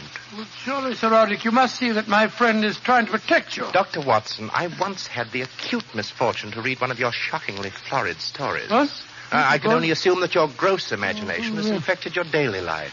Since your own safety seems to be a matter of indifference to you, Sir Roderick, I may point out that I know too much if you plan on being a danger yourself. Holmes, you're impertinent, a quality which is attractive only in a younger person, and of a different sex. What is even more unpardonable, you're boring. Please leave and take this bumbling veterinary surgeon with you. It's extremely offensive. Before I leave, I insist on knowing one thing. Where is your butler, Jenkins? A new man opened the door just now. Jenkins? Oh, yes. I omitted to tell you. Jenkins has left my service. You discharged him, I suppose. Not exactly, though it is my invariable rule to discharge any servant found guilty of a crime. A crime? And what was Jenkins' crime? He committed suicide.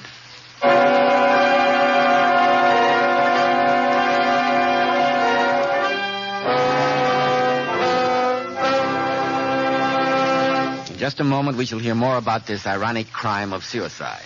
But first, men, nice-looking, attractive hair means so much to a man's appearance. And one of the first requisites of handsome, healthy-looking hair is a hygienic scalp. So start at once. Take better care of the hair you've got.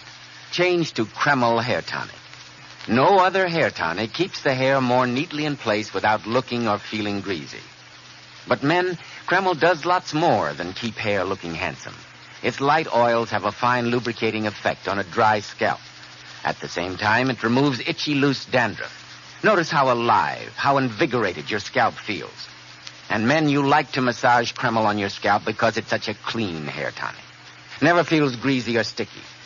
And if your hair is so dry that it breaks and falls when you comb it, Kreml actually helps condition the hair, in that it makes it feel softer, more pliable, and look as if it had some body to it. So men, for handsome groomed hair and a more hygienic scalp, use Kreml daily. Buy a bottle of Kreml at any drugstore. Ask for an application at your barber's. Kreml, Kreml Hair Tonic. That famous modern hair tonic preferred among America's most successful men.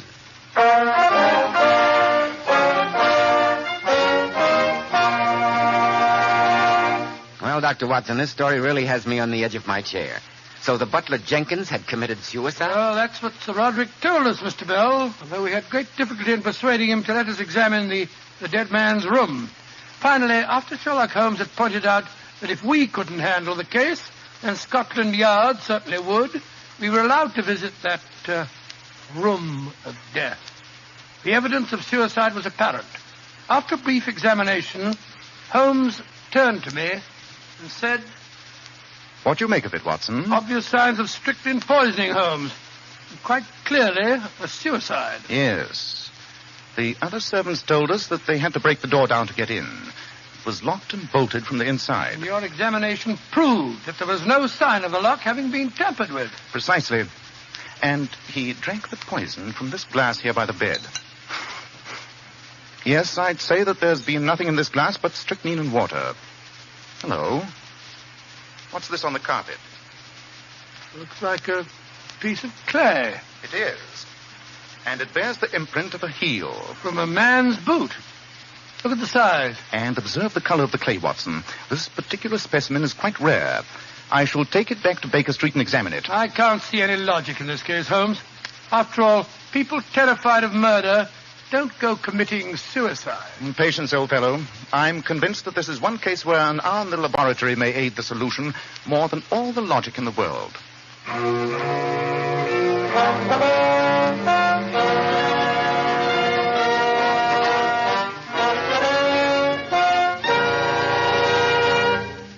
Well, Holmes, what do your tests with the microscope tell you? First of all, that the glass contained nothing but strychnine and water. And nobody could drink that without knowing it. That proves that it was suicide. Not necessarily, Watson. I've also tested the clay.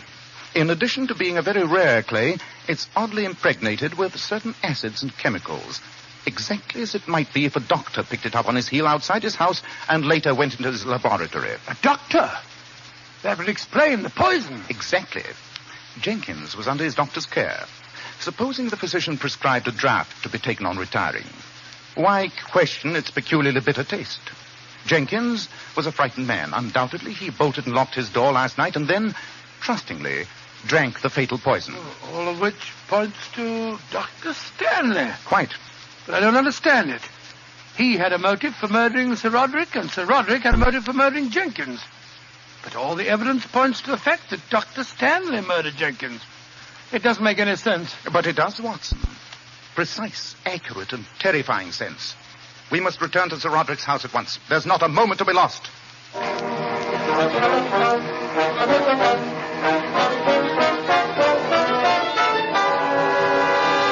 Holmes, you and your friend here are positively pachydermatous. Twice I've told you to mind your own business, and yet you come back for more insults. Am I to assume that you find my personal charm so utterly irresistible? On the contrary, sir, you can assume that your personal charm utterly escapes us. Sir Roderick, the only reason we've returned is because I'm convinced you're in grave danger. As I told you before, Holmes, I'm eminently capable of taking care of myself. In any case, I'm expecting Dr. Stanley, my physician, here in a few minutes. Sir Roderick, by all you hold sacred... I hold nothing sacred, Holmes, save human life. By which, of course, I mean my own. Then, for the sake of your own life, sir, allow us to slip behind that tapestry while your doctor visits you. Behind the arras, eh? The proper place for rats, if I remember my Hamlet correctly. Oh, that's undoubtedly the doctor now. Then please let us hide. You won't regret it, I promise you. Very well, you may hide. Scurry away. Come on, Watson. Right, you're home. Come in. Roderick, I had to see you. Yes, so it would appear. Sylvia, if you have to come making dramatic entrances in my house at an hour that virtually represents the crack of dawn, I do wish you'd take a little more pains with your ensemble. Roderick, Your dress is only suitable for tea and crumpets with the vicar's wife at Tooting Bec. Oh, Roderick, stop trying to be facetious. I came here because I had to talk to you before David got here. Well, I'm expecting him at any moment. Yes, I know that. You're his closest friend, Roderick. You've got to do something for him. He's ill. He's mentally unbalanced. All he thinks about and talks about and dreams about is Angela. He's even composed a horrible piece of music that he calls... Sylvia! David! What are you doing here? Everyone's being extraordinarily melodramatic this morning. It's a pity, David, but you have not caught your wife and me in a compromising situation. Chiefly, I admit, because I find her somewhat colorless. Roderick, how dare you? I suggest that you leave us, my dear. You... I believe the word you're groping for is beast. You beast! Roderick, you put up a convincing caricature of being the inhuman man of the world. But if people only knew how you'd stood by me during the past year... No, David, this has been a most emotional morning. For heaven's sake, don't you become lachrymose. I'm not. I'm just saying that if you hadn't stood by me since Angela's death, I don't know what I'd have done. You'd probably been back on your feet long before this, but you came here this morning in your professional capacity, David. Yes, I know, Roderick. How are you feeling? I don't like your color. I don't like my symptoms. I can't sleep. My nerves have been more than usually on edge for the past 3 weeks, David. You promised me some medicine, you know. I brought it with me. It's in my bag here. Do you have a glass and some water? Yes, on the sideboard there. Good. Well, this will steady you up quite a bit. Now, I'll add a little water. So, here you are, Roderick. Drink this. I wouldn't, Sir Roderick. It won't do much good to the only thing you hold sacred. Sherlock Holmes. What are you doing here? Your opening conversation begins to become somewhat monotonous, Dr. Stanley. I'm here because I don't like to see murder committed, even Sir Roderick. You mean that Dr. Stanley just tried to poison him? Certainly. Just as he poisoned the butler, Jenkins. Mr. Holmes, he has no motive. I tried to protect Jenkins against Sir Roderick. I was stupid enough not to see the other motive at first. Riddles are fascinating, Holmes, but not when they become personal. What are you talking about? It's a simple equation, Sir Roderick. Dr. Stanley attended Jenkins during his bout of enteric. He told us himself that the butler was delirious. It was then that he must have learned Jenkins' secret, that Jenkins was the only human being who knew that Sir Roderick was responsible for Angela's suicide. Logically, he had to die first. But I still don't see that... Dr. Stanley does, despite his silence. Jenkins was the only human being who knew that Dr. Stanley had a motive for killing Sir Roderick. This is very melodramatic, Holmes, but I haven't the faintest idea what you're talking about. Nor have I, except that you seem to be laboring under the delusion that I killed Jenkins. Of course you did. You had to, before you could kill Sir Roderick. Had Jenkins lived, he would have been suspicious of his master's death. But if he were out of the way, no one would have connected Sir Roderick's close friend and physician with his murder. The cellar stairs attempt failed. But last night's poison did not. And now he's trying to repeat the pattern. The glass over there contains strychnine and water. Of course it does. I assure you, this medicine is perfectly harmless. To prove it, I shall drink it myself. Stop him, Watson. Put that down. Put it down, I say. It's too late. That was meant for you, Roderick. It was too good for you. Considering the way you treated my sister, Angela.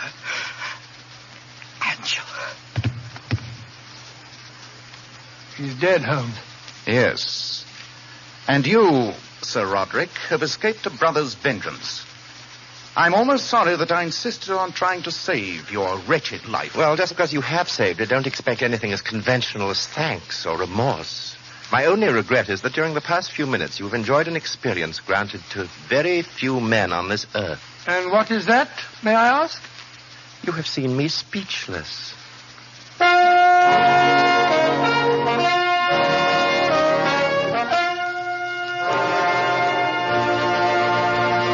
In just a moment, Dr. Watson will be back to tell us about next week's story. Ladies, here's some very important beauty advice from some of the world's most divinely beautiful women, Powers models. Girls who are famous for their shining, bright, lustrous hair. Powers models wash their hair with Kreml shampoo. This amazingly beautifying shampoo has been especially developed to actually glamour bathe each tiny strand of hair so that it fairly radiates natural, dazzling highlights. Kreml shampoo leaves the hair simply abundant with natural glossy luster. And what's more, your hair stays this way for days. And doesn't Kreml shampoo do a wonderful cleaning job on your scalp? Removes all loose dandruff as well as the dirt. Yes, and it's wonderful to soften dry, brittle ends. Kreml shampoo leaves your hair so much softer, silkier, with a satin smoothness. Your hair holds a wave better, too. So, ladies, buy a bottle of glamorizing Kreml shampoo at any drug counter and see how easy it is to glamour bathe your hair to a vision of beauty. How easy it is now to have naturally lustrous, glossy hair. Kreml, Kreml shampoo. And now, Dr. Watson, what about next week? Well, now, let me see. Next week, I think I'll tell you about the greatest shock that Sherlock Holmes ever gave me. Well, that must have been quite a shock, Dr. Watson. It was, Mr. Bell. I call it The Adventure of the Dying Detective. Tonight's new Sherlock Holmes adventure was written by Dennis Green and Anthony Boucher and was suggested by an incident in Sir Arthur Conan Doyle's story, The Bruce Partington Plans. The music was composed and conducted by Alex Steinert. Nigel Bruce appeared by permission of California Pictures, Tom Conway through the courtesy of Eagle Lion Pictures. This is Joseph Bell speaking for Kreml Hair Tonic and Kreml Shampoo, and inviting you to be with us next week at this same time when Dr. Watson will tell us about the dying detective.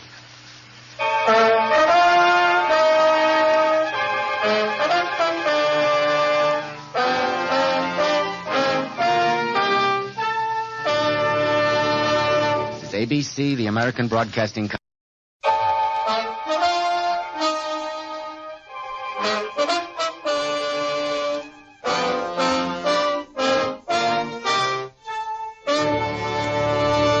Kreml Hair Tonic and Kreml Shampoo present the new adventures of Sherlock Holmes, starring Nigel Bruce as Dr. Watson and Tom Conway as Sherlock Holmes.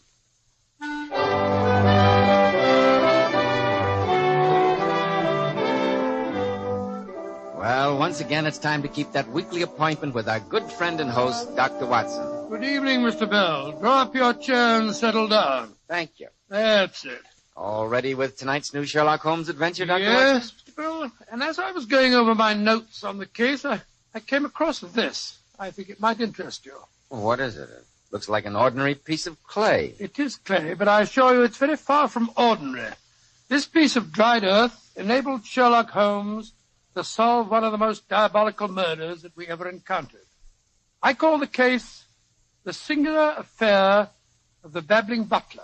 I can hardly wait to hear the story. I'm sure that you'll wait long enough to have a word with our listeners now, won't you, Mr. Bell? Yes, Dr. Watson, but it won't take me a moment. In a recent poll, women picked the 10 best-dressed men in America. These men were all men at the top: statesmen, governors, movie stars, producers, and millionaires. And I know you'll be interested in hearing how a recent survey showed that Kreml hair tonic is preferred among America's top-flight executives and most successful men. But why shouldn't Kreml be? Kreml contains a special combination of hair grooming ingredients which is found in no other hair tonic. This is why Kreml gives a man's hair such a natural, well-groomed look, such a handsome, clean-cut appearance. Kreml also keeps hair neatly in place longer, with an attractive, healthy-looking luster. Yet it never leaves hair looking or feeling greasy, sticky, or dirty. After you apply Kreml, you can rub your hand over your hair, and your hair feels so delightfully clean. Notice how no greasy film comes off on your hand or on your hatband. Just use a little Kreml in the morning, and at night your hair looks as neatly groomed as when you combed it in the morning. Kreml, Kreml Hair Tonic. Now, Dr. Watson, how about the singular affair of the Babbling Butler? Well, that adventure began on a November evening many years ago. For 4 days, a dense yellow fog had virtually marooned Holmes and me in our Baker Street lodgings. The first day, the great man had spent in cross-indexing his huge book of references. The second and third had been patiently occupied upon a subject which he had recently made his hobby, the music of the Middle Ages. But when on the fourth day we still saw the heavy brown swirl drifting past us and condensing in oily drops upon the window panes, my old friend's active and impatient nature began to assert itself. He started to pace restlessly about our room in a fever of suppressed energy. Confound this fog. Oh, do stop pacing up and down, Holmes. No good getting angry with the weather. That's one problem even you can't do anything about. It isn't the weather, Watson. It's the infernal dullness of the London criminal these days. Come over here to the window. Oh, what is it, Holmes? Look out there. See how the figures loom up, are dimly seen, and then blend once more into the fog. What a night for a thief or a murderer, Watson. He could roam London as a tiger does the jungle, unseen until he pounces. It's fortunate for this community that I'm not a criminal. Yes, it is indeed. Suppose that I were Brooks, or Woodhouse, or any of the 50 men who have good reason for taking my life. How long could I survive against my own pursuit? A summons, a bogus appointment, and all would be over. What a depressing thought. The only thing that depresses me is inactivity. Why doesn't something happen? Why doesn't someone come to me with a problem? It sounds as if your prayer's been answered. I hope so. See who it is, Watson, will you? It'll save Mrs. Hudson a trip. Yes, of course. All right, Mrs. Hudson. Ask the gentleman to come up, please. This way up, sir. You wish to see Mr. Sherlock Holmes? Yes, sir, I do. Then come along in. My name's Watson, Dr. Watson, and this is Mr. Sherlock Holmes. Oh, how do you do, Mr. Holmes, Dr. Watson? My name is Jenkins. I'm butler to Sir Roderick Martin. Sir Roderick Martin? Indeed. Sit down, Jenkins. Thank you, sir. Sir Roderick Martin, isn't he the theatrical producer? Yes, Watson. And he's quite famous in his own circle for his cynicism and a certain mordant wit. Your master needs my services, I presume, Jenkins? Yes, Mr. Holmes, he does. He's in desperate trouble, and he'd like you to come over to his house at once, Well, sir. what kind of trouble is he in? Oh, please don't ask any questions, sir. Just come to the house and see for yourselves. I've long wanted to meet Sir Roderick. I believe it was he who gave currency to that pun. Though he might be more humble, there's no police like Holmes. That's all funny. No police like Holmes. I'm glad it amuses you, Watson. Oh, sorry. Oh, I implore you to come with. Please, gentlemen, come with me. Whatever your master's problems may be, I think I would enjoy a discussion with him. Perhaps on the topic of humility. Yes, Jenkins, we'll accompany you. at once.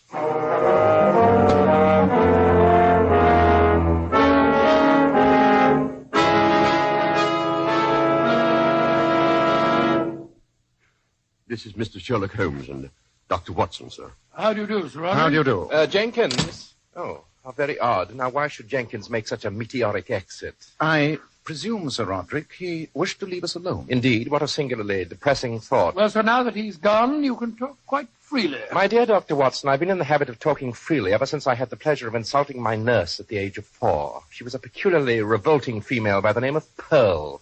After 44 years, I still can't think of a more inappropriate name for her. Sir Roderick, your childhood reminiscences are fascinating. But supposing we get down to business. Very well, Holmes. To what do I owe the, well, for lack of a better word, the pleasure of this visit? Your butler came to fetch us. He said that you were in desperate trouble and needed our help. Jenkins told you that? I can only assume that he stole more than his usual quota of brandy today. I've noticed in the past that alcohol seems to give him the quaintest delusions. Then you don't wish to consult me professionally? No, Holmes, I don't, nor do I wish the services of a doctor. Therefore, I suggest you both retire and ask Jenkins for your hats and an explanation. Good evening, gentlemen. It's one of his stupid jokes, Holmes. The bounder's trying to make a fool of you. I think not, Watson. It'd be a singularly pointless joke, and far below his standard. No, I believe there's some other game afoot. Though Sir Roderick dismissed us somewhat unceremoniously, I think we may still be reasonably certain of a welcome in the servants' quarters. You're going to talk to the butler? Yes, Watson. I'm certain he's neither been drinking nor suffering from delusions. I'm convinced that the man is in mortal terror of his life.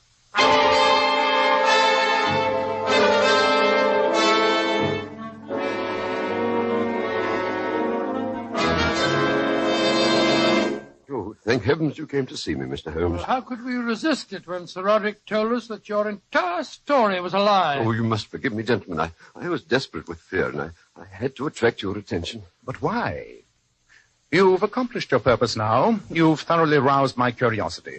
But I repeat, why? Because I'm in terror of my life, sir. Someone's trying to murder me, Well, sir. what reason have you for saying that, Jenkins? Last night an attempt was made to kill me. Oh? Please describe the circumstances. Well, sir, I was carrying a keg of wine down into the cellar. It slipped from my arms and hit the stairs, and then the stairs collapsed. When I examined them, I found that they'd been sawed almost through. I assume that you're the only member of the household who ever visits the wine cellar? Yes, sir. That was a deliberate trap to break my neck. Well, if I'd stepped down, it would have been the end of me. Oh, Mr. Holmes, I'm only a servant. I couldn't pay you much, Now, but... my dear Jenkins, I assure you that Mr. Holmes is as interested in preventing the murder of a servant as he is in saving the life of a prime minister. Jenkins, have you any idea who might want to kill you? There's only one person on earth with a motive for killing me, sir, and that's my master. Sir Roderick Martin. Oh, come, my dear man. You're surely mistaken. What reason do you have for suspecting him? Well, it's this way, Mr. Holmes. A year ago, a certain lady killed herself when Sir Roderick jilted her. Gracious Well, me. the affair was all hushed up, and nobody knew Sir Roderick was even involved. But her brother swore to avenge her death. That brother is a very close friend of Sir Roderick's, but has never suspected him. Complicated situation, eh, Holmes? Yes, Watson. I take it, Jenkins, you are the only person who knows that your master was guilty? Yes, sir. Yes, sir. And if I were dead, his secret would be safe. Oh, Mr. Holmes, please, what can I do? I know he's planning my death. You've got to save me, sir. Jenkins, my advice is this. Write a full statement of the circumstances in this case. Sign and seal it and hand it over to me for safekeeping. Inform your master that if anything happens to you, I shall make public the contents of the statement. That's a very good idea, Holmes. I'll do that, sir. I'll do that. I'll bring it to you in the morning. Splendid. Come on, Watson. Oh, by the way, Jenkins, what's the name of your doctor? My doctor, sir. I never said... You never said what? Oh, yeah, doctor. Yes, sir. Yes, sir. Dr. David Stanley in Wimpole Street. Dr. David Stanley. I see. Well, good night, Jenkins. We shall expect you in the morning.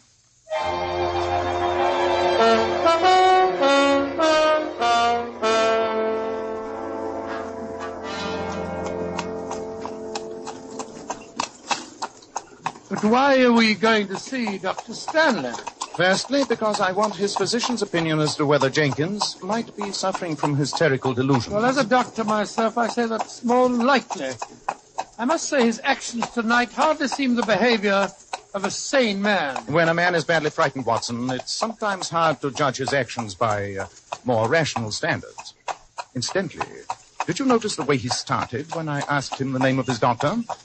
Almost certainly Dr. David Stanley is the vengeful killer. By George, now that you mention it, I do remember hearing some gossip in Harley Street about Stanley's sister killing herself.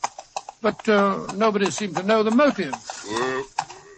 Here's the house, Watson. Well, let's hope the doctor's at home. If he isn't, we haven't come very far out of our way. Want me to wait for you, Governor? No, thank you, cabby. Here you are. Ah, thank you, Governor. Idiot! I can hear a piano playing. Someone is at home. That seems an eminently logical deduction. There's no need to be funny, Holmes. Good evening. My name is Sherlock Holmes, and this is my colleague, Dr. Watson. How do you do? I'm Mrs. Stanley. We wondered if we might have a few words with your husband. With David? Come in, won't you, gentlemen? Mr. Holmes, you're a detective, aren't you? Yes, Mrs. Stanley. I hope you haven't come here to talk to David about his sister's death. Not directly, madam. Though my mission is not unconnected with that tragedy. Then I can't let you see. Well, really, Mrs. Stanley, my friend only wishes No, gentlemen. For the sake of his sanity, I daren't let you talk to him. Ever since his sister died, he's been like a soul tormented. Spends most of his time in there playing those frightening compositions of his on the piano. I can't let him be subjected to any more questioning about his sister. Even I daren't mention her. Sylvia, I've heard voices. Who are these gentlemen? It's Mr. Sherlock Holmes and Dr. Watson, dear. How do you do, Dr. Stanley? I hope we're not intruding, sir. The great Sherlock Holmes and his friend Dr. Watson intruding? Well, of course not. I'm flattered. Come in, gentlemen.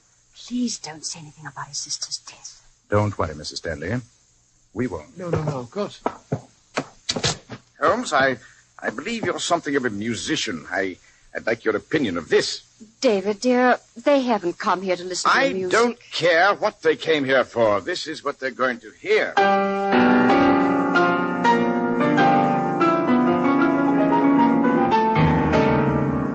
Well, how'd you like it? A strange, savage melody, Dr. Stanley. Yes, indeed, sir. Rather depressing, if you don't mind my saying so. No, why shouldn't it be? When it's finished, I call it Threnody for a Dead Sister.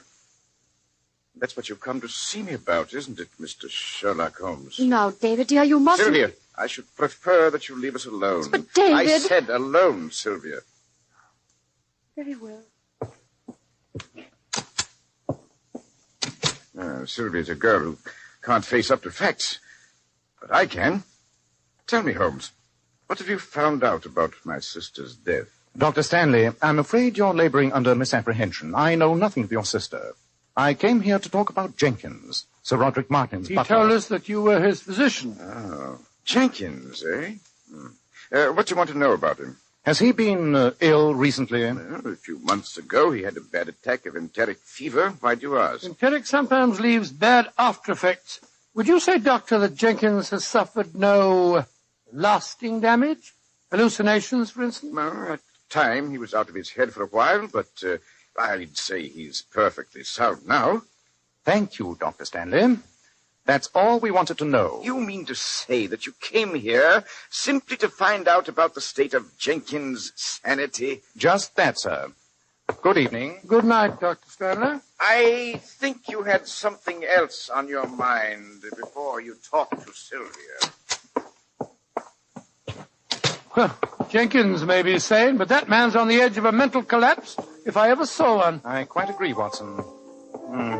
Mrs. Stanley seems to have gone upstairs. I think we've let ourselves out.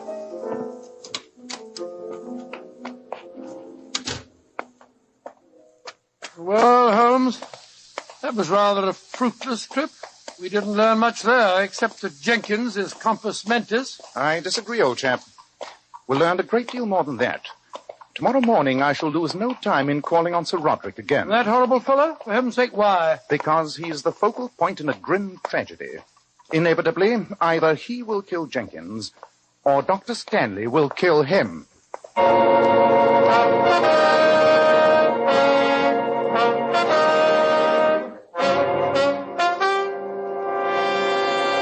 My dear Holmes, I'm accustomed to facing 2 brown eggs at breakfast, 2 brown eggs lightly boiled, followed by a leisurely perusal of the Times. I see no reason why this day should commence any differently. Sir Roderick, I've explained to you You've that... explained nothing, including your own presumption, Holmes. I can see no cause for your meddling, even if I understood precisely what you were driving at, which I don't. Well, surely, Sir Roderick, you must see that my friend is trying to protect you. Dr. Watson, I once had the acute misfortune to read one of your shockingly florid stories. What? I can only assume that your gross imagination has infected your daily life. Since your own safety seems to be a matter of indifference to you, Sir Roderick, I may point out that I know too much if you plan on being a danger yourself. Holmes, you're impertinent, a quality which is attractive only in a younger person, and of a different sex. What is even more unpardonable, you're boring. Please leave and take this bumbling veterinary surgeon with you. It's extremely offensive. Before I leave, I insist on knowing one thing. Where is your butler, Jenkins? A new man opened the door just now. Jenkins? Oh, yes. I omitted to tell you. Jenkins has left my service. You discharged him, I suppose. Not exactly, though it is my invariable rule to discharge any servant found guilty of a crime. A crime? And what was Jenkins' crime? He committed suicide.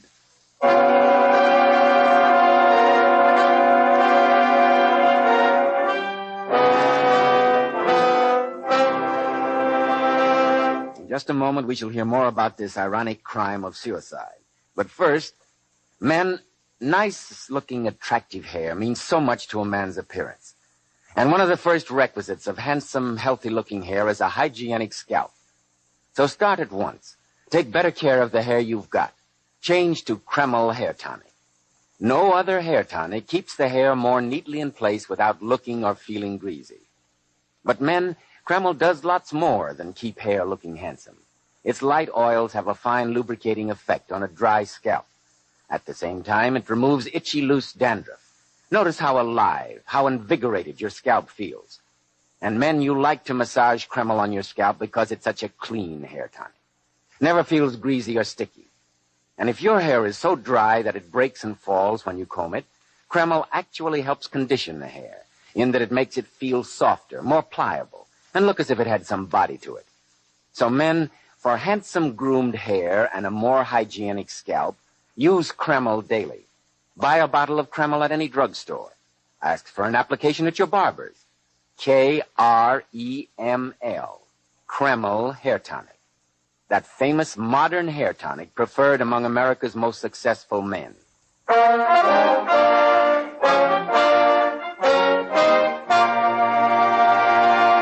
Well, Dr. Watson, this story really has me on the edge of my chair.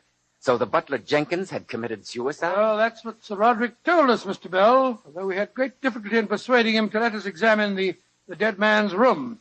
Finally, after Sherlock Holmes had pointed out that if we couldn't handle the case, and Scotland Yard certainly would, we were allowed to visit that room of death. The evidence of suicide was apparent. After a brief examination, Holmes turned to me and said, What do you make of it, Watson? Obvious signs of strychnine poisoning, Holmes. Quite clearly, a suicide. Yes. The other servants told us that they had to break the door down to get in. It was locked and bolted from the inside. And your examination proved that there was no sign of the lock having been tampered with. Precisely. And he drank the poison from this glass here by the bed. Yes, I'd say that there's been nothing in this glass but strychnine and water. Hello. What's this on the carpet? Looks like a piece of clay. It is. And it bears the imprint of a heel. From a man's boot. Look at the size. And observe the color of the clay, Watson. This particular specimen is quite rare. I shall take it back to Baker Street and examine it. I can't see any logic in this case, Holmes. After all, people terrified of murder don't go committing suicide. Patience, old fellow. I'm convinced that this is one case where an hour in the laboratory may aid the solution more than all the logic in the world.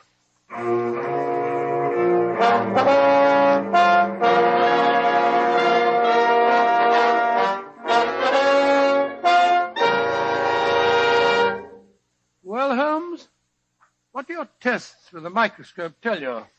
First of all, that the glass contained nothing but strychnine and water. Nobody could drink that without knowing it. That proves that it was suicide. Not necessarily, Watson. I've also tested the clay. In addition to being a very rare clay, it's oddly impregnated with certain acids and chemicals, exactly as it might be if a doctor picked it up on his heel outside his house and later went into his laboratory. A doctor? That would explain the poison. Exactly. Jenkins was under his doctor's care. Supposing the physician prescribed a draught to be taken on retiring, why question its peculiarly bitter taste? Jenkins was a frightened man. Undoubtedly, he bolted and locked his door last night and then, trustingly, drank the fatal poison. All of which points to Dr. Stanley. Quite. But I don't understand it. He had a motive for murdering Sir Roderick, and Sir Roderick had a motive for murdering Jenkins.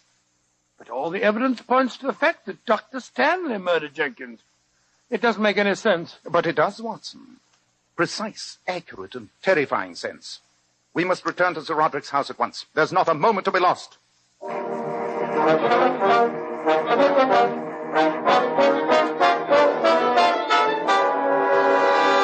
Holmes, you and your friend here are positively pachydermatous. Twice I've told you to mind your own business, and yet you come back for more insults. Am I to assume that you find my personal charm so utterly irresistible? On the contrary, sir, you can assume that your personal charm utterly escapes us. Sir Roderick, the only reason we've returned is because I'm convinced you're in grave danger. As I told you before, Holmes, I'm eminently capable of taking care of myself. In any case, I'm expecting Dr. Stanley, my physician, here in a few minutes. Sir Roderick, by all you hold sacred... I hold nothing sacred, Holmes, save human life. By which, of course, I mean my own. Then, for the sake of your own life, sir, allow us to slip behind that tapestry while your doctor visits you. Behind the arras, eh? The proper place for rats, if I remember my Hamlet correctly. Oh, that's undoubtedly the doctor now. Then please let us hide. You won't regret it, I promise you. Very well, you may hide. Scurry away. Come on, Watson. Right, you're home. Come in. Roderick, I had to see you. Yes, so it would appear. Sylvia, if you have to come making dramatic entrances in my house at an hour that virtually represents the crack of dawn, I do wish you'd take a little more pains with your ensemble. Roderick, Your dress is only suitable for tea and crumpets with the vicar's wife at Tooting Bec. Oh, Roderick, stop trying to be facetious. I came here because I had to talk to you before David got here. Well, I'm expecting him at any moment. Yes, I know that. You're his closest friend, Roderick. You've got to do something for him. He's ill. He's mentally unbalanced. All he thinks about and talks about and dreams about is Angela. He's even composed a horrible piece of music that he calls... Sylvia! David! What are you doing here? Everyone's being extraordinarily melodramatic this morning. It's a pity, David, but you have not caught your wife and me in a compromising situation. Chiefly, I admit, because I find her somewhat colorless. Roderick, how dare you? I suggest that you leave us, my dear. You... I believe the word you're groping for is beast. You beast! Roderick, you put up a convincing caricature of being the inhuman man of the world. But if people only knew how you'd stood by me during the past year... No, David. This has been a most emotional morning. For heaven's sake, don't you become lachrymose. I'm not. I'm just saying that if you hadn't stood by me since Angela's death, I don't know what I'd have done. You'd probably been back on your feet long before this, but you came here this morning in your professional capacity, David. Yes, I know, Roderick. How are you feeling? I don't like your color. I don't like my symptoms. I can't sleep. My nerves have been more than usually on edge for the past 3 weeks, David. You promised me some medicine, you know. I brought it with me. It's in my bag here. You have a glass and some water? Yes, on the sideboard there. Good. This will steady you up quite a bit. Now, I add a little water. So, here you are, Roderick. Drink this. I wouldn't, Sir Roderick. It won't do much good to the only thing you hold sacred. Sherlock Holmes, what are you doing here? Your opening conversation begins to become somewhat monotonous, Dr. Stanley. I'm here because I don't like to see murder committed, even Sir Roderick's. You mean that Dr. Stanley just tried to poison him? Certainly. Just as he poisoned the butler, Jenkins. Mr. Holmes, he had really, no motive. I tried to protect Jenkins against Sir Roderick. I was stupid enough not to see the other motive at first. Riddles are fascinating, Holmes, but not when they become personal. What are you talking about? It's a simple equation, Sir Roderick. Dr. Stanley attended Jenkins during his bout of enteric. He told us himself that the butler was delirious. It was then that he must have learned Jenkins' secret, that Jenkins was the only human being who knew that Sir Roderick was responsible for Angela's suicide. Logically, he had to die first. But I still don't see that... Dr. Stanley does, despite his silence. Jenkins was the only human being who knew that Dr. Stanley had a motive for killing Sir Roderick. This is very melodramatic, Holmes, but I haven't the faintest idea what you're talking about. Nor have I, except that you seem to be laboring under the delusion that I killed Jenkins. Of course you did. You had to, before you could kill Sir Roderick. Had Jenkins lived, he would have been suspicious of his master's death. But if he were out of the way, no one would have connected Sir Roderick's close friend and physician with his murder. The cellar stairs attempt failed, but last night's poison did not. And now he's trying to repeat the pattern. The glass over there contains strychnine and water. Of course it does. I assure you, this medicine is perfectly harmless. To prove it, I shall drink it myself. Stop him, Watson. Put that down. Put it down, I say. It's too late. That was meant for you, Roderick. It was too good for you. Considering the way you treated my sister Angela.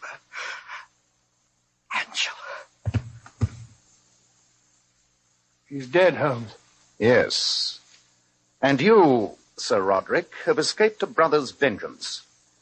I'm almost sorry that I insisted on trying to save your wretched life. Well, just because you have saved it, don't expect anything as conventional as thanks or remorse. My only regret is that during the past few minutes you've enjoyed an experience granted to very few men on this earth. And what is that, may I ask? You have seen me speechless.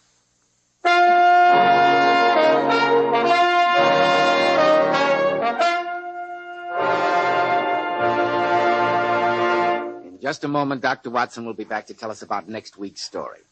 Ladies, here's some very important beauty advice from some of the world's most divinely beautiful women, Powers models. Girls who are famous for their shining, bright, lustrous hair. Powers models wash their hair with Kreml shampoo. This amazingly beautifying shampoo has been especially developed to actually glamour bathe each tiny strand of hair so that it fairly radiates natural, dazzling highlights. Kreml shampoo leaves the hair simply abundant with natural glossy luster. And what's more, your hair stays this way for days. And doesn't Kreml shampoo do a wonderful cleaning job on your scalp? Removes all loose dandruff as well as the dirt. Yes, and it's wonderful to soften dry, brittle ends. Kreml shampoo leaves your hair so much softer, silkier, with a satin smoothness. Your hair holds a wave better, too. So, ladies, buy a bottle of glamorizing Kreml shampoo at any drug counter and see how easy it is to glamour bathe your hair to a vision of beauty. How easy it is now to have naturally lustrous, glossy hair. Kreml, Kreml shampoo. And now, Dr. Watson, what about next week? Well, now, let me see. Next week, I think I'll tell you about the greatest shock that Sherlock Holmes ever gave me. Well, that must have been quite a shock, Dr. Watson. It was, Mr. Bell. I call it The Adventure of the Dying Detective. Tonight's new Sherlock Holmes adventure was written by Dennis Green and Anthony Boucher and was suggested by an incident in Sir Arthur Conan Doyle's story, The Bruce Partington Plans. The music was composed and conducted by Alex Steinert. Nigel Bruce appeared by permission of California Pictures, Tom Conway through the courtesy of Eagle Lion Pictures. This is Joseph Bell speaking for Kreml Hair Tonic and Kreml Shampoo, and inviting you to be with us next week at this same time when Dr. Watson will tell us about the dying detective.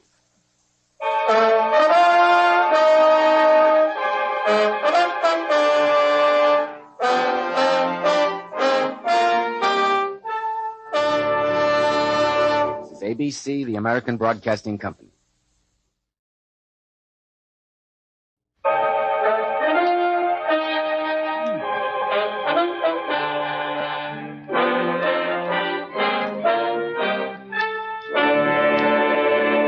Kreml Hair Tonic and Kreml Shampoo present the new adventures of Sherlock Holmes, starring Nigel Bruce as Dr. Watson and Tom Conway as Sherlock Holmes.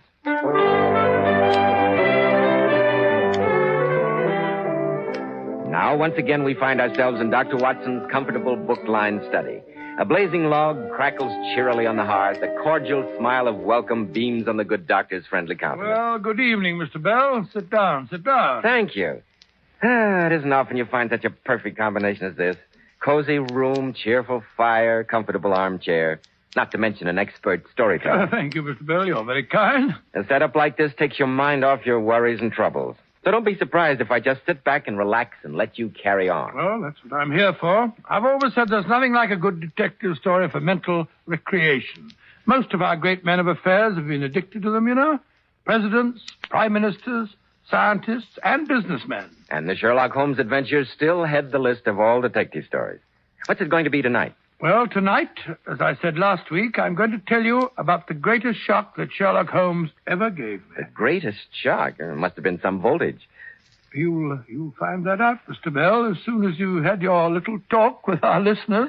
Of course. Men, well-groomed hair helps so much in giving a man that prosperous, clean-cut appearance. And I'm sure you'll be interested to hear why Kreml Hair Tonic is preferred among America's top-flight executives by men at the top. Kreml never plasters the hair down with sticky goo, which makes your hair and scalp feel so dirty. It never gives hair that old-fashioned, greasy, patent leather look. You see, Kreml is a very highly specialized hair tonic. It contains a unique and utterly different combination of hair grooming ingredients that's never been duplicated in any other hair tonic. That's why Kreml keeps unruly hair so neatly in place longer, with such a handsome, healthy-looking luster. What I especially like about Kreml is that after you use it, you can run your hand back over your hair and your hair never feels sticky or dirty. No greasy film comes off on your hand or your hatband. Yet Kreml keeps hair in perfect order from morning till night, looking so healthy and handsome. Kreml, Kreml Hair Tonic. Now, Dr. Watson, how about the greatest shock Sherlock Holmes ever gave you? Well, it was in the second year of my married life. I hadn't seen Holmes for almost a month due to having successfully resumed my medical practice, when one day I received an urgent note from Mrs. Hudson. Mrs. Hudson, she was Holmes' landlady in Baker Street. She certainly was, and a long-suffering woman she was, too. Why she stood for Holmes, I never could fathom. His habits were calculated to try the patience of a saint. Yes, he was easily the worst tenant in London, and yet Mrs. Hudson adored him. A case of the king can do no wrong. Exactly, and yet she stood in the deepest awe of him and never dared interfere, however dangerous his proceedings might seem. So you can imagine my feelings when our note said that Mr. Holmes was in a dreadful state, and she considered it serious enough to disobey his commands and to send for me. Well, I snatched my hat and medical case and set out for Baker Street post-haste.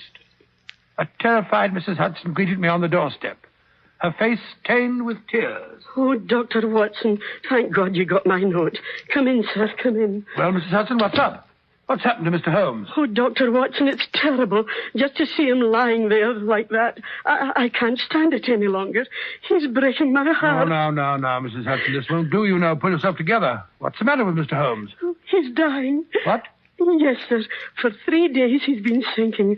Hasn't taken a mouthful of food. I doubt if he'll last the day out. Well, why didn't you send before me before?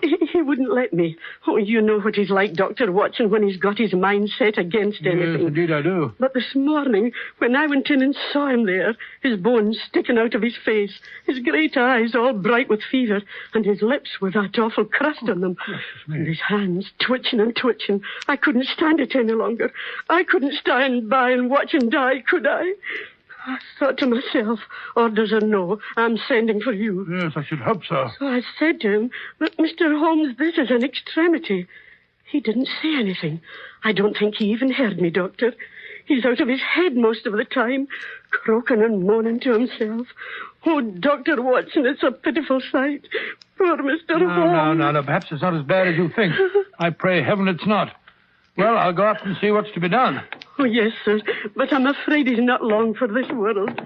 Poor Mr. Holmes. No, Mrs. Hudson, you pull yourself together. He mustn't know how you feel about him. It'd upset him. He hates to be pitied. I'd better go in alone. Yes, sir. Holmes? I say, Holmes? I doubt if he can hear you, sir. You better go right in. Very well.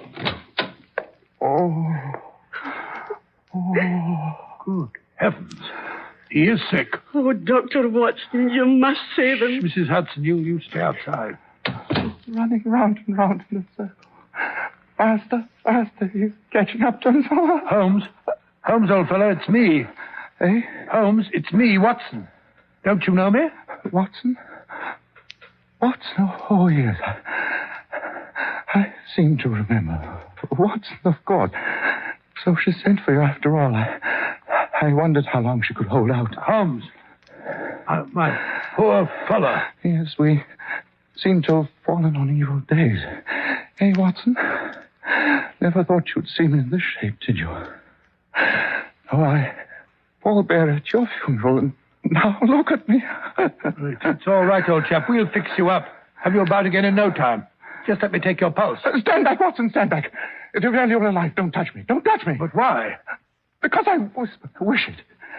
Isn't that enough? Well, I only wanted to help. Then do as I say. I know what's wrong with me. I'm the only man in London who does it. It's a terrible disease and contagious. That's it, Watson. Contagious. By touch. So keep your distance or you'll catch it, too. Great heavens, Holmes, do you suppose that matters to me at a time like this? It wouldn't affect me in the case of a stranger. Do you imagine it'd prevent me from doing my duty to my best friend? Stand back, Watson. It's out of your power. You could do nothing. You stand where you are. I'll talk. You mustn't excite me. It might be fatal. Very well. I must, but what is this sickness? A colic disease from Sumatra. Only a few men understand it. I contracted it down along the docks from the Oriental sailors. I've been doing some recent research down there. It had a medico-criminal aspect. Very interesting, Watson. Very interesting. Asiatic diseases, Asiatic cruelty, strange pathological possibilities. But water doesn't run uphill. It's funny, hey, Watson. Water, you can't write in water. I've tried. I've tried, but you can't. Holmes, you're not yourself. A sick man is like a child. You could be master elsewhere, but when it comes to the sick room, it's time for me to take charge. I'm going to examine your symptoms and treat you. Stop it. If I've got to have a doctor, at least get me one I can trust. Holmes, don't you trust me? As a friend, certainly, but facts are facts. You're just a general practitioner, not very much knowledge or experience, and very often muddled. Yes, decidedly muddled. Holmes, that remark is unworthy of you. It shows the state of your nerves. Very well. What do you know about Tapanuli fever? Or the Black Formosa corruption? Well, I've never heard of either of them. You see? Very well, let me call in Dr. Ainstree. He's the greatest living authority on tropical diseases, and he happens to be in London now. I can get him here inside half an hour if you'll just... No, I won't have him. I won't have him. I'm the one who's sick. I'll be cured my way or not at all. There's only one man who can save me. Oh, dear, I'm exhausted. I wonder how a battery feels when it pours electricity into a non-conductor. Holmes, you're wandering again. Let me at least pour you a glass of water. What a mess this table is in. Don't want water. Give me the moon. Hello? What's this curious little ivory box? I've never seen that before. Don't touch it, Watson. Don't touch it. But Holmes... It's mine. I won't have it touched. Give it to me. Handle it with tongs, like this. That's better. It's mine. Here. Mine. Holmes, get back into bed this instant. And give me that box. No, you can't have it. It's mine. I'm going to take it to bed with me. It's mine. My own little ivory box. Nobody shall take it from me. Very well. Now, keep covered up. That's better. You'll kill yourself if you aren't careful. Watson. I say, Watson. Yes? Have you any change in your pocket? Yes? Any silver? A good deal. How many half-crowns? Half-crowns, let me see. 1, 2, 3, 5. Not enough, Watson, not enough. However, they'll have to do. Place them in your watch pocket, Watson. Very well. Now, put the rest of your money in your left-hand trousers pocket. Hmm? Thank you. Yes, but why? It will balance you so much better that way. Holmes, this is the end. You're wondering. You're delirious. I'm going to get Ainsley or the man you mentioned. I don't care which. Very well. If you must, let it be Mr. Culverton Smith. Culverton Smith? I never heard of him. Possibly not, Watson. It may surprise you to know that the only man on earth who understands this disease isn't a medical man. He's a planter. A planter? Yes, millionaire rubber planter. An outbreak of this malady on his plantation in Sumatra caused him to study the disease. He's now in London. Good. What's his address? 13 Lower Burke Street. 13 Lower Burke Street. Very well. I'll fetch him at once. I warn you, he may not come. There's no good feeling between us. His nephew died, you see, Watson. I had suspicions of foul play. I told his uncle so. The boy died horribly. You must soften him, Watson. Describe my condition. Beg him. Pray him. Get him here by any means. He's the only one who can save me. You will bring him to me, Watson. Don't worry, old fella. I'll bring him here. Have to knock him unconscious to do it. No, you must persuade him to come. But be sure to return ahead of him. Not with him, Watson. Ahead of him, you understand? Very well. It's vital, Watson, vital. One thing more. Yes? I'm worried about oysters, Watson. What? They're so Why oysters? They're so prolific. Pretty soon the world will be overrun by oysters. Oh, Holmes, you're off again. Where was I? Strange how the brain controls the brain. You still here, Watson? I thought you'd gone long ago. Well, I'm going at once. I'll be back in no time. If you want anything, ring for Mrs. Hudson. First, the ocean will be overrun with them. Millions of them, millions of oysters. Oh, Dr. Watson, how is he? Here's Mr. Lestrade of Scotland Yard. He dropped in to inquire about Mr. Holmes. Hello, Dr. Watson. How do things stand? How's the old boy? He's a very sick man, I'm afraid, Lestrade. Yes, I heard some rumor to that effect. Lestrade, you're a cold-blooded fish. Possibly. But I think I'll stay around until you return. How about a dish of tea in the back parlor? Hey, Mrs. Hudson. Oh, you. Speaking of tea at a time like this, I'm ashamed of you. With Mr. Holmes lying upstairs practically on his deathbed. All right, I'll bring you a cup. But I hope it chokes you, that I do.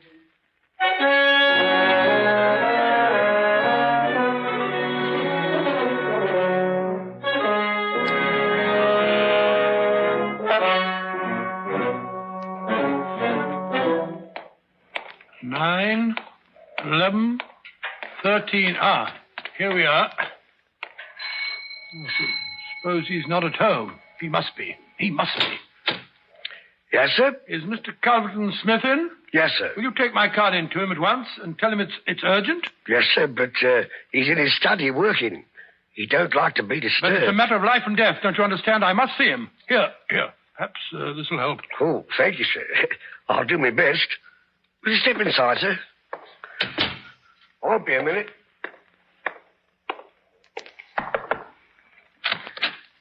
A gentleman to see you, Mr. Smith, sir. Says it's urgent. Who is he? What does he want? Here's his card, sir. Watson? Dr. Watson? I don't know him.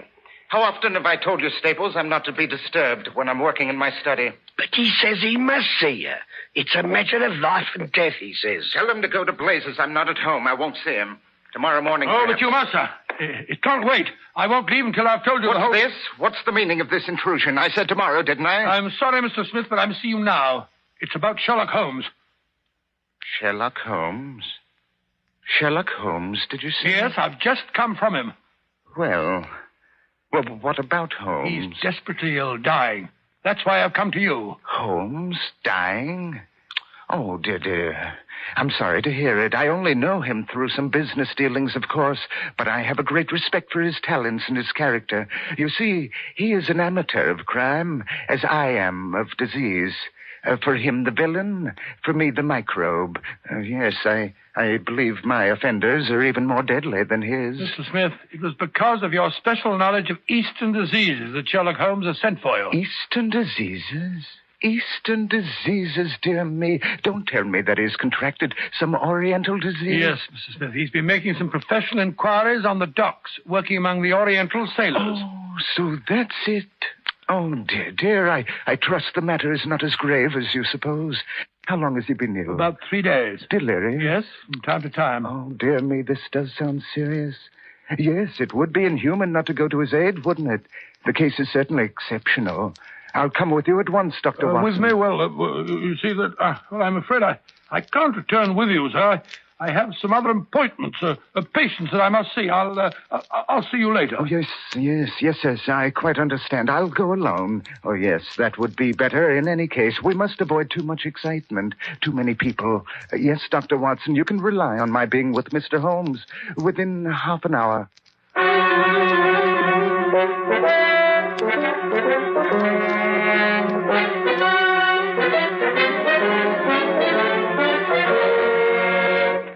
In just a moment, we'll return to Sherlock Holmes and find out if Mr. Culverton Smith is able to cure the detective's strange malady. But first, More and more men today are beginning to realize they should take better care of the hair they've got. Remember, if you want your hair to look healthy and handsome, you need a hygienic scalp. So why settle for just any hairdressing when you can enjoy the extra advantages of Kreml Hair Tonic? Kreml contains a special combination of hair grooming ingredients which is found in no other hair tonic. This highly specialized hair tonic keeps dry, stubborn hair neatly in place all day long and always gives it such a natural, well-groomed appearance, never sticky or greasy. But men, Kreml does lots more than keep hair looking handsome. A quick massage with Kreml stimulates circulation right in the surface of the scalp, leaving your scalp feeling so alive, so invigorated. At the same time, Kreml removes loose dandruff. It's excellent to lubricate a dry scalp. And if your hair is so dry that it breaks and falls when you comb it, remember Kreml actually helps condition the hair, in that it makes it feel softer, more pliable. So men, buy a bottle of Kreml at any drug counter. Ask for an application at your barber shop.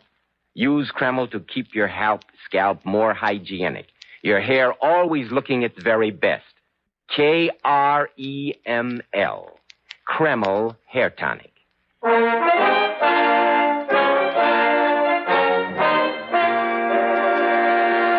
Well, Dr. Watson, I see what you meant by the greatest shock Sherlock Holmes ever gave you.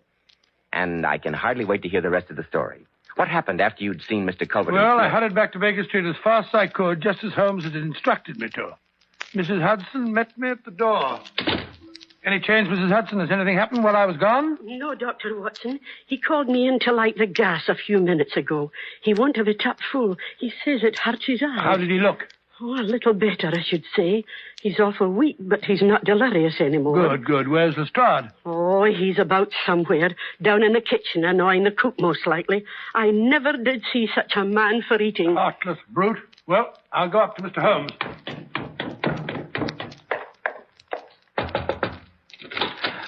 Here I am, Holmes. Did you see him? Yes, he's coming. Admirable, Watson. Admirable. I knew I could count on you. What did you tell him? I told him about the sailors in the East End and that you were delirious. Quite right. Yes. You can now disappear from the scene. What? I'll do no such thing. I'm going to wait and hear his opinion. So you shall, Watson, so you shall, but not where he can see you. There's no hiding place in the room except the space behind the head of my bed. Suppose you crawl in there. Crawl in there? Watson, I'm a sick man. I must be human. It's got to be behind the bed or not at all. I don't want you discussing the case over my dead, my inert body. You can hear what he says perfectly from your hiding place. Oh, there he is now. What's it to be, Watson? Behind the bed or out of the room? Oh, very well, if you insist. I'll wedge myself in there. There's not much room in here. Quick, Watson, quick if you love me. Oh, it's a tight fit. I can't move a muscle. Good. Don't speak. Don't move. Whatever happens, don't budge. Just listen. Listen to every word. Don't move. Don't move. It's a gentleman by the name of Smith, Mr. Holmes. He says you sent for him. It's all right. I understand the case. You can leave us. Yes, sir. So there you are, my fine fellow. Pretty bad fix, eh? Holmes. Holmes, can you hear me? It's me, Smith. You?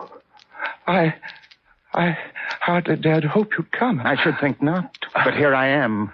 Coals of fire, Holmes, huh? Coals of fire. Very good. Very noble of you. You're the only man who can save me. You realize that, eh? Do you know what is the matter with you?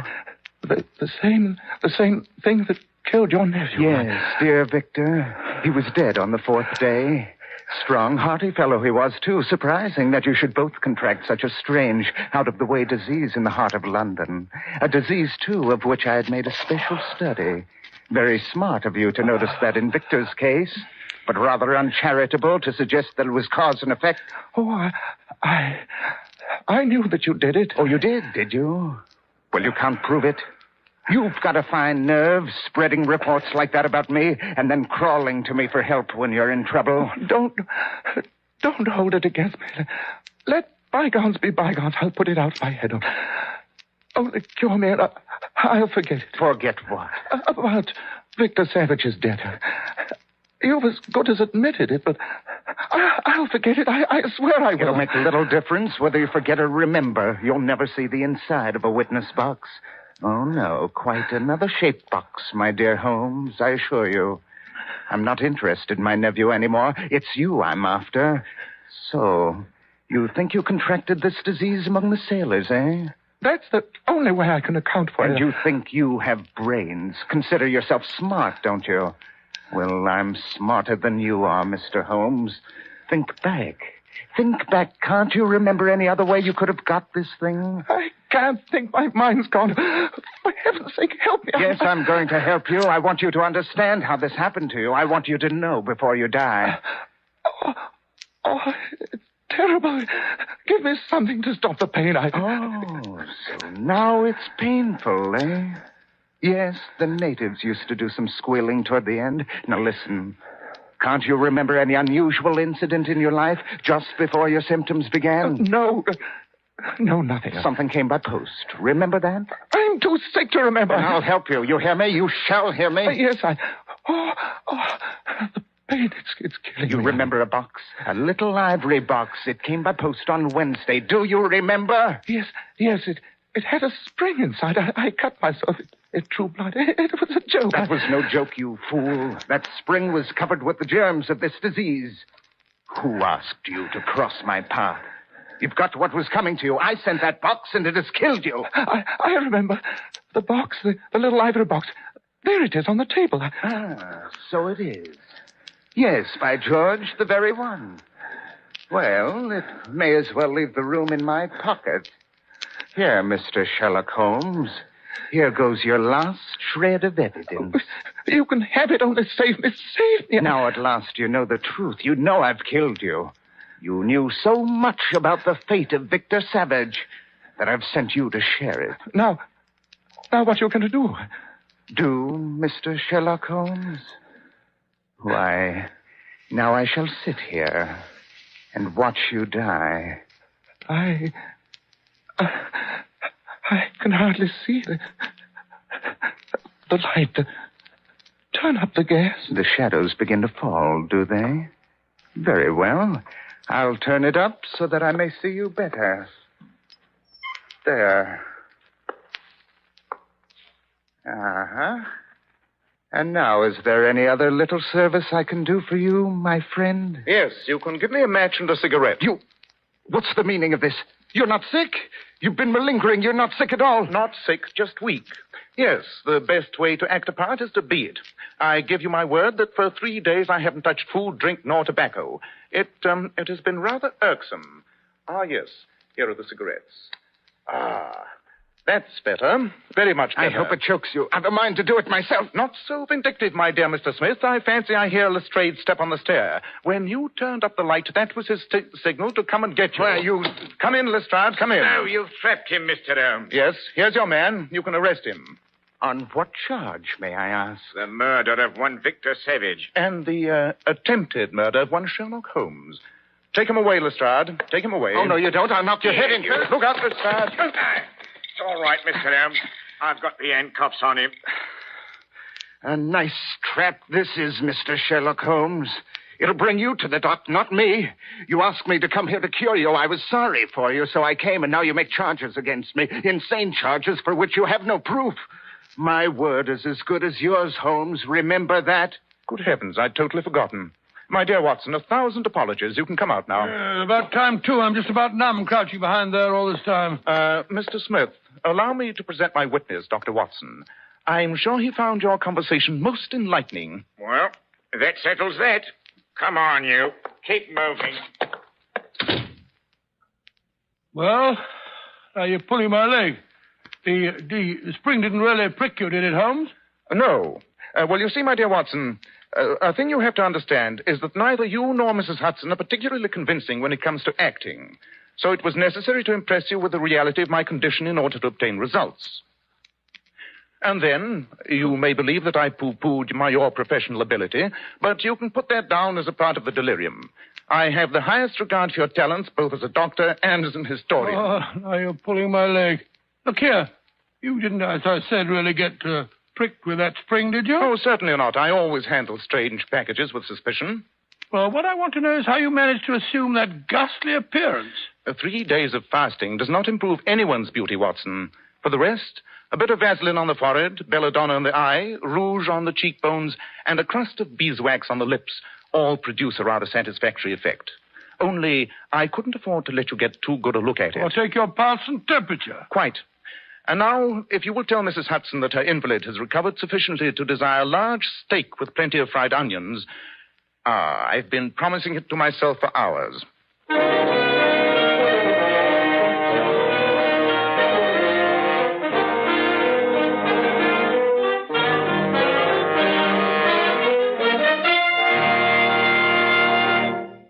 Ladies and gentlemen, Dr. Watson will be back in just a moment to tell us about next week's story. But first, girls, many of those beautiful Powers models come out here to Hollywood to become movie stars.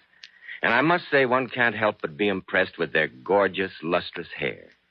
Now, here's how they keep it so shining bright. Powers models use Kreml shampoo. This amazingly beautifying shampoo has been especially developed to actually glamour bathe each tiny strand of hair, revealing all its natural glossy luster and highlight. Yes, and remember, Kreml shampoo is wonderful for washing children's hair, too. Most emphatically, yes, because there are no harsh caustics or chemicals in Kreml shampoo. And its luxurious active foam thoroughly cleanses the scalp and hair of all loose dandruff, as well as the dirt. Girls, if you could only see how beautiful Powers model's hair radiates natural glossy highlights, I'm sure you'd want to try Kreml shampoo right away. Remember, no other shampoo leaves the hair more shining bright and sparkling clean. Get a bottle at any drug counter. Kreml, Kreml shampoo. Now, Dr. Watson, what about next week? Well, now, next week I think I'll tell you about the strange case of the persecuted millionaire. Persecuted millionaire? It sounds intriguing, Dr. Watson. It was, Mr. Bell. In fact, I don't believe that Sherlock Holmes and I ever encountered a problem with such a bizarre and such a fantastic solution.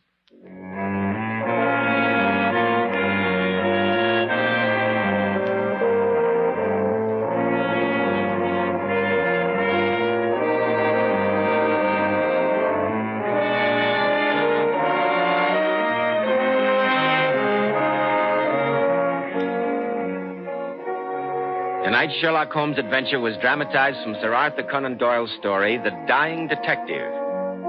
The Sherlock Holmes series is produced by Tom McKnight, with original music composed and conducted by Alex Steinert. Nigel Bruce appeared by permission of California Pictures. Tom Conway through the courtesy of Eagle Lion Pictures. This is Joseph Bell, speaking for Kreml Hair Tonic and Kreml Shampoo, and inviting you to be with us next week at this same time when Dr. Watson will tell us about the strange case of the persecuted millionaire.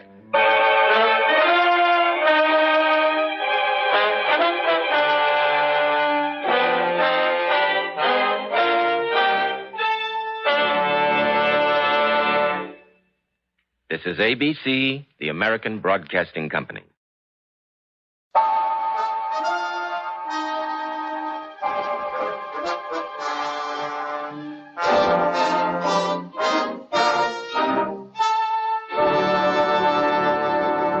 Kreml Hair Tonic and Kreml Shampoo present the new adventures of Sherlock Holmes, starring Nigel Bruce as Dr. Watson and Tom Conway as Sherlock Holmes.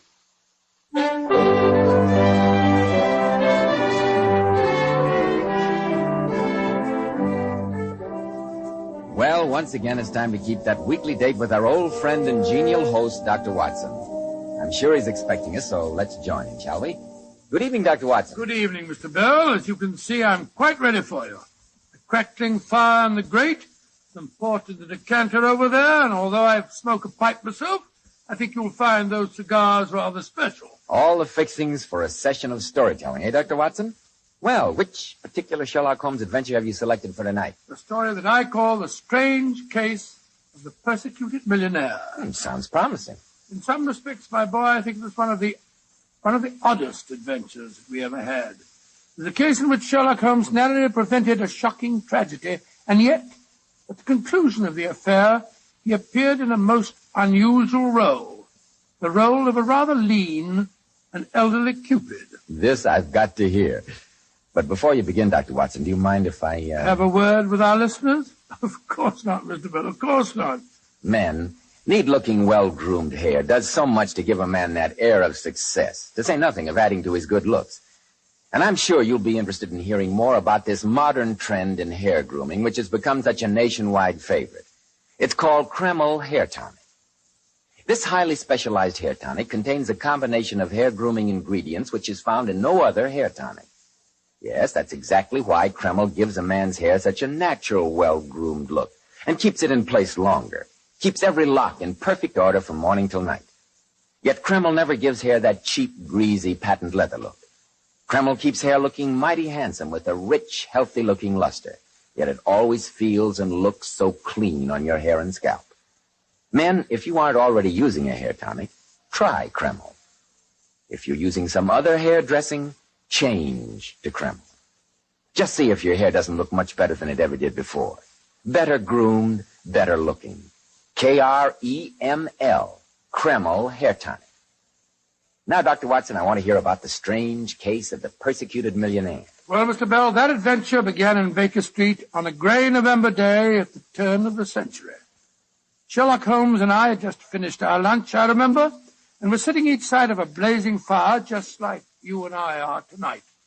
The great man, his feet thrust out before him, was lying back in his chair, his long, thin hands locked behind his head, and a curved pipe jutting up the corner of his mouth was emitting great clouds of grey-blue smoke. After a few moments, I noticed that he was gazing at my boots with very marked attention.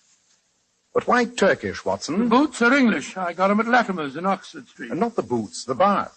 Why the relaxing and expensive Turkish bath rather than the invigorating homemade article? Well, because for the last few days I've been having some nasty twinges of rheumatism. By the way, I'm sure the connection between my boots and the Turkish bath is perfectly obvious to you, Holmes, but I'm completely mystified. You're in the habit of doing up your boots in a certain way. I observed that on this occasion they're tied in a double bow. You have, therefore, had them off. Who has retied them? A bootmaker or the boy at the Turkish bath? But your boots are nearly new. Then what remains? The bath. Absurdly simple, isn't it? When you explain it. Come in. Yes, Mrs. Hudson. It's a note for you, Mr. Holmes. A messenger boy just brought it. Thank you, Mrs. Hudson. Who's it from, Holmes? I swear that only reigning royalty can be as presumptuous as an American businessman. Read it for yourself. I shall be at your lodgings at 2 tomorrow. Be there. And it's signed John V. Harden. Be there. Huh. Sounds an extremely arrogant fellow. What makes you think that he's an American? The use of the initial for the middle name is peculiar to that country. Oh. By Joe, it's nearly 2 o'clock now, Holmes. Yes. Let's see what we can find out about the gentleman. Where's that Encyclopedia of American Biography? Ah, here it is. H.A. Hanley, Hanson, Harden. Here's our man, Watson. John Vincent Harden. What does it say about him? Born in Chicago, 45 years old, unmarried. Chiefly noted for his tremendous tobacco interests and his addiction to fishing. It's an odd combination. And this is odder. He made his professional debut as a violinist 30 years ago. A millionaire musician. Ah, that must be him now. Yes, there's a most impressive broom and pair outside. Then, since my client is a violinist, I think I'll welcome him appropriately. Hand me my instrument, will you, old chap? Holmes? Funny way to start a business interview, I must say. Mr. Harden sounds like an aggressive man. And music hath charms to soothe.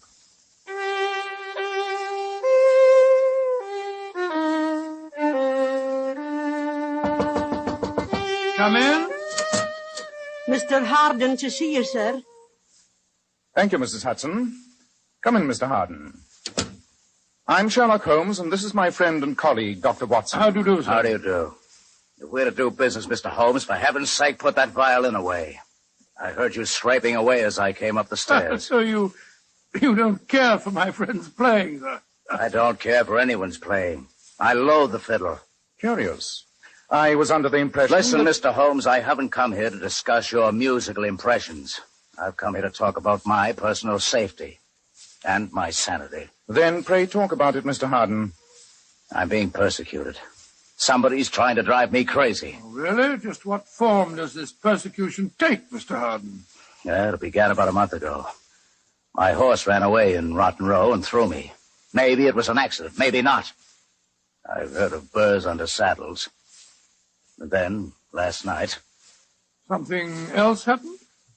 Someone destroyed Methuselah. Methuselah? An old retainer of yours, Mr. Harden? Or a pet? No.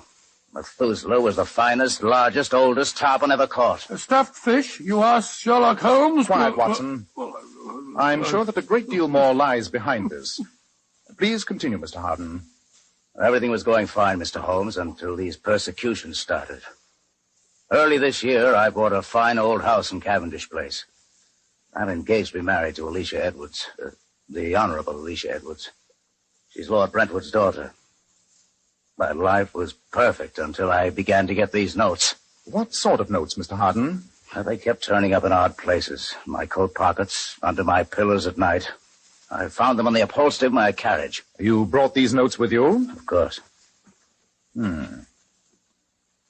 All in the same handwriting, and all the messages seem to have the same theme. Oh, what do they say, Holmes? The first one says, "You thought he had no one to avenge him, didn't you?" And this one says, "You murdered him, you will pay for it." And this is curious. "It will have blood. They say blood will have blood." That quotation is from Macbeth. Oh, then that means the note was written by an Englishman. Not necessarily, Watson. It's possible that they've heard of Shakespeare in America, you know. Oh, yes, I suppose they might have. Mr. Harden, all these messages threaten your death. Can you think of anyone who might wish to kill you? No, I can't. I've never hurt anyone, much less killed a person. The notes don't make any sense. Do you recognize the handwriting? I've never seen it before in my life. You mentioned that your prize tarpon was mutilated. What members of your household might have had the opportunity of performing that act of vandalism? 3 people. My secretary, Margaret Bates, Stephen, my brother, and my fiancée. They were all at the house last night. There seems to be a clear pattern to this case, Mr. Harden. I suggest that you return to your home and obtain for me samples of the handwriting of the 3 people you've mentioned. When I've examined those, I shall be in a better position to advise you in this matter.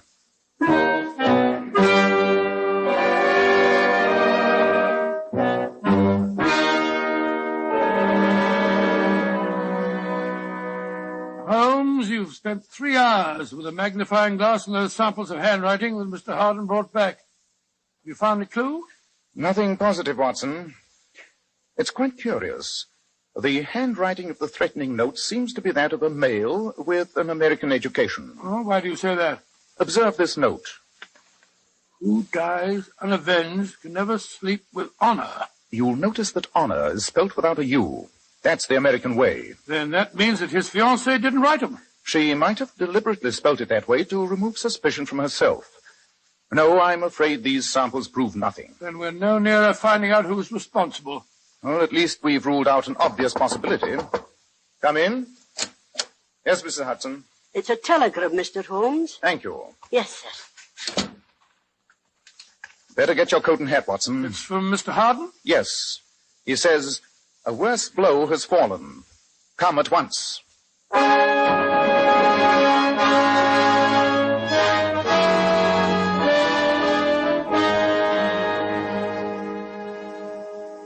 I'm Margaret Bates, Mr. Harden's secretary. How do you do? How do you do? What happened, Miss Bates? We left as soon as we received his wire. I don't know what happened, Mr. Holmes, but I'm terribly worried. He rushed out here, dictated that telegram, and then went back and locked himself in the study. He says he'll see no one but you. Hello, Margaret. Oh, Stephen, you startled me. What's the matter? Do you think I was listening at the keyhole? Oh. Introduce me to our visitors, won't you? This is Stephen, Mr. Harden's brother, Mr. Sherlock Holmes, and Dr. Watson. How do you do? Sherlock Holmes and his friend, huh? I've heard about you. Don't tell me Brother John has fallen foul of the law. No, sir. He needs its protection, I fear. Don't be too sure. I'm thinking of taking him to court myself on a charge of woman stealing. Your brother a kidnapper? Great Scott. No, Dr. Watson. It's perfectly legal. It's just that I saw Alicia Edwards first, but then, of course, I don't control the Harden millions. Let's go to the study, shall we, Mr. Holmes? An excellent idea. Perhaps we'll see you later, sir. Perhaps. And don't take John too seriously. Oh, he's hateful. Always making fun of John, his brother. And yet Stephen's never done a day's work in his life. This is the door to the study. Who is it? Mr. Holmes and Dr. Watson are here. Good, good. Come in. Thank you, Margaret. I'll see you gentlemen later. What form did the new attack take, Mr. Harden? This time it's theft. My safe was rifled last night. What was stolen, sir? An extremely valuable document. It was the key to my agreement with the British Tobacco Trust. The loss of the paper will represent $1 million to me. But that isn't what upsets me most. Money I can afford to lose, but my sanity is more valuable. In the safe, I found another note, Holmes. May I see it, please? Here. The coffin is made, the funeral parlor is ready, the time is ripe. The croaking raven doth bellow for revenge. Good Lord, what a frightening message. And once again observe the odd combination of Shakespeare and American idiom. Funeral parlor is what we refer to as an undertaker's, and the croaking raven comes from Hamlet. Holmes, I'm not a weak man, but I'm frightened. You've got to protect me. I shall do my best, Mr. Harden. Who was here last night? My secretary, Margaret Bates, my fiancée. She went back to London this morning. I met your brother, Stephen, just now. I noticed that he was carrying a valise. Was he leaving the house or returning to it? Returning. He went out of town last night. Oh, then that rules him out. Not until we investigate his alibi, Watson. Mr. Harden, I'm a constant and thorough reader of the Times. The engagement of a peer's daughter to a prominent American would be striking news. And yet I've read nothing about it. We're announcing it formally tomorrow. I'm giving a party at Claridge's to celebrate the event. Then I think it would be a wise precaution if Dr. Watson and I attended that party. I was about to suggest the same thing, Holmes. I need to have men about me I can trust. I think this is a deliberate plot to drive me mad.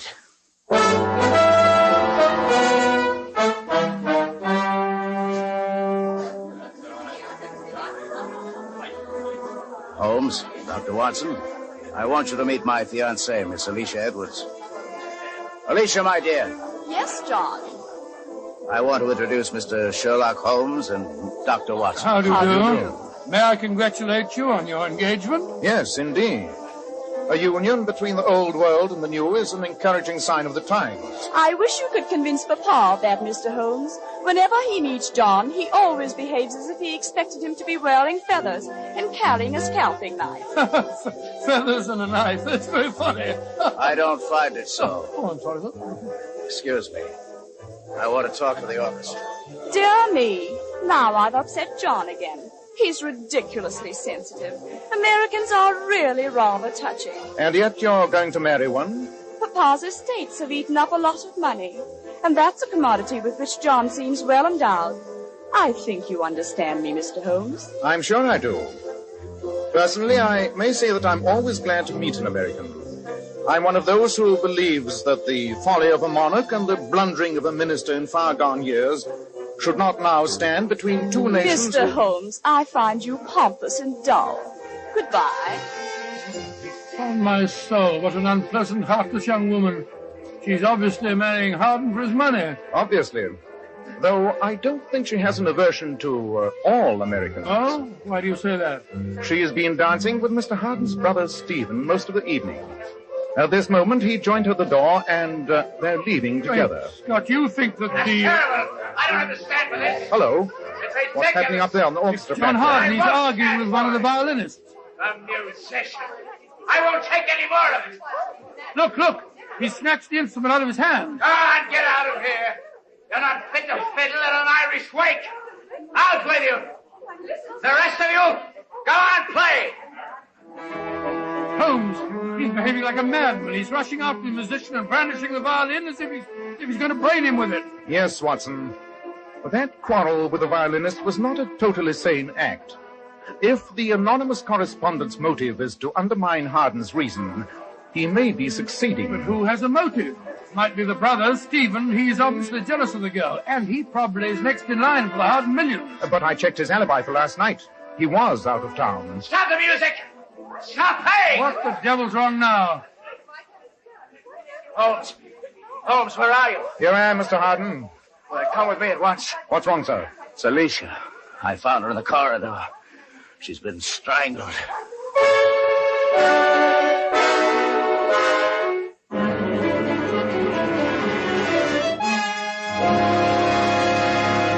In just a moment, we'll find out what happens next in the strange case of the persecuted millionaire.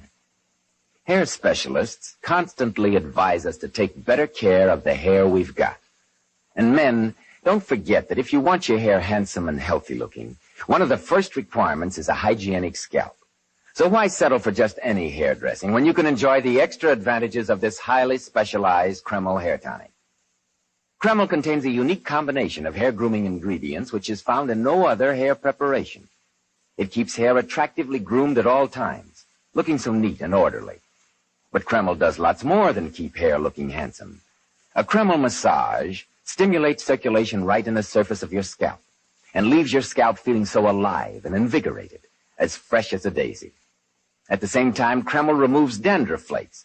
It's excellent to lubricate a dry scalp. And if your hair is so dry that it breaks and falls when you comb it, Kreml actually helps condition the hair in that it makes it feel softer, more pliable. So men, take better care of the hair you've got. Buy a bottle of Kreml at any drug counter. Ask for an application at your barber shop. Use Kreml daily for better groomed hair, for a more hygienic scalp. Kreml, Kreml Hair Tonic.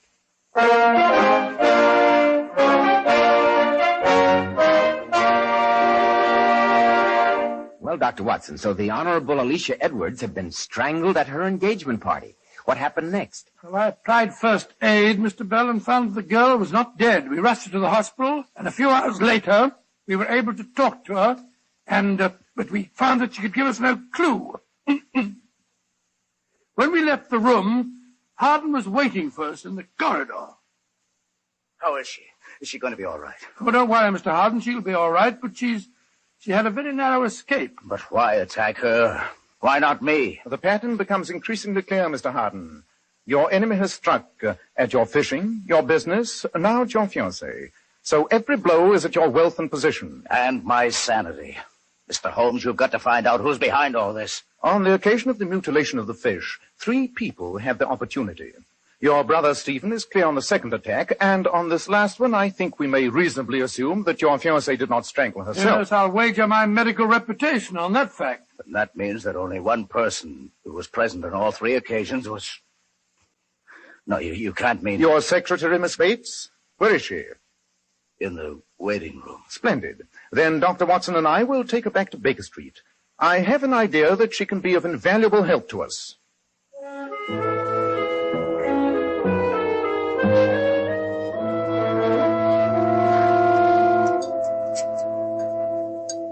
A little more tea, Miss Bates? No, thank you, Dr. Watson. Then please go on with your story. As I was saying, Mr. Holmes, I've known John, Mr. Harden, all my life. My father was the Harden coachman. And as I grew up, I thought John Vincent Harden was the most wonderful man in the world. Well, I imagine that he was quite different then, my dear. Very different. He was young and romantic, and he loved music. He took violin lessons, and it turned out that he was a prodigy. I understand that he made his professional debut at the age of 13. Yes, Mr. Holmes. I was only a little girl then. But he used to tell me that he wasn't John Vincent Harden, the heir to the tobacco millions. He was Giovanni Vincenti, the great violinist. Giovanni Vincenti? Odd. Pray continue, Miss Bates. For 5 years, it seemed that he would be a great musician. Then, on his 18th birthday, his father gave him a lecture on his family obligations, told him that it was his duty to go into the business. John broke his violin across his knee, Mr. Holmes, and he's never played since. Miss Bates, I don't need to be a detective to deduce that you love him. Of course I do. Or at least, I love Giovanni Vincenti. And maybe he's still there. Somehow. Somewhere. Of course! I've been an idiot. A numbskull. What do you mean, Holmes? The case is solved. Come, Miss Bates. We must return to Mr. Harden as fast as we can. I only hope we're not too late.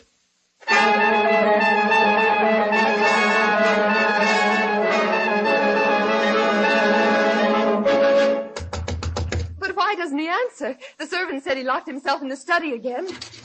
The door's locked. I don't like the look of this. Come on, Watson. We'll break it in.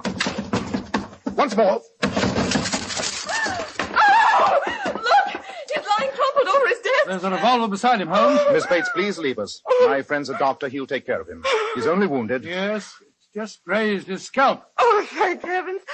I'll be waiting outside. Obviously, this was attempted suicide. They finally succeeded in driving him mad. Did they? Read this note lying here. It's in the same handwriting as the other messages. I might try to fool another detective, but not you, Mr. Sherlock Holmes. I admit I shot John Vincent Harden. I'm sure you'll have no difficulty discovering how I escaped from a locked room. Good Lord. You'll observe that the note was written and blotted on this desk. Watson, I'll see to getting Mr. Harden to bed and summoning his own doctor. I want you to return to Baker Street. To Baker Street? Why? Though the case is solved, I have some heavy thinking to do, and I must do it here. So be a good fellow and go back to our lodgings and get me 2 ounces of shag tobacco and my violin.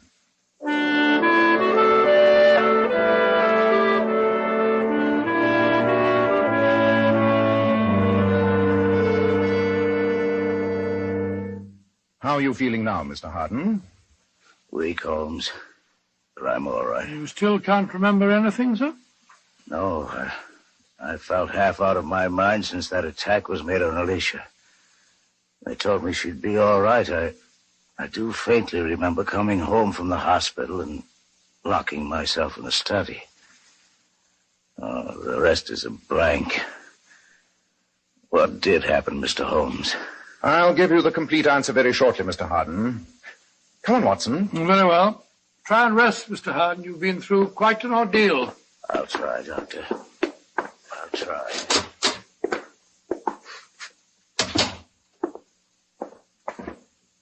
Holmes, you left your violin in Harden's room. Did you mean to? I meant to.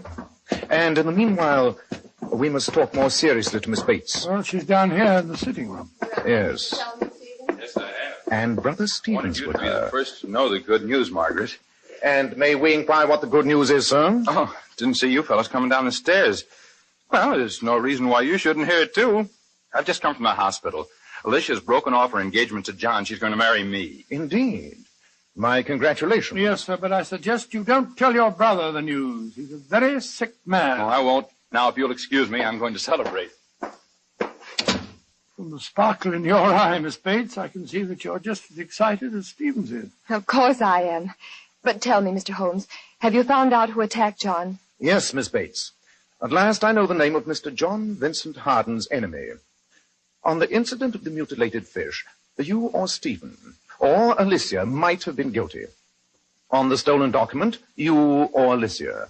And on the attack on that lady, you or Stephen, which seemed to leave only you. But I was having tea with both of you in Baker Street when John was shot. Precisely. As perfect an alibi as I've ever known. Then no one person was responsible. There must have been accomplices. No, Watson. Oh, sorry. Remember another fact. The note, supposedly written after the attempted murder, was blotted at the very desk which the wounded man was slumped over. Isn't it clear? Frankly, no. The persecutor and the would-be murderer of John Vincent Harden is Giovanni Vincenti. But they're one and the same man. Miss Bates told us so. They were the same man. But Harden forced the dominant part of his character into annihilation. When he destroyed his violin, he thought he had destroyed Giovanni Vincenti. But his alter ego was still dormant. Yes. And after the shock of the riding accident in Rotten Row, Giovanni Vincenti emerged, hunting for revenge. You mean that poor John really has a dual personality, Mr. Holmes? Yes, my dear. No one person seemed to have the opportunity of committing all the attacks. But we left one person off our list. John Vincent Harden himself. But why, Holmes? For heaven's sake, why? Giovanni Vincenti struck at the fish, the document, and at the fiancée. All symbols of what Harden had gained for himself. Finally, he attacked Harden's life. But, Mr. Holmes, what will happen now? He's out of his mind. They won't send him to an asylum, will they? I think not, Miss Bates. There's a possibility that this second shock, this self-inflicted wound on the skull, may cure him. Don't you agree, Watson? Yes, I do. It's perfectly possible there'll be a complete reintegration of personality. Listen. It's John.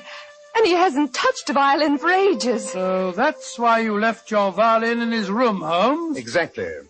Now, Giovanni Vincenti and John Vincent Harden are again one man, one whole and sound man. I trust he may create a new life for himself. And I'm convinced that he has here the woman who will help him.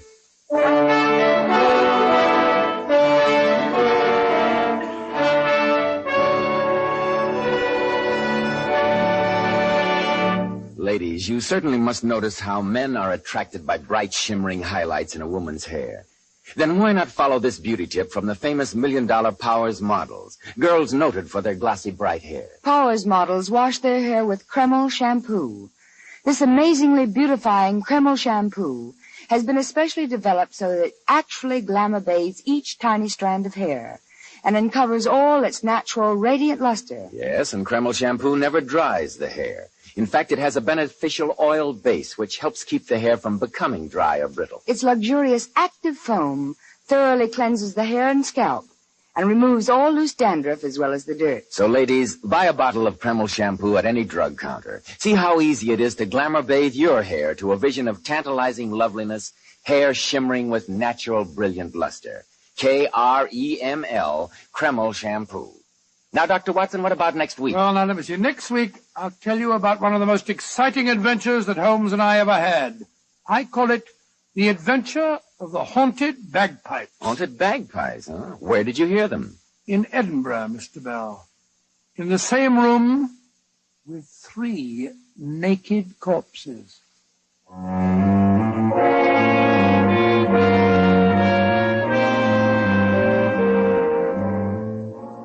Tonight's Sherlock Holmes adventure was suggested by an incident in Sir Arthur Conan Doyle's story, The Solitary Cyclist. The Sherlock Holmes series is produced by Tom McKnight with original music composed and conducted by Alex Steinert. Nigel Bruce appeared by permission of California Pictures. Tom Conway through the courtesy of Eagle Lion Pictures.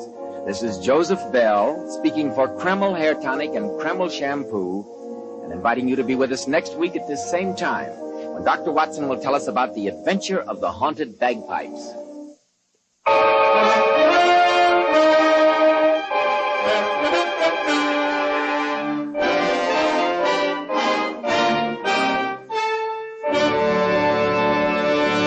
This is Boy Scout Week. Let's all back our scouts and their themes. Scouts of the world, building for tomorrow.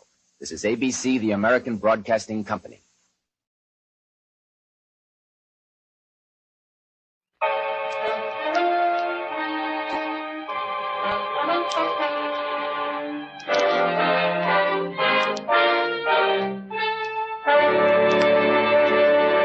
Kreml Hair Tonic and Kreml Shampoo present the new adventures of Sherlock Holmes, starring Nigel Bruce as Dr. Watson and Tom Conway as Sherlock Holmes.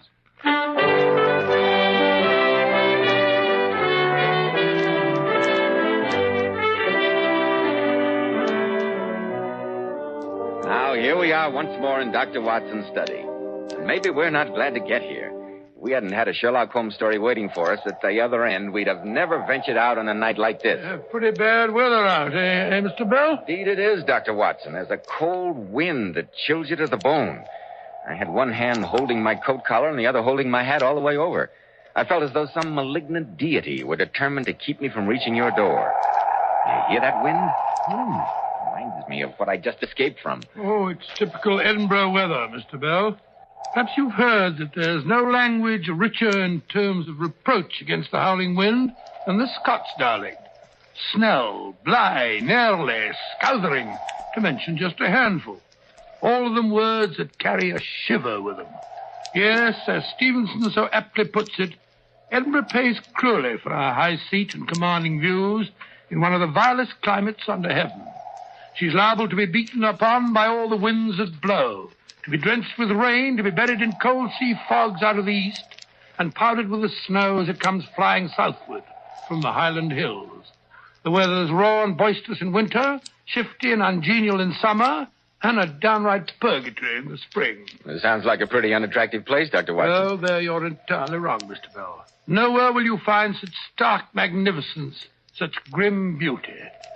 Edinburgh, the great granite sphinx of the north, crouching high on a towering rock, looking across the intervening plains to the waters of the Forth and to the North Sea.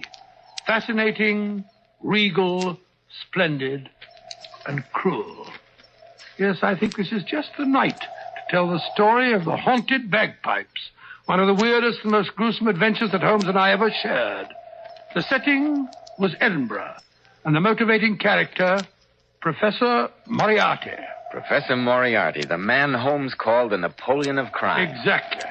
I wondered when we were going to have another of your famous bouts with Professor Moriarty. They're always pretty hair-raising. Yes, and I think I can safely promise you that this is the most hair-raising of the lot. In fact, it's so unbelievably macabre and gruesome that I've never told it to any but to my closest friends, those who know that I'm a truthful man.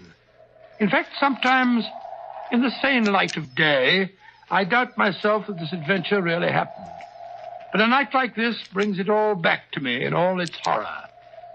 Yes, Mr. Bell, on a night like this we realize that anything is possible. Ladies and gentlemen, before Dr. Watson begins his story, men, I have a friend who used to comb his hair with water. After the water dried, his hair would get out of place and he didn't look neatly groomed. Well, I ran into him last Saturday, and he said he'd heard me talking about Kreml hair tonic and decided to try it. You should see the big improvement Kreml made in his appearance. Why, he looked like a different man. You see, Kreml contains a special combination of hair grooming ingredients which is found in no other hair tonic. That's why it keeps every hair in place all day, just as you combed it in the morning. Kreml gives hair a healthy-looking luster, too. Yet it never leaves hair feeling greasy or dirty like some of those sticky preparations you want to wash right out. Kreml always feels and looks so clean on your hair and scalp. It always gives hair such a clean-cut, prosperous appearance. Why not try it? Spelled Kreml, Kreml Hair Tonic. Now, Dr. Watson, won't you please go on with the story? The shivers run up and down my spine in anticipation. Well, I certainly will. As I look back on that particular visit to Edinburgh, it seems that a cold fear settled into the very marrow of my bones from the moment we got off the train late one winter afternoon and caught our first glimpse of Edinburgh Castle rising bleak and menacing out of a cloud of fog and rain. There it is, Watson, in all its austere majesty, Edinburgh Castle. Nice, impressive pile of stone. Nice and grim. No grimmer than its history, Watson.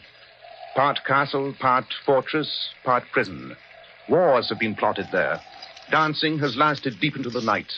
Murder has been done in its chambers. Oh, well, this is no time to stand here chatting. Let's get out in this confounded rain. Rain, Watson? You are getting soft. This isn't rain, it's just a good Scotch mist. Mist, my grandmother. I'm soaked to the skin and my teeth are chattering like castanets. Thank heaven the town has a few modern hotels. A nice hot toddy at the Royal, eh? I'm sorry to disappoint you, Watson, but this is not a pleasure trip. We must forego the luxuries of Princess Street and take up our quarters in the Old Town. The Old Town? Holmes, you mean that we're going to live in one of those crumbling grey stone houses all huddled together on the slope leading up to the castle? Exactly. Why, they're nothing but tenements. Those lands, as they're called, once housed the flower of the Scottish nobility. In the old days, this was a walled city, and space was at a premium. That is why those crazy buildings tower 8 and 10 stories into the air. Yes, but the days of the nobility are over. Those tenements are full of goodness knows what. True.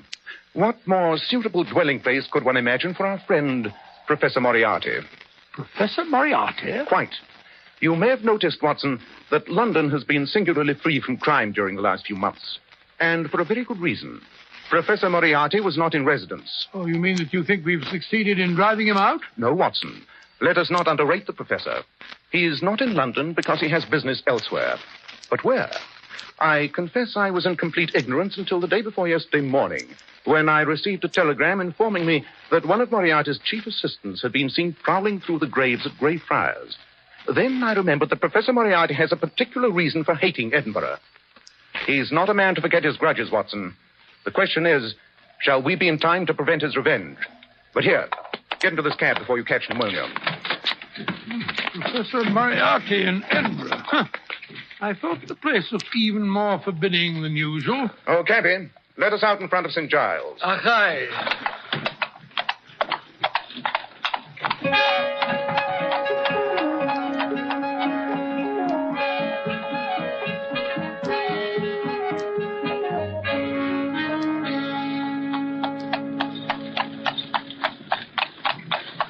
say, Holmes, why St. Giles? You're not going in for sightseeing this time of day? No, Watson. We must go from there on by foot, I'm afraid.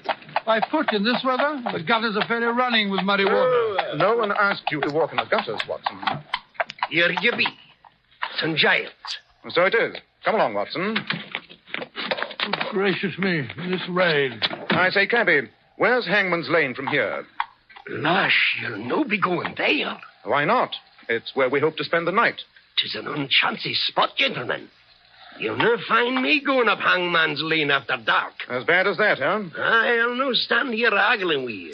It's the first land back of the kirk, if you must go. Thanks. Here, drink to our health. Achone. There you stand, two fine, upstanding gentlemen, hale and hearty, with a black shadow of death looking over your shoulder. What? Hello, Death? Ah, well, then I say I didn't warn you. Come along, Beatrice.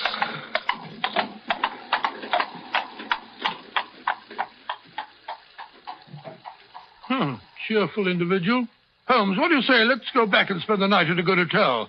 We can't possibly find any lodgings in a place like Hangman's Lane. But we shall, Watson. We shall. They're expecting us. Come along. What do you mean, they're expecting us? I mean the owner of most of the tenements in Hangman's Lane has arranged that we should be taken care of. He's most anxious to have us inspect his property. Oh, very well, but I don't see what that has got to do with our search for Professor Moriarty. Whenever anything curious and inexplicable happens in the professor's neighborhood, the chances are he's mixed up in it. Ah, here's Hangman's Lane. Narrow, steep little byway, eh, Watson? I don't like it, Holmes. No lights in any of the windows. Usually these tall houses are overrun with inhabitants. Several families to a floor. Look, the buildings in this street look positively deserted. They are deserted, Watson. That's the most interesting part of it. Oh, really? One particular house hasn't been open for several hundred years. But during the last month, the rest of the tenements have been vacated, too. Their inhabitants have fled from them like rats from a sinking ship. The rents have been lowered to the vanishing point, and still there are no takers. The people hereabouts seem to think the whole street is haunted. Couldn't we come up here and look the place over in the daytime, Holmes? Look, already the light's beginning to fade. Unfortunately, Watson, the phenomena we're going to investigate occur only at night. Oh, dear. Ah, here's the house we're to stay in. There should be a bell somewhere. Yes. Well, perhaps there isn't anyone to let us in. I think there will be, Watson. Yes, I hear footsteps. Obey us. Mr. Holmes and Dr. Watson. Oh, the Lord be thanked. One moment, gentlemen. I'll unbar the door. Oh, be pleased to enter. Go ahead, Watson. Good Lord, it's dark in here. And if you'll kindly step this way, there's a bra blaze a-burning and candles a-lit in the back parlour. Go canny, gentlemen. This corridor is not so smooth as once it was. Yeah, so I discovered. This is the place. Please enter. Oh, well, this is more like it, eh, Holmes? What a magnificent old room. Just look at that fireplace. Aye. For once a blithe bit, this old house. Full of lords and their ladies, they say. But here, gentlemen, will you be standing in front of the fire and drying your breeks? Not a bad idea. We're pretty wet, eh, Watson? Wet?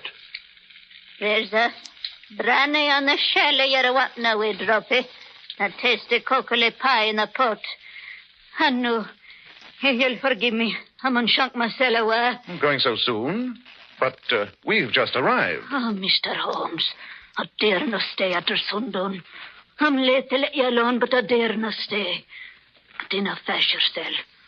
I'll return the morn, early. But what is there to be afraid of? The neighbours. Neighbours? Aye, the neighbours in the old Hurley house t'other side of this wall.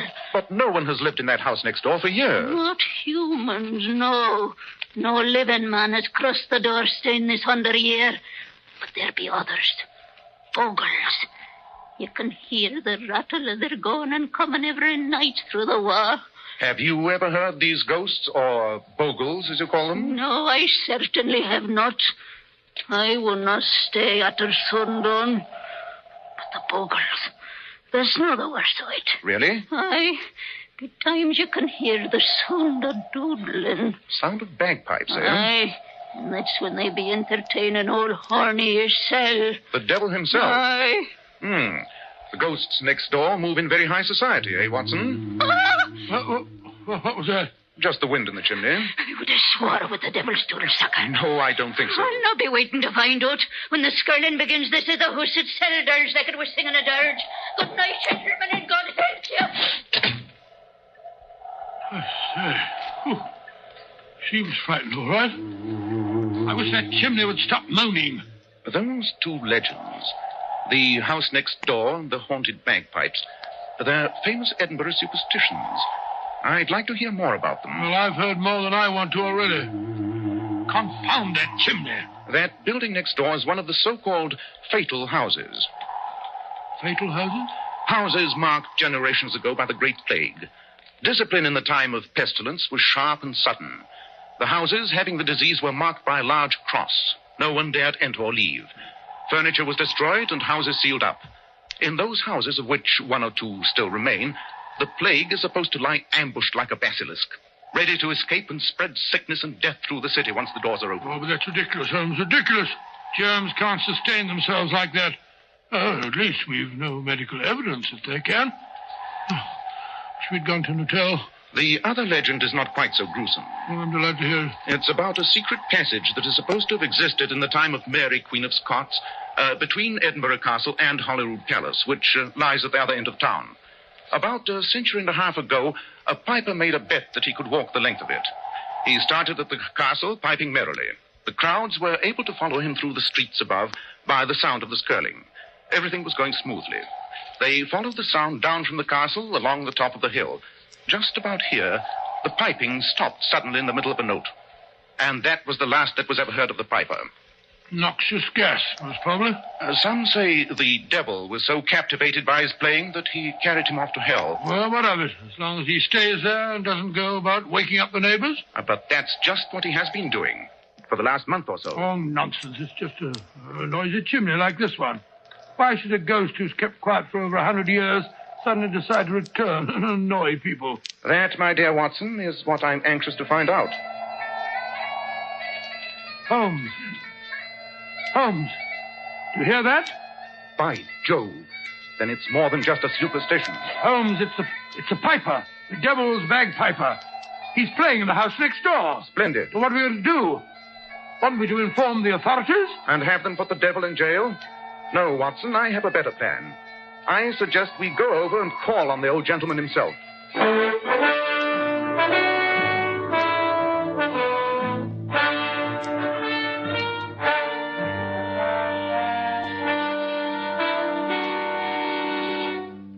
In just a moment, we'll find out what Sherlock Holmes discovers in the mysterious house next door. Men, if you're wise, you'll start right away and take better care of the hair you've got. Remember, handsome, healthy-looking hair needs a hygienic scalp. So why be content with just any hair dressing when you can enjoy the extra advantages of Kreml Hair Tonic? This highly specialized hair tonic goes in for modern, natural-looking hair grooming. It keeps hair perfectly groomed all day long, looking so neat and attractive, yet never gives hair that cheap, greasy, patent leather look. But Kreml does lots more than keep hair looking handsome. Kreml is simply great to lubricate a dry scalp. And at the same time, it removes dandruff flakes and leaves the scalp feeling so alive and tingling. And if your hair breaks off and falls when you comb it because it's so dry, use Kreml, which actually helps condition hair in that it leaves it feeling so much softer and more pliable. And since Kreml is never sticky or gummy, and because it's such a nice, clean product, you can use it every day and your hair will always look its very best. Buy a bottle of Kreml at any drug counter. Ask for an application at your barber shop. Kreml, Kreml Hair Tonic.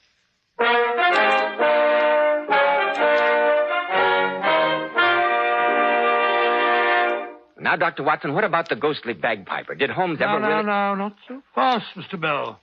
Holmes insisted that we investigate the house next door at once. And I must admit that it was with some misgivings I followed him into the street. Come along, Watson. Oh, Another little bit of local superstition I forgot to mention. They say that the corpses of people who died here of the plague sometimes come to life and wander about the house. Holmes, I wish you wouldn't talk like that. Oh, this sleet cutting into my face like a knife. Here's the doorway. I'll find out if the key still works. Yes, it looks more like a crowbar than a key. I only hope the lock isn't too rusty. Won't budge. Thank heaven. Let's go back. Oh, give me that oil can. Perhaps a few drops of oil. There you are. Confound this lock. No good trying to break the door in. It's as solid as Gibraltar. A good deal more solid than the house itself, judging by that long crack over the archway up there. Yes, that is a crack. The building is settling, Watson. That crack... Hello, I've turned the key. Lock's decided to work. The door sticks now. Hinges rusty. Come on, Watson, get your back into it. It's moving, Holmes. Yes, so is that crack. Hurry, help me close the door before the archway falls on us. Isn't it quiet? Can't even hear the wind. Smells like a tomb. Yes, but there's something else. Something unhealthy. Like a disease I smelt once in the tropics. Holmes, you don't think it's true that the plague is still... Nonsense. You yourself said it wasn't possible. Better light that dark lantern we brought along. Yes, indeed. I hate bumping about in the dark. I can't say that it's much more cheerful in the light. Look at those great dirty cobwebs. That old tapestry hanging in shreds. Yes, nothing has been moved since the plague first touched the house. Look there in that room. That old oak table set for a meal. One of the goblets overturned. Gives me the creeps up and down my spine. Nothing else of interest here. Let's get on to the next room. How hollow our footsteps sound. Yes. This must have been the living room of the house. Ashes of a bygone fire still on the hearth. Holmes. Look. There's some people seated in those chairs over there. Nonsense. Give me the lantern. By Jove, I think you're right. That smells stronger in here. We'll soon find out. Watson, hold the lantern. Holmes. It's a body. A naked body. A corpse, Watson. A cadaver. Holmes, don't touch it. For the love of heaven, don't touch it. Why, Watson? Can't you see? The swollen eyes, the froth of the mouth, the flesh turned black. I've never seen it before, but those are the symptoms, Holmes. That's the Black Plague. What? That's not possible. That's crazy. Here, look. Let me look at the other chairs. Yes, here an old man and here a woman. All victims of the Black Death. Holmes, these are the bodies of people who died in this house centuries ago of the plague. But they're not decayed. It's not possible. We must be going mad. Tell me quick, Watson. Did women do their hair with fringes at the time of the last plague? Fringes? Now I know that we're crazy. Quiet, Watson. Do you hear that? It's the devil coming with his piper. He's going to make him dance. The old woman was right. The house does vibrate to the sound of those pipes. He's coming, Holmes. He's coming.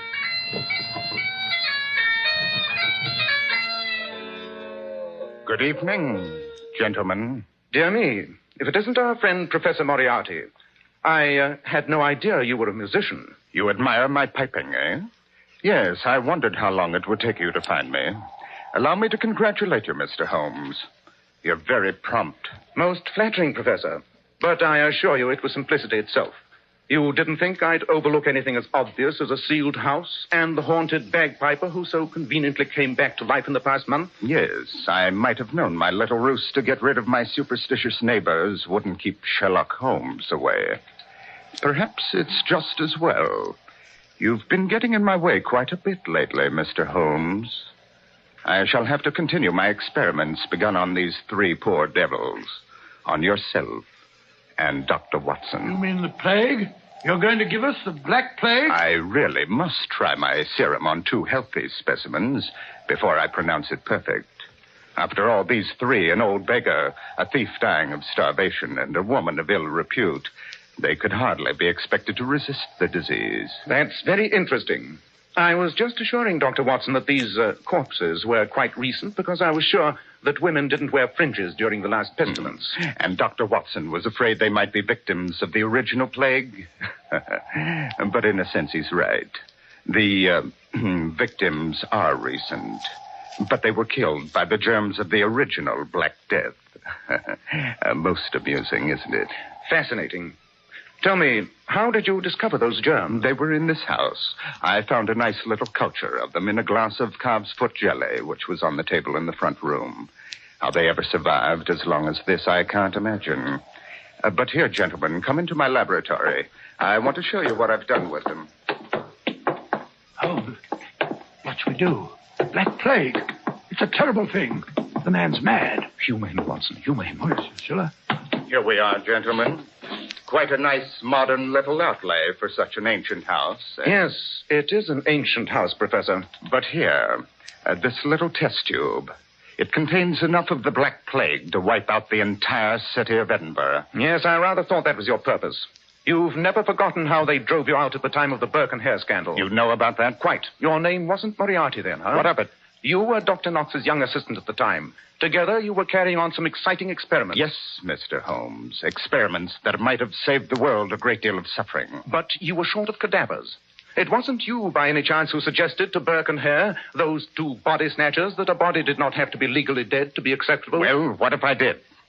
They only killed the refuse of the city. Beggars, scum. Quite. But they met the hangman nonetheless. Aye, the fools. What price the death of a few when we might have discovered a cure that would have saved all humanity? Humanity. Bah, I hate it. Ever since then, I'd sworn I'd get revenge on humanity, and the law-abiding citizens of Edinburgh in particular. And now, the time has come. Tomorrow, the contents of this test tube will spread destruction throughout the city. But in the meantime, you, Mr. Holmes, and you, Dr. Watson, you know too much. You shall be the first of the law-abiding citizens to feel the prick of my little needle. Just a moment till I prepare my instruments. Stop him, Holmes. Stop him. Do not move. Gentlemen, one drop out of this test tube, even in its present state, is enough to cause death. I quite agree. By the way, Professor Moriarty, while you are preparing your solution, you have no objections if I play a tune on your bagpipes? I used to be rather good at them in my younger days. Not at all, if it'll amuse you. Quite. Watson, stand here beside me against this wall. No, quite. Don't argue.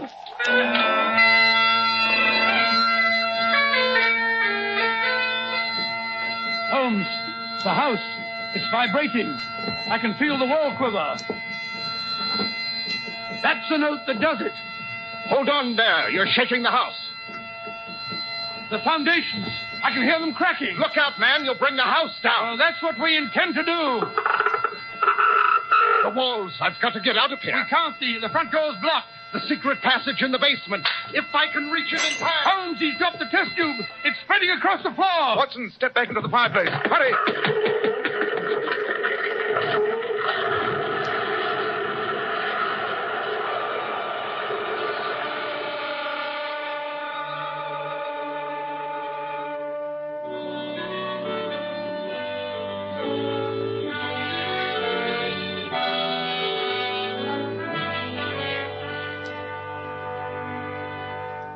And so, Mr. Bell, Holmes played that note on the bagpipes until the house crashed in upon itself. But, Dr. Watson, weren't you killed? Not quite, Mr. Bell. No. Holmes had deduced from that crack above the front door that the house was weak, and he also guessed which way it'd fall if it did cave in. The wall that we were standing against and the fireplace alone were left standing. If you've seen any ruined castles, Mr. Bell, you'll notice how frequently that seems to happen. And Professor Moriarty, did he escape? Unfortunately, he did, Mr. Bell, through the secret passage in the basement which he had mentioned. But the Black Plague and those corpses, what did you do about that? We left them where they were. No use informing the authorities. They wouldn't have believed us, and besides, it would have been too dangerous to go poking about in the ruins. No, Holmes simply poured the spirits from our lantern on the old rafters and started a fire. The wood was as dry as tinder, and there was quite a blaze. And fire, Mr. Bell, is a great purifier. And so you prevented an outbreak of the Black Death. That's a gruesome story. Ladies and gentlemen, Dr. Watson will return in just a moment to tell us something about the thrilling Sherlock Holmes mystery he has for us next Monday night. Ladies, those beautiful Powers models whose photographs you see in magazines always have to keep their hair shining bright with dazzling highlights. Now, here's how they do it. Powers models were among the very first to discover how Kreml shampoo brings out all the natural sparkling luster of each tiny strand of hair. How it keeps hair simply radiant for days. Yes, and those lovely Powers models told me that no other shampoo gives their hair more natural, glossy luster. It never dries the hair or makes it brittle. Well, that's because Kreml shampoo has such a beneficial oil base. It actually helps hair, and it keeps the hair from becoming dry. Then, ladies, why not take a tip from Beauty-Wise Powers models? See how easy it is to glamour bathe your hair to a vision of tantalizing beauty. Buy a bottle of Kreml shampoo at any drug counter. Kreml, Kreml shampoo. Now, Dr. Watson, what about next week? Well, now, let me see. I wonder. Next week, I think I'll tell you the story of an experience that Sherlock Holmes and I had with something I was convinced was an invention of the devil. I call it the adventure of the horseless carriage. Horseless carriage? You mean one of the early automobiles? One of the very earliest, Mr. Bell. Holmes was called in to protect the inventor and, in the end, had to solve the mystery of his murder.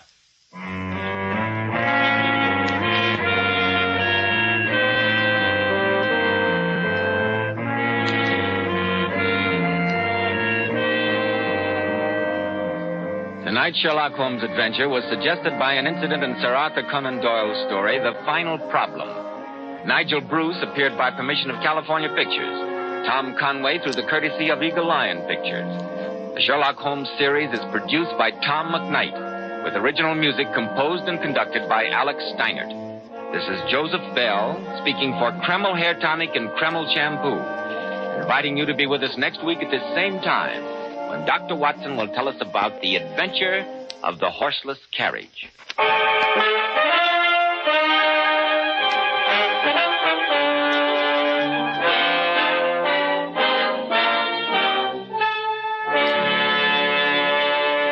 This is ABC, the American Broadcasting Company.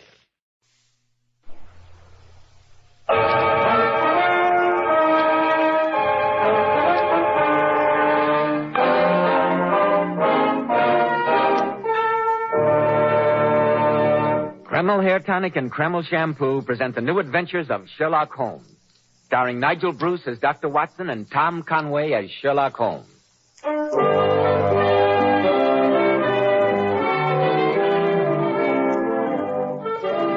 Now let's drop in again on Sherlock Holmes' famous colleague, Dr. Watson. Good evening, Dr. Watson. Good evening, Mr. Bell. I was watching from the window as you drove up. Do my eyes deceive me, or haven't you a brand new car? I'm glad to say I have, Dr. Watson. You want to come out for a spin? No, thank you. Some other time, perhaps. I can't help thinking of the first time I ever accepted such an invitation. I sent a story, Dr. Watson, and judging from the reminiscent expression, one in which you and your friend Mr. Sherlock Holmes were both concerned. Oh, hardly, Doctor. You're quite right, my boy. Sherlock Holmes and I took our first ride in a motor car together back in the autumn of 1903. When Holmes had just concluded the affair of the creeping man. I refuse to listen to any more hints, Dr. Watson, unless you're going to tell us the whole story. Oh, of course, Mr. Bell. As soon as you've had your word with our listeners, I'll relate the strange account which I've entered in my casebook as the adventure of the horseless carriage. Men, if you want to be a success in life, remember that well-groomed hair means a lot to a man's appearance. I've heard so many men complain lately that the hairdressing they use is too greasy or too highly perfumed. That's why I urge you to try Kreml Hair Tonic. This highly specialized hair tonic has just enough light oil to keep hair handsomely groomed, every lock in place, with a rich, healthy-looking luster. Yet Kreml never leaves the hair looking or feeling greasy or sticky. This is because Kreml contains a special combination of hair grooming ingredients which is found in no other hair tonic. After you apply Kreml, just run your hand over your hair. Notice how delightfully clean your hair feels. So tempting for the ladies to touch. Notice how no greasy film comes off on your hand or hatband. Kreml always gives hair such a handsome, clean-cut look, as if you just combed it. And it keeps it that way all day long. Kreml, Kreml Hair Tonic. Now, Dr. Watson, you have my undivided attention.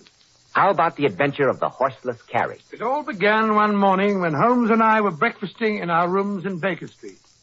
Holmes was opening his mail.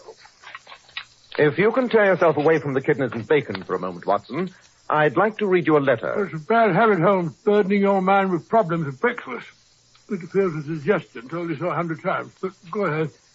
My dear Mr. Holmes, my friend Mr. Alexander Holder of the banking firm of Holder and Stevenson of Threadneedle Street informs me that you recently were of great assistance to him in a highly confidential matter.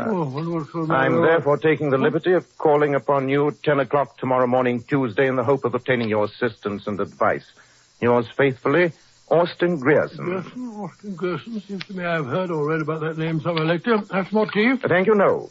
Take a look at his letter and see if you can form any conclusion from it, while I have a glance at what our reference book can offer on Mr. Grierson. Mailed yesterday. Postmarked Southampton. Mr. Grierson is presumably well-to-do. The notepaper is of expensive quality. Capital, Watson. What else? Nothing else, I can see.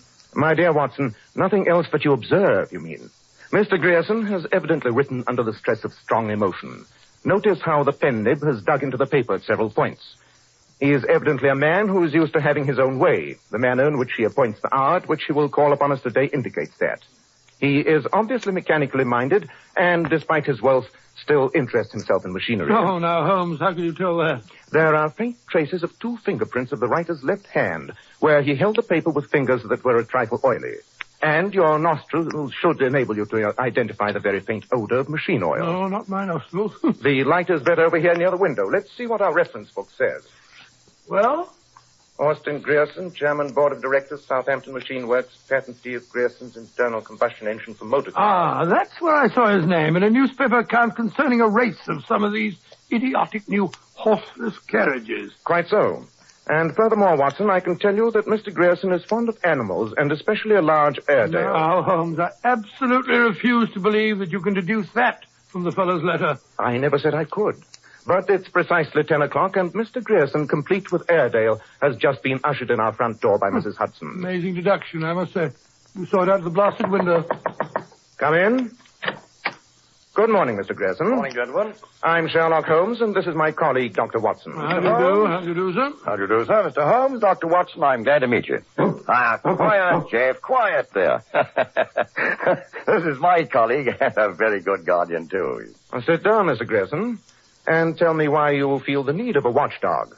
The newness of his collar and lead would indicate that you've only recently acquired him. You're quite right, Mr. Holmes. Well, I'll get to the point at once. I made all my money in machinery.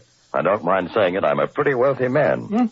During the past 3 years, I've devoted all my time and most of my fortune to developing the coming wonder of the world, sir, the motor car. Wonder of the world, eh? You can never replace the horse, Mr. Grierson. Never. You sound like my nephew Edward, Dr. Watson. He shares your opinion. But I assure you, sir, that if my new motor car can only win the forthcoming endurance test, of which you may have read, I shall have no difficulty in selling a car a week. 52 cars a year? Preposterous. Nevertheless, it is the case, Dr. Watson. In fact, Mr. Holmes, it is the very excellence of my prospects that has brought me to you. How's that, Mr. Grierson? I have just recently completed and been testing the first model of my new car. 2 cylinders instead of the old-fashioned 1. Tremendous power, Mr. Holmes. The endurance test is to be held tomorrow over a course from Southampton to Alton and back. A distance of over 40 miles. 40 miles? And I feel certain that my new car will win. And as you can easily imagine, gentlemen, the ensuing publicity will be invaluable. In fact, Mr. Holmes, I have no hesitation in saying that I must win. I see. At least one of the backers of the other 3 cars that entered in this contest feels the same way. And the last 2 weeks there have been one very definite attempt to damage my new car, and yesterday a second attempt almost resulted in my death. Evidently, some people do take these horseless carriages seriously. Yes, Dr. Watson. Unlike you and my nephew Edward, who feels that I'm dissipating the family fortunes in a mad scheme, some people do. Only the fortunate fact that I was driving slowly at the moment saved me from death when the testing apparatus broke. It could not have been an accident, Mr. Grierson? Did the mechanism show definite signs of being tampered with? Beyond any doubt, Mr. Holmes. There were file marks on the steering yoke. And you are certain that these attempts are being made by outside sources, not by members of your own family or persons associated with your venture? My family and fellow workers are above suspicion, Mr. Holmes. So I hope that you will undertake to guard both the car and myself during the next 24 hours until the race is over.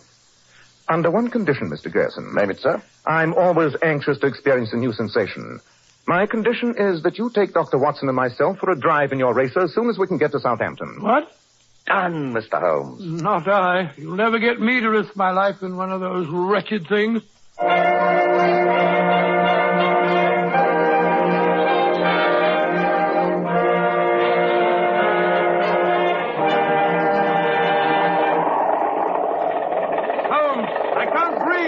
How fast are we going? Better than 16 miles an hour. Well, the dust's enough to choke you. Oh, thank heavens. That's better. Have to slow down. Wouldn't do to frighten that farmer's horse to be passing. Whoa, Bess. Whoa, steady, girl. Confound your stinking motor car. Useful vehicle if you have to slow down almost to a standstill every time you see a horse. Don't worry, Doctor. The horse will get used to it. Not if they show horse sense. You like that, Holmes? Appalling, my dear Watson.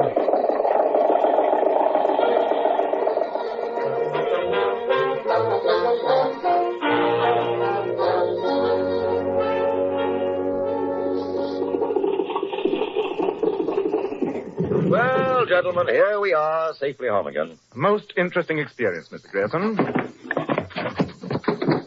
Oh, phew. I'll feel better when I've washed off some of this dust. We'll go up to the house in a moment, Dr. Watson. I'm so sorry there's no place to wash up down here in the barn. I've been keeping the car here for the past couple of weeks instead of down at the machine works. At least this old barn is near the house. I wonder where that fellow Simmons can be. Just a moment, gentlemen. I'll hang up your dusters in this cupboard. Here, now, get away from that car, you two. If you don't, your scuds will be bashed in with this fencer. Just a moment, my good man. There's no need for you to be offensive. I know who you are. You're someone of those sneaky people. Simmons, hold on. These gentlemen are friends of mine. This is Mr. Sherlock Holmes and Dr. Watson. Oh.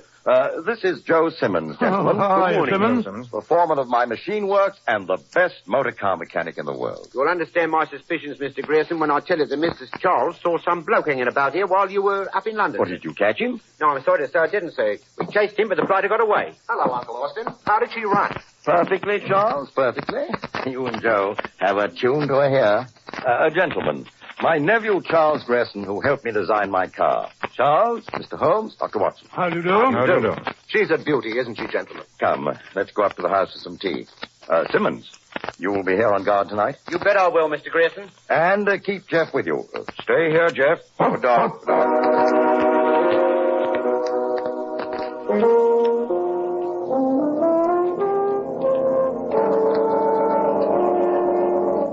It was rotten luck, that fellow getting away, Uncle.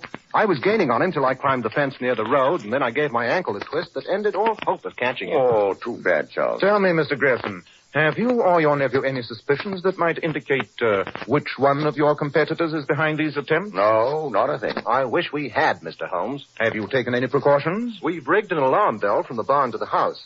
Simmons has only to touch a lever, and the gong will ring in the main hall. What of Simmons himself? There's such a thing as bribery, you know. I'd stake my life on Joe's honesty. He's been with me 20 years. Now that I've washed the dust off the outside, I'm glad to see that you gentlemen have something that'll do the job internally. Yes. You are, Doctor. Oh, thank you. Hello, Uncle Austin. Good evening. Oh, Helen, my dear. This is Mr. Holmes and Dr. Watson. My ward, Miss Helen Lacey, and her fiancé, my other nephew, Edward Grayson. How do you do? I'm glad to see you gentlemen survived your ride in my uncle's infernal contrivance. To my surprise, we did. I gather that you agree with my low opinion of the horse this carried. I've told my uncle often enough that I regard it in the same light as the South Sea bubble. Oh, now, Edward, don't get started on that again. Just you wait until we've won the race and are turning out cars by the dozen, Edward, and you'll find yourself with plenty of legal work on your hands. Taking care of damage suits, probably. By the way, I ran across a rather odd thing today in a letter of inquiry from America. Did you know that in all countries except England, people drive on the wrong side of the road? What? Do you mean to say that in other countries they don't keep to the left? Absolutely not. They drive on the right. Barbaric. Mr. Holmes and Dr. Watson are going to be staying with us, Helen, until... The alarm. Good Scott! Simmons, the car! Something's happened. Hurry!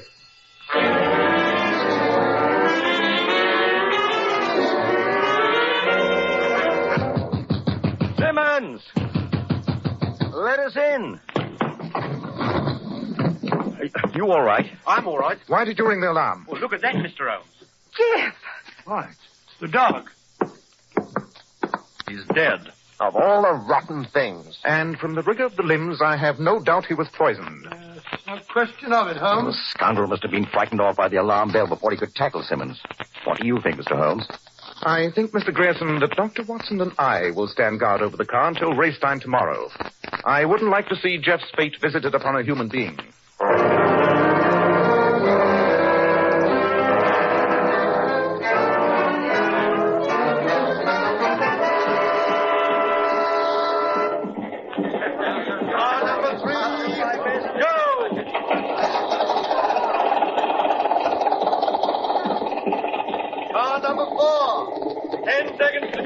Good luck, Mr. Grierson. You've done your job, Mr. Holmes. Now I'll do mine. Careful of that curve near Petersfield, Uncle. Be careful, Uncle. Good luck. Come back all in one piece. Car number 4, Go!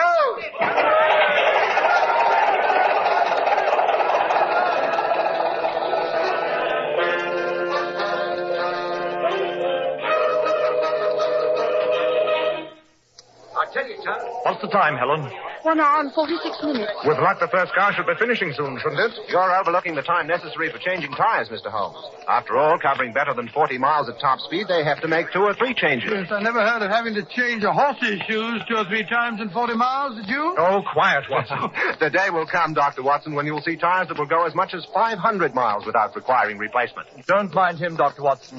He has the same delusions as my uncle of the future of these dreadful machines. There he comes! There he goes! What color's the car, Edward? Can you see? So much dust, I just make a flash of red. The Grierson's red. It's your uncle. Hey, Joe, yes, so it is.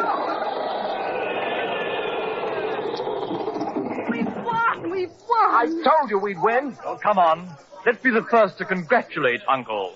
Well, Holmes, our little job is finished now. I hope so, Watson. I hope so.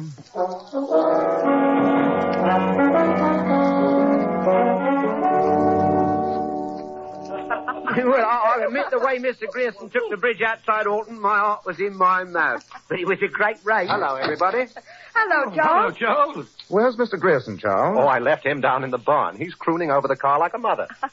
You don't think, Mr. Holmes, that the twisters who've been causing this trouble would try any tricks now that the race is over, do you, sir? I hardly think anyone will make any attempts on the car. Oh, here's a telegram for you, Mr. Holmes. It just arrived. Thank you. Is Uncle Austin still down at the barn? Just passed by there. Thought I heard a motor running. Uncle's promised to let me drive the next race. I'm glad it's you and not Edward who likes motors. I say, Holmes, where are you going? Down to the barn. You don't think that there's anything wrong, do you? I told you, Watson, I was no longer concerned about the car.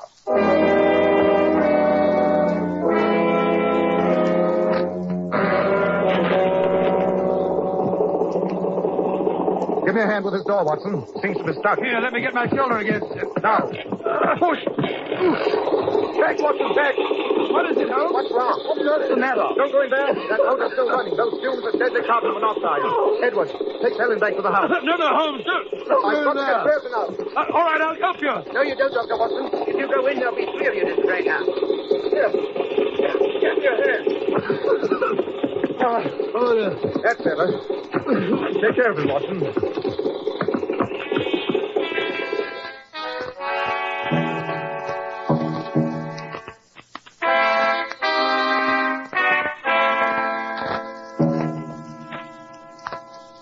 It's no use going on with that artificial respiration, Charles. I'm afraid there's nothing further that we can do for your uncle.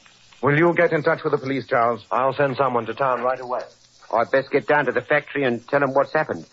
There'll be no party over the victory tonight. There's another devilish thing that you can charge up to the motor car, Holmes. Grierson evidently stayed in the closed barn with the motor running, was overcome by the deadly fumes, fell, and died of suffocation. And how do you account for that deep wound at the back of his head? Well, obviously, when he fell, he struck his head against the metal bonnet of the car. You saw the blood on the edge of the bonnet, didn't you? Quite so. And I also noticed that Grierson's face is extremely pale. Did you notice that, Watson? Yes, of course. What of it? Simply that carbon monoxide victims invariably show a cherry red discoloration of the face. What do you mean, Holmes? This is no accident, Watson. This is murder.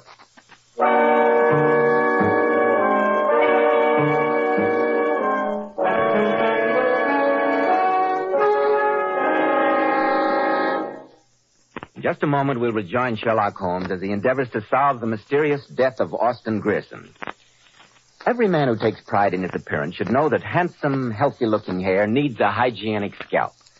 That's why when you buy a hair tonic, be sure to get your money's worth. Don't just settle for any hairdressing when you can enjoy the extra advantages of Kreml Hair Tonic. This highly specialized hair tonic contains an amazing combination of hair grooming ingredients which is found in no other hair tonic. Kreml keeps dry, stubborn hair neatly in place all day and always gives hair such a natural, well-groomed appearance, never sticky or greasy. But men, Kreml does lots more than keep hair looking handsome. Kreml leaves your scalp feeling so alive. At the same time, it removes dandruff flakes. It's simply great to lubricate a dry scalp.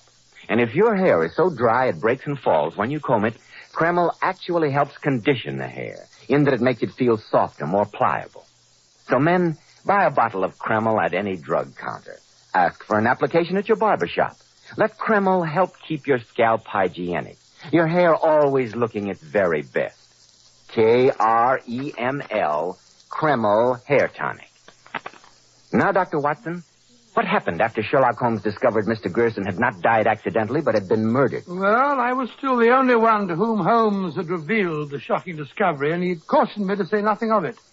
As we walked back to the house a few minutes later, I suggested a theory.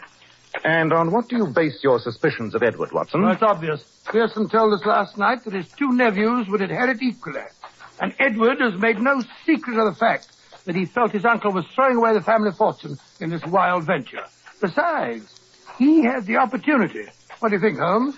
I think, Watson, that the libel laws being what they are, and Edward being a lawyer, you had better not air your opinion where he can hear you. Oh, really? Ah, Edward. How is Helen? She's resting upstairs, Mr. Holmes. One of the maids is staying with her. This horrible affair has shaken her badly. Of course. I've sent Joe Simmons to town with a message for the police, Mr. Holmes. Thank you, Charles. I'm afraid it'll be the better part of an hour before we can expect them. I wonder, Watson, if you'd be good enough to take care of this little matter that I've noted down on the slip of paper. Huh? Oh, that's right. I'll see to it at once, Holmes. Gentlemen, I gathered from what your uncle said last night that you will now be the joint owners of the Southampton Machine Works and of his motor car patents. Yes. Do you intend to carry on as before? Of course not, Mr. Holmes. My uncle knew how I felt about all this expensive foolishness. I've agreed to buy out Edward's share, and he's going up to London to carry on his legal career. Well, if you don't need me for anything further, Mr. Holmes, I think I'll slip upstairs and see how Helen is doing. Of course, Edward. I hope you'll find her bearing up under the shock. Thank you. Charles, there are one or two minor points that I'd like to get clear in my own mind before the police arrive. Anything I can tell you, Mr. Holmes, I'll be glad to. Now, Charles, when we left you and your uncle, he was about to have you check some question regarding the sparking plugs in the motor. Is that right? Quite, Mr. Holmes. I opened the bonnet and removed the sparking plugs for Uncle's inspection. Meanwhile, he refilled the petrol tank. So that there would be sufficient petrol to allow him to test the motor, I assume. That's right. The tank was almost empty after the race. Precisely.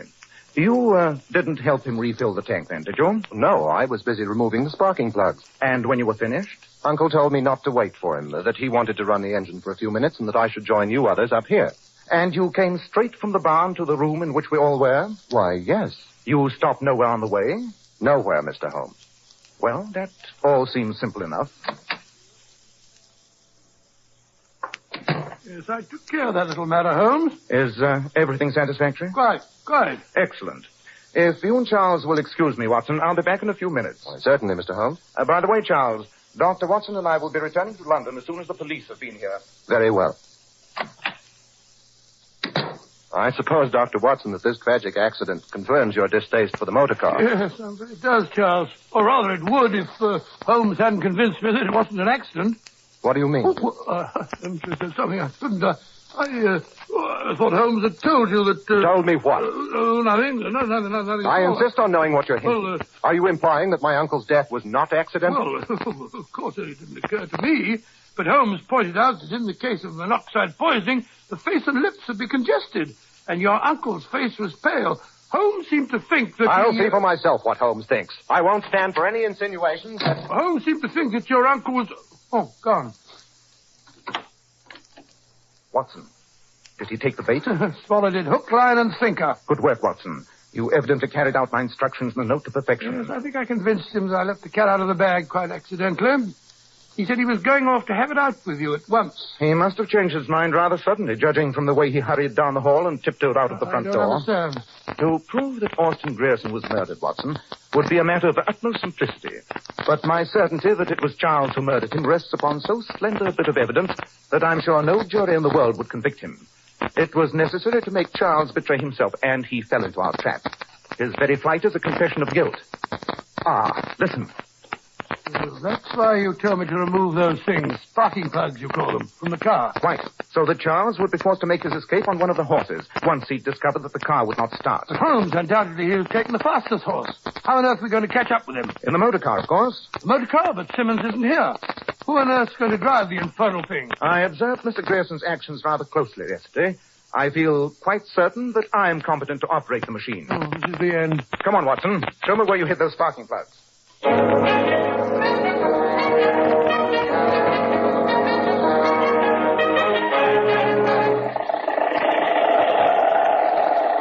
Holmes, for heaven's sake, slow down. It's so dark I can barely see the road. Keep your eyes open, Watson. You should be overtaking him any moment. And keep your service revolver ready. Hello, there's something up ahead there. Just caught a glimpse of it against the skyline. There he is. Brace yourself, Watson. I'm going to cut in ahead of him. Stop or we fire. Good shot, Watson. You killed me, you devil. Take a look at him, Watson.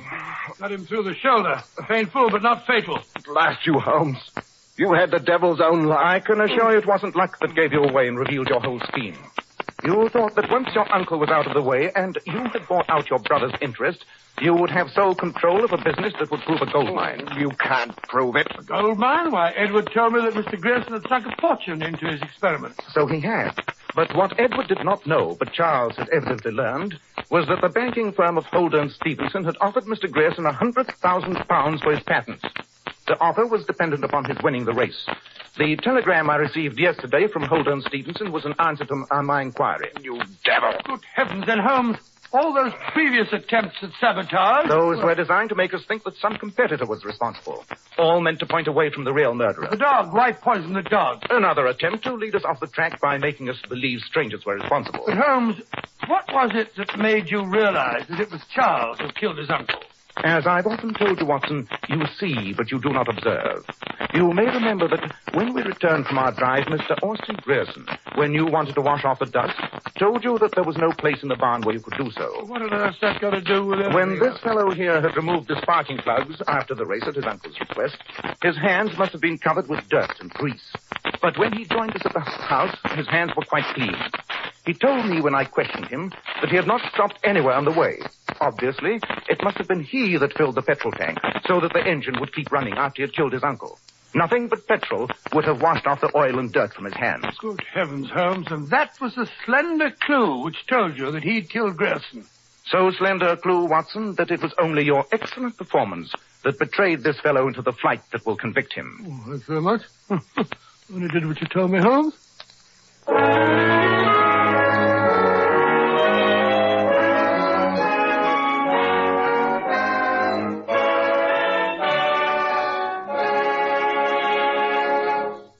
In just a moment, Dr. Watson will be back to tell us about next week's story. Ladies, of course you use a shampoo to wash your hair. But just a word of caution. There are many popular shampoos today which leave the hair lustrous but have a tendency to dry the hair. And here's why I advise you to always use Kreml. Lovely Powers models were among the first to discover the amazing beautifying qualities of Kreml shampoo. Yes, Mr. Bell. The girls claim no other shampoo leaves hair with more brilliant, glossy, natural highlights. Yet under no circumstances does Kreml shampoo ever dry your hair. Kreml shampoo is not a soapless shampoo. It's not a cream shampoo. It's entirely different. It really is different, Mr. Bell. After a Kreml shampoo, the hair actually radiates natural, brilliant luster. But Kreml shampoo has a built-in oil base, which helps keep the hair from becoming dry or brittle. So, ladies, be smart. Always wash your hair with Kreml shampoo. It leaves hair a vision of shining beauty, yet in no way hurts the texture. Kreml. Kreml shampoo. Now, Dr. Watson, what about next week? Well, now let me see. Next week, I think I'll tell you a story I always referred to as Q for murder. Q for murder. That sounds as if it concerned the theater, Dr. Watson. That's where you're wrong, Mr. Bell. Oh? This adventure took place in the depth of Limehouse near the docks and concerned a particularly unpleasant and fiendish murderer.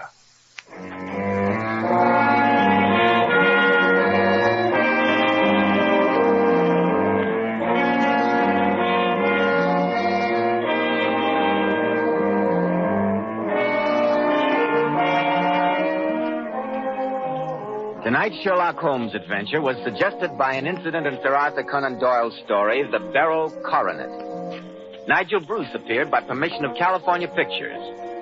Tom Conway through the courtesy of Eagle Lion Pictures. The Sherlock Holmes series is produced by Tom McKnight, with original music composed and conducted by Alex Steinert. This is Joseph Bell speaking for Kreml Hair Tonic and Kreml Shampoo, and inviting you to be with us next week at this same time, when Dr. Watson will tell us about Q for murder.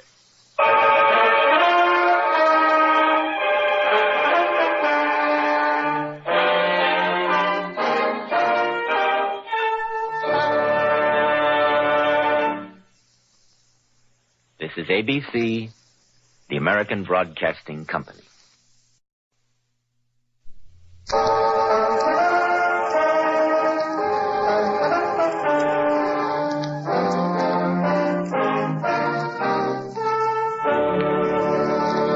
Kreml Hair Tonic and Kreml Shampoo present the new adventures of Sherlock Holmes, starring Nigel Bruce as Dr. Watson and Tom Conway as Sherlock Holmes.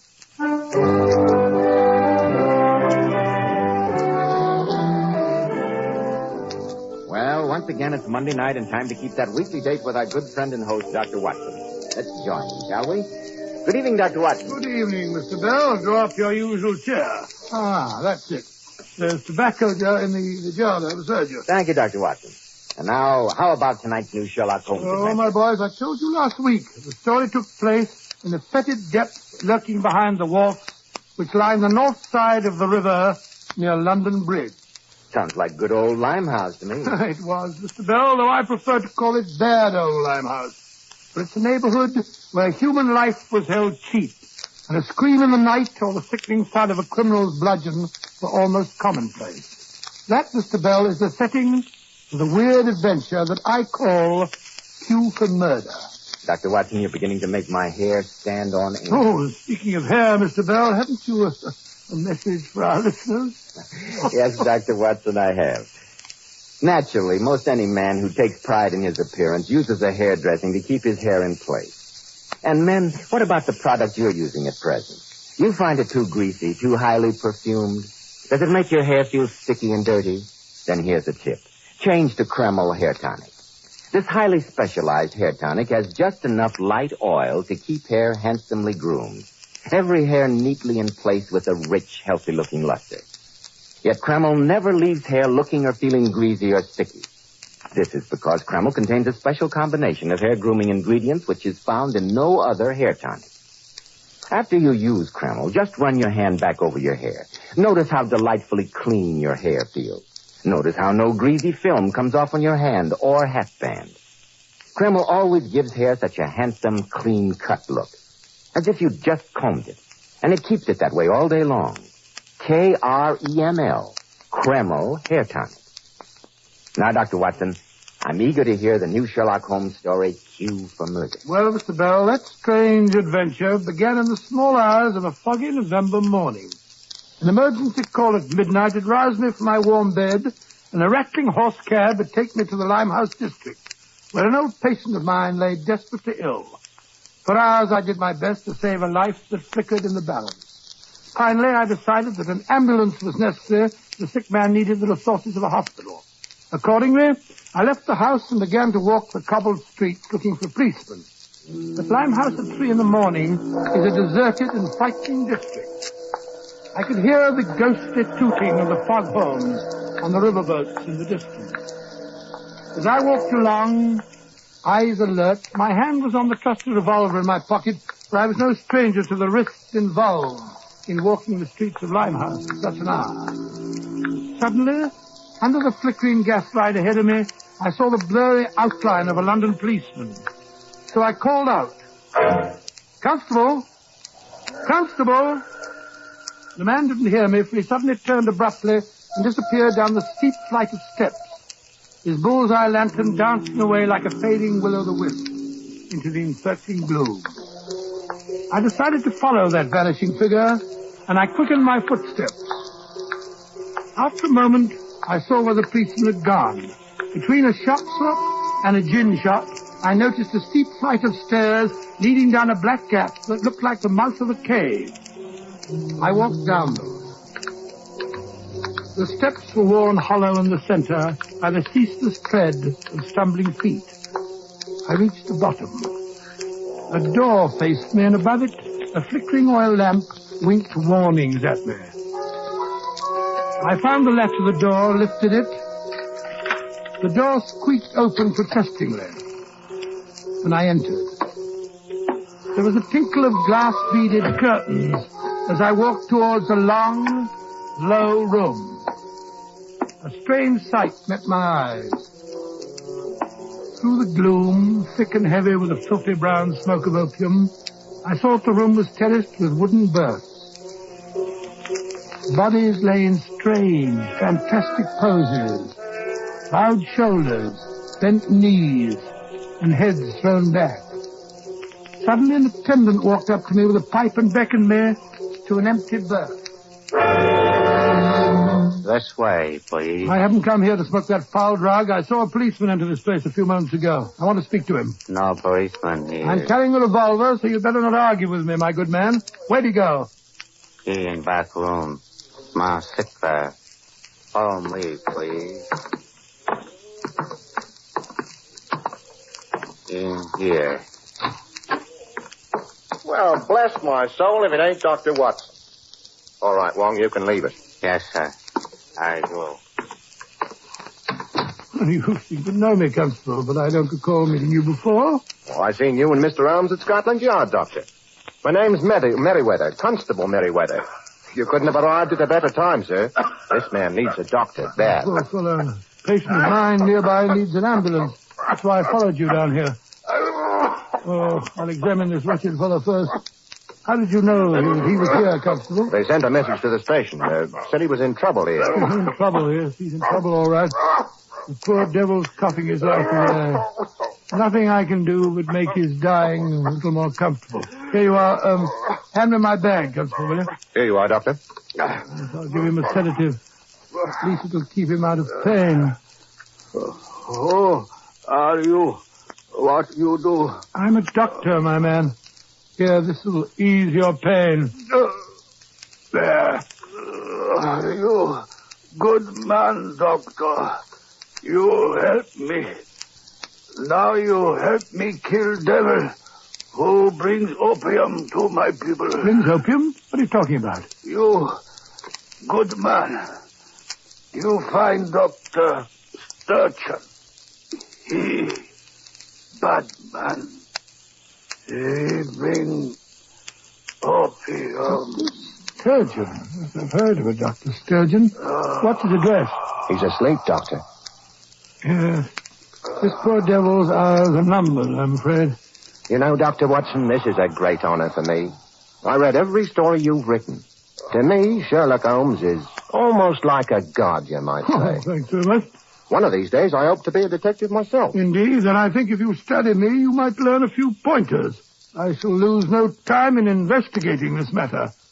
I may be able to expose a shocking scandal. Hadn't you better leave that to Mr. Sherlock Holmes, sir?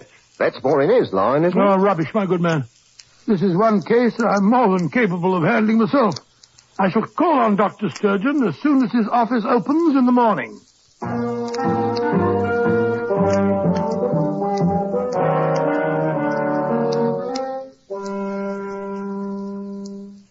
I am Miss Stark, Dr. Sturgeon's secretary, and I'm afraid you can't see the doctor now. His first patient is due at any moment, and you haven't got an appointment. But I'm a doctor myself. My name is Watson. Nevertheless, you'll have to make an appointment. Now, look here, my good woman. I am your good woman. And you cannot see Dr. Sturgeon. But Sturgeon and I were friends at medical school together. Sturgeon the surgeon, we used to call him. That's funny, don't you think, Miss Stark? Not at all. And what medical college did you attend, Dr. Watson? The University of London. Odd that you should have met Dr. Sturgeon. He studied at the University of Glasgow. Oh, well, I was at Glasgow, too, for a while, now that you mention it. You've wasted enough of my time. I don't know what you're after, but I think you'd better leave. Good heavens. What was that? Came from the doctor's office. Come along. Dr. Sturgeon. He's choking. I'll loosen his collar. Dr. Sturgeon. What is it? He's trying to say something.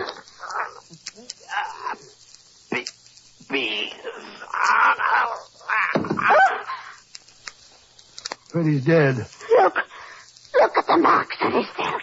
Great heavens, he's been strangled, Miss Stark. Stay here and guard the body. I'm going to fetch Sherlock Holmes at once. Who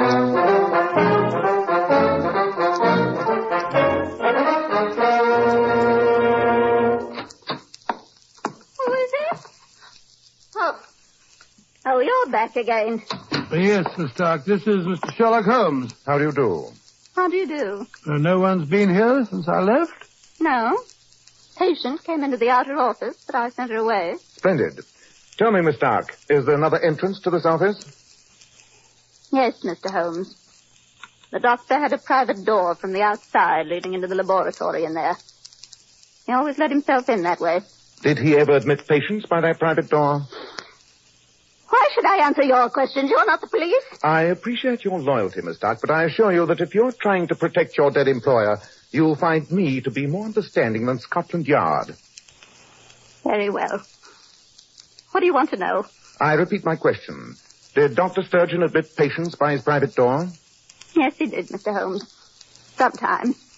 I never saw them, but I'd hear voices in there. A perfect way of distributing drugs without anybody knowing. Are you implying that Dr. Sturgeon... Quite. You say that as he was dying, he kept pointing to a pad on his desk, Watson? Yes, his arm's lying across it now. Let's see if there's any message written on the pad. Ah, there is. It's an address. 116 Upper Swandam Lane, Millwall. That's in the heart of Limehouse. Precisely. An odd address to find written on the desk pad of a Harley Street physician. Watson, you're convinced that as the man was dying, he uttered the word peace? Well, that's what it sounded like to me. Peace? Well, perhaps he meant that death would bring him peace after his mortal sin. Possibly, Watson. And now to examine the marks on the dead man's throat. I think I'll wait in the other room if you don't mind.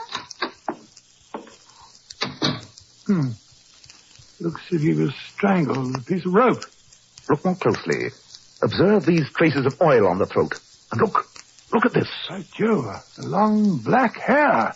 That means a woman did it. Oh, no, Watson, I think not. The combination of long, black, oily hair and a Limehouse address would point to one obvious conclusion.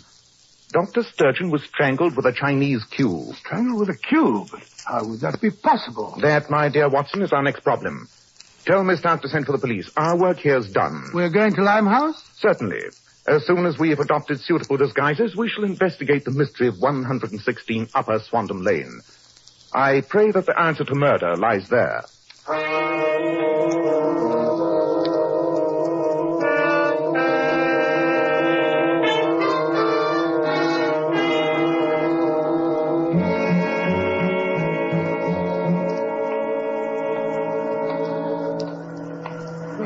Upon my soul, Holmes, you make the most convincing-looking dockhand. Thank you, Watson. Now, let me see. 116. It's the next house. There's a policeman standing just outside it. It's Constable Merriweather, the one I met last night. Hello, Constable.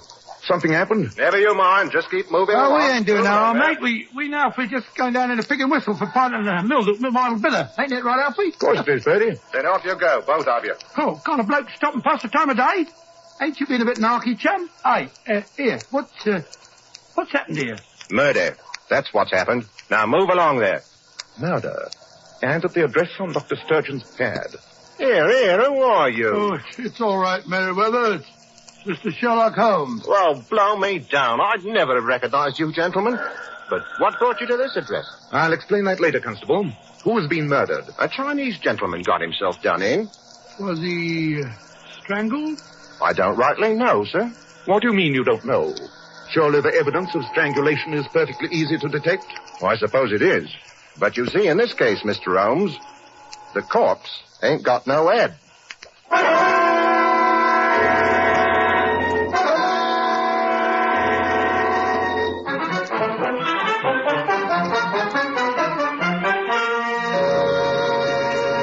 In just a moment, we'll rejoin Sherlock Holmes and Dr. Watson. Leading hair specialists in this country constantly advise us to take better care of the hair we've got. And men, don't forget, one of the first requisites of handsome, healthy-looking hair is a hygienic scalp. So why buy just any hair dressing when you can enjoy the extra benefits of this highly specialized Kreml hair tonic? Kreml contains a special combination of hair grooming ingredients which has never been duplicated in any other hair tonic. That's why Kreml keeps hair in place longer, always looking neat and orderly. But Kreml does lots more than keep hair looking handsome. Kreml is simply great to lubricate a dry scalp. At the same time, it removes dandruff flakes and leaves your scalp feeling so alive and invigorated. And men, if your hair is so dry it breaks and falls when you comb it, Kreml actually helps condition the hair in that it makes it feel softer, more pliable, and look as if it had some body to it. So men, buy a bottle of Kreml at any drug counter. Ask for an application at your barber shop. Use Kreml daily for better groomed hair, for a more hygienic scalp. Kreml. Kreml Hair Tonic.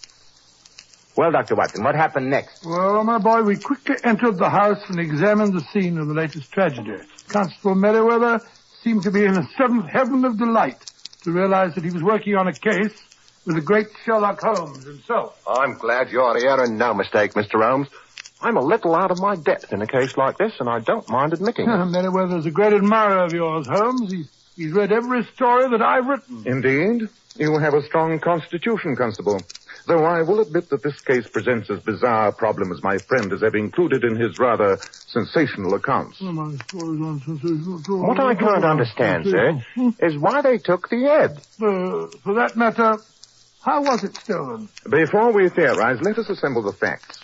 Has the body been identified, Constable? Yes, sir. You see, he had a missing finger on one hand. Then obviously the head was not stolen in order to make identification of the corpse difficult. Who is the victim? A Chinese merchant by the name of Li Ming. Ran a shop downstairs in the basement. Please describe the circumstances under which you discovered the crime. Well, gentlemen, I was on my beat and I saw the dead man walk up the stairs from the basement and go into the house. That passed the time of day with me, he did.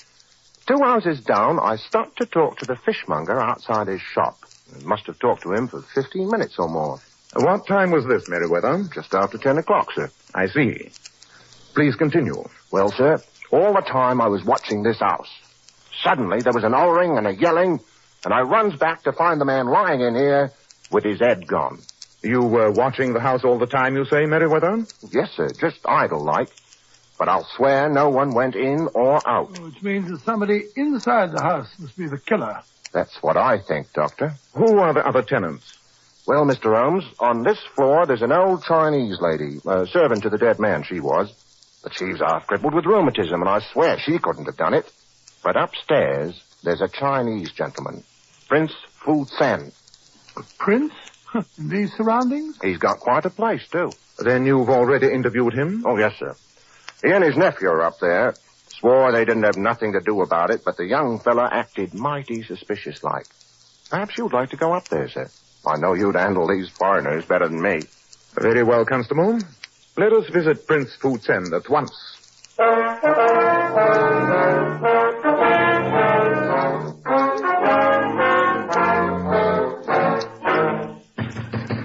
Come on in there, come on. Open up in the name of the law. I'm afraid the name of the law doesn't appeal to them. Unless I'm much mistaken, they're barricading furniture on the other side of the door. Yes, well, 3 good shoulders can take care of that, Holmes. Good idea, Watson. Come on. 1, 2, 3. Oh, there you go. Once more, Mr. Holmes, and we'll do it. Keep out here. Keep out. You have no right to break in like this. Oh, yes, we have, Mr. Addlefoo. You're under suspicion of committing murder. I've already told you that I know nothing about it. Then in that case, Mr. Fu, why barricade the door? Who in blazes are you? I am Sherlock Holmes, and this is my colleague, Dr. Watson. Why, may I ask, is that partially packed Gladstone bag lying on the settee there? Were you thinking of leaving? Of course I was. You say you know nothing about this, then why admit guilt by running away? Because I know this policeman suspected me. They call me an Eurasian, but I'm Western by instinct and education. Because the color of my skin compels me to live in this part of London, I knew that I was bound to be associated with a Chinese crime. Despite your instincts and education, Mr. Fu, you seem to have a very poor opinion of British justice. Huh. Where is your uncle, Prince Fu Chen? In the study. You can lead the way if you don't mind, Mr. Fu. I'd like to keep my eye on you. Oh, very well. Follow me. I must say it's a sumptuous flat, Holmes. Some of these Oriental furnishings must be priceless. Yes, Watson. Quite incongruous in such a district. Uncle, that policeman's back again. And there's some other men with him. Won't you come in, gentlemen? Prince Fu, this is Mr. Sherlock Holmes and Dr. Watson. How do you do? Welcome to my humble abode, gentlemen. And perhaps I may be permitted to ask why two such famous men should be dressed like riffraff from the quayside? We're investigating a murder, Prince Fu. You have come to speak to me of murder, Mr. Holmes? But I have already told the constable that I have no knowledge concerning the tragedy of which he spoke. Possibly, Prince Fu, but as we came in just now, the door was barricaded and your nephew's bag was packed. He admitted that he was going to leave. Harold, my boy, what prompted you to such an action? You have no knowledge of the crime. How could I prove it? You know as well as I do, Uncle, that a Eurasian hasn't got a chance. Quiet, Harold. Mr. Holmes, you must forgive the boy. He is young and bitter. But he will learn in time that he is neither English nor Chinese. He is something far greater. He is a man. Oh, the devil with your moralizing, Uncle. Prince Fu, you are a man of intelligence, and I'll put our cards on the table. The dead merchant downstairs and a certain doctor in Harley Street who was also murdered today were undoubtedly both involved in peddling narcotics. I believe they were both killed by an associate who was afraid they might implicate him. That associate, from the constable's evidence, must be someone in this house. Prince Fu, I'm sure that you're wise enough to appreciate your position. Mr. Holmes, in my own country, I devoted my life to fighting the ravages of drug traffic. Am I then to partake of its profits here in England? Hello. Look here. Oh, what is it, Constable? On the desk. It's a doctor's visiting card. Henry Sturgeon, M.D., 86 Harley Street. Great Scott. How do you account for this, Prince Fu? I am completely bewildered. I have never seen that card before. Nor have I ever heard of a Dr. Sturgeon. I suppose the wind must have blown it in, eh? Funny coincidence and no mistake. Shall I arrest him, Mr. Holmes? No, Meriwether, though I would like you to remain here on guard. In the meanwhile, Watson and I have one vital task to perform. What's that, Holmes? We must search this house from basement to chimney top. We've got to find that missing head.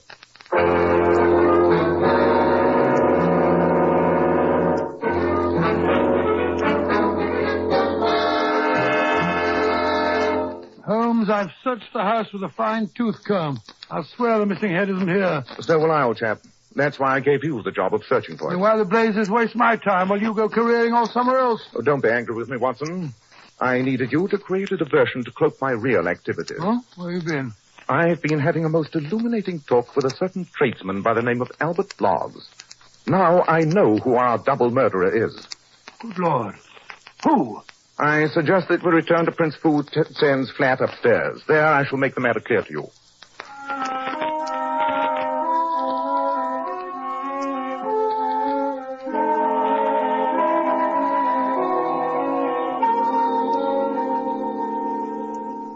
Mr. Holmes, am I to understand that you have solved this shocking crime? Yes, Prince Fu. Which one of them was it, Mr. Holmes? Meriwether, you've been on this case from the beginning. You've been remarkably astute in some of your deductions. Thank you kindly, sir. That's real praise coming from you, Mr. Holmes. Surely you can see the obvious link between the two murders? I think I can, Mr. Holmes. Dr. Sturgeon got himself strangled with a Chinese cube. Now, we know one of these two men did it. But Mr. Harold Fu wears his hair short like an Englishman. Only the prince has a queue. It must have been him. It seems logical to me, Holmes. And singularly lacking in logic to me, my friend. I quite agree, Prince Fu. You see, Watson, you and Constable Merriweather overlooking the stolen head. Why was it stolen? What more likely reason than for the sake of its cue? And if the merchant's head was the weapon used to strangle Dr. Sturgeon, then the murderer wished to create the imaginary figure of someone wearing a queue. Therefore, the murderer did not have a queue. Then it was Harold Fu. Yes, it must have been. That's utterly ridiculous. Of course it is. You're overlooking one vital point. Limiting our suspects to the prince and Mr. Harold Fu depends entirely on Constable Merriweather's testimony, which means that we have 3 suspects. And the third is the constable. Me? Oh, you're joking, Mr. Holmes. Murder is not a subject for levity, But Holmes, what motive could he have had? The reason is obvious, Watson. Why did the murders occur immediately after you stumbled into this trafficking in narcotics? Because Merriweather himself was involved with the criminals. He overheard the man last night tell you about Dr. Sturgeon, and so Dr. Sturgeon had to die. You mean that Merriweather was a member of this ring? Of course. And a dishonest policeman could be a very valuable ally. Mr. Holmes, you got hold of the wrong end of the stick, and no mistake. No, I haven't, Constable. You killed the merchant downstairs, decapitated the poor devil, and then used his cue to strangle Dr. Sturgeon. You lied about the time you'd seen him enter. You said it was after 10 o'clock. Well, how can you prove it wasn't that time, Mr. Holmes? I just talked to Albert Bloggs, the fishmonger. He saw you for a moment at 8:30 this morning. He did not see you at 10. Great Scott, and Merriweather killed the merchant first, went over to Dr. Sturgeon and strangled him, probably dropped the head into the river, and came back here and lied about the time. Precisely. And on his first visit to this flat, he carefully planted one of Dr. Sturgeon's cards, knowing that it would incriminate Prince Fu. As cold-blooded and horrible a crime as ever I encountered. You're a disgrace to the force, Now, Merriweather. wait a moment. You still got no proof. My word's as good as that stinking fishmonger. I doubt it. In any case, another word pins the crime on you. One from beyond the grave, the dying word that Dr. Sturgeon uttered. He uttered the word peace. And why should he say peace when he was pointing at the address and trying to indicate to us his murderer? No, he died while he was saying what sounded like peace. What he was trying to say was PC, which stands for police constable. He died as he tried to accuse his murderer, Police Constable Merriweather. You'll never get me on the end of that. Grab him, he's heading for the window. Must be 40 feet down into the street. It'll be a miracle if he hasn't broken his neck. I'll go down and see what I can do for him. A doctor will save a man's life so that he may lose it on the gallows. A quaint custom. Prince Fu, I must apologize to you and your nephew for the embarrassment and humiliation to which you've been subjected. Mr. Holmes, I must confess that I never expected that my quiet sanctuary, my haven from the outside world, would be brushed by the wings of violence and sudden death. But I have seen justice done, and for the remainder of my poor life, I shall always revere the name of the man responsible, Sherlock Holmes.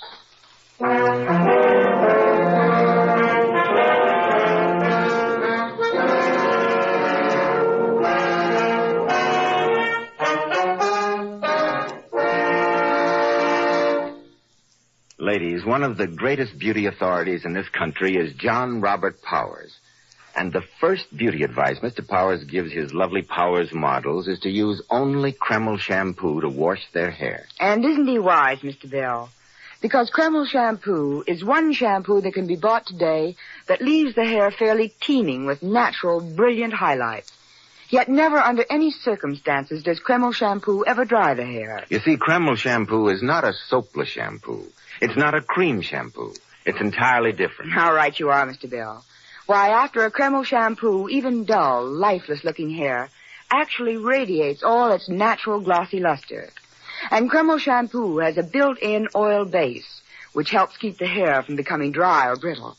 In fact, it's wonderful to soften dry, brittle ends. So, ladies, be smart. Always wash your hair with Kreml shampoo. It leaves the hair a vision of shining beauty, yet in no way hurts the texture. No matter how often you use Kreml shampoo, or over a long period of time, it's always so mild and gentle on your hair. And remember, ladies, no other shampoo leaves the hair sparkling with more natural, glossy luster. It's Kreml, Kreml shampoo. Now, Dr. Watson, what about next week? Well, now, let me see. What shall I tell you next week? Next week, Mr. Bell, I think I'll tell you a story about some strange deaths that happened, of all places, in the British Museum. I call it the singular affair of the ancient Egyptian curse.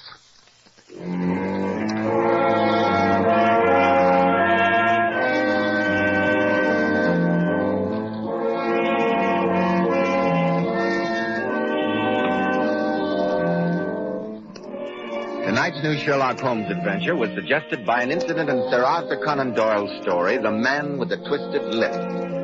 Nigel Bruce appeared by permission of California Pictures. Tom Conway through the courtesy of Eagle Lion Pictures. The Sherlock Holmes series is produced by Tom McKnight with original music composed and conducted by Alex Steinert. This is Joseph Bell speaking for Kreml Hair Tonic and Kreml Shampoo, inviting you to be with us next week at this same time, when Dr. Watson will tell us about the singular affair of the ancient Egyptian curse.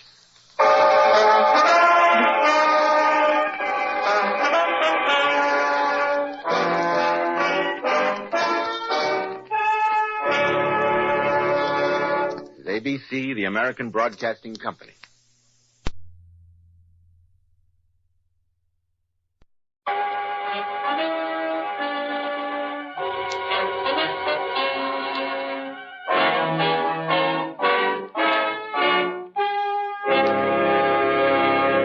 Kreml Hair Tonic and Kreml Shampoo present the new adventures of Sherlock Holmes, starring Nigel Bruce as Dr. Watson and Tom Conway as Sherlock Holmes. Tonight, owing to Mr. Conway's illness, the part of Sherlock Holmes will be played by Mr. Ben Wright. And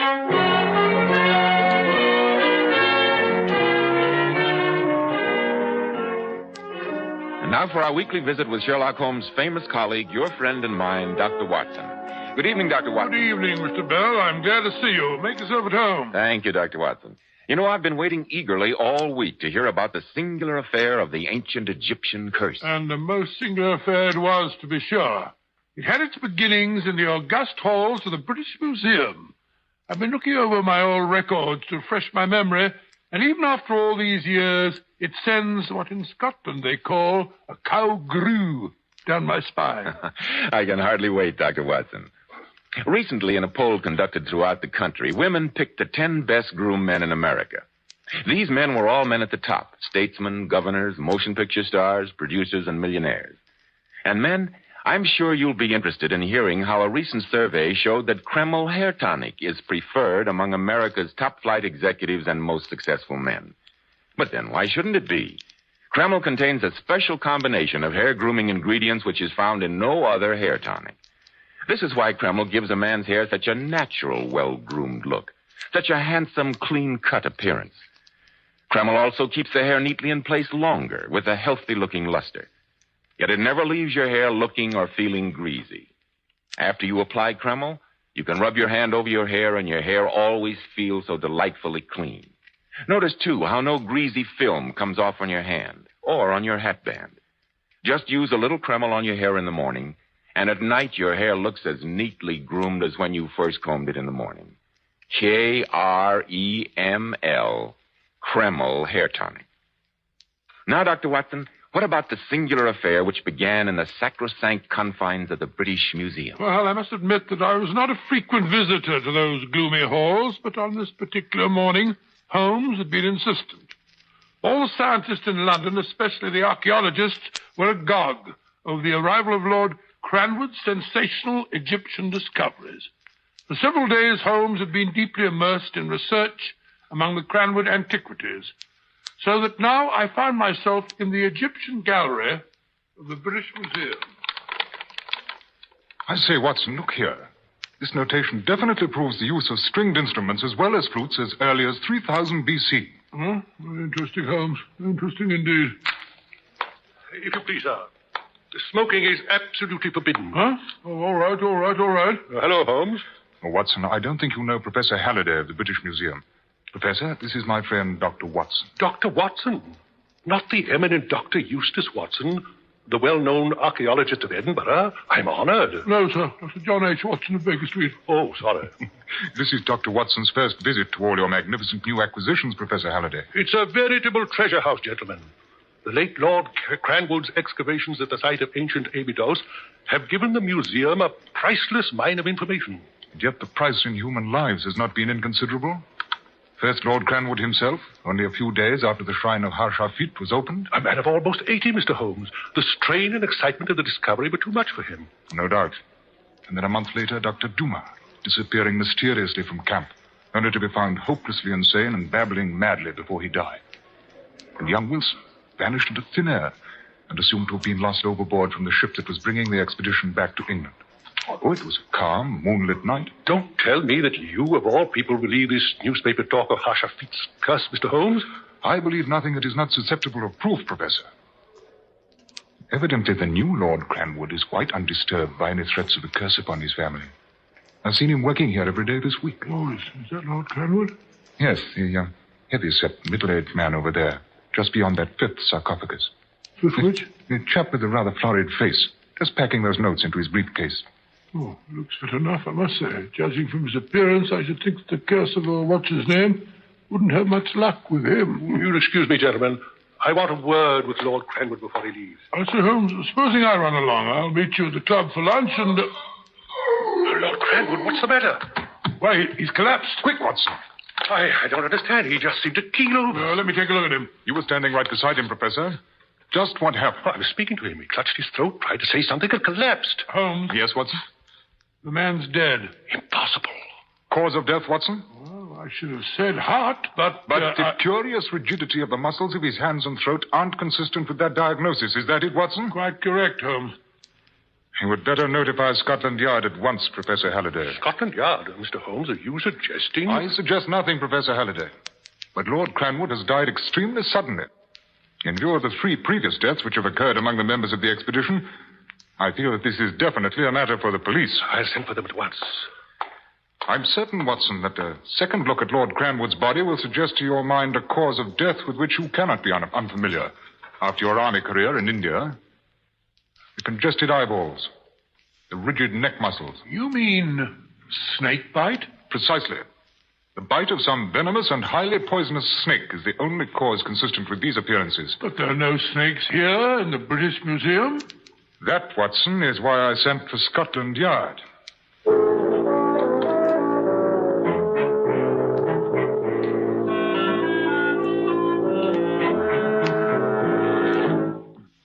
You've been pacing up and down now for 2 solid days, Holmes. Would it be too much to ask you to be seated for at least 5 minutes? I'm sorry, Watson. The lack of any satisfactory solution to the problem of Lord Cranwood's death has driven me almost out of my mind. You find the problem insoluble, then? So far. Come in. Inspector Lestrade. I've been expecting a call from you. This thing's fair got me beat, Mr. Holmes. Sit down, Inspector. Can I get you a drink? Thank you, Doctor. I'll be glad of one. Well, we've got the coroner's verdict, Mr. Holmes, and much good it does us. Death by misadventure from unknown causes. Well, you could hardly expect a coroner's jury to say more. Did the Home Office pathologist confirm my opinion? Here you are, Lestrade. Well, thank you, Doctor. Oh, yes, Mr. Holmes. All the appearances of death were consistent with the bite of some deadly snake. But did we find any snakes running around? Were there any snake bites on the deceased body? No. Why, you yourself, within a few yards of the man, Mr. Holmes, and you know as well as I do that if a man gets bitten by a snake, he's going to let out a yell. I know exactly how you feel, Lestrade. Yeah, and have you seen the papers? Scotland Yard baffled by 5,000-year-old curse. Death strikes again from Egyptian tomb. You can't blame the journalist, Lestrade. It's a newspaper editor's dream. And Scotland Yard's nightmare. Well, I must be off. The commissioner wants to see me this afternoon. You can be thankful this isn't one of your cases, Mr. Holmes. I think this one would be too much even for you. Phew. I've never seen Lestrade quite so worked up before. And I can't say that I blame him, Watson. Well, come along. Since the late Lord Cranwood's funeral is to take place at 2 o'clock, we might well stroll over to Hanover Square. Perhaps a brisk walk may serve to blow the cobwebs from our brains.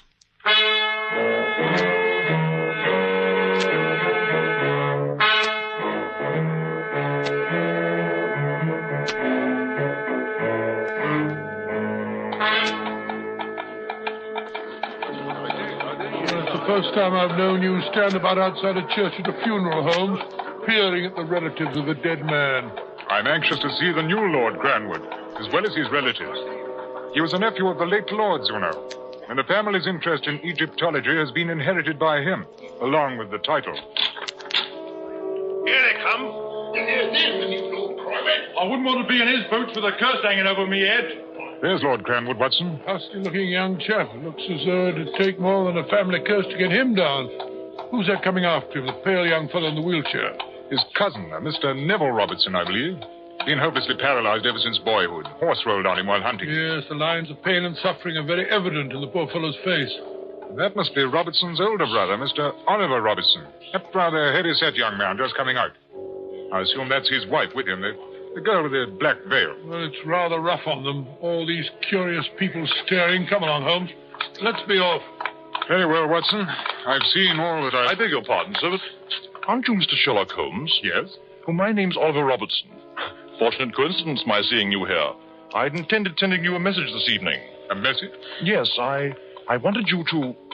Well, this is hardly the place to discuss such matters.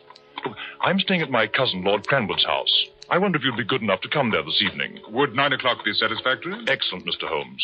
Good day, sir. Good day, Mr. Roberts.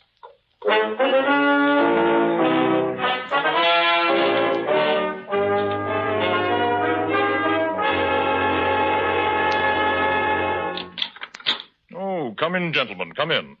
I don't think you know my wife. Dear, may I introduce Mr. Sherlock Holmes? How do you do? And this is my colleague, Dr. Watson. How do you do? I'm very happy to see you here, Mr. Holmes. And you too, Dr. Watson. Mr. Holmes, my wife and I, well, to put it frankly, have asked you to come here because we're afraid. Not for ourselves, but for my cousin, the new Lord Cranwood. Mr. Holmes, neither Oliver nor myself is of a nervous temperament. But if you've read the accounts of the Cranwood expedition, you must appreciate my feeling that we're contending against more than mere ill fate. 4 members of the same small group, dying mysteriously or by violence within a few weeks of each other. So you don't put any stock in all this talk about an ancient Egyptian curse? I don't really know. Tell me, Mr. Robertson, does the new Lord Cranwood share your fears? I regret to say he does not. He laughed when I told him I'd asked you here. Am I interrupting a council of war, or may I be permitted to be present? Oh, come in by all means, Neville. Here, let me give you a hand with your wheelchair. I can manage. My brother Neville, gentlemen. Mr. Sherlock Holmes and Dr. Watson. How do you do? I assume that the presence of the celebrated sleuth of Baker Street is not unconnected with the curse of the Cranwood. Please, Neville, don't make fun of us for being frightened. After all, it's Derek we're worrying about, not ourselves. Time enough for you to worry, Oliver, when the curse catches up with Derek. Then you'll be Lord Cranwood yourself, and it'll be my turn to start worrying. I gather, Mr. Robertson, that you are somewhat skeptical regarding the efficacy of Hashafit's 5,000-year-old curse. My granduncle died of heart failure after the excitement of discovering the tomb. Dr. Dumas' death was certainly not the first case of sunstroke that's ever been heard of in Egypt. And Wilson, who fell overboard from the ship, was notoriously fond of the bottle. Does that answer your question? Ingenious, Mr. Robertson, but it leaves out of account your uncle's death in the British Museum the other day. I could offer you a dozen theories to account for that, but I doubt if they'd be sensational enough to please you. Mr. Holmes, regardless of what my cousin may say, and I know he'll agree with my brother, I wish to engage you to prevent any repetition of the tragedies which have already struck this family. Do say you will, Mr. Holmes. I will do my best, Mr. Robertson, to keep Lord Cranwood safe from harm, but without his cooperation, I greatly fear that I... Stimson said he wanted to see me, Oliver. Oh, I beg your pardon. I very much want to see you, Derek. This is Mr. Sherlock Holmes and Dr. Watson. My cousin, Lord Cranwood, gentlemen. How do you do? I'm sorry, gentlemen. I have no sympathy with my brother's fears, nor do I see any necessity for dragging detectives into this matter. I trust you'll excuse me. Good night. Well, you see, Mr. Holmes, it's just as I told you. But I do hope you'll do your best anyway, Mr. Holmes. I promise you I shall. Your task won't be made any easier, Mr. Holmes, by my cousin's stubborn determination to continue working at the museum. He's arranged with Professor Halliday to work there at night in the future, beginning tomorrow. He wishes to avoid the stares of the curious. It's interesting. Great Scott, my watch must have stopped. 9:30, and I haven't as yet fed my snakes. Snakes? Did you say snakes? Why, yes, Doctor. Since my affliction debars me from digging in Egyptian tombs and similar active pastimes, I amuse myself with a small herpetarium. Would you care to see my collection? Good heavens, no. Or some other time, perhaps, Mr. Robertson. Dr. Watson and I must be off. Good. Snakes.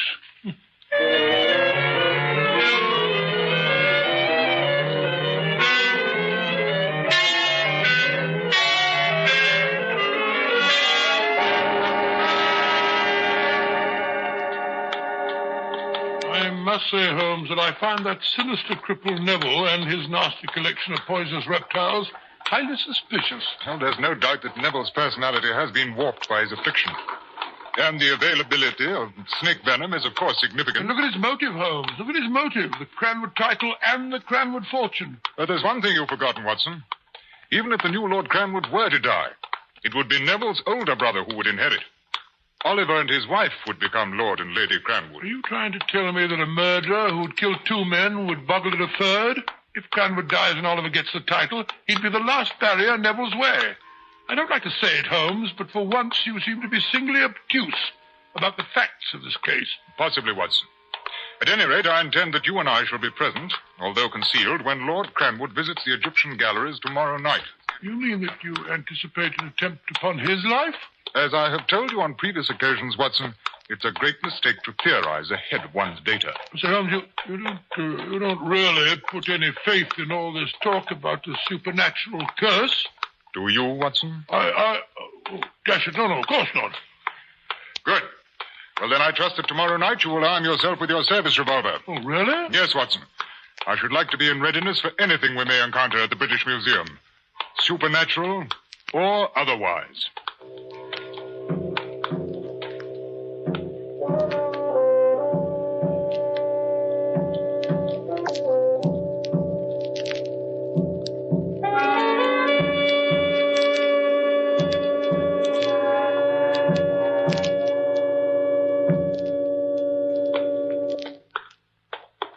Empty place at night, isn't it?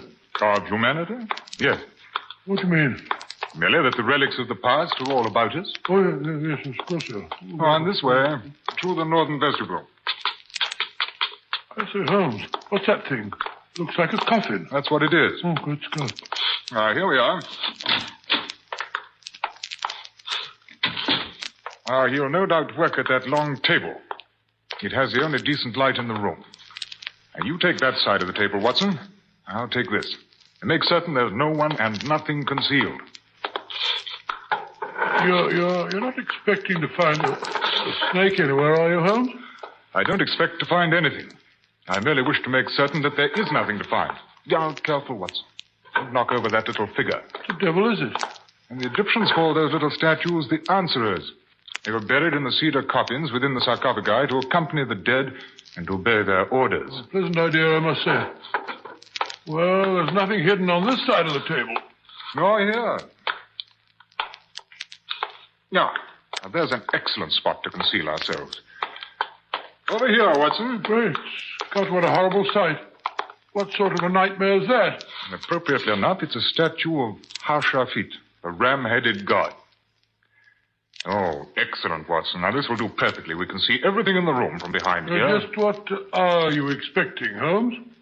I don't know. Quiet. Someone coming. It's Lord Cranwood.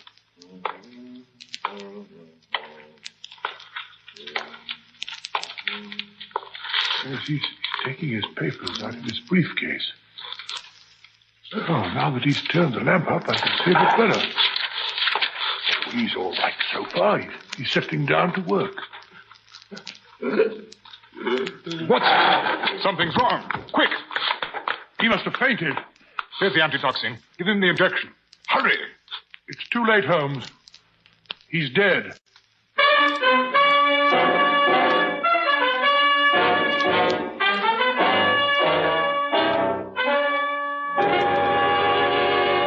In just a moment, we'll rejoin Sherlock Holmes and Dr. Watson as they endeavor to solve the mystery of the ancient Egyptian curse. Men, if you want to be a success in life, remember that well-groomed hair adds a great deal to a man's appearance. And one of the first requisites of handsome, healthy-looking hair is a hygienic scalp. So start at once and take better care of the hair you've got. And if you're smart, you'll use Kreml hair tonic. No other hair tonic keeps the hair more neatly in place without looking or feeling greasy. But men, Kreml does lots more than keep hair looking handsome. Kreml's light oils have a grand lubricating effect on a dry scalp. At the same time, Kreml removes itchy, loose dandruff. Notice how alive and tingling your scalp feels. And you like to massage Kreml on your scalp because it's such a clean product. It never feels greasy or sticky. And if your hair, like so many men's, is so dry that it breaks and falls when you comb it, Kreml actually helps condition the hair in that it makes it feel softer, more pliable, and look as if it had some body to it. So men, for handsome, groomed hair and a more hygienic scalp, use Kreml daily. Buy a bottle of Kreml at any drugstore. Ask for an application at your barber's. Kreml, Kreml Hair Tonic. That famous modern hair tonic which has become such a nationwide favorite. And now back to Sherlock Holmes and Dr. Watson and our story.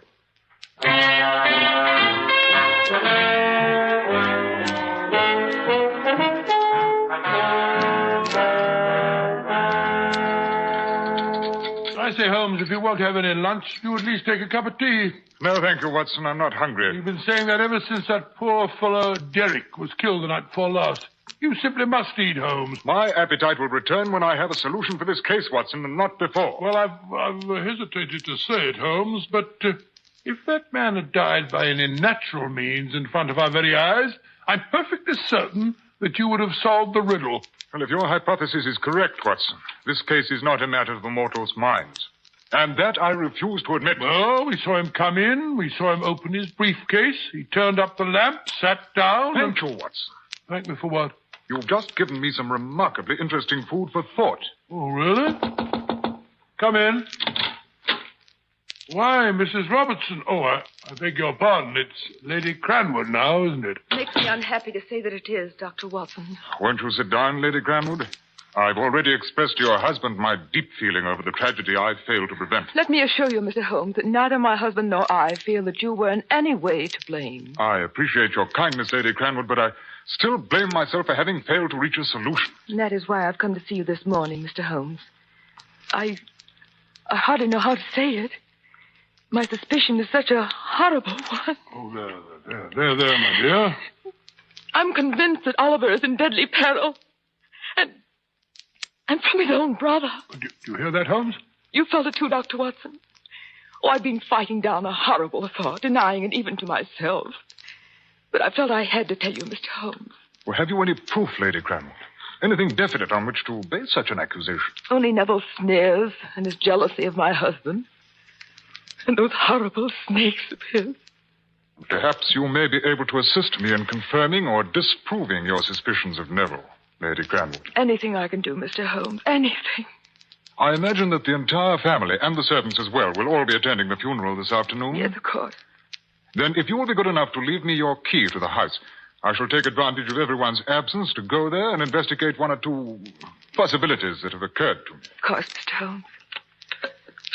Here is the key. Thank you. And one other thing. I should appreciate it if you would ask your husband to meet Watson and myself at the museum tonight, about 9 o'clock. At the museum? Yes. I feel that a reenactment of the late Lord Cranwood's death may bring us to a solution. If you think it's necessary, Mr. Holmes. I think it is vitally necessary. Very well. I will ask my husband to meet you at the museum at 9. I must go now. Goodbye. Goodbye, Dr. Watson. Goodbye. Poor woman, no wonder she's overwrought. Come, Watson. Your hat and stick. We have work to do. Cranwood's house, you mean? Well, I shall go there this afternoon. But meanwhile, I want you to take a note to Lestrade at Scotland Yard and personally see to it that he gets it. And then? Meet me at 9 o'clock tonight at the British Museum.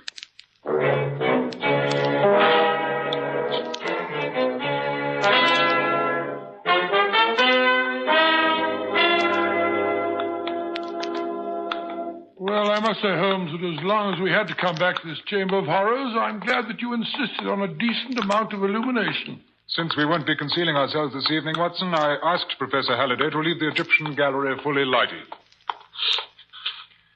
Now, you sit here, Watson. Well, as long as none of the professors are about, Holmes, I don't suppose the museum will be shaken to its foundations if I smoke the pipe.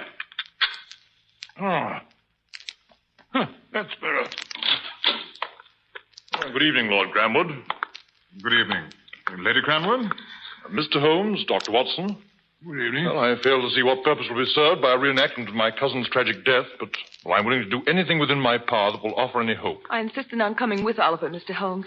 I'm afraid every moment I'm away from him. And now, Lord Cranwood, let us try in every way to duplicate your cousin's actions of 2 nights ago. I have here his briefcase, And I'd like you to enter through those doors, carrying the briefcase in your left hand and humming a tune. All right. Ready? All right, go ahead. Now, put the briefcase down on this table. Take off your hat and coat and put them on the table. Any particular place you want them? Oh, just place them on the table as your cousin did. Now, open the briefcase. Oh, I thought I... What were you about to say? Nothing. You were about to say, Lord Cranwood, that you thought the ingenious adaptation of the Borgia's poison needle had been removed from its mount in the briefcase lock. What on earth are you talking about? I found that fiendishly clever mechanism in your study this afternoon. Mr. Holmes, what do you mean? I mean that this briefcase was fitted with a poisoned needle, which was removed after Derek's death. Oh, no. And which I replaced when I found it at your house this afternoon. How horrible, how utterly vile. I also found some of the poison, Lord Cranwood. And I greatly fear that when I remounted the needle in the briefcase after my experiments, some of the venom may have remained on it. It was, Neville. Bluff, Holmes, sheer bluff. You wouldn't dare. If you think I'm bluffing, Lord Cranwood, why is your face going so pale? You're clutching your arm with your other hand. Why? Fiend, it was poison. Oh, darling. My arm's swelling. It's going numb. There's no feeling left in my hand. No, Oliver. Mr. Holmes must be mad. Must you, Holmes? You killed me. All right, I did it. I killed the others, but you'll never hang me.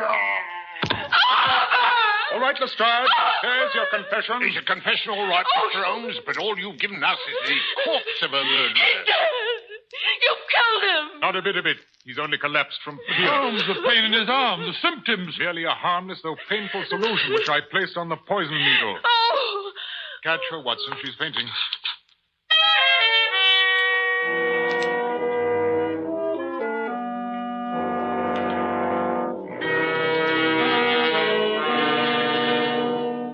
That Oliver's a fiend, Holmes, an absolute fiend. Oh, unquestionably. But you must admit that his hiring us was an ingenious attempt at a novel method of removing all possible suspicion from himself. And now he'll pay the penalty for murdering at least 2 men. A good thing, too, although I'm sure I don't know how you ever found out about the briefcase. Why, you gave me the clue, Watson. You yourself. I did? Back in Baker Street when you were talking about the second death. You mentioned that we had seen Lord Cranwood enter the room. Open his briefcase. Well, we did. Exactly. But until you mentioned it, the significant fact had escaped me that the only object common to both deaths and handled by both men was the briefcase. Good gracious me. Well, that solves the mystery of the ancient Egyptian curse. Does it, Watson? Have you forgotten the 3 who died previously under such strange circumstances after they had opened Harshafit's temple? You don't mean that you really believe in that stupid curse? Those 3 deaths have still not been explained, and I doubt that they ever will be. There are powers, Watson, higher powers, of which we poor humans still know nothing.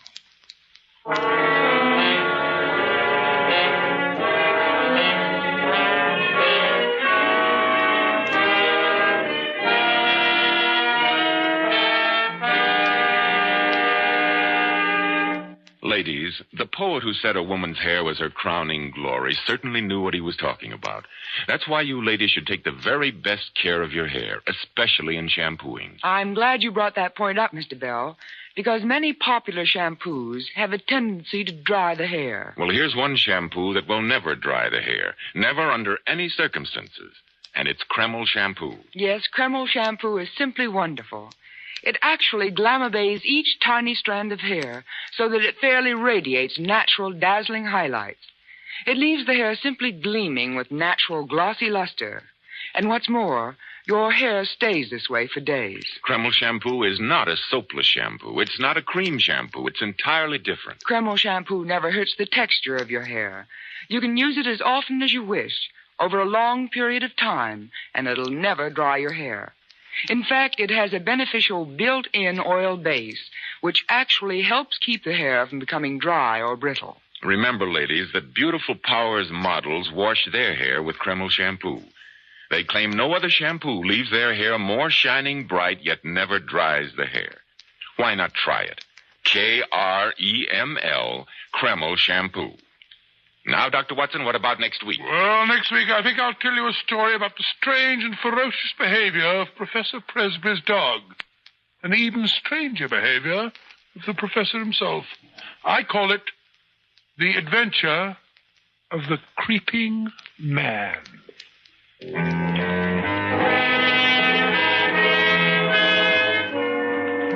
Tonight's new Sherlock Holmes adventure was suggested by an incident in Sir Arthur Conan Doyle's story, A Study in Scarlet. Nigel Bruce appeared by permission of California Pictures. Tonight, the part of Sherlock Holmes was played by Mr. Ben Wright. The Sherlock Holmes series is produced by Tom McKnight, with original music composed and conducted by Alex Steinert. This is Joseph Bell speaking for Kreml Hair Tonic and Kreml Shampoo, and inviting you to be with us next week at this same time, when Dr. Watson will tell us about the adventure of the creeping man.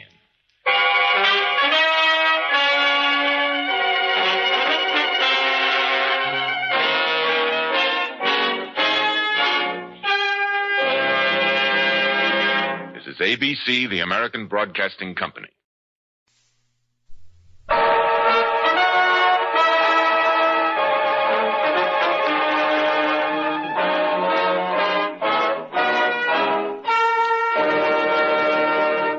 Kreml Hair Tonic and Kreml Shampoo present the new adventures of Sherlock Holmes, starring Nigel Bruce as Dr. Watson and Tom Conway as Sherlock Holmes.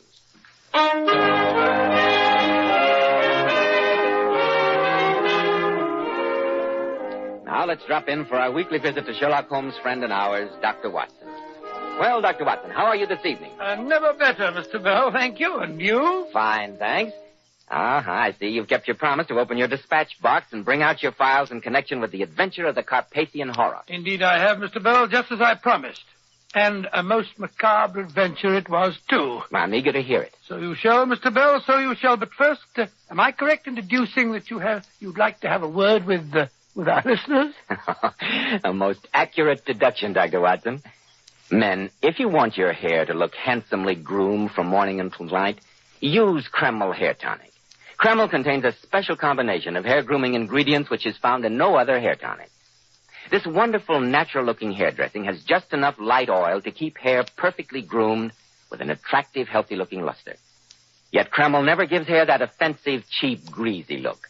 Kreml always looks and feels so clean on both hair and scalp. Try it, men. Kreml, Kreml Hair Tonic. Now, Dr. Watson, what about the adventure of the Carpathian Horror? It all began with this very letter which I have here in my hand, Mr. Bell. A letter from a most prosaic firm of solicitors. Holmes and I were at breakfast one spring morning in June 902, shortly after the end of the South African War. Holmes had been bored and restless since the conclusion of our last case, and this was the first time that I'd heard him laugh for days. I must say, Watson, that the Morning Post has brought at least one unusual communication. For a mixture of the modern and the medieval, of the practical and the wildly fanciful, this letter is really the limit. Oh? Why, Holmes? Listen. 24 Gray's Inn, London, June the 4th. Re-vampires. Re-what? Re-vampires. The legal mind is always precise, no matter how odd the subject. The letter goes on as follows. Mr. Sherlock Holmes, sir, our client, Count Paul Romany of Grozny in Carpathia, whose trustees we are, has made inquiry from us in a communication of even date concerning vampires and demoniac possession. As our firm specializes entirely in trusteeships and chancery work, the matter hardly comes within our purview, and we trust that you will be able to take the matter in hand. We hope you will call upon us at your earliest convenience with a view toward undertaking the case. Please ask for our Mr. Atterbury. We remain, sir, faithfully yours, Wilkinson, Entwistle, and Dodd. Scott Holmes, that's the weirdest farrago of legal jargon and sheer nonsense that I've ever heard. I wonder, Watson. The mention of Carpathia is most significant. Significant of what? For one thing, that remote and mountainous section of southeastern Europe has been the stronghold for centuries of all the legends of vampirism. Oh, rubbish. Oh, come, Watson. Where's your spirit of adventure? After weeks of lying in the doldrums, here's a fresh breeze from the unexpected environs of Gray's Inn. Come on, it's a beautiful morning for a walk. Where to? Wilkinson, Entwistle, and Dodd. And then, I hope, Carpathia.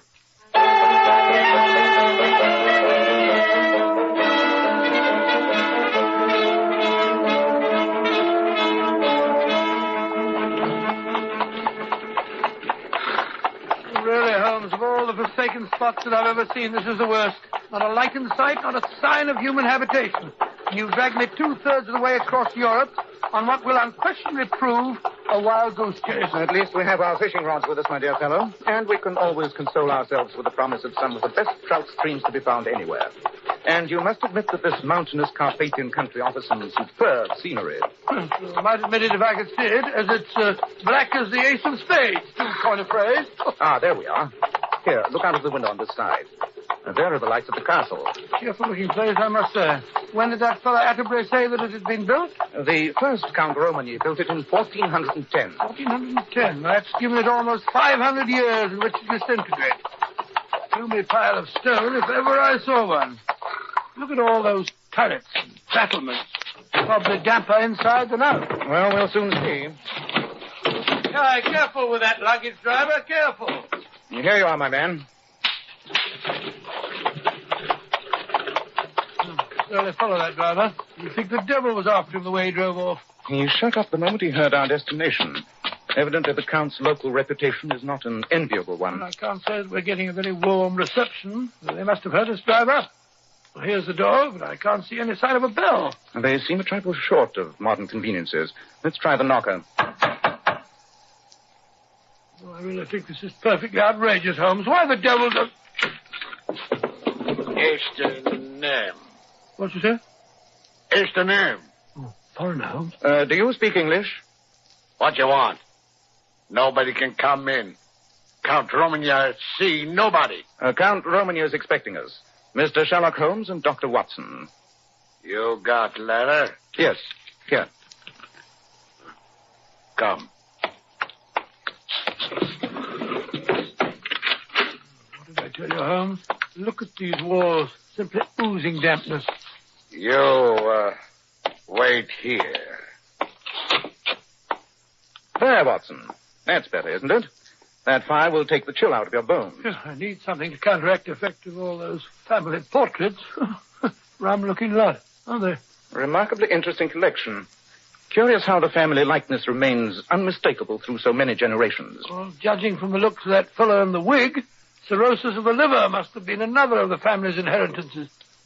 Hard-drinking crew, probably. Servus, Mr. Holmes. I'm Count Romany. I can't tell you how glad I am to see you. Thank you, Count Romany.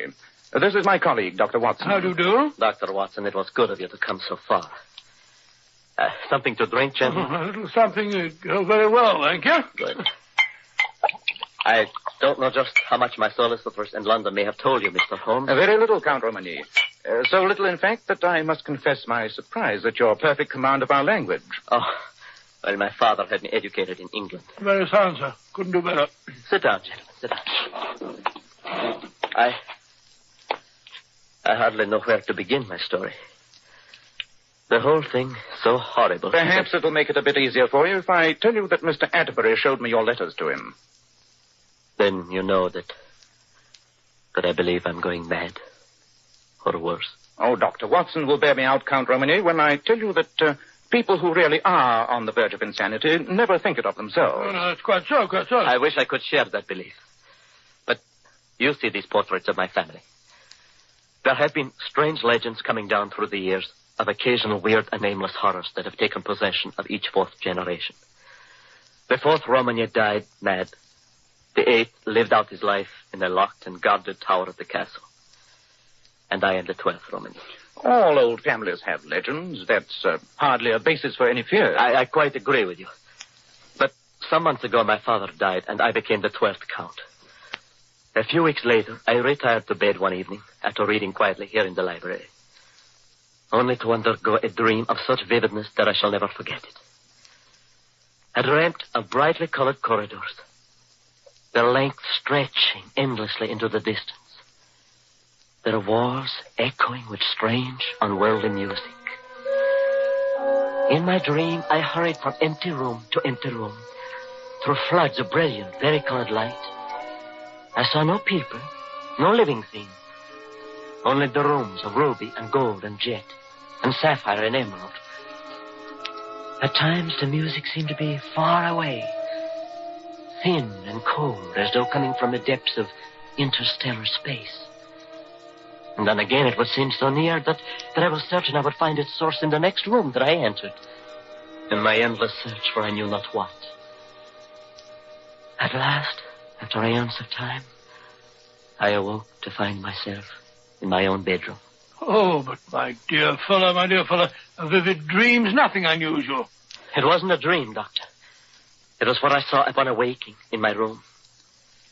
My door was still locked, but the rug bore the imprint of wet and naked feet. And across the foot of my bed there lay, still dripping, some strands of weed from the moat of the castle. Surely there's a natural explanation for that. Yes, my boy. Are you by any chance subject to walking in your sleep? No, Dr. Watson.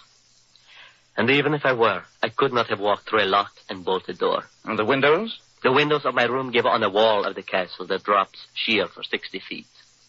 Nothing but a fly could go up or down. Well, Mr. Holmes, the next morning, a dog belonging to one of the local woodcutters was found dead in the castle moat. And with no blood left in his body. And the next time, Count Romany, I'm certain there must have been repetitions to bring you to your present fear. The next dream came a few weeks later. Again, I saw the brilliantly colored rooms. Again, I heard the unearthly music. And when you awoke? I was in my bed. And for a moment, I thought that nothing was wrong. Then, when I turned up the lamp, I saw streaks of gray across my bedspread and grayish footprints upon the rug. Dust? Dust, Mr. Holmes. And a moment later, I received horrible confirmation of its source. For lying beside me on the pillow was the heavy, ancient, wrought-iron key which unlocks the burial vaults of the Romany. Extraordinary thing. Since your action in sending for me shows that you don't lack for moral courage, Count Romany, I'm certain that you paid an immediate visit to your family vault. Quite right, Mr. Holmes, quite right. In the company of my cousin Peter and several of the servants, and with torches to light our way, we visited the subterranean vault which is cut into the mountainside under the castle. And you found? We found that the coffins of the 4th and 8th Count Romany had been opened, their lids shoved aside, and the bones of my ancestors tumbled out upon the stone floor. Here, my boy. Here. Drink this. You'll feel better. Thank you, Doctor. Well, now you understand, Mr. Holmes, why I sent for you. I do indeed. I consulted doctors. They gave me pills to make me sleep when sleep was the one thing I dreaded. The local priest spoke learnedly of exorcism and its possession by the devils, but it could not put an end to my dreams. The servants have run away in superstitious fear, all except old Anton, who admitted you. The peasants flee at the sight of me. Only my cousin Peter Hallish, who has stayed bravely and loyally at my side, still remains with me. Mr. Holmes, am I mad? Tell me, am I mad? Or am I cursed by some fearful family taint? All that I can tell you at the moment, Count Romany, is that the priest was not mistaken when he said the devil has been at work here.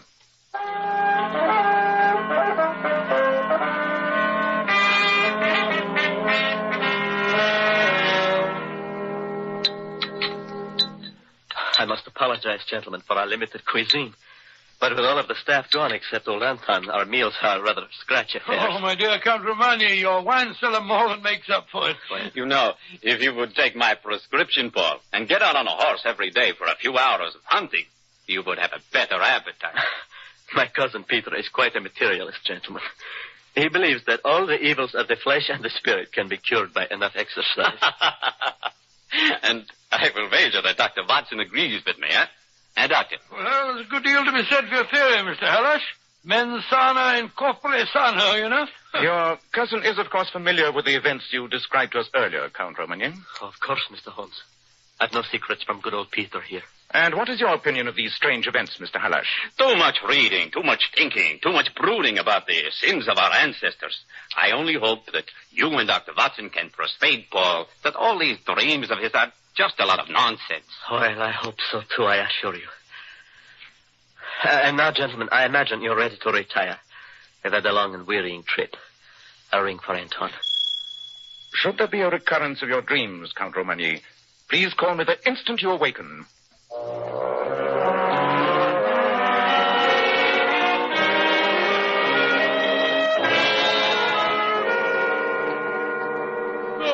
Well, damp walls or no damp walls, I shall have no trouble sleeping tonight. I'm afraid you will, Watson. What? I intend that one of us shall keep the Count's door under observation all night. For heaven's sake, why? There's no doubt in your mind the poor chap is definitely unbalanced, is there? Is that your opinion? Certainly. Curious cake of delusions I ever heard. Poor chap's absolutely certifiable. Nevertheless, Watson, we shall keep watch. I'll take the first, and I shall call you at midnight.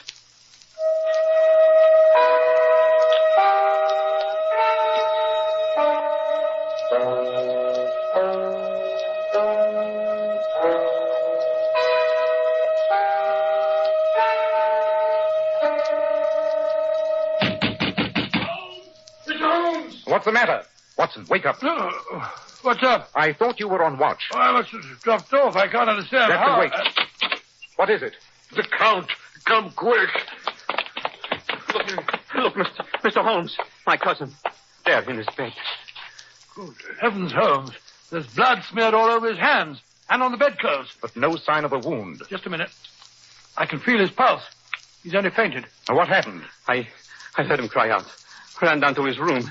The door was half open and Paul was lying across the bed. Just as you see him now. It is the curse of the Romans. Anselm, stop that nonsense. No nonsense. Priests say my master possessed by evil spirit. What's that? Sounds like someone riding hard. Coming this way. I will go to the door. You were right, Holmes. I can't find any sign of a wound on his body. I can't imagine where the blood came from. I very much fear that I can. What do you mean? Holmes. Count Romany. My dream, Holmes. My dream. I had it again tonight. Holmes. Mr. Holmes. That's the police inspector from Grasmere. A young girl was murdered tonight. Oh, no. And the prints of a man's naked feet led directly here to the castle.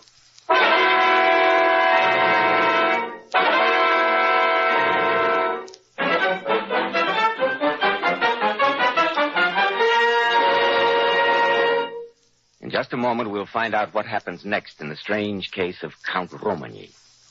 Men, when you buy a hair tonic, get your money's worth.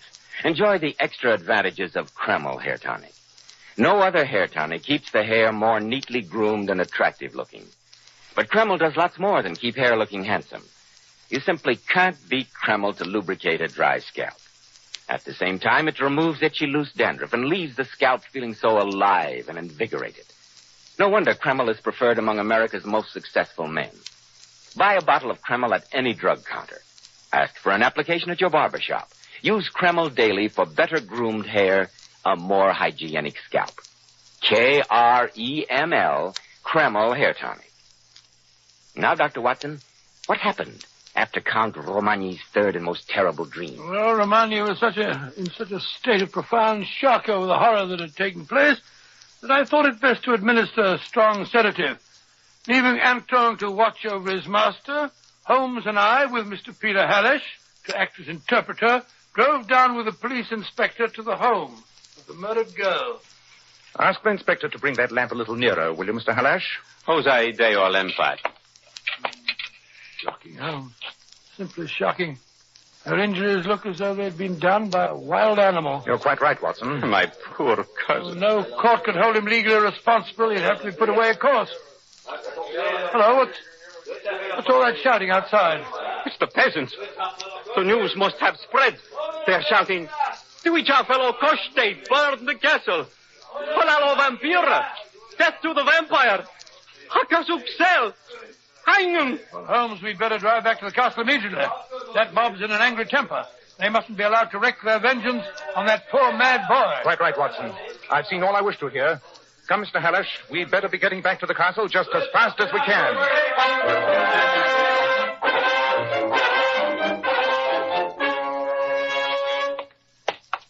As a medical man, Dr. Watson, do you think that there's any chance that my cousin, under proper treatment and care, might eventually be brought back to normality? Well, I'm afraid not, Mr. Hallish. In fact, these cases generally grow progressively worse.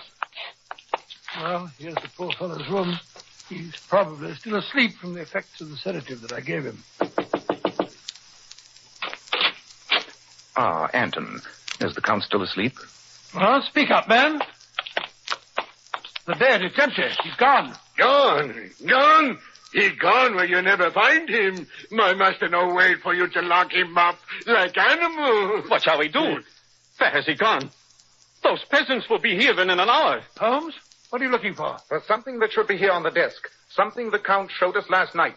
The key to the Romania burial vault. But why should he take that, Mr. Holmes? Gone right enough. Bring that lamp, Watson. We may yet be in time to avert the final disaster.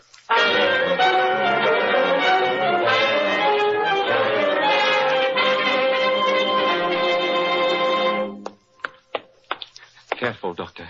Steps ahead here. The floor is very slippery. This passageway must have been cut out of the very heart of the mountain. It was. Very deep in the rock itself. If all these twistings and turnings haven't confused my sense of direction, we must be almost under the castle. That's right, Mr. Holmes. The burial vault is directly... You heard, Watson? My feet simply went right out from under me. Just broke the lamp, I'm afraid. I know the passageway. It's not much farther to the burial chamber. We will have to go slowly, though. Make what speed you can. I'll keep my hand on your shoulder. Watson, do the same with me. I only hope it hasn't occurred to him to lock the door of the vault after he entered it. If it did, we're beaten. Careful now. The passage bends sharp to the right. Just a bit farther along. Oh, wouldn't it be more merciful, Holmes, to let the poor fellow take his own way out? After all, the best we can save him for is a living death in a madhouse. Ah, there's a glimmer of light just ahead. The door to the vault.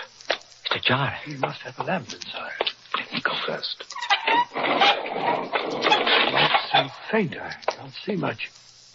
What are all those big, bulky shapes? The stone coffins of our ancestors. There's something moving over there in the shadow behind that stone pillar.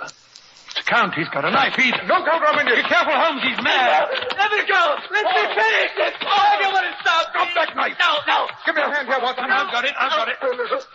Oh, you're wounded. Oh, it's nothing. Just a scratch on my hand. Why did you have to interfere? I'd be better off dead. Come, Paul, you mustn't talk like that. Take the lamp, Mr. Hallash, and lead the way. I want to get your cousin back up to the castle at once.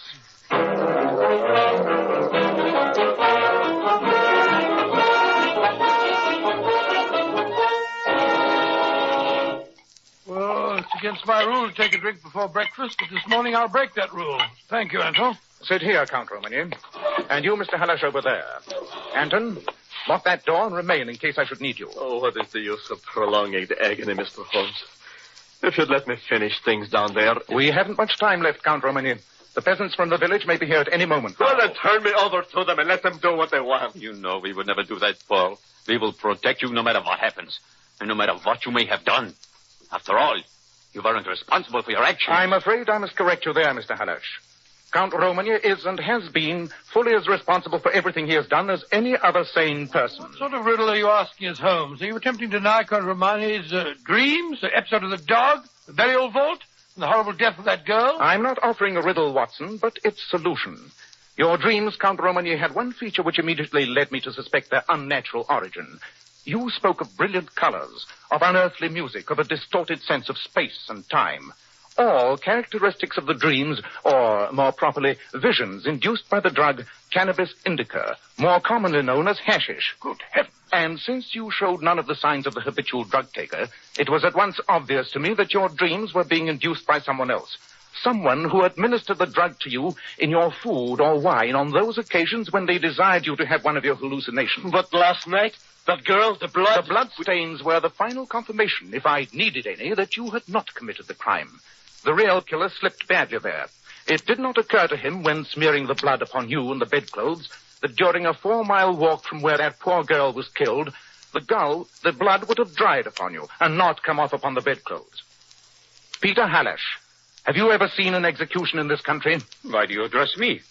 What have I to do with all this? Who but you would inherit the Romani title and estates? No. In the early hours of dawn, the prisoner is led out, his hands tied behind him, the priest walking in front and the jailers on each side. Mr. Holmes! He's led to the stained wooden block in the center of the prison courtyard, where there stands a giant figure in full evening dress, his hands covered by white gloves, his face masked. It is the executioner. Stop it! Then, as the rigid man is bent forward on the block, the executioner raises his gleaming axe high into the air for the final blow. I've had enough. Have you ever seen that, Peter Hallash? No. I am innocent. I swear it. Do you think a judge will believe you? No, he did not do it. He speaks true. It was I. You shall do nothing to harm him. Anton, this is impossible. I do it for my master and for revenge, but you never take me alive. Stop him, Watson, the window! No need to look out of the window.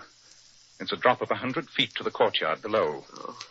Perhaps it was best it ended that way. But, Holmes, I still don't understand. It's not difficult if you study the facts. Poor Anton. But why did you accuse me, Holmes? Anton's fanatic plot to drive the Count to madness or suicide and to see you in his place almost succeeded, Mr. Halash. When his sleeve slipped upward and I saw the cut he'd made on his arm to supply the blood, I knew that he was the girl's murderer. But there was only one way by which I could force the truth from him. And I suspected that his devotion to you was so strong that only an accusation against you would unseal his lips. A hatred that Anton must have nursed since childhood. I knew that my father had wronged his family, but, well, I thought that was all dead and buried history. Not to a fanatic old Carpathian peasant, Count Romany. Mr. Holmes, you've given me back my life, my sanity. There was never any question of your sanity, Count Romany. I saw that from the moment you first told me about the story of your dreams. Nevertheless, I don't know how I can ever thank you properly. If you and your cousin will introduce Watson and myself to some of your famous local fishing, I'll consider it thanks enough. And that reminds me, Watson, would you mind taking down a telegram for me? This little cut momentarily precludes the use of my right hand. Telegram? Of course, Holmes. Oh, you'll find pen and ink on the table there. All ready. Who's it to? Messrs. Wilkinson, Entwistle and Dodd. Gray's Inn, London, England. How do you spell Dodd? 2 Ds, Watson. Re-vampires. Gentlemen, I take pleasure in informing you that I've brought the matter of your client, Count Paul Romagny, to a satisfactory conclusion. Trusting to be favored by you with any further such commissions that may arise, I remain your obedient servant, Sherlock Holmes.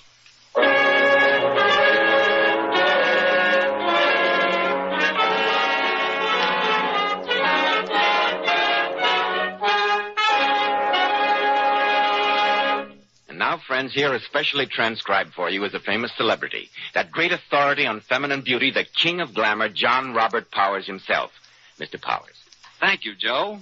Well, that was quite a send-off. I thought it might be of interest to our audience tonight if I brought along one of my Powers girls. As you know, these lovely Powers girls appear on magazine covers, they star in exclusive fashion shows, and very appropriately are called long-stemmed American beauties. So tonight I'd like you to meet Miss Maria Morton. Good evening, ladies and gentlemen. That's a very attractive spring hat you're wearing, Maria. Like it? Yes, very much.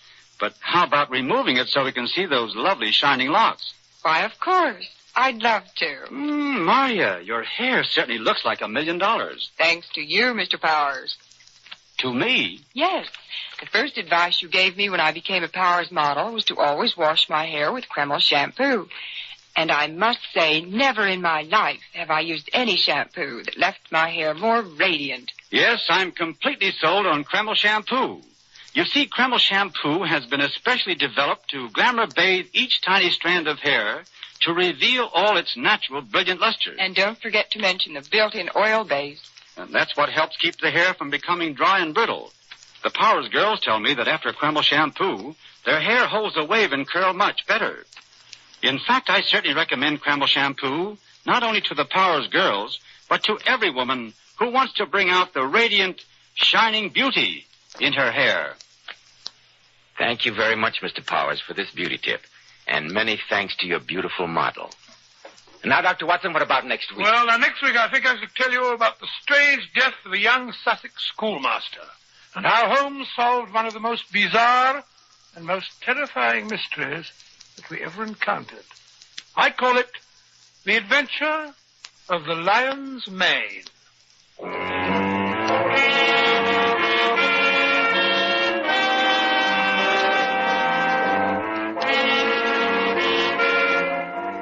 Tonight's adventure was suggested by an incident in Sir Arthur Conan Doyle's story, The Sussex Vampire.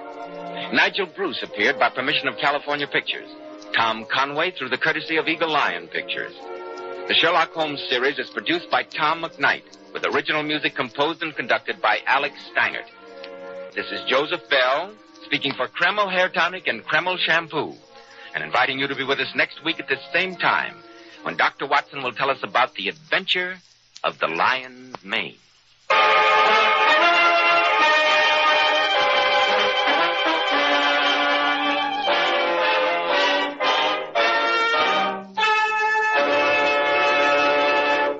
This is ABC, the American Broadcasting Company.